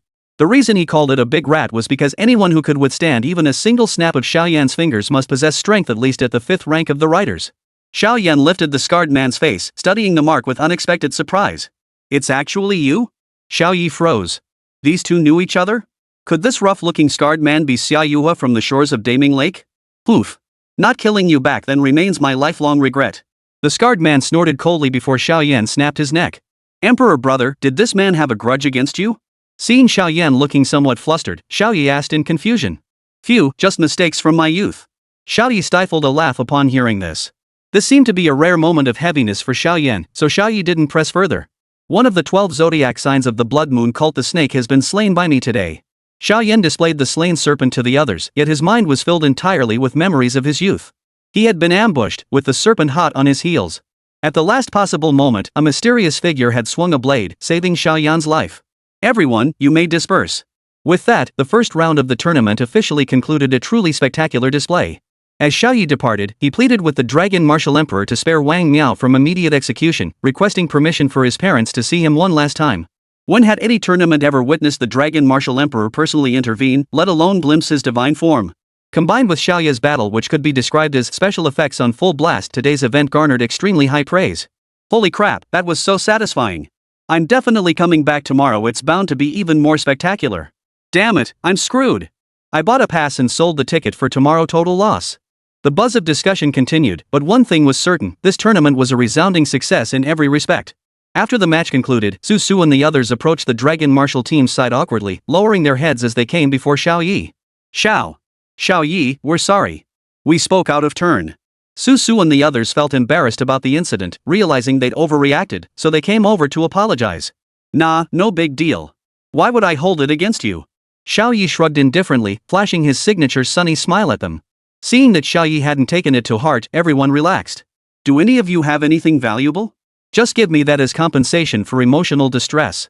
Otherwise, I might just sue you for defamation. Who would have thought such icy words could come from Xiao Ye's usually warm mouth? Their smiling faces froze instantly. Are you kidding me, bro? Then what was that earlier about not caring? Zhong Kai, witnessing this scene, chuckled. Brother Yi is still my man. I thought Xiao Ye might change after dealing with the Dragon Martial Emperor, but it seems I was overthinking it. After accepting the 2 watches from the others, Xiao Ye walked back to the Dragon Martial team's lounge with a satisfied smile. The moment he entered, Xia Yuchan and Huang Yingying fixed him with intense stares, making Xiao Ye squirm uncomfortably. What are you staring at? Never seen a dragon test major general before? Xiao Ye puffed out his cheeks, his tone brimming with arrogance. The group had already put today's events behind them, focused solely on how to deal with the Jin Min siblings. Well, Major General Longsu, you've shown your hand today. Let's discuss how to proceed tomorrow.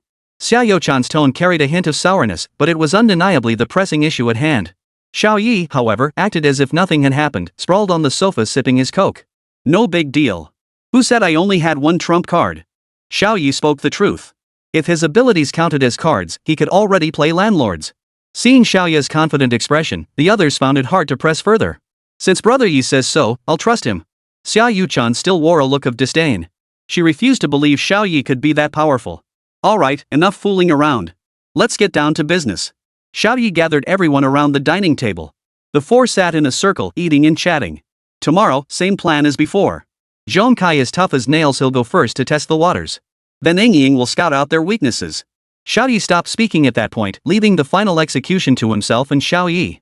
Xiao Ye, your plan makes perfect sense. For once, Xia Yuchan didn't argue with Xiao Ye's plan, it truly was the most logical approach. But tomorrow's match I absolutely have to be the one to fight. Seeing Xia Yuchan's eyes filled with urgency, Xiao Ye chuckled. Of course. You're our team's ace, stronger than me. If I can't handle it, we'll naturally let our star player, Miss Xia, take over, right? Xiao Ye's wave of flattery and compliments instantly made Xia Yuchan overjoyed. No need to say it. Just know that I'm stronger than you. Xiao Ye smiled outwardly, but inwardly thought, that's why girls from big families are so easy to fool, they're all so incredibly naive. Well, time to sleep. Playing ball today really wore me out. Reflecting on the day, Xiao Ye hadn't anticipated Wang Miao would trigger so many events. But with the charges upheld, he felt no lingering guilt. Chapter 63, Yue High Academy falls to Magic City. Early the next morning, the gymnasium's doors were already packed tight with enthusiastic spectators. After a night of intense mana replenishment from Tushan Jojo, Xiao Ye felt his mana reserves were nearly overflowing. Bro Xiao, sure, the locker room is private, but you can't get away with this kind of behavior. Zhong Kai chuckled, eyeing Xiao Ye's flushed cheeks. Don't ask what you shouldn't. Today, I'm going to show Jiang Wanwan what cruelty really is. Watching the swarming crowd, Xiao Ye couldn't help but think how wonderful it would be if his old man were here to witness this. Dear viewers, did you enjoy yesterday's matches? Today, we present an even more spectacular semi-final. The 4 major academies will select their teams to compete for the championship. Miller's voice stirred the crowd's excitement as he descended from the elevated host platform to the center of the arena. Cheer louder, I can't hear you. The roars and shouts from below the stage pierced the sky. Fortunately, the Longwu Sports Arena boasted the world's most advanced soundproofing system, otherwise, nearby residents would have suffered greatly. Brother Yi, I must say Miller still has that certain charm. Zhong Kai stared at Miller on stage, utterly captivated. Old woman? What's so interesting about her? Xiao Ye dismissed the remark with indifference. Though, if Tushan Jojo counted as a woman, she'd be a 3,000-year-old one at that. Next, please welcome the representatives from the 4 major academies. Following the semi-final procedure, the group would once again take the stage for a ceremonial walk. Ladies first. Xiao Ye graciously gestured for Xia Yuchan to walk ahead, giving her ample face. You know your place. Xia Yuchan's heart leapt with joy. This time, she would reclaim everything that belonged to her. As we can see, the Dragon Martial Arts team maintains a high standard, excelling both in appearance and skill. Miller offered a more formal commentary. Holy crap, this isn't a competition, it's a talent show. Why are all the Longwu members gorgeous? Look at them, don't you think these 2 men and 2 women are perfect together? Especially Xiao Ye and Xia Yuchan, they're a match made in heaven. I've even thought of a CP name for them, Xia Ye C. Already bearing the title of Dragon Nation's premier academy, coupled with Xiao Ye's dazzling performance yesterday, every move of the Longwu team was being closely watched by the entire Dragon Nation. The Longwu delegation has completed their entrance. Next, please welcome the Jin Men delegation. The Jin Men delegation's attire was comparatively more uniform, nothing extraordinary, just combat uniforms custom made at great expense by the academy. Rumor had it each suit cost as much as some smaller academies' annual budgets. What a grand spectacle! Xiao Ye couldn't help but marvel at the extravagantly dressed combat suits. Where's my cut? Did old Zhao rip me off? Zhao Qiankun, seated at the judge's table, couldn't help but laugh bitterly at Xiao Ye's silent question. He'd already given you his daughter, what more could you possibly want? As you can see, Tianjin Academy's representatives include a brother-sister duo. Let's anticipate their spectacular performance. Next, let us welcome the representatives from Magic City Academy. Unlike Jinmen and Longwu academies, the Magic Capital representatives radiated an icy aura, their expressions clearly saying, keep your distance. Greeting the audience was the last thing on their minds. Holy crap, cold-faced Lolas are the best. Meow Meow stepped on me. Meow Meow is so cute, and that guy carrying the umbrella on her back is actually a guy too. The Magic City team seems intent on maintaining their signature style. Can't wait to see what they've got. Miller, noticing the awkward silence in the stands, quickly tried to smooth things over. Same as always, like everyone owes them money. Zhong Kai grumbled discontentedly. Xiao Ye, however, noticed the young man with the umbrella. He keeps staring at me. Has he fallen for me? The young man's gaze never left Xiao Ye, making him feel distinctly uncomfortable. Alright, let's welcome our final team, the Yuehai representatives who've traveled far to be here. Wait, isn't that guy wearing a Longwu Academy uniform? As Mei Yuanji put it, martial artists only cared about comfort in their attire. He happened to like Longwu's reception uniforms, so he casually took one, even wearing it onto the official competition grounds. Watching Mei Yuanji cheerfully greet everyone, Xiao Ye was speechless. Bro Xiao, why don't you recruit the dimwit Mei? Then our top 3 spot would be guaranteed. Zhong Kai felt more and more like Mei Yuanji was one of their own. Our academy still has an intelligence test. He might not pass it. Seeing the cheerful youth with his sword on his back, everyone's interest was piqued. Holy crap, is this kid from the sword riding school? So cool. Totally my sister's type. This is exactly how I imagined a sword training cultivator to be. Clearly, Mei Yuanji from Yuehai Academy had become another focal point of this match. Best if he takes out that umbrella-wielding guy. Xiao Ye always felt that guy was no ordinary opponent. He hoped Yuehai Academy would emerge victorious. Alright, all competing teams have been introduced. Now, onto the first semi-final match. Magic City Academy vs Yuehai Academy. Meanwhile, the representatives from Jinmen Academy and Longwu Academy were already heading toward the lounge. To prevent targeting, starting from the semi-finals, non-competing teams must wait in the locker rooms. Honestly, this rule only works against the honorable, not the dishonest. But major academies teams generally wouldn't violate it. At the fork in the hallway, Xiao Ye encountered Jiang Wanwan and Jiang Su. The moment Jiang Wanwan spotted Xiao Ye, she lunged at him like a cat whose tail had been stepped on, blocking his path with vicious intent. Xiao Ye, this time I'll make you understand what cruelty truly means. Watching Jiang Wanwan frown, trying desperately to look fierce, Xiao Ye almost laughed. Oh, I'm so scared. The 2 arch-rivals standoff was mistaken by Jiang Su as playful banter. He immediately stepped in to stop them. You dare to curse? You dare to curse? Pushing them apart with a thick Tianjin accent, Jiang Su scrutinized Xiao Ye from head to toe.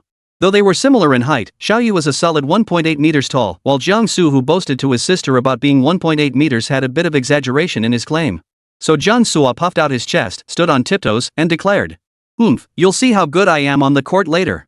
But Xiao Ye casually pushed Xiao Yu-chan, who had been standing behind him, forward. Sis-chan, someone's picking on me. Beat him up for me later.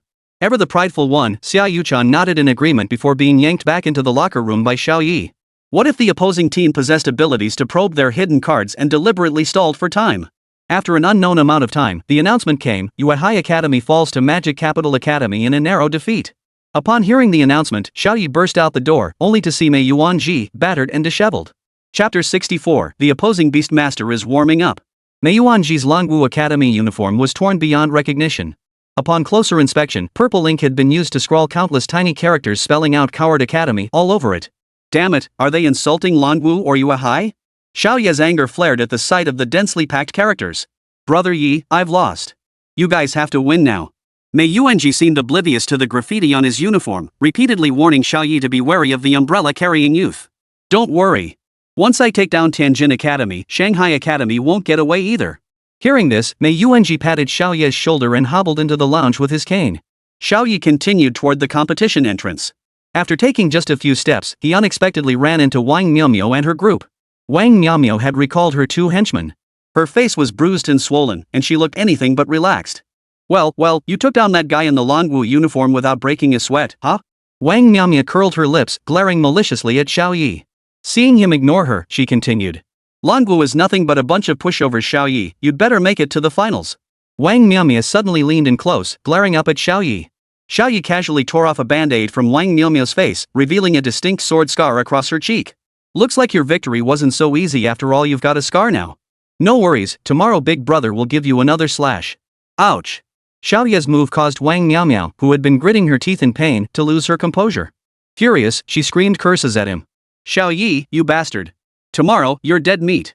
The towering man behind Wang Miaomio also spoke up. Xiao Ye, you dare lay a finger on my Miaomio? With that, the big man's fist swung toward Xiao Ye. Get lost, Wang Dong. Who the hell is your Miao Miao? Before Xiao Ye could dodge, Wang Miaomio suddenly slapped Wang Dong across the face. Xiao Ye said nothing more and walked straight toward the ring entrance. Pretending to be tough, huh? Thought you were fine. Xiao Ye muttered under his breath. Xiao Ye hadn't just been observing Wang Miaomio. Behind her, the sole surviving Bo Yan-yang was arguably the most severely injured. That punch must have backfired on him. He'll probably be the first one carried out. Xiao Ye analyzed. The big guy would likely be carried off first, followed by Wang Miaomio, who probably suffered some setbacks or truly been defeated. Finally, the man with the umbrella would be the last to enter and finish things off. Just how powerful is he, to make even Mei Yuanji lose so badly? Just how powerful was that enigmatic youth? Why had no one ever heard of him before? Brother Yi, snap out of it. It's our turn to go in. Zhong Kai patted Xiao Ye on the shoulder, snapping him out of his trance, and strode confidently toward the preparation area. Alright, everyone. I'm sure the previous match left a lasting impression. It might just be the most thrilling showdown in the history of the Rising Star League. Judging by Miller's commentary and the audience's reactions, the previous match had indeed been spectacular. Now, let's welcome the Dragon Martial Arts Academy and the Jin Men Academy. I'm sure they'll deliver another thrilling showdown. As Miller finished speaking, Zhong Kai was already itching to step onto the stage. Now, let's invite the starting players from both teams to take the stage. At this call, Zhong Kai sprinted toward the stage at a speed that could rival his 50-meter dash time from his college entrance exam physical. Snatching the microphone, he excitedly shouted toward his portly father in the VIP section. Dad! Look at me! I'm on TV! Zhong Shua, who was sitting in the audience eating a fried chicken drumstick, saw his son take the stage. Without even wiping the grease from his mouth, he stood up and shouted. You little rascal, take down one opponent and you've won. Hearing his father's words, Zhong Kai grinned broadly. Don't worry, Dad. I won't last past the second one. Watching this contented father-son duo, the audience burst into laughter. And so, 3 minutes later. Zhong Kai out. Brother Yi, I did pretty good, right? Knocked out 1.5. Zhong Kai bounded off the stage, completely oblivious to his own swollen face. Alright, go rest. Your face is swollen just like your old man's. Huang Yingying stepped onto the stage and took down the next 1.5 opponents. The reason it was called 1.5 opponents was because the second one had also been worn down by Zhong Kai and wasn't in great shape. Huang Yingying took him down almost immediately after stepping into the ring, and the replacement process continued until the next opponent. No time to mourn. Huang Yingying next heading into battle is Xiao Ye. Fly high, Xiao Ye. Your fans will always be by your side. Little brother Yi, go all out for us. Amid Miller's commentary and the crowd's screams, Xiao Ye slowly ascended the stage. Long time no see, little cookie. Jiang Wanwan looked at Xiao Ye with utter arrogance. She had assumed her side's numbers would wear Xiao Ye down, but upon seeing him, her team had dwindled to just 2 members. You seem quite confident. Xiao Ye regarded Jiang Wanwan calmly. He didn't particularly dislike her typos who were weak but had a huge appetite for competition. Of course. This lady is incredibly strong now. Jiang Wanwan pouted, her instant noodles beside her seeming more formidable than before as she unleashed a fiery blast toward Xiao Ye. Whoa, this dragon's got some serious flair. Who knew even a little thing like this could carry dragon blood? Xiao Ye muttered inwardly, but his hands didn't hesitate. Several swift wind blades flew out, only managing to deflect a fraction of the breath attack. Having learned from her last mistake, Jiang Wanwan wisely avoided close combat, switching to a kite-style fighting strategy instead. Xiao Bai, overwhelming roar. Xiao Bai obeyed the command, its thunderous roar slowing the breath's flames. The dry noodles clearly weren't convinced, frowning as it unleashed another burst of flames. Caught off guard by the sudden surge of flames, Xiao Bai was instantly scorched. Watching Xiao Bai scorched by its own breath, dry noodles let out a wicked cackle. Xiao Bai's white fur was singed black. While the move wasn't highly damaging, it was deeply humiliating. Oh no, you killed my beast companion. Xiao Ye forced out 2 tears and immediately covered Xiao Bai's eyes with his hand. Xiao Bai, close your eyes. Xiao Bai obediently shut his eyes and was immediately recalled into Xiao Ye's beast space. What is our contestant Xiao Ye doing? Has his beast been severely injured? Miller exclaimed in surprise at this sudden turn of events. What's going on? That huge white tiger, even if it's just a low-tier beast, it shouldn't be that fragile. That white tiger must have had deep affection for Xiao Ye's baby. My poor Xiao Ye baby. The audience below the stage buzzed with speculation, but the one who should have been most terrified was Jiang Wanwan. Xiao Ye had already shed his dragon warrior robes, revealing his high-grade equipment that gleamed brilliantly. What's Xiao Ye doing? He's warming up. Chapter 65, The Crazy Sister Obsessed Guy. Xiao Ye, what are you doing? Seeing Xiao Ye without his robe, the fear buried deep within Jiang Wanwan's heart was stirred once more. Nothing much. Just a bit warm in here. Xiao Ye smiled, his gaze fixed intently on Jiang Wanwan. Hot. What a joke. The Langu Gymnasium boasted the nation's most expensive climate control system, ensuring every competitor remained unaffected by environmental factors. Don't come over here. If you come any closer, I'll surrender. Fine, I won't come over. Faced with Jiang Wanwan's absurdly ridiculous words, Xiao Ye was speechless. Who exactly are you threatening? Xiao Ye patted the broken steel blade tucked at his waist. Steel, you go. The blade spirit had initially rejected the nickname Steely, but disobedience meant getting beaten up, so it had no choice but to submit.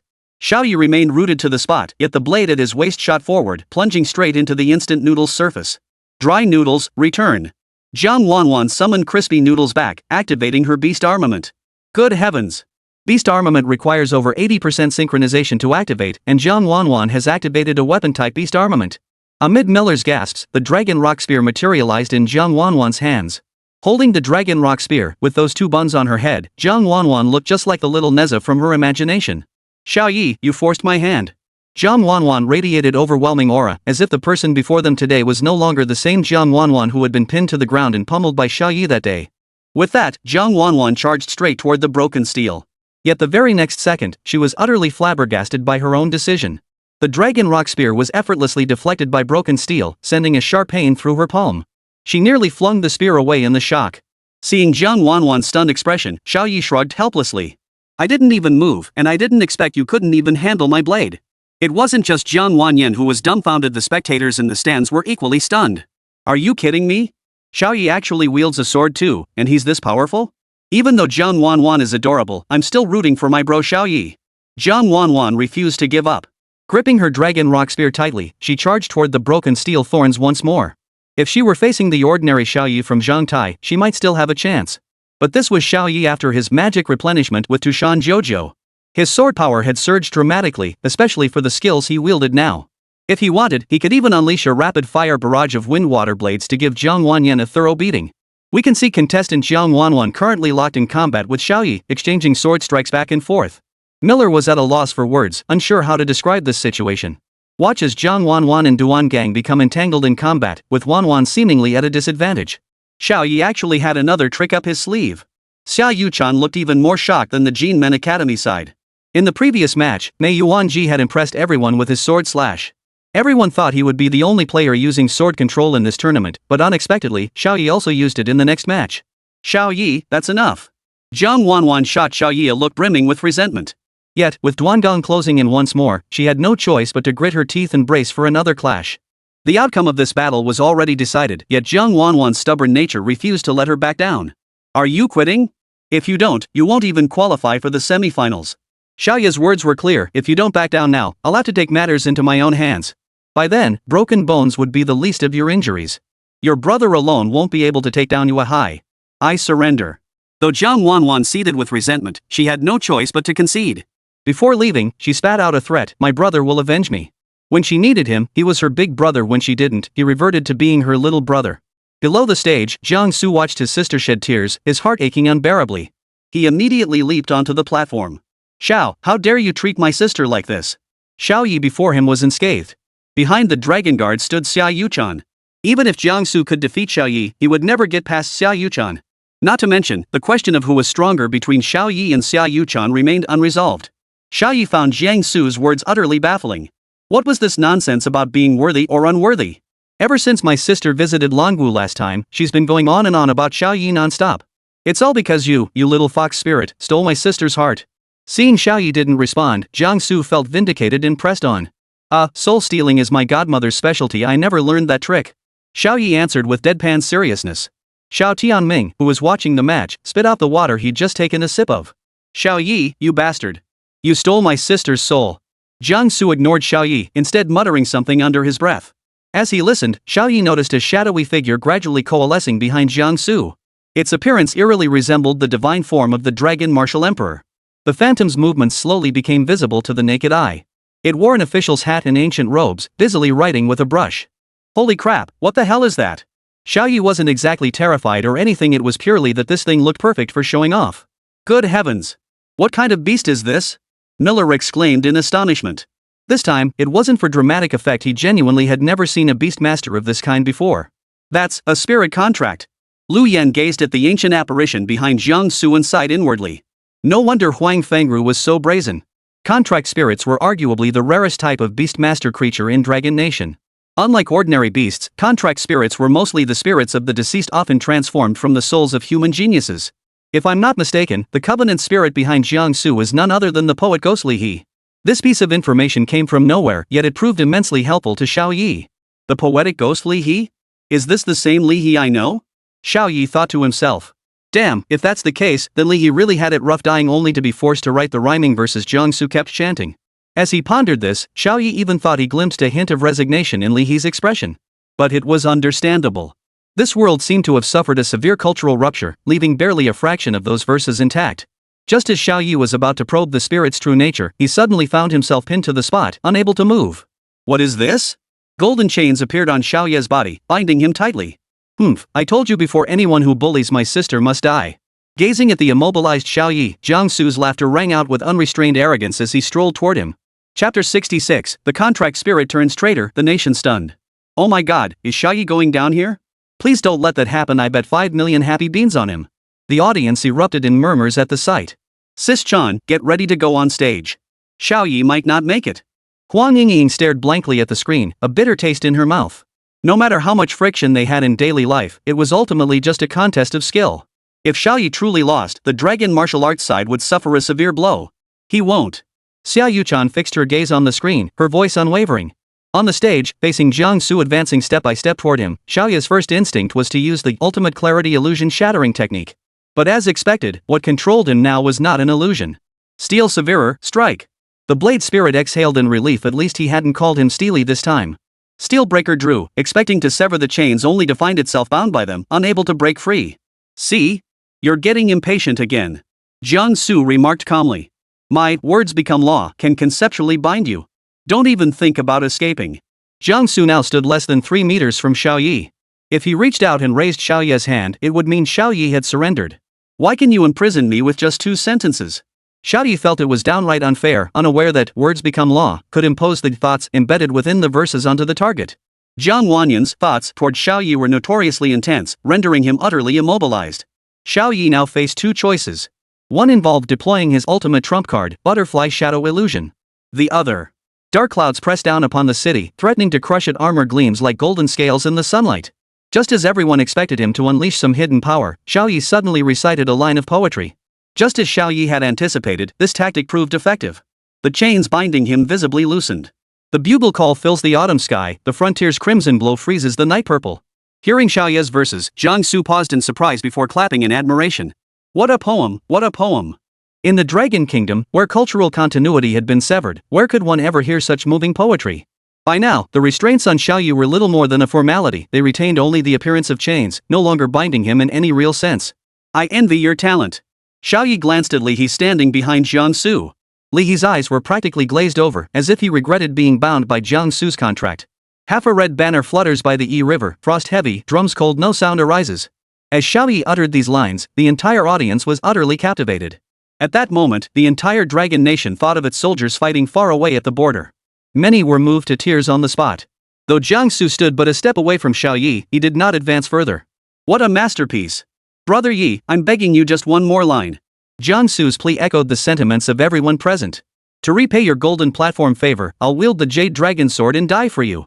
Xiao Ye turned to face the dragon emperor seated on the dais, his voice ringing out with unwavering resolve, echoing relentlessly throughout the stadium. Shock. Utter shock. As Xiao Ye finished his poem, everything that had just unfolded became art. Ha ha ha, splendid poetry. Splendid indeed. My dragon strategy major general excels in both martial arts and literature, truly a prodigy. That such a fine poem could be composed at such a young age caused Emperor Longwu to regard Xiao Ye with renewed respect. It was worth noting that the only ancient poem currently regarded as a national treasure in the Dragon Kingdom, hanging in the emperor's own bedroom, was Luo Binwang's Ode to the Goose. For Xiao Ye to now present the governor of Yanmen Pass was nothing short of a devastating blow. In an instant, applause drowned out all other sounds. Xiao Ye felt he had never heard such prolonged and thunderous applause in his life, all because of a single poem he had recited.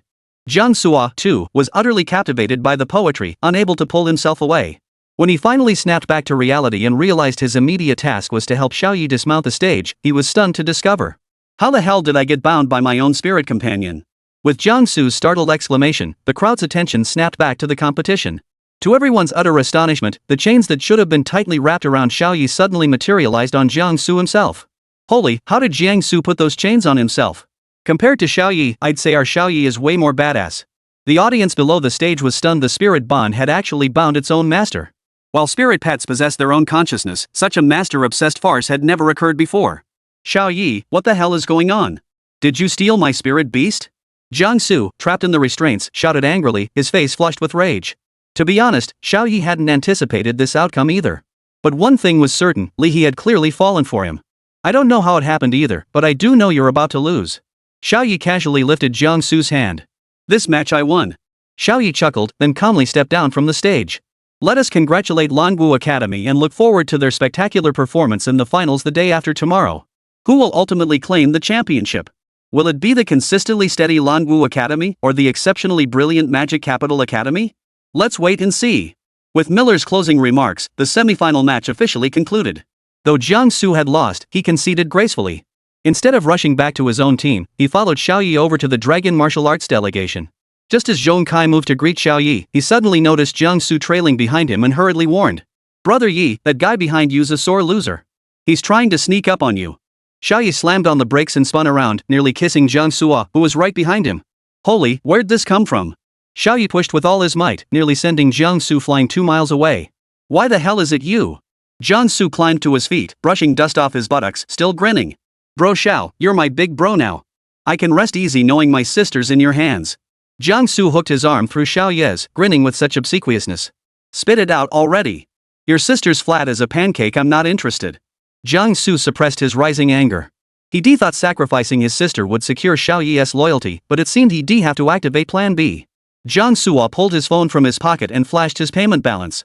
1, 2, 3, 4, 5, 6, 7 zeros? Xiao Ye's eyes widened in disbelief. He'd never seen that much money in his life. One poem. 100,000. Jiangsu had intended to start with a lower offer. Given the quality of Xiao Ye's previous poem, he could easily have bid $1 million or even 10 million. Deal. To his surprise, Xiao Ye seemed perfectly satisfied and agreed immediately.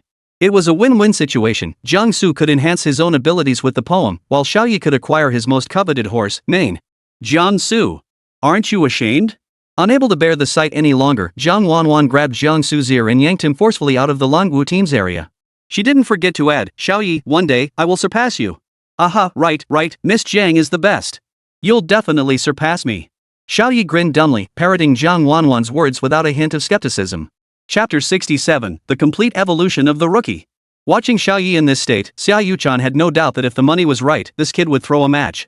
Xiao Ye, you took too big a risk this time. Xiao Yuchan murmured with a pout. This time, Xiao Ye had once again put on a grand show in front of everyone, showcasing his literary prowess. Now, in the eyes of the Dragon Nation's populace, Xiao Ye was a genius who excelled in both the arts and martial arts. Truth be told, given the cultural depth of the Dragon Nation, Xiao Ye could astonish any crowd just by humming off a couple of poems. Ah, if only I had a contract spirit too, especially a poet or something. I wonder how powerful that would be. Xiao Ye sighed. If anyone else heard this boastful remark, they'd be green with envy. After all, most people could barely manage 3 contracted beasts at most, yet Xiao Ye had 5 under his command without even breaking a sweat. Bro Xiao, we've got a whole day to prep. Wanna team up with me for a double session? Before Zhong Kai could finish his sentence, Xiao Ye delivered a fierce punch. Get lost. I need to train hard. We're going big the day after tomorrow. As he spoke, Xiao Ye discreetly pointed at Xiao Yuchan. Not to brag, but in the finals? That zombie-like guy, Xiao Yuchan? Even he might not be able to handle it. That's where I come in. Xiao Ye thought the youth with the backpack and pale complexion resembled a 1,000-year-old zombie, hence the teasing remark. No need for Brother Yi to say it. I figured Mei Yuanji's strength was on par with Sister Chan's. Never expected such a crushing defeat. That bastard must have messed with it. Zhong Kai offered a rational analysis after hearing Xiao Ye's words. Brother Yi, we're counting on you the day after tomorrow. I'll handle the chaos, you handle the slaughter. Xiao Ye nodded, then recalled the words engraved on Mei Yuanji's uniform by the Demon City Academy. His anger flared instantly. It's time to give them a taste of Dragon Marshal's might. Meanwhile, Emperor Langu on the podium watched every scene unfolding below. Weicheng, after the competition concludes, issues Xiao Ye a Dragon's Path training camp pass as well. The elderly man beside him, his temples streaked with gray, looked utterly astonished. Your Majesty, the Dragon's Path training camp has always been reserved for the top talents from the academies that secure first place. This seems rather inappropriate. Emperor Langu dismissed the objection with indifference. What's inappropriate about it? My meaning is this: whether Xiao Ye finishes first or not, send him there. Dragon Martial Academy. Training Chamber. Xiao Ye remained utterly unaware of the Emperor's recent decree. He sat cross-legged, cradling Xiao Bai in his arms. Xiao Bai, if I really face that guy tomorrow, do I stand a chance? Xiao Ye had originally intended to leverage Longwu's resources to strengthen himself quickly, so he could head to the front lines to slay demons. But now, he had developed a profound sense of belonging to the Longwu Academy. The honor of Longwu must not be trampled upon. Just as Xiao Ye prepared to resume his cultivation, a soft knock sounded at the door. Zhong Kai, are you out of your mind? I told you I'm not eating. Xiao Ye shouted toward the door, only to hear a woman's soft voice instead. Xiao Ye, if you don't want me here, I'll just leave. Recognizing the voice, Xiao Ye abandoned Xiao Bai and dashed to the door in a single bound. Sister Zhu, what brings you here? Xiao Ye had just finished a training session, completely forgetting he was shirtless with messy hair. Xiao Zhu was so startled she couldn't speak. His wet hair, intense gaze, and muscular physique. Xiao Zhu had never seen such a sight before, and her cheeks flushed crimson like 2 apples. Sis Zhu, it's not hot in here, but I can't let you come in and sit down. Xiao Ye continued to stare at Xiao Zhu's flushed cheeks, puzzled by her reaction. After all, he had the air conditioner set to 20 degrees. Xiao Zhu suppressed her embarrassment and retrieved a pill glowing with a faint blue light from the small basket behind her. You did exceptionally well today. Sister will reward you with a top-grade beast spirit pill. As Xiao Ye gazed at the supreme beast spirit pill before him, his divine pupils involuntarily activated. Item name, Premium Beast Spirit Pill. Grade, Legendary. Effects, greatly accelerates Beastmaster growth rates and possesses certain transcendence capabilities. Seeing Xiao Ye's eyes physically light up, Xiao Zhu was startled at first, then convinced herself. My brother's pupil technique is truly formidable. It will surely prove invaluable in the finals. Xiao Ye studied the extremely brief description before him, yet dared not underestimate this pill in the slightest.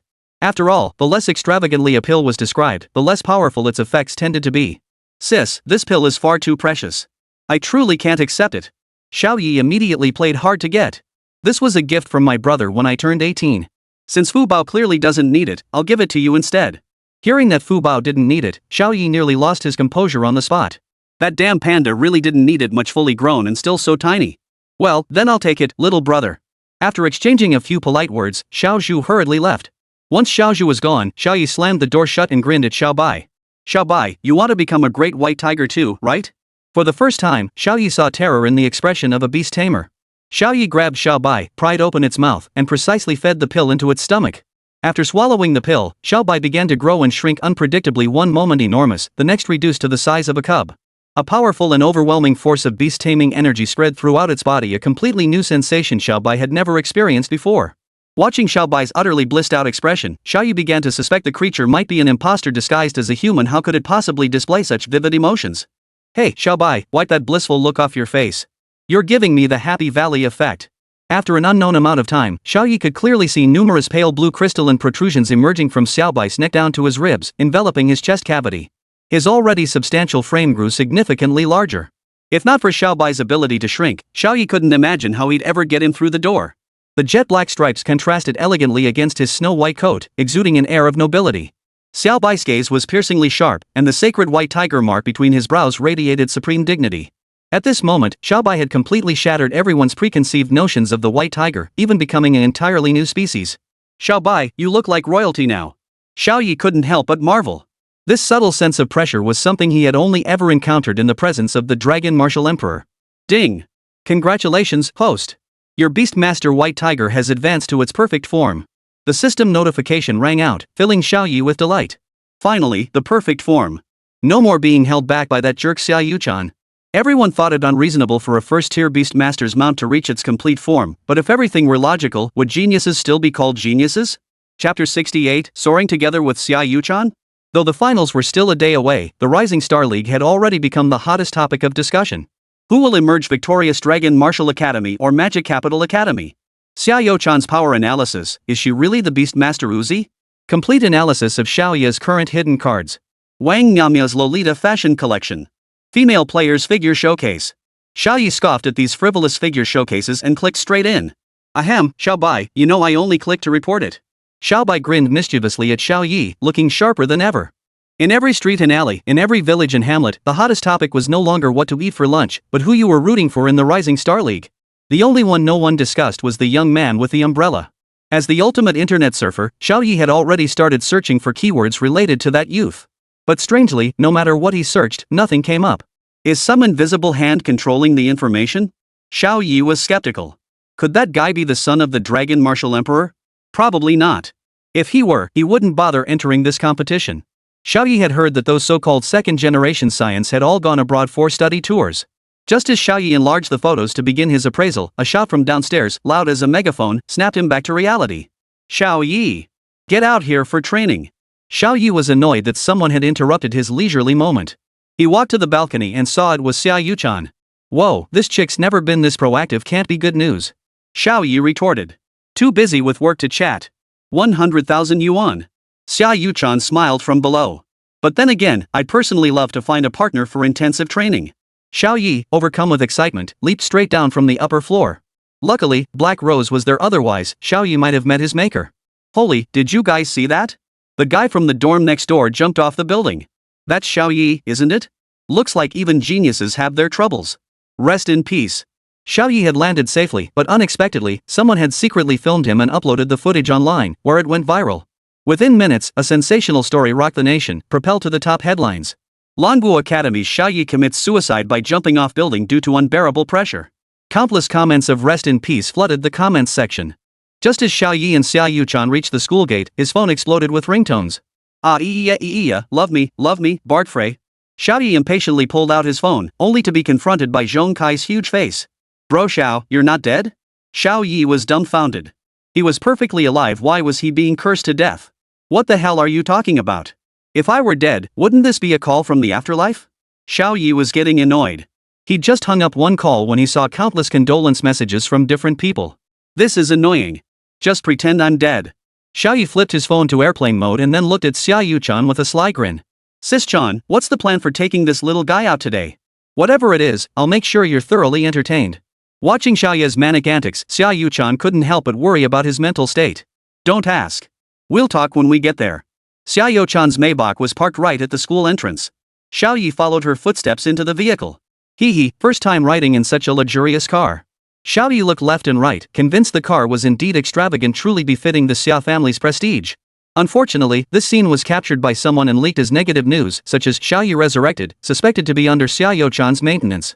What Xiao Ye didn't know was that he was now caught in the midst of a media storm. The car stopped again, this time at the entrance of a luxury hotel. Xiao Ye stared at the sign reading Romance Grand Hotel and clutched his chest in disbelief. Sister Chan, I sell my artistry, not my body. I'm not some loose woman. 200,000. But then again, selling myself once in a while is totally fine. Xiao Ye had no idea why Xiao Chan had brought him here, but with the money on the table, he wouldn't just do whatever she asked. He wouldn't even mind doing her. The two stepped inside, where the hotel front desk staff bowed respectfully upon recognizing Xiao Chan. Good evening, Mississippi. Your reserve lover's suite has been prepared. Xiao Chan took the keycard, while Xiao Ye trotted up the stairs behind her. Once inside the room, Xiao Chan deftly locked the door and drew the curtains. Then she began undressing Xiao Ye. Sister Chan, you're the one who said this is my first time. Please be gentle. Xiao Ye murmured shyly. Xiao Chan acted as if she hadn't heard, continuing to search through Xiao Ye's belongings. Finally, she discovered a small black coin tucked away in the loose threads of his pocket. Surprised by the foreign object appearing in his clothes, Xiao Ye asked, "What is this?" "A bug." Xiao Chan stated, opening her phone to reveal the top news story had completely changed. Xiao Ye attempts suicide by jumping from building. Xiao Ye hooks up with rich girl's legs. Xiao Ye and Xiao Chan checked into hotel before competition, flying high together. A barrage of scandalous, entirely negative headlines flooded Xiao Ye's vision. I'm being watched? Xiao Ye looked utterly incredulous. Correct. If my guess is right, you've been under complete surveillance since your conflict with Magic Capital Academy began. These negative stories are merely attempts to break down your psychological defenses, though I doubt they'll have much effect. Xiao Chan spoke the truth. If it were just scandalous rumors, Xiao Ye wouldn't be angry, he'd probably be a little excited. But everything else you said, I'm afraid it's all been recorded too, including the content of your cultivation. Hearing this, Xiao Ye's pupils dilated in shock. If they discovered that Little Bai had reached its complete form, he'd lose another trump card. But it was fine. So what if they knew? Could they stop him? Don't worry. Everything you say here will be kept confidential. Heh, you're surprisingly nice. Xiao Ye scratched his head and chuckled. Now I need you to provide me with one piece of information. Xiao Chan's gaze locked onto Xiao Ye, as if she could devour him with her eyes. What information? What's the real story behind your dream butterfly? Xiao Ye scratched his head. He couldn't exactly say he'd tricked old Zhao's daughter into coming home with him, could he? Just then, Xianxian's voice whispered in Xiao Ye's ear. Darling, if you only need the power of the Black Rose Sea, I can share it with you. After hearing this, Xiao Ye slowly extended his fingertip towards Xiao Chan's. Listen to the rustling sound of the Rose Sea swaying. Chapter 69, The Backpacker vs. Xiao Chan. After a night of deep communication, Xiao Chan had essentially mastered this power. If she had previously been confident of becoming the top freshman, now she had ascended to an entirely new level of strength. Xiao Ye, thank you. Faced with Xiao Chan's sudden gratitude, Xiao Ye didn't know how to respond. His actions had been purely self-serving, and since Xiao Chan had helped protect his privacy, this was merely returning the favor. No big deal. Just make sure to give me the longevity gourd when the time comes. Xiao Ye's mind was still fixated on that longevity gourd. After all, no matter how brilliant he became, what good was it if he only lived for a single year? This wasn't the first time Xiao Chan had heard Xiao Ye mention the longevity gourd. What's the deal? Is there something special about that gourd? Or is it just particularly important to you? Unlike her usual tone, Xiao Chan's voice genuinely carried concern. Hearing this, Xiao Ye lowered his head and sighed. It seems I can't hide it anymore. I have a friend who was diagnosed with a terminal illness. He only has a year left to live. As he spoke, Xiao Ye even pretended to wipe away a few tears, completely fooling Xiao Chan. Given that, you absolutely mustn't throw this match. Xiao Chan's train of thought was truly peculiar. She instead recalled Xiao Ye's reputation for being money-hungry. Of course not. A gentleman loves wealth, but only when it's earned through proper means. I wouldn't risk my life for money. Xiao Ye covered his mouth, realizing he might have let something slip. Xiao Chan pondered for a moment before nodding in agreement. If you win the championship, as long as you admit I'm stronger than you, this longevity gourd is yours.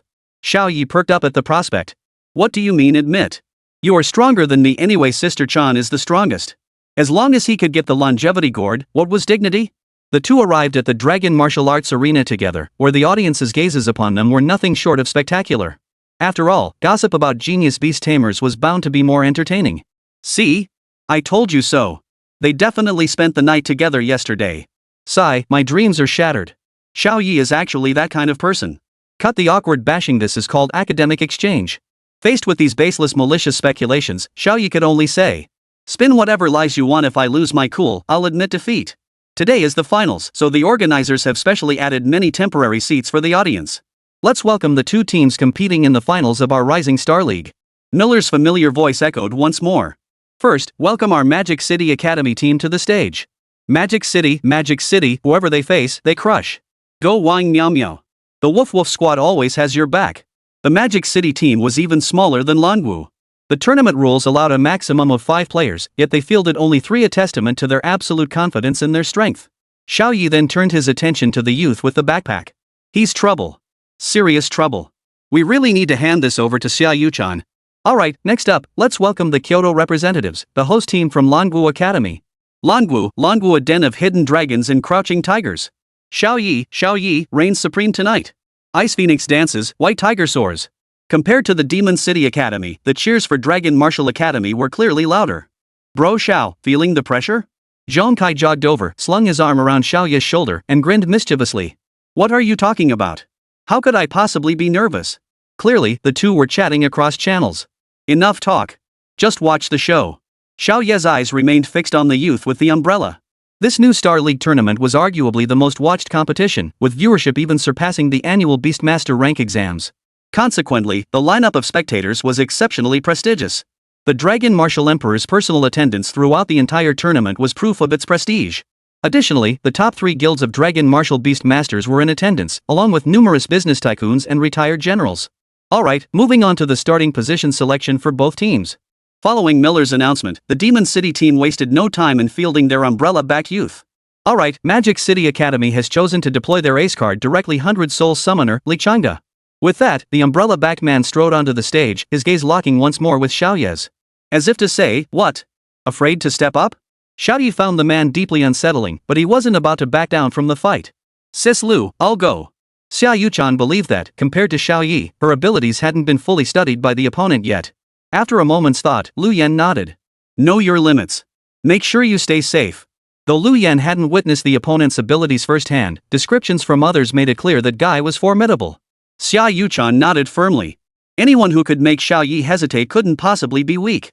Xiao-Yu-chan slipped into her purple form-fitting combat suit and walked past Xiao Ye. Their eyes met, and Xiao Ye voiced his concern. That outfit looks stunning on you, and you're beautiful too. Just don't come back covered in dirt and dust. Xiao-Yu-chan gave a faint, mocking smile. Don't worry. Isn't Major General Long So here to back me up? As the two stepped onto the stage, the shutter clicks echoed throughout the venue. After all, this was essentially a clash between the two strongest combatants in the rankings. Oh.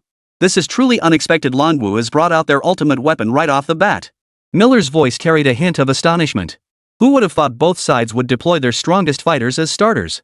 Could it be they've decided to make the first match the final round of the day? Miller's point held weight. Typically, if one side's strongest fighter secured victory, the match would likely be a one-sided affair. Lichanga, in a rare gesture, removed his sunglasses and spoke with refined politeness. Nice to meet you, Miss Xia. Please don't get angry later. That was an interesting remark. Don't get angry later meaning don't get upset after being defeated? Rest assured, the Dragon Martial Arts Association will win through completely fair and reasonable means. Xiao-Yu-chan retorted sharply, refusing to believe Lichanga had no involvement in the wiretapping incident. Alright, dear viewers, let us eagerly anticipate this ultimate showdown. Who will emerge victorious? The match begins. Xiao-Yu-chan didn't immediately unleash her extreme cold ice phoenix, seemingly applying pressure to Lichanga. Lichanga, however, showed no urgency. He simply took the umbrella and held it in his hand, murmuring incantations under his breath. Seeing that pressure alone wouldn't resolve the situation, Xiao-Yu-chan decided to overwhelm the field with a wide area skill. Dream Maw, Devouring Dreams. Xiao-Yu-chan summoned the Dream Eater, unleashing a massive area of effect attack. Just as the attack was about to reach Lichanga, he abruptly opened his umbrella. Absorb. The Dream Eater's attack was completely absorbed. Chapter 70, Xiao Ye's Wrath, Dual Combat. What kind of ability is this? Both the audience below the stage and the officials on stage were stunned. Xiao Ye, however, fixed his divine eye upon the bizarre umbrella. It finally opened up. We'd better take a good look. Item name, Soul Capturing Demon Umbrella. Grade Legendary. Function, Absorb, captures all targeted skills released by opponents, converting them for personal use. Expel, reflects absorbed skills back at the caster unchanged. Xiao Ye frowned. Another individual who had made a pact with dark and twisted forces. On the arena platform, Xiao-Yu-chan's expression remained tense. This was the first time she'd encountered a spirit artifact of this kind. Expel. At Lichanga's command, the Devouring Dreams skill originally belonging to the Dream Eater shot directly from the umbrella. Unable to directly confront the skill, Xiao-Yu-chan chose to retreat. Yet simultaneously, Li Chang'e, who had previously focused solely on defense, carried the umbrella and advanced directly toward her. Spit, Azure Lotus Sword Song. Instantly, countless pale blue light swords materialized around Li Chang'e. Intertwining like a dreamlike illusion, they stabbed towards Xiao Ye. Xiao Ye gasped in shock. He possessed no contracted sword. Therefore, the only possible explanation for his ability to wield this sword formation was, this was Mei Yuanji's sword formation. Below the stage, Mei Yuanji lowered his head upon witnessing this. Never in his wildest dreams did he imagine his most devastating technique would be completely blocked by another and then used against his own friend. Xiao Ye, slow them down. Xiao Ye watched from below the stage, feeling troubled. Though Li Chang'e's skill was peculiar, it wasn't entirely unbreakable. He hoped Xiao Ye could find a way to counter it.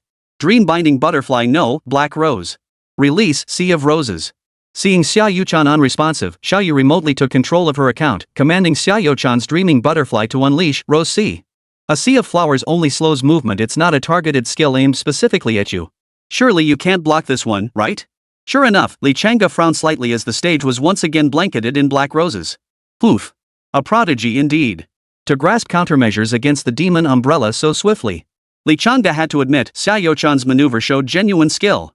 Unraveling the mechanics of his demon umbrella after just one trial and error attempt truly earned her the title of top freshman. Too bad. You still won't defeat me. The sword, slowed by the sea of flowers, did not halt. Instead, it entered its second phase. Phase 2, dancing with the clear shadow. In an instant, countless near-transparent figures danced with swords across the stage. Each shadow executed unique techniques, closing in on Xiao Ye with almost unnerving speed. Below the stage, Xiao Ye frowned slightly. What the hell is this? Even the flower sea can't slow it down? Though the spectacle on stage left the audience below reeling, none were more astonished than Mei Yuanji. His eyes fixed on the swirling sword shadows above, his mind shattered as if struck by a thunderbolt. I never executed this technique. Indeed, he hadn't even executed this technique before being countered by his own sword formation. Yet now, Li Chang'e had replicated it flawlessly. Moreover, in terms of mastery, it was utterly on par with his own. Xiao Ye, the history of Longwu's supremacy will be rewritten from this moment onward. Li Chang'e roared with maniacal laughter. In his eyes, Xiao Ye remained the most formidable opponent. Once she was dealt with, Xiao Ye would be nothing more than a mere formality. Oh, is that so? Xiao Ye, locked in a standoff with the sword shadow, found a moment to respond, a faint smile playing at the corners of her lips. Arctic Ice Phoenix, let the world witness your true form. In an instant, the black rose on the stage was covered in a thick layer of frost, and the figure vanished without a trace. On the stage, vast enough to span 2 football fields, a colossal figure suddenly materialized, its sheer size staggering to behold. Is that the extreme cold ice phoenix? Spectators below the stage pulled out their phones, capturing this historic moment. Above Xiao Ye's head, an ice phoenix with enormous flapping wings glared furiously at Li Chang'e across the arena. Its frozen wings appeared carved from crystal and ice, while golden rings encircled its eyes, lending it an aura of sacred inviolability. Even from the considerable distance between the audience and the stage, the bone-chilling cold was palpable. Mom, I'm cold. Damn it, why am I sneezing? Li Chang'e on the stage wasn't faring much better. Standing too close to Xiao Ye, the frigid aura of the extreme cold ice phoenix had frozen a layer of frost directly onto his face. Good heavens! This is the mythical tier bloodline beast with pure phoenix blood, the extreme cold ice phoenix. Miller exclaimed in astonishment. In reality, it might be even more extraordinary. Could it be that this isn't merely possessing that bloodline, but actually embodying the very source of that bloodline itself? Li Chang'e wiped the frost from his face, his expression not quite as horrified as everyone imagined. Miss Xia, I must admit I underestimated you. Li Chang'e narrowed his eyes slightly before continuing. But even so, you still won't defeat me. Li Chang'e was certain that a formidable opponent like Xiao Ye would possess more targeted abilities. If he could absorb even one of her skills, he could then evolve it through his own power and unleash it with 20% more force. Xiao Ye chuckled lightly. Suddenly, the sea of roses began to shatter. Fragments of ice spiked toward Li Chang'e, catching him off guard. Li Chang'e opened his umbrella to block the attack, inwardly startled. Indeed, her composure was extraordinary. She hadn't been provoked by his few words. Still, possessing a legendary magic umbrella meant he wasn't easily defeated. Immediately, Li Chang'e formed seals under the umbrella's protection. Xiao Ye watched Li Chang'e, who wore an eerie smile, and inwardly sensed trouble. Xiangqiang, await my command to activate Xiao Ye's void transformation. Sure enough, just as Xiao Ye prepared to unleash the extreme cold ice phoenix to crush Li Chang'e with its sheer bulk, a twist occurred. Li Chang'e, who had been on the verge of being frozen by the extreme cold ice phoenix, suddenly appeared at Xiao Ye's position. Simultaneously, Xiao Ye materialized directly beneath the extreme cold ice phoenix's feet. Shadow illusion. With the shadow vanishing activated, the extreme cold ice phoenix's stomp missed its mark. Amidst the swirling dust obscuring the view and under the gaze of millions of spectators, Xiao Ye materialized before everyone, completely unscathed. Thankfully, Xiao Ye had activated Phantom Shadow Illusion, otherwise, the consequences would have been unimaginable. Damn it! Does the Demon City really not value human life? Xiao Ye glared at Li Chang'e on the stage, who showed no remorse and even wore a smirk, his voice filled with rage. Simultaneously, Xiao Ye requested permission from Lu Yen to take the stage himself. Teacher Lu, this demonic talent from the Demon City treats human lives like grass. That last strike would have killed anyone else.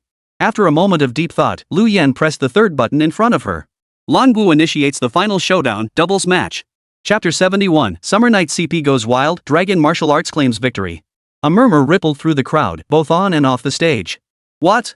A tag team match? Didn't Langu nearly lose last year when Jinmin forced them into one? Still haven't learned their lesson. The doubles match served as the decisive showdown, with its outcome determining the entire tournament's winner. Hearing the announcement, many still lamented for Langu, but Xiao Ye had already grinned his way onto the stage. Xiao Ye eyed Xiao Ye up and down. While she seemed mostly unharmed, her clothes were badly torn. Seriously, didn't I tell you to win beautifully? Still had to come along, didn't you? Xiao Ye's gaze darted over Xiao Ye body, as if inspecting something. Not bad. She's still in decent shape. Though she had contracted the extreme cold ice phoenix, unleashing its abilities demanded immense spiritual energy. The cheering squad from the demon capital beamed with joy, convinced victory was theirs. With Chang'e on our side, we're unstoppable. Besides, we've already figured out all of Xiao Ye's trump cards. This battle magic city is destined to win. Watching the confident expressions of her supporters, Wang Miao hesitated as she prepared to take the stage. While others underestimated Xiao Ye's true strength, dismissing him as all flash and no substance, she knew better. They'd intended to prank Xiao Ye, only to be utterly crushed in return, completely dominated. Miao, why aren't you going up yet? Zhao Quan looked at Wang Miao with a delighted expression. Yes, Teacher Zhao. Thus, Wang Miao had no choice but to enter the match. But the moment she stepped onto the court, Xiao Ye's fierce, predatory gaze locked onto her. Xiao Ye's eyes were filled with mockery, as if saying, if you dare to let the ghost out, I'll beat the crap out of you. Xiao Ye, with his divine eyes, seemed to be Wang Miao's natural nemesis. But did Wang Miao really have no trump card up her sleeve? The four stood facing each other in pairs, tension thick as a knife's edge. I now declare the new Star League Finals doubles match officially underway. The moment the command sounded, the little white creature behind Xiao Ye instantly grew to enormous size. What? Xiao Ye's beast has already reached its perfect form? Holy crap, that's insane. This must be the world's first white tiger to reach its complete form, right? So this is how a genius proves their talent? The audience below the stage erupted in astonished murmurs. The arena now seemed divided into two distinct realms. On one side stood the dragon martial faction, with the sacred beast white tiger below and the frigid ice phoenix above. The other side radiated a sinister aura, where the ghostly vine spirit child and Li Chang'e beneath the demon umbrella stood like two lifeless corpses. Neither side launched an immediate attack. What? Do you two think you can win this match just by relying on two fully evolved beasts? Li Chang'e's voice rang out with arrogance, his eyes brimming with contempt. In any other tournament, even last year's Rising Star League, such words would have drawn universal ridicule. What did he mean, deluding themselves with two fully evolved beasts? These were perfect form beasts, creatures typically only obtainable once a tamer reached the third tier. Certainly not as strong as those who resort to underhanded methods to obtain information. Xiao Ye retorted. Whether it was the earlier eavesdropping and propaganda warfare, or Li Chang'e's recent disregard for human life, it all left him seething with anger. Xiao Ye reached for the broken steel at his waist and barked. I'll end this match within 3 minutes. Ace up my sleeve? I've got countless. Xiao Ye wasted no time. As he charged toward the two with all his might, he turned back to instruct Xiao Ye. Control the deceleration carefully, don't let that brat absorb your skills. Two concise sentences clearly defined their roles in the battle. Blocking Xiao Ye's path were countless bizarre entities conjured by Wang Miao's spirit child of deception. Holy crap, this demon city looks even more cult-like than a cult. I've never seen this many ghosts even in horror movies. The audience below the stage murmured in disbelief, some children even crying in terror at the sight before them. So what if there are more? Looks like you still don't know how you're going to die. Xiao Ye swung his broken steel blade, hacking at the swarm of apparitions before him. In an instant, severed limbs and fragments scattered across the gymnasium, some even flying directly into the audience seats. At the front of the stage, Dragon Martial Emperor and the deans of various academies stared at the flying pinky finger that had landed before them, lost in thought. Holy, Brother Yi, this is way too intense. Zhong Kai nearly vomited his dinner watching from below. The blood spilled by the monstrosities stained the sea of roses. Strangely, the flowers seemed to absorb the tainted blood, growing even more luxuriant. Meanwhile, Xiao Ye continued to exploit her superior attack range to keep Li Changge at bay. Li Changge watched Wang Miaomiao gradually fall into disadvantage, unsure what to do. Suddenly, he pulled a seal-like object from his pocket and stamped it directly onto Wang Miaomiao. Instantly, the exhausted Wang Miaomiao seemed energized as if injected with adrenaline. Countless strange entities surged toward Xiao Ye. Wang Miaomiao, 1 minute's up. It's your turn to step down. Xiao Ye declared, swinging his broken steel blade toward the core position marked by the divine eye. But the next second, as the giant weirdness was severed, he discovered the weird doll wasn't inside. What the hell is going on?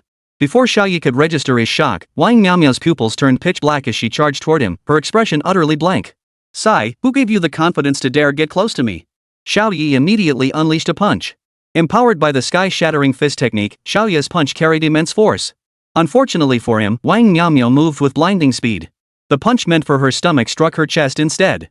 Thus, Wang Miaomiao, who had at least managed to achieve an A-cup, was now flattened into a basin by Xiao Ye's blow. The force of Xiao Ye's punch sent Wang Miaomiao flying off the stage, her body and the doll she held sent hurtling through the air. Xiao Ye rubbed his wrist and turned his gaze toward Li Changge. 1 minute for her, 2 minutes for you. That's more than enough. Li Changge's brow furrowed. He seemed to have underestimated Xiao Ye's physical toughness. But facing a mixed doubles match now, even he found it no walk in the park. Xiao Ye, freeze the entire ring. Upon hearing Xiao Ye's command, Xiao Ye froze in surprise. Freezing the entire arena meant everyone except Xiao Ye herself would be frozen solid. As you command. Without further hesitation, Xiao Ye flapped the wings of her extreme cold ice phoenix, instantly encasing the entire arena in ice. This skill was a top-tier area of effect control ability, a perfect counter to Li Changge's demonic umbrella. Li Changge had no time to dodge and could only shrink his entire body inside the umbrella. Amidst the stunned gazes of the crowd, Xiao Ye now moved like a fish in water, sprinting through the several meters of solid ice. Bye-bye. With that, Xiao Ye flung Li Changge still huddled within the magic umbrella off the stage. What had seemed an evenly matched contest was decided in less than 3 minutes. Miller paused for a moment before announcing. The winner of this year's Rising Star Tournament, Dragon Martial Arts Academy. Chapter 72, The Longevity Gourd. As Miller made the announcement, thunderous applause erupted from the stands, deafening the ears of everyone present. At the Dragon Martial Arts section, Zhong Kai leapt from his seat and waved frantically at his father. We're champions! We're champions! Lu Yan's expression was equally vivid as she smugly glanced at Huang Fengru, who sat fuming in the front row of the stands. What? You think just because you might get third place, we can't take first? Xiao Ye reveled in the cheers from all corners of the world. This was all he deserved. In this moment, he finally grasped the true honor of being a beastmaster. As they basked in the admiration of thousands, they also held up the hopes of millions. Xiao Ye fixed his gaze on the camera, as if locking eyes with his father across 1,000 miles. Tonight, he was both the chosen one and the only one. Xiao Ye turned to Xiao Ye beside him, a genuine smile lighting up his face. Seeing Xiao Ye approach her, Xiao Ye-chan's cheeks flushed slightly. Sister Xia, look at this longevity gourd. Hearing this, Xiao Ye-chan's flushed cheeks instantly darkened. Here. Take it all. Sure enough, the awards ceremony commenced next. Let's welcome the third-place winners, Jin Men Academy. Jin Men Academy's third-place finish was entirely thanks to Magic City. Had Mei Yuanji not been injured, Zhang Wanwan would never have had the chance to clinch third place. Prize, 2 million Dragon Nation currency. The award presenter this time was quite extraordinary, none other than Emperor Longwu himself. As Emperor Longwu presented the trophy, Zhang Wanwan beamed at the screen and declared, "Welcome everyone to visit our Tianjin. And Xiao Ye, mark my words, someday I will defeat you." Xiao Ye didn't mind Zhang Wanyan's brash personality, so he clapped warmly from the sidelines. Next up, we welcome the runners-up from Magic City Academy. At this moment, the previously enthusiastic cheers and applause instantly grew quieter. Li Changge and Wang Miaomiao politely accepted their trophy, their faces quickly clouding over again. Being knocked off the stage by Xiao Ye in this manner was utterly humiliating. In their eyes, especially Li Changge's, they still believed they had the strength to fight. Damn it, why isn't anyone applauding us? Wang Miaomiao muttered indignantly after the Dragon Martial Emperor departed. The question was somewhat rhetorical, they understood the reason better than anyone else. Next, the giant screen focused on the Dragon Martial Arts team. The young men and women strode confidently toward the podium, basking in the spotlight as the entire Dragon Nation watched. And now, let us welcome the overall champions of this year's Rising Star League, the uncrowned kings of Longwu Academy. The moment Miller finished speaking, applause and cheers erupted once more, echoing throughout the stadium. I'm totally shipping Xiao Ye and CP now. That last play, it couldn't have happened without 100% trust. Yabao, you're so cool. Mama loves you. The cheers from the audience below the stage wouldn't die down for a long time. Meanwhile, Xiao Ye's mind was preoccupied with one thought: where's my longevity gourd? This thing could only recognize one master again, and Xiao Ye was undoubtedly the one who contributed the most during this tournament. Once again, we welcome His Majesty Xiao Yan to present the award for Longwu Academy. First place in the Rising Star League, reward 20 million Long Nation currency and the divine artifact, the Longevity Gourd. The Dragon Martial Emperor stood in his splendid formal attire, a suit personally modified by him, adorned with an embroidered dragon that radiated supreme nobility. He held the trophy aloft, his right hand clutching a gourd. Crafted from special crystal and adorned with solid gold, the trophy radiated unparalleled splendor. Xiao Ye's eyes were fixed solely on the gourd in Xiao Yan's right hand, his desire nearly overwhelming him. The four players and team leader Lu Yan placed their hands before the Rising Star League trophy, lifting it together as one. Glory belongs to Longwu. The rallying cry propelled the evening's atmosphere to its peak. Dragon Martial Emperor's gaze toward Xiao Ye grew increasingly appreciative as he placed a hand on the young man's shoulder, urging, "You young upstarts, keep pushing yourselves." This seemingly paternalistic remark carried profound meaning. The time the elders could afford to give the new generation was running out. Xiao Ye nodded quickly, chuckling as he asked, Emperor brother, could we have the longevity gourd now? However little time remains for the new generation to grow, it must still be longer than a single year. Without this gourd, Xiao Ye wouldn't even last a year, let alone grow. Emperor Longwu smiled softly upon hearing this. Very well, I shall grant it to you. The giant screen perfectly captured this moment. To the masses, it looked exactly like Xiao Yan was doting on Xiao Ye. In no time, all sorts of rumors began circulating once more. Of course, the originators of these rumors were reckless. What do you think?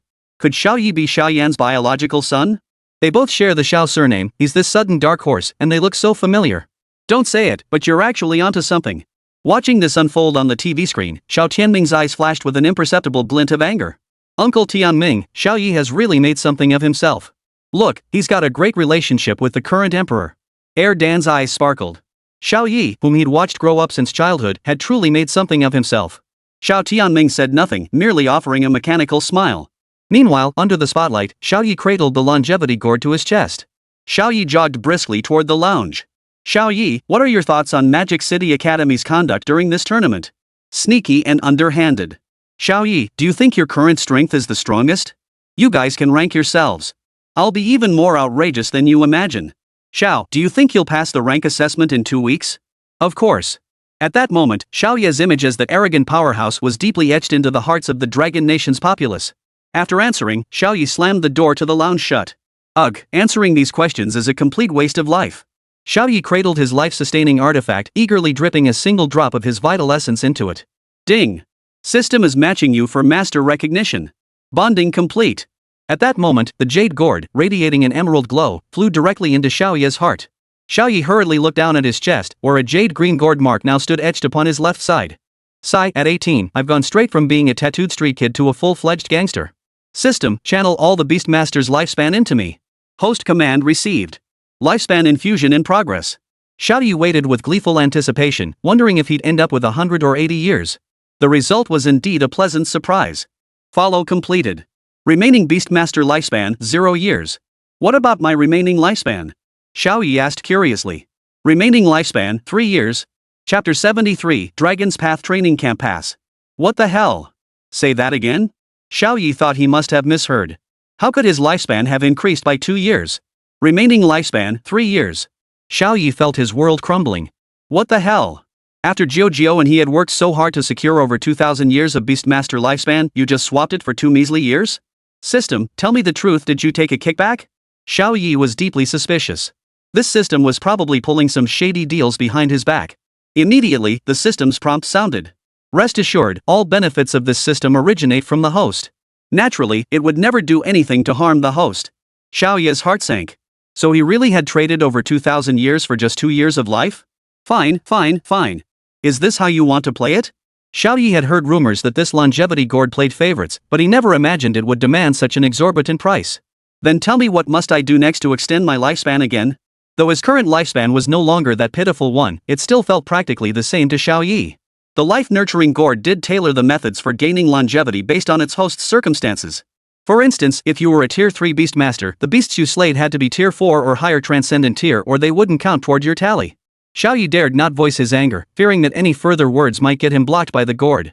He was merely a novice in the Beastmaster realm, still only a Tier 1 Beastmaster. For an average Tier 1 Beastmaster, killing a fully evolved beast would burn them out completely. Even though Xiao Ye clearly couldn't be considered a tier 1 beast master, obtaining 2,000 years of lifespan wouldn't be easy for him either. Suddenly, Xiao Ye felt a sharp pain in his chest. Immediately after, a line of crooked, small characters appeared in his mind. Enter the training camp. Claim the top spot on the heavenly rankings. Xiao Ye was dumbfounded. While this telepathic connection was pretty cool, what exactly was this training camp? Just as Xiao Ye was pondering what the gourd meant by training camp, the training camp arrived. Brother Yi, open the door. The iron-blooded chancellor of the Dragon Nation wishes to see you. Xiao Ye startled. He'd met the Dragon Nation emperor many times and even lost to him, but he'd never laid eyes on this iron-fisted chancellor. He scrambled to his feet and opened the door, only to find an elderly minister in official robes standing outside, holding a scroll. Dragon Nation doesn't still use imperial edicts, does it? Xiao Ye asked in surprise. Wei Chang glanced around to ensure no one else was present before motioning for Xiao Ye to step inside. Old Master Wei, what brings you here? Xiao Ye held deep respect for this veteran statesman who had diligently served the Dragon Kingdom for over 5 or 6 decades. This visit concerns precisely that matter.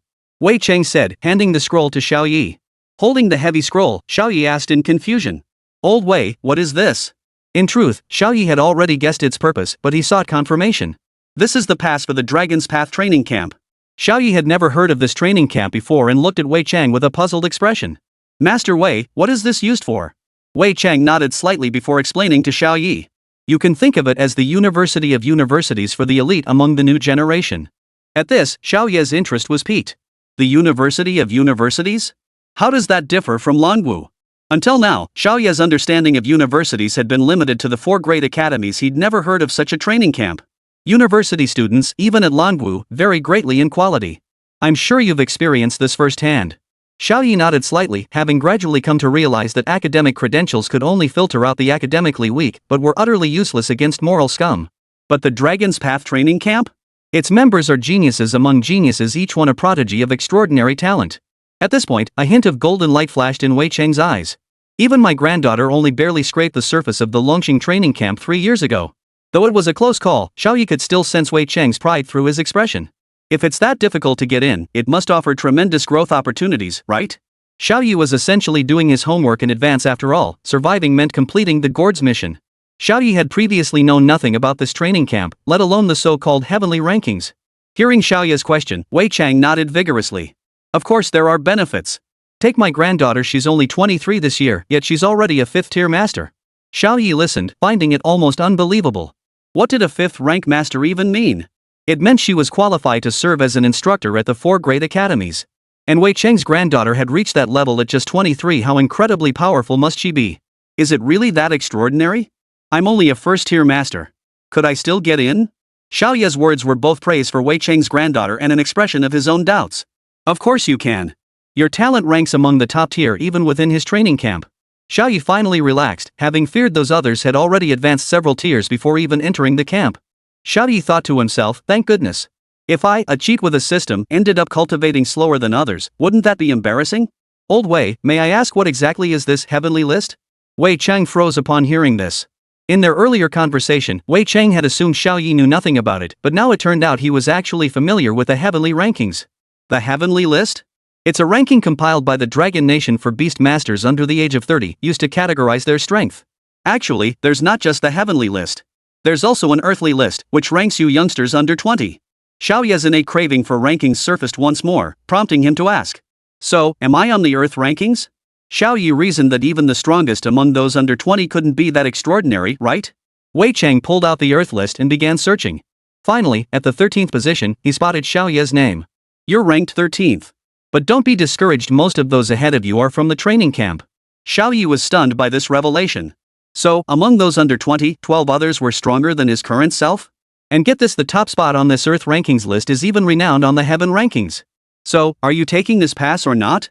Wei Chang waved the scroll in front of Xiao Ye's face. I'll take it. Chapter 74, Elopement. How could he possibly refuse? Xiao Ye snatched the scroll from Wei Chang's hand. To his surprise, it felt surprisingly substantial. Thank you, Elder Wei, for delivering the scroll. And please convey my gratitude to His Majesty the Emperor. Xiao Ye expressed his gratitude. Wei Chang gave a slight nod. The lad seemed to grasp the basics of social etiquette. May he truly make his mark in the future. After Wei Chang departed, Xiao Ye began studying the pass. What's Emperor Brother playing at with this? I forgot to ask if I'm the only one with this thing. How lonely must it be to go it alone?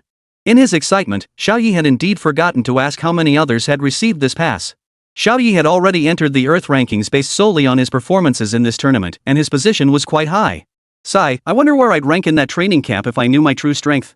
With these thoughts swirling in his mind, Xiao Ye eagerly unrolled the scroll. As the scroll unfolded, a line of characters, outlined in dark gold ink, leapt off the paper.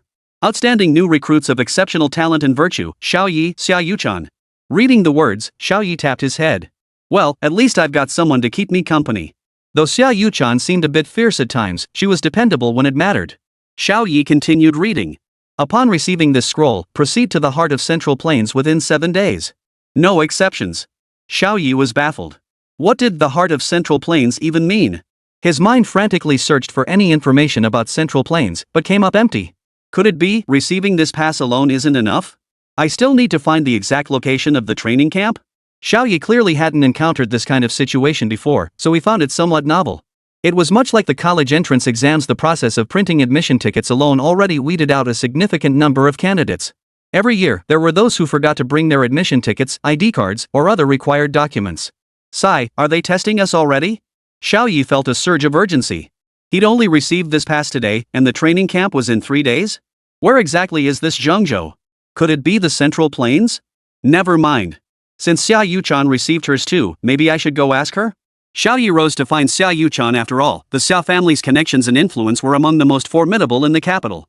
Xiao Ye smoothed his clothes and opened the door, only to find Xiao Yuchan poised to knock. Xiao Ye? I was just looking for you. Xiao Yuchan entered Xiao Ye's quarters with an air of mystery, then pulled out the enigmatic scroll from behind her back. Why all the secrecy? I already wrote that you're going to that training camp too. Xiao Ye replied calmly. Turns out only the 2 of us were selected this time. I thought those 2 from Magic City would be here too. Xiao Yuchan pouted, clearly still upset about the Lichanga incident. The scroll clearly stated that the chosen ones must be of excellent moral character. As for those 2 from Magic City. Too bad that Mei Yuanji didn't get selected. Xiao Ye did feel a bit of regret. Someone like Mei Yuanji, a rich fool with deep pockets, would actually be a better fit for direct companionship. Little did Xiao Ye know his words would sting Xiao Yuchan. What? Am I somehow inferior to that Mei Yuanji? Xiao Ye certainly hadn't meant it that way, but comparatively speaking, confirming Mei Yuanji would be easier to control. Of course not, Miss Xia. But shouldn't our immediate priority be figuring out how to get to this place? Xiao Ye hit the nail on the head. Even with a confirmed partner, they were still stuck without a destination. Rest assured, I've already secured the location. Xiao Yuchan proudly pulled out a map, meticulously marked with the coordinates of this so-called heart of Central Plains. Damn impressive. Xiao Ye couldn't help but admire Xiao Yuchan's efficiency. She'd secured the coordinates in just a few minutes. You should thank this lady. If I'd been in a bad mood, I could have gone alone without a second thought. Xiao Yuchan declared with a touch of pride. She had a point. In this situation, even if Xiao Yuchan hadn't sought out Xiao Ye and had gone on her own, Xiao Ye wouldn't have been able to do a thing about it. Of course, Xiao Yuchan acted this way to repay Xiao Ye for refining the dream butterfly. And, of course, for the illusionary void technique he'd used during the league tournament. Xiao Yuchan knew perfectly well that the dream butterfly skill wasn't something she could unleash on her own. That illusionary form was undoubtedly Xiao Ye's doing. Then I really have to thank my sister Chan. If it weren't for you, I wouldn't have gotten this longevity gourd. Xiao Ye understood the importance of gratitude. After all, they were classmates, and it was only natural for their relationship to be close. Mentioning the gourd reminded Xiao Yuchan of something. Xiao Ye, where did that gourd go? Xiao Ye gave an awkward chuckle, which quickly turned slightly lecherous. This gourd, you really want to see it? Seeing Xiao Ye's mysterious act only heightened Xiao Yuchan's curiosity. Of course I want to see it. Why wouldn't I? Xiao Ye took a deep breath, then flipped up his shirt. His well-defined pectoral muscles instantly came into Xiao Yuchan's view. Ah! You pervert! Xiao Yuchan's skin, as pure as snow, flushed crimson. She covered her eyes with her hands, yet her gaze peeked through the gaps between her fingers. Though she protested with her words, her eyes didn't miss a single detail. Wait, you're the one who wanted to see the gourd. Well, here it is. Xiao Ye watched Xiao Yuchan's furtive glances and couldn't help but chuckle inwardly. If you want to look, then look. Why pretend to be so prim and proper? Xiao Ye pointed to the gourd-shaped mark on his left chest, reflecting an emerald-like glow. Xiao Yuchan stared at it for a long time, unsure if she was looking at the gourd or something else entirely. Only when Xiao Ye fully extracted the longevity gourd did Xiao Yuchan finally reach out to touch it. So this is the longevity gourd? They call it a divine artifact, but it doesn't look particularly special. Xiao Ye agreed with Xiao Yuchan's assessment. The gourd gave off an air of being all bark and no bite. It could indeed extend one's lifespan, but the conditions were far too demanding. I agree. But our priority now is to head to Central Plains. Alright then. See you tomorrow. Cough cough cough. Just as Xiao Ye finished speaking and turned to leave, she began coughing violently. It was already 10 o'clock at night and darkness had fallen. Though Xiao Ye's injuries weren't severe, they were far from pleasant. Xiao Ye glanced at Xiao Ye's palm. She was coughing up blood. That bad? Here, take one. Xiao Ye casually pulled a stretch leg, wide-eyed pill from his pocket and handed it to Xiao Ye. Chapter 75, En route observations. What the hell is this? Xiao Ye eyed the small pill Xiao Ye tossed her with obvious distaste. Despite her disdainful words, Xiao Ye carefully examined the pill. It's the real deal. Take it and your ailments vanish instantly. It can even bring the dead back to life. Xiao Ye's claim wasn't exaggerated. It had even healed Zhao Qiankuan completely, let alone Xiao Ye. After all we've been through, don't you trust me? Xiao Ye looked at Xiao Ye, who was still hesitating, and urged her. Hearing his words, Xiao Ye's face flushed crimson before she promptly swallowed the black orb whole. Within 3 seconds, Xiao Ye felt her previously uncomfortable body suddenly ease considerably. She looked at Xiao Ye in astonishment. Well, doesn't everything feel better now? Xiao Ye looked at Xiao Ye's lower abdomen with a smug expression. Xiao Ye's startled face flushed crimson. You? How did you know? Xiao Ye chuckled. Heh, your stride isn't usually this short. On the stage today, Xiao Ye's stride was noticeably smaller than usual. Based on Xiao Ye's years of experience, that could only mean one thing. The atmosphere in Xiao Ye's dressing room grew somewhat awkward. The two locked eyes, and after a long silence, Xiao Ye broke the quiet first. Well, I was planning to leave tomorrow, but since we're both feeling energetic now, how about tonight? Xiao Ye's suggestion met with Xiao Ye's approval. After taking that leg-stretching, eye-opening pill, she felt refreshed and invigorated, as if she'd returned to being 18. Wait, no, she actually was 18. Thus, they agreed instantly, opened the door, and set off on their journey to Central Plains. That night, in the boys' dormitory. Left alone in the empty room without Xiao Ye and Mei Yuanji, old Zhong Kai felt a pang of loneliness. Out of sheer boredom, Zhong Kai walked over to the balcony lounge chair and gazed out toward the square. Through the haze, he thought he glimpsed two familiar figures. Zhong Kai stared in disbelief. Was he seeing things? He rubbed his eyes, then let out a startled cry, holy crap. Those two figures were none other than Xiao Ye and Xiao Ye. Zhong Kai was stunned. They hadn't answered his calls earlier. Had they eloped together? Immediately, Zhong Kai hurriedly sent a message to Xiao Ye's best friend, Huang Yingying. Green Beaning, did something happen in your dorm? Inside the girls' dorm, Huang Yingying was also anxiously waiting for Xiao Ye to return. After so many days, she'd grown accustomed to sleeping cuddled up with Xiao Ye, her human air conditioner. Suddenly not seeing her felt oddly unsettling. Kai Ziyu, is Xiao Ye not in the dorm either?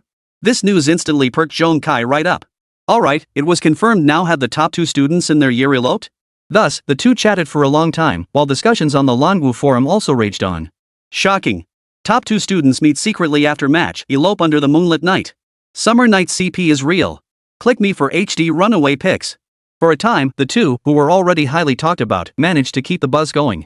Within the Martial Supreme Hall, Emperor Xiao Yan of Langu still lay awake. Your Majesty, it's already 2 o'clock. 3 hours have passed since they set out. Wei Chang reported to Xiao Yan. Xiao Yan had already changed into his regular attire and was intently observing the bronze mirror beside his bed.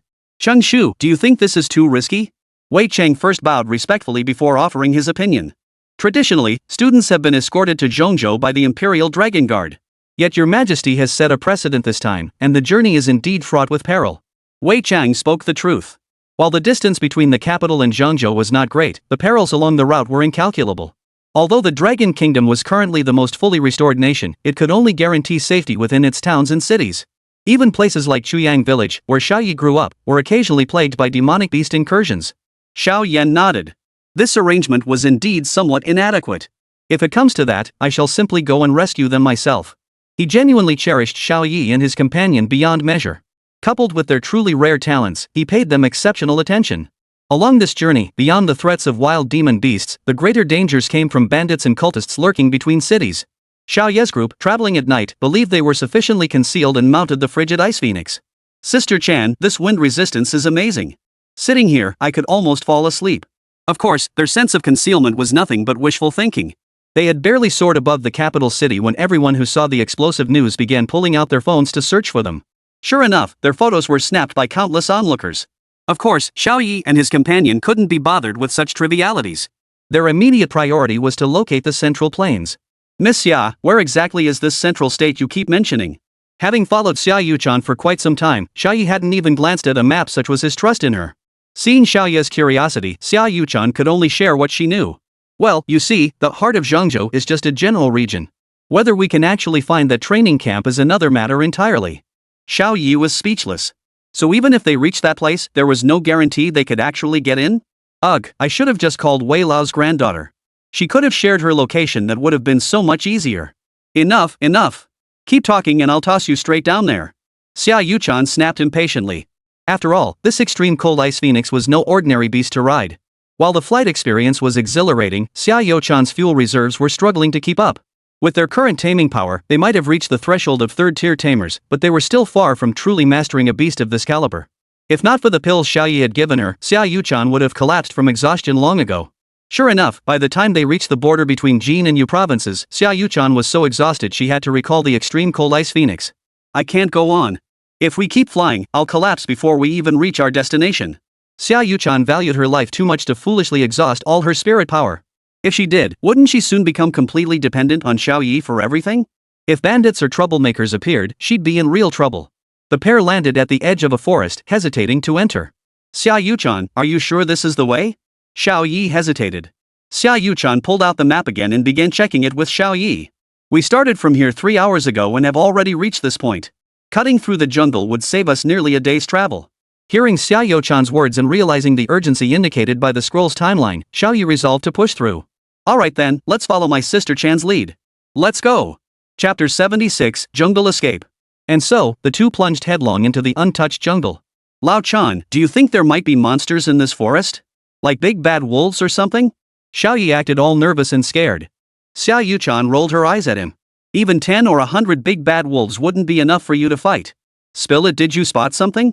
Xiao Ye changed the subject, realizing Xiao Ye wouldn't normally make things up out of thin air. Not exactly. But did you notice? When your ice phoenix landed just now, there wasn't a single beast rider's sound in this entire jungle. Xiao Ye's words made Xiao Ye pupils contract. After all, a beast master of the extreme cold ice phoenix's caliber could make every creature in the forest tremble with a single roar. Yet just now, it seemed as if not a single sound had been made, not even the chirp of a bird. The two instantly sensed something was amiss and immediately grew wary. Damn it, don't take a shortcut and lose your life in the process. Xiao Ye thought to himself, slowing his pace considerably. Within the Martial Supreme Hall, the pair's movements had slipped beyond the Dragon Martial Emperor's direct observation, though he could still sense their general direction. Xiao Yan's eyes widened slightly. This doesn't look good. Those two kids are actually trying to cross that area? A wave of unease washed over Xiao Yan. That area was notoriously unstable, and even if he could rush over, he might not pinpoint their exact location immediately. Meanwhile, the two had been traversing the dense forest for some time. Xiao Ye still felt something was off.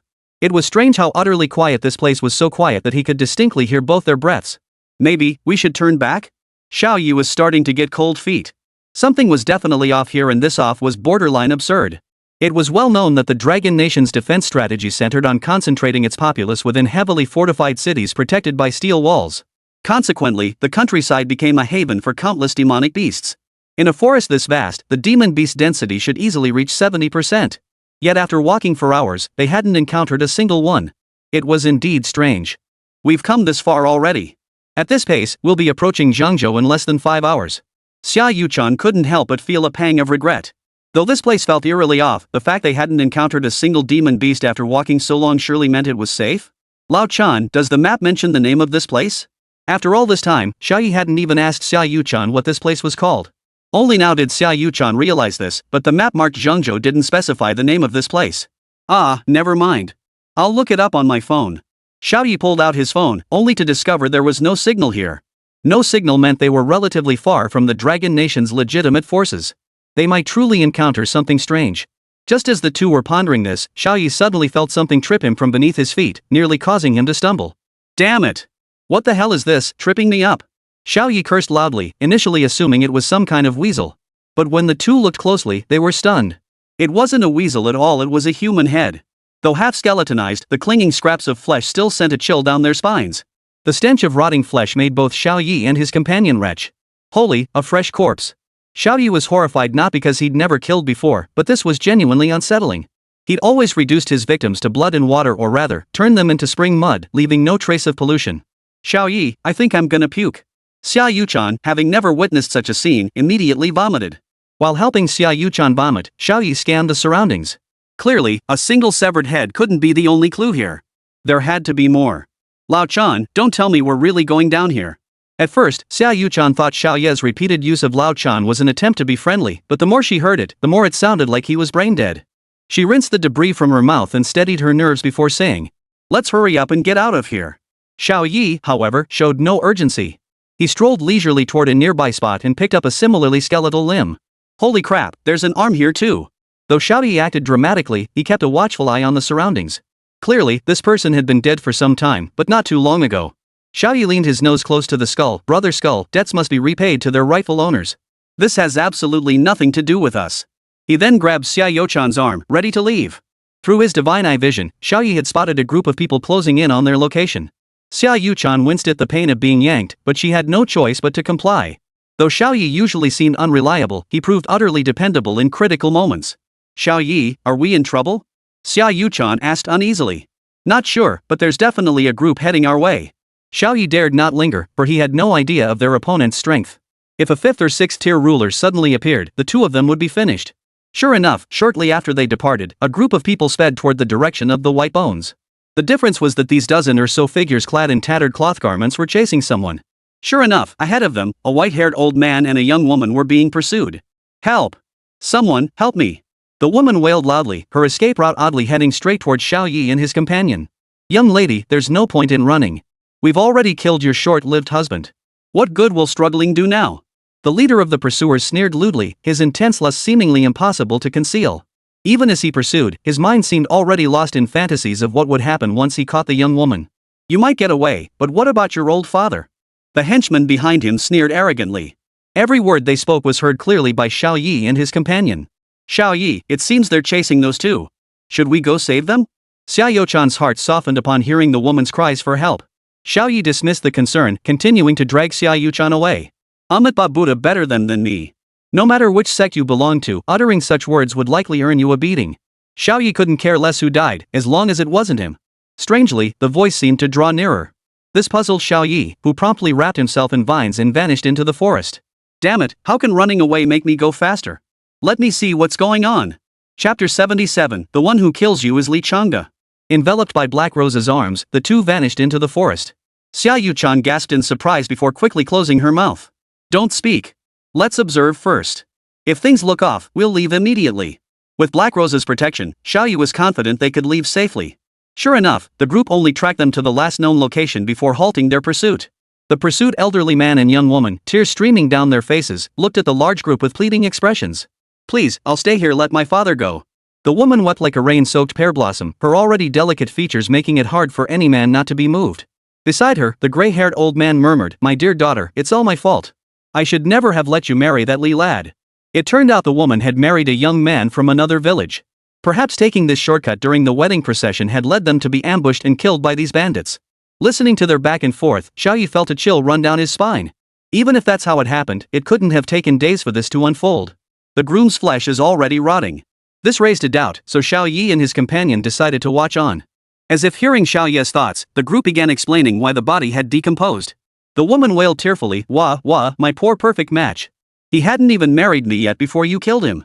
After searching high and low, I could only find his scattered bones. Her sobs were heart-rendingly poignant. Her chest, clad in a traditional wedding gown, was stained crimson. Xiao Ye looked closer and realized it was half a human leg. Damn it, you're identifying your husband based on just a leg? Xiao Ye froze for a moment. Then remembered the severed head and arm he'd picked up and hadn't thrown away yet. That's right, Xiao Ye hadn't thrown them away. Humph. Your short-lived husband couldn't hold a candle to us. He was so fragile back then, just a few days of torment and he was dead. The bald-headed leader, fierce as ever, spoke as if receiving praise. He continued, even if spirits truly exist, your husband couldn't protect you now. The man was utterly arrogant, his mouth stretched wide in a smirk. Just then, an unknown heavy object smashed into his head. Damn it! Who dares ambush me? The bald man's first reaction was that he was under attack. The dozen or so henchmen beside him drew their weapons, summoned their beasts, and tensed up. Who the hell is it? How dare they attack our boss? The group glared viciously at the weapon that had struck the bald man. only to discover it was the groom's severed head. The bald man, who had been wearing a menacing expression, was utterly terrified by the sight of the head before him. Holy, someone take this thing away. Quick, get rid of it. He nearly collapsed onto the ground, but the crowd of henchmen behind him caught him just in time, preventing a major embarrassment. His henchmen exchanged nervous glances, each hesitating until finally, the boldest among them grabbed a wooden stick, intending to fling the head away. But just then, an arm fell squarely onto the henchman's head. The hand's fingers clamped down on the henchman's head. Instantly, the group was terrified out of their wits. They summoned their beasts and unleashed a barrage of attacks on the head and arm. Xiao Ye glanced at Xiao Ye, whose lips were trembling with suppressed laughter. Xiao Ye couldn't tell how miserable the woman felt, but Xiao Ye was truly cruel. Husband, the woman wailed in anguish before lunging desperately at the group. Just in time. Little lady, come into your brother's embrace. Seeing the skeleton reduced to dust by his explosion, the bald man felt no fear. To him, the woman mattered more than his own life. Sure enough, the next moment, the man used his beast-taming ability to push the woman in front of him. No, my woman, the old man wailed. But how could an ordinary human body withstand the beast's attack? A single elbow strike from the demonic flame ape sent the old man crashing to the ground. Unconscious, his daughter fared little better, clutched in the long-tailed monkey's embrace as it watched with a lecherous grin. Don't rush, brothers. After I've had my fill, there'll be plenty left for everyone. The bald man strode toward the woman with excitement, his grin growing increasingly lecherous. At that moment, Xiao Ye, who had intended to remain a silent observer, could no longer bear to watch. This is nothing short of animalistic behavior. Xiao Ye instinctively tried to break free from Xiao Ye's embrace, determined to teach those men a lesson. But Xiao Ye tightened his hold on her once more. Are you crazy? You want to take on 10 men alone? Hearing Xiao Ye's words, Xiao Ye felt a pang of disappointment. She hadn't expected him to be so reckless with the lives of ordinary people. But then Xiao Ye added, I'll help you. Leave the 10 surrounding the leader to me. You take care of the rest. Thus, just as the man was about to succeed, a flash of light appeared at his throat. In an instant, beneath the man's expression of utter disbelief, his head was severed from his body. Witnessing their leader's sudden death,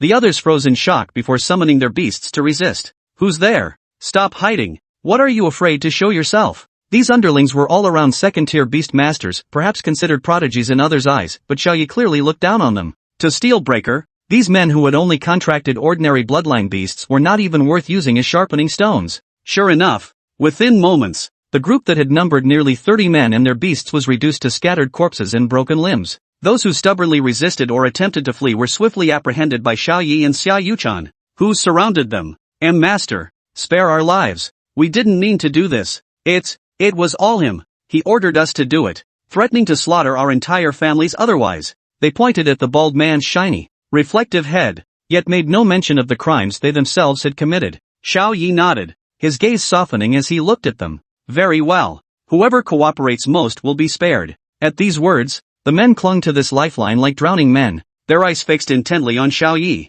Young hero, tell us, we'll reveal everything we know. The commotion died down instantly as they waited for Xiao Ye's questions, but to their surprise, Xiao Ye remained silent. Instead, he began rummaging through their pockets, pulling out their loose change and anything of value. Sir, money is no problem. The man immediately opened his mouth. My front tooth is made of gold, take it. Hero, these men would do anything to save their skins. Xiao Ye cheerfully pried the man's tooth loose and declared, very well. You've all performed admirably. Hearing this, every pair of eyes lit up with hope, anticipating release. Remember this, the man who killed you is named Li Changda. Xiao Ye raised his blade and, amidst their stunned expressions, brought it down in a single stroke. Chapter 78, White Bone Dragon's Fall. The steel blade severed cleanly, plunging the entire scene into silence. After a long pause, Xiao Ye helped the woman and the old man to their feet, smiling as he asked, Old man, young lady, are you both all right? Though his tone was gentle, Xiao Ye noticed the forced smile on his face. The woman smoothed her hair, a faint blush spreading across her cheeks as she said in a sweet voice, Thank you for your help. Young master, where are you headed? I can show you the way. Her gaze shifted to Xiao Ye behind Xiao Ye, and she added softly, You two aren't from around here, are you? Don't worry, just tell me where you want to go, and I can take you there. Observing the smile on the woman's face, Xiao Ye cheerfully stated their destination. We're not locals. Actually, we're heading to Central Plains. No need for your guidance. Sister. Xiao Ye's face darkened. Thank goodness Xiao Ye had said she came with him. That innocent little girl, who knows how many times she'll get cheated or deceived out there. Xiao Ye motioned for the old man to join them. Father-in-law, we're leaving. With that, he pulled Xiao Yuchan toward the exit. Watching their retreating figures, the old man's eyes darkened with a sinister glint. Yet he remained silent. Xiao Ye had barely taken 2 steps when he spun around and swung his blade, instantly slaying both of them where they stood. This terrified Xiao Yuchan. The woman and old man who had been chatting amiably moments ago, Xiao Ye had killed them without a second thought? He showed no hesitation whatsoever, not a trace of remorse in his eyes. Xiao Ye, have you lost your mind? Xiao Yuchan stared at Xiao Ye in utter disbelief, then turned to the lifeless bodies of the woman and old man lying on the ground. A wave of intense discomfort and rage surged through her. She wanted nothing more than to beat that bastard Xiao Ye unconscious or crippled, then drag him back to the capital to be dealt with by the Imperial Dragon Army. Xiao Ye, however, remained unruffled. If you're willing to hear my explanation, I'll begin. If not, I can leave immediately. Explain? What's there to explain? Wasn't killing those dozen bandits enough? Did you just lose your mind? Xiao Yuchan wept bitterly, as if her entire world had collapsed. This isn't the Xiao Ye I know. Speak. Xiao Yuchan shook off Xiao Ye's hand and turned to leave. Enough. Look closely at those bodies again. Xiao Ye's voice cut through the air with piercing clarity. Xiao Yuchan glanced back at the corpses and noticed something utterly bizarre. Though they had clearly been killed moments ago, their severed limbs were rapidly turning to bone. What is happening? Xiao Yuchan's mind was in complete turmoil. People who had been alive moments ago were first killed by Xiao Ye, then turned to bone in such a short time? It was all too abnormal. Though well versed in theoretical knowledge from books, Xiao Yuchan's practical experience was clearly lacking. Xiao Ye picked up the woman's hand again, gesturing for Xiao Yuchan to look. Look, this so-called weak woman actually possessed 2 beast riders. On the hand that hadn't fully skeletonized, faint sacred markings of a demon flame ape and a long-tailed monkey were still visible. Come on, tell me, what kind of weak woman can contract 2 beast tamers? Xiao Ye's gaze burned like fire as he fixed it on Xiao Yuchan. Xiao Yuchan was speechless, then began to recall the scene from moments before. The demonic flame ape had just knocked the old man to the ground, while the long-tailed monkey had tied up the woman. Yet now, this woman bore the sacred marks of both beasts on her hands. It couldn't be mere coincidence, this was all her own doing. When we first fled, didn't you wonder why they maintained such a tight distance behind us? Why did their pursuit end precisely where we hid? Xiao Ye's words struck Xiao Yuchan like a bolt of lightning. She had only seen the surface of things, never delving deeper to analyze the underlying logic. In truth, none of it held up to scrutiny. What kind of weak woman could outrun a 3rd-tier ruler and over a dozen 2nd-tier rulers for so long? This was nothing but a staged show, designed to lure Xiao Ye and Xiao Yuchan into a trap. Xiao Ye, I'm sorry, I misunderstood you, Xiao Yuchan said sheepishly, never imagining this entire scheme was designed to trap and kill them both. Yet Xiao Yuchan remained puzzled. Why did their corpses skeletonize so quickly? Xiao Ye's gaze remained unwavering as he looked at the corpses rapidly turning to bone on the ground. He spoke calmly, because this forest consumes people. Hearing this, Xiao Yuchan, who had already begun questioning reality, felt a chill run down her spine once more. Before she could dwell on it, Xiao Ye shoved a pill into her mouth. Forget it, just fly me out of here. As for what was causing the disturbance, Xiao Ye clearly had no idea. The only thing he knew for certain was that whatever it was, it would be extremely troublesome. Xiao Yuchan summoned the extreme cold ice phoenix, yet a sense of helplessness filled her heart. She had always considered herself the strongest among the nation's newcomers, yet now it seemed there were still far too many areas where she needed to improve. In terms of temperament, experience, and overall strength, Xiao Ye was likely far more formidable than she had ever imagined. Had she come alone this time, she would likely be dead by now. This thought sent a wave of dread through Xiao Yuchan, but it was quickly replaced by a sense of reassurance. At that moment, the distance between them and Xiao Yuchan's heart seemed to shrink a little. Her reliance on Xiao Ye felt stronger than ever before. From atop the frigid ice phoenix, Xiao Ye shouted, "Lao Chan, stop squeezing me, we're going to fall." Indeed, their closeness was not merely emotional, it had become physically tangible as well. Only then did Xiao Yuchan snap back to reality. She was leaning so heavily on Xiao Ye's shoulder that she was nearly pushing him off. Sorry about that. I was lost in thought again. After all, this was Xiao Yuchan's first time taking a life. Seeing Xiao Ye act with such decisiveness made her feel her own actions were insufficient. At that moment, the two in the air finally spotted the forest's exit. Xiao Ye breathed a sigh of relief. Thankfully, there were no further dangers. But as the saying goes, talk is cheap. Soon enough, Xiao Ye was proven wrong. The once lush forest suddenly turned gloomy and ominous. Xiao Ye frowned slightly as he observed the eerie wisps of smoke materializing out of thin air within the forest. Within seconds, Entire swaths of trees transformed into stark white skeletons, their branches extending toward Xiao Ye and his companion like bone spines. The bone spines were numerous and grew with terrifying speed, soon reaching the height of the ice phoenix. What on earth is happening? Xiao Yuchan gasped in alarm, immediately urging the ice phoenix to fly higher. But this was already Xiao Yuchan's limit, it couldn't ascend any higher. As the bone spines slowly pierced the ice phoenix, Xiao Ye looked down at the ground and discovered something astonishing. Amidst the dense forest, a creature, now nothing but bones, was moving swiftly. Its speed and sheer size far exceeded anything Xiao Ye had ever seen or heard of. Xiao Ye activated his divine eye to observe it, and his pupils instantly dilated in shock. It was a dragon. A skeletal dragon, stripped of all flesh. Chapter 79, Slaying the Dragon? Regardless of how this forest of bones had come to be, the mere sight of this skeletal dragon sent a chill down Xiao Ye's spine. Holy crap! What the hell is that thing? Xiao Yuchan's eyesight was far inferior to Xiao Ye's. She could only make out a long, twisted thing writhing on the ground. That damn thing. It's a dragon. Though Dragon Nation bore its name, no one outside the imperial family had ever laid eyes on a dragon-shaped mount. Legend had it that during the reign of the previous emperor, he had once displayed his personal dragon mount, but by the time of the Dragon Martial Emperor, it had been ages since anyone had seen that dragon mount. What exactly is the white-boned fallen dragon? Through the dragon's skeletal remains, Xiao Ye deduced it couldn't be wrong. What? It's actually a dragon? Xiao Yuchan gasped in shock, but the frigid ice phoenix's abdomen was already being pierced by the bone spines. It likely wouldn't hold out much longer.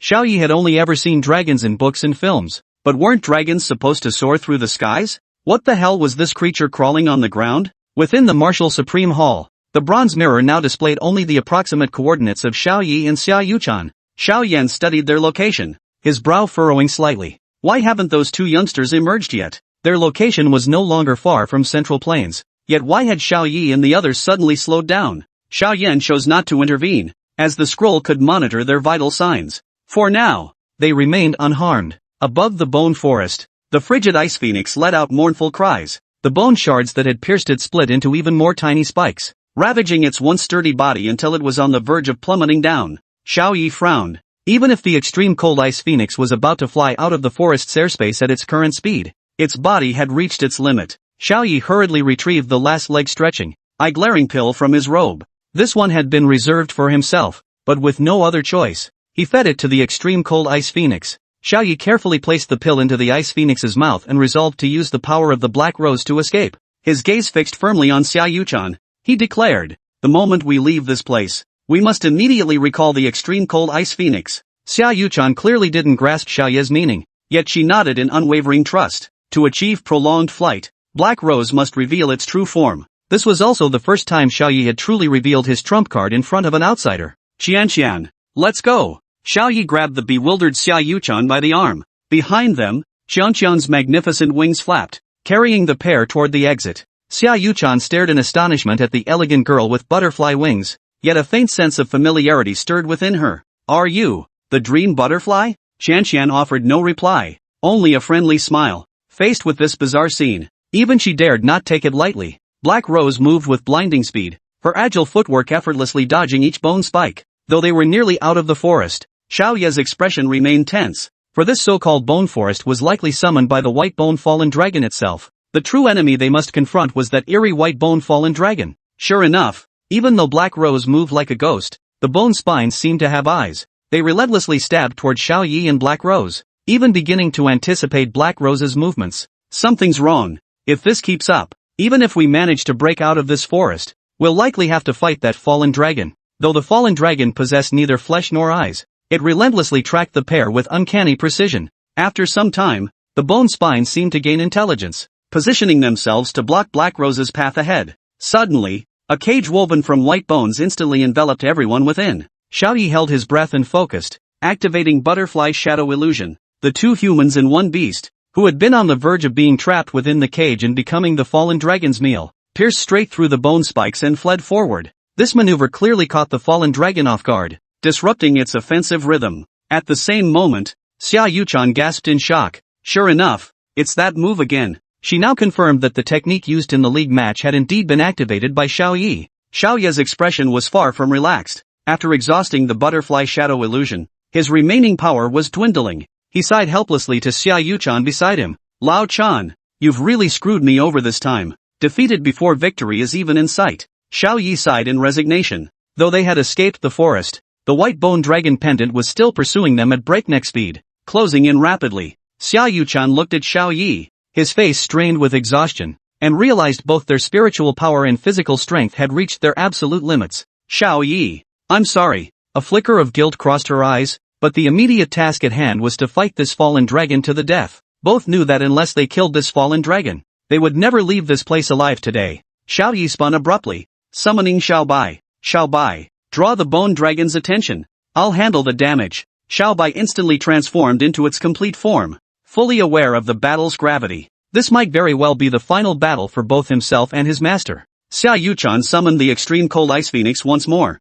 Both she and the ice phoenix were still in relatively good condition. She immediately activated the devastating technique, Sacred Phoenix Feather Imprisonment. This technique was a classic case of cutting off one's nose to spite one's face. The feathers on the extreme cold ice phoenix's entire body stood on end. Along with them, its own flesh and blood were forcibly torn away. The dense, countless feathers pierced the path ahead of the bone dragon and its body. However, this attack proved largely ineffective against the bone dragon, inflicting less than 10% damage. The feathers, though razor-sharp, slid off without exception upon contact with the dragon's body. Even the eternal ice prisons formed where feathers landed barely slowed the dragon's advance. The bone dragon still advanced toward the two at an astonishing speed, even letting out a roar of fury. Gazing at the colossal creature before him, Xiao Ye's divine pupils flashed with light. Instantly, Xiao Ye identified every weak point where the white bone dragon's bones connected. Gongzi, we're going in. Xiao Ye patted the broken steel blade at his waist, knowing it might be their only chance to break through.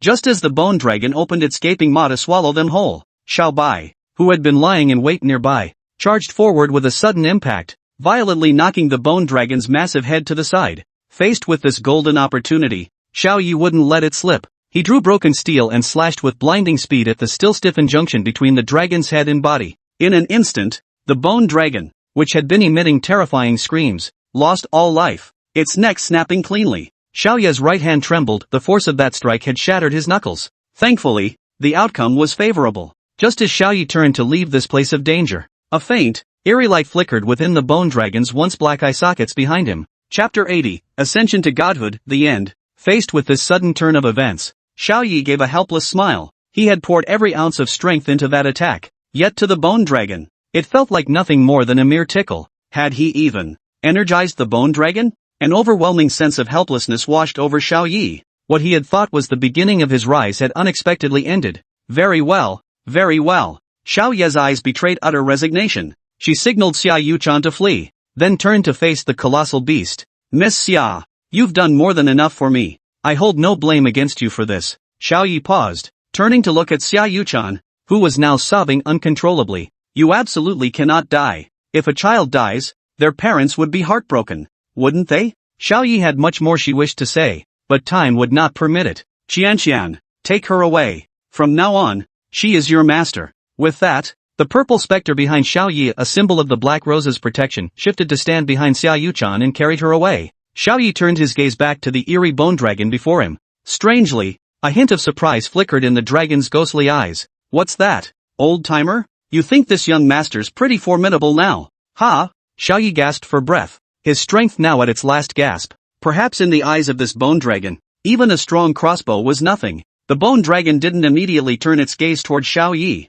instead scrutinizing Xiao Bai from head to toe. Though Xiao Bai had reached its complete form, its overall size was only about a head taller than the dragon's head, and this was merely a skeleton devoid of flesh. Xiao Ye dared not imagine how colossal this dragon would be if it still possessed flesh and blood. The bone dragon's eyes locked onto Xiao Bai, making the little creature feel uneasy all over. Naturally, it roared back. Roar! Strangely, the bone dragon seemed to fear the roar, actually retreating a step backward. Watching this unfold, Xiao Ye was utterly bewildered. A perfectly good dragon, even if it looked like one resurrected from the dead, how could it possibly fear a white tiger? Seeing that his roar had some effect, Xiao Bai roared again. Unfortunately, the bone dragon seemed to snap out of its daze and roared back at Xiao Bai. The thunderous dragon's roar sent waves crashing through the air, forcing Little White to retreat 3 to 5 meters. Xiao Ye stared in disbelief. What kind of power did this bone dragon possess, to drive Xiao Bai back so far with a single roar? During the earlier battle, Xiao Ye hadn't had time to check the bone dragon's specific stats. Divine Eye, activate! Xiao Ye silently commanded in his mind. Instantly, all the data on the bone dragon appeared before his eyes. Beast name, White Bone Fallen Dragon. Rank Beast God Tier. Bloodline? Attributes? Skills? Faced with row after row of? Xiao Ye lost all patience. It's actually Beast God Tier. Xiao Ye's heart skipped a beat, but he forced himself to hide his astonishment. After all, the most powerful beast tamers he'd encountered before were merely Black Rose and Tushan Jojo. He never imagined he'd witness an Emperor tier beast tamer today. Sadly, this might be the last time he ever saw one. Old man, you should understand my language, right? Xiao Ye couldn't believe that a beast tamer of this caliber, especially one surviving within the Dragon Nation, wouldn't understand the Dragon Nation's language. The bone dragon twitched for a moment, as if struggling against something, then nodded. Seeing that the bone dragon wasn't entirely incapable of communication, Xiao Ye asked, "What exactly do you want?" "Anything but my life. I can give you anything else." Xiao Ye was being honest. Facing a beastmaster countless times more powerful than himself, merely being able to negotiate terms was already a significant achievement. The dragon's gaze softened noticeably as it appeared to ponder, but just as Xiao Ye lowered his guard, the bone dragon suddenly went berserk, charging straight at him. The attack came too swiftly for Xiao Ye to react, sending him flying dozens of meters. Arg! Seeing this, Xiao Bai let out a fierce growl at the bone dragon before lunging to bite into its exposed bones. Golden essence blood glistened deep within Xiao Bai's teeth as he bit with all his might, yet he left not a single scratch. The terror in the bone dragon's eyes vanished with Xiao Bai's ineffective attacks, replaced by a look of utter recklessness. The bone dragon clamped down on Xiao Bai's foreleg, flinging him violently aside. Fortunately, Xiao Ye was bolstered by his martial arts system, otherwise, that impact alone would have been enough to kill him instantly. Blood trickled from Xiao Ye's lips as he grimaced in agony. Shattered bones pierced his internal organs, and he knew his time was short. If only I had one more pill.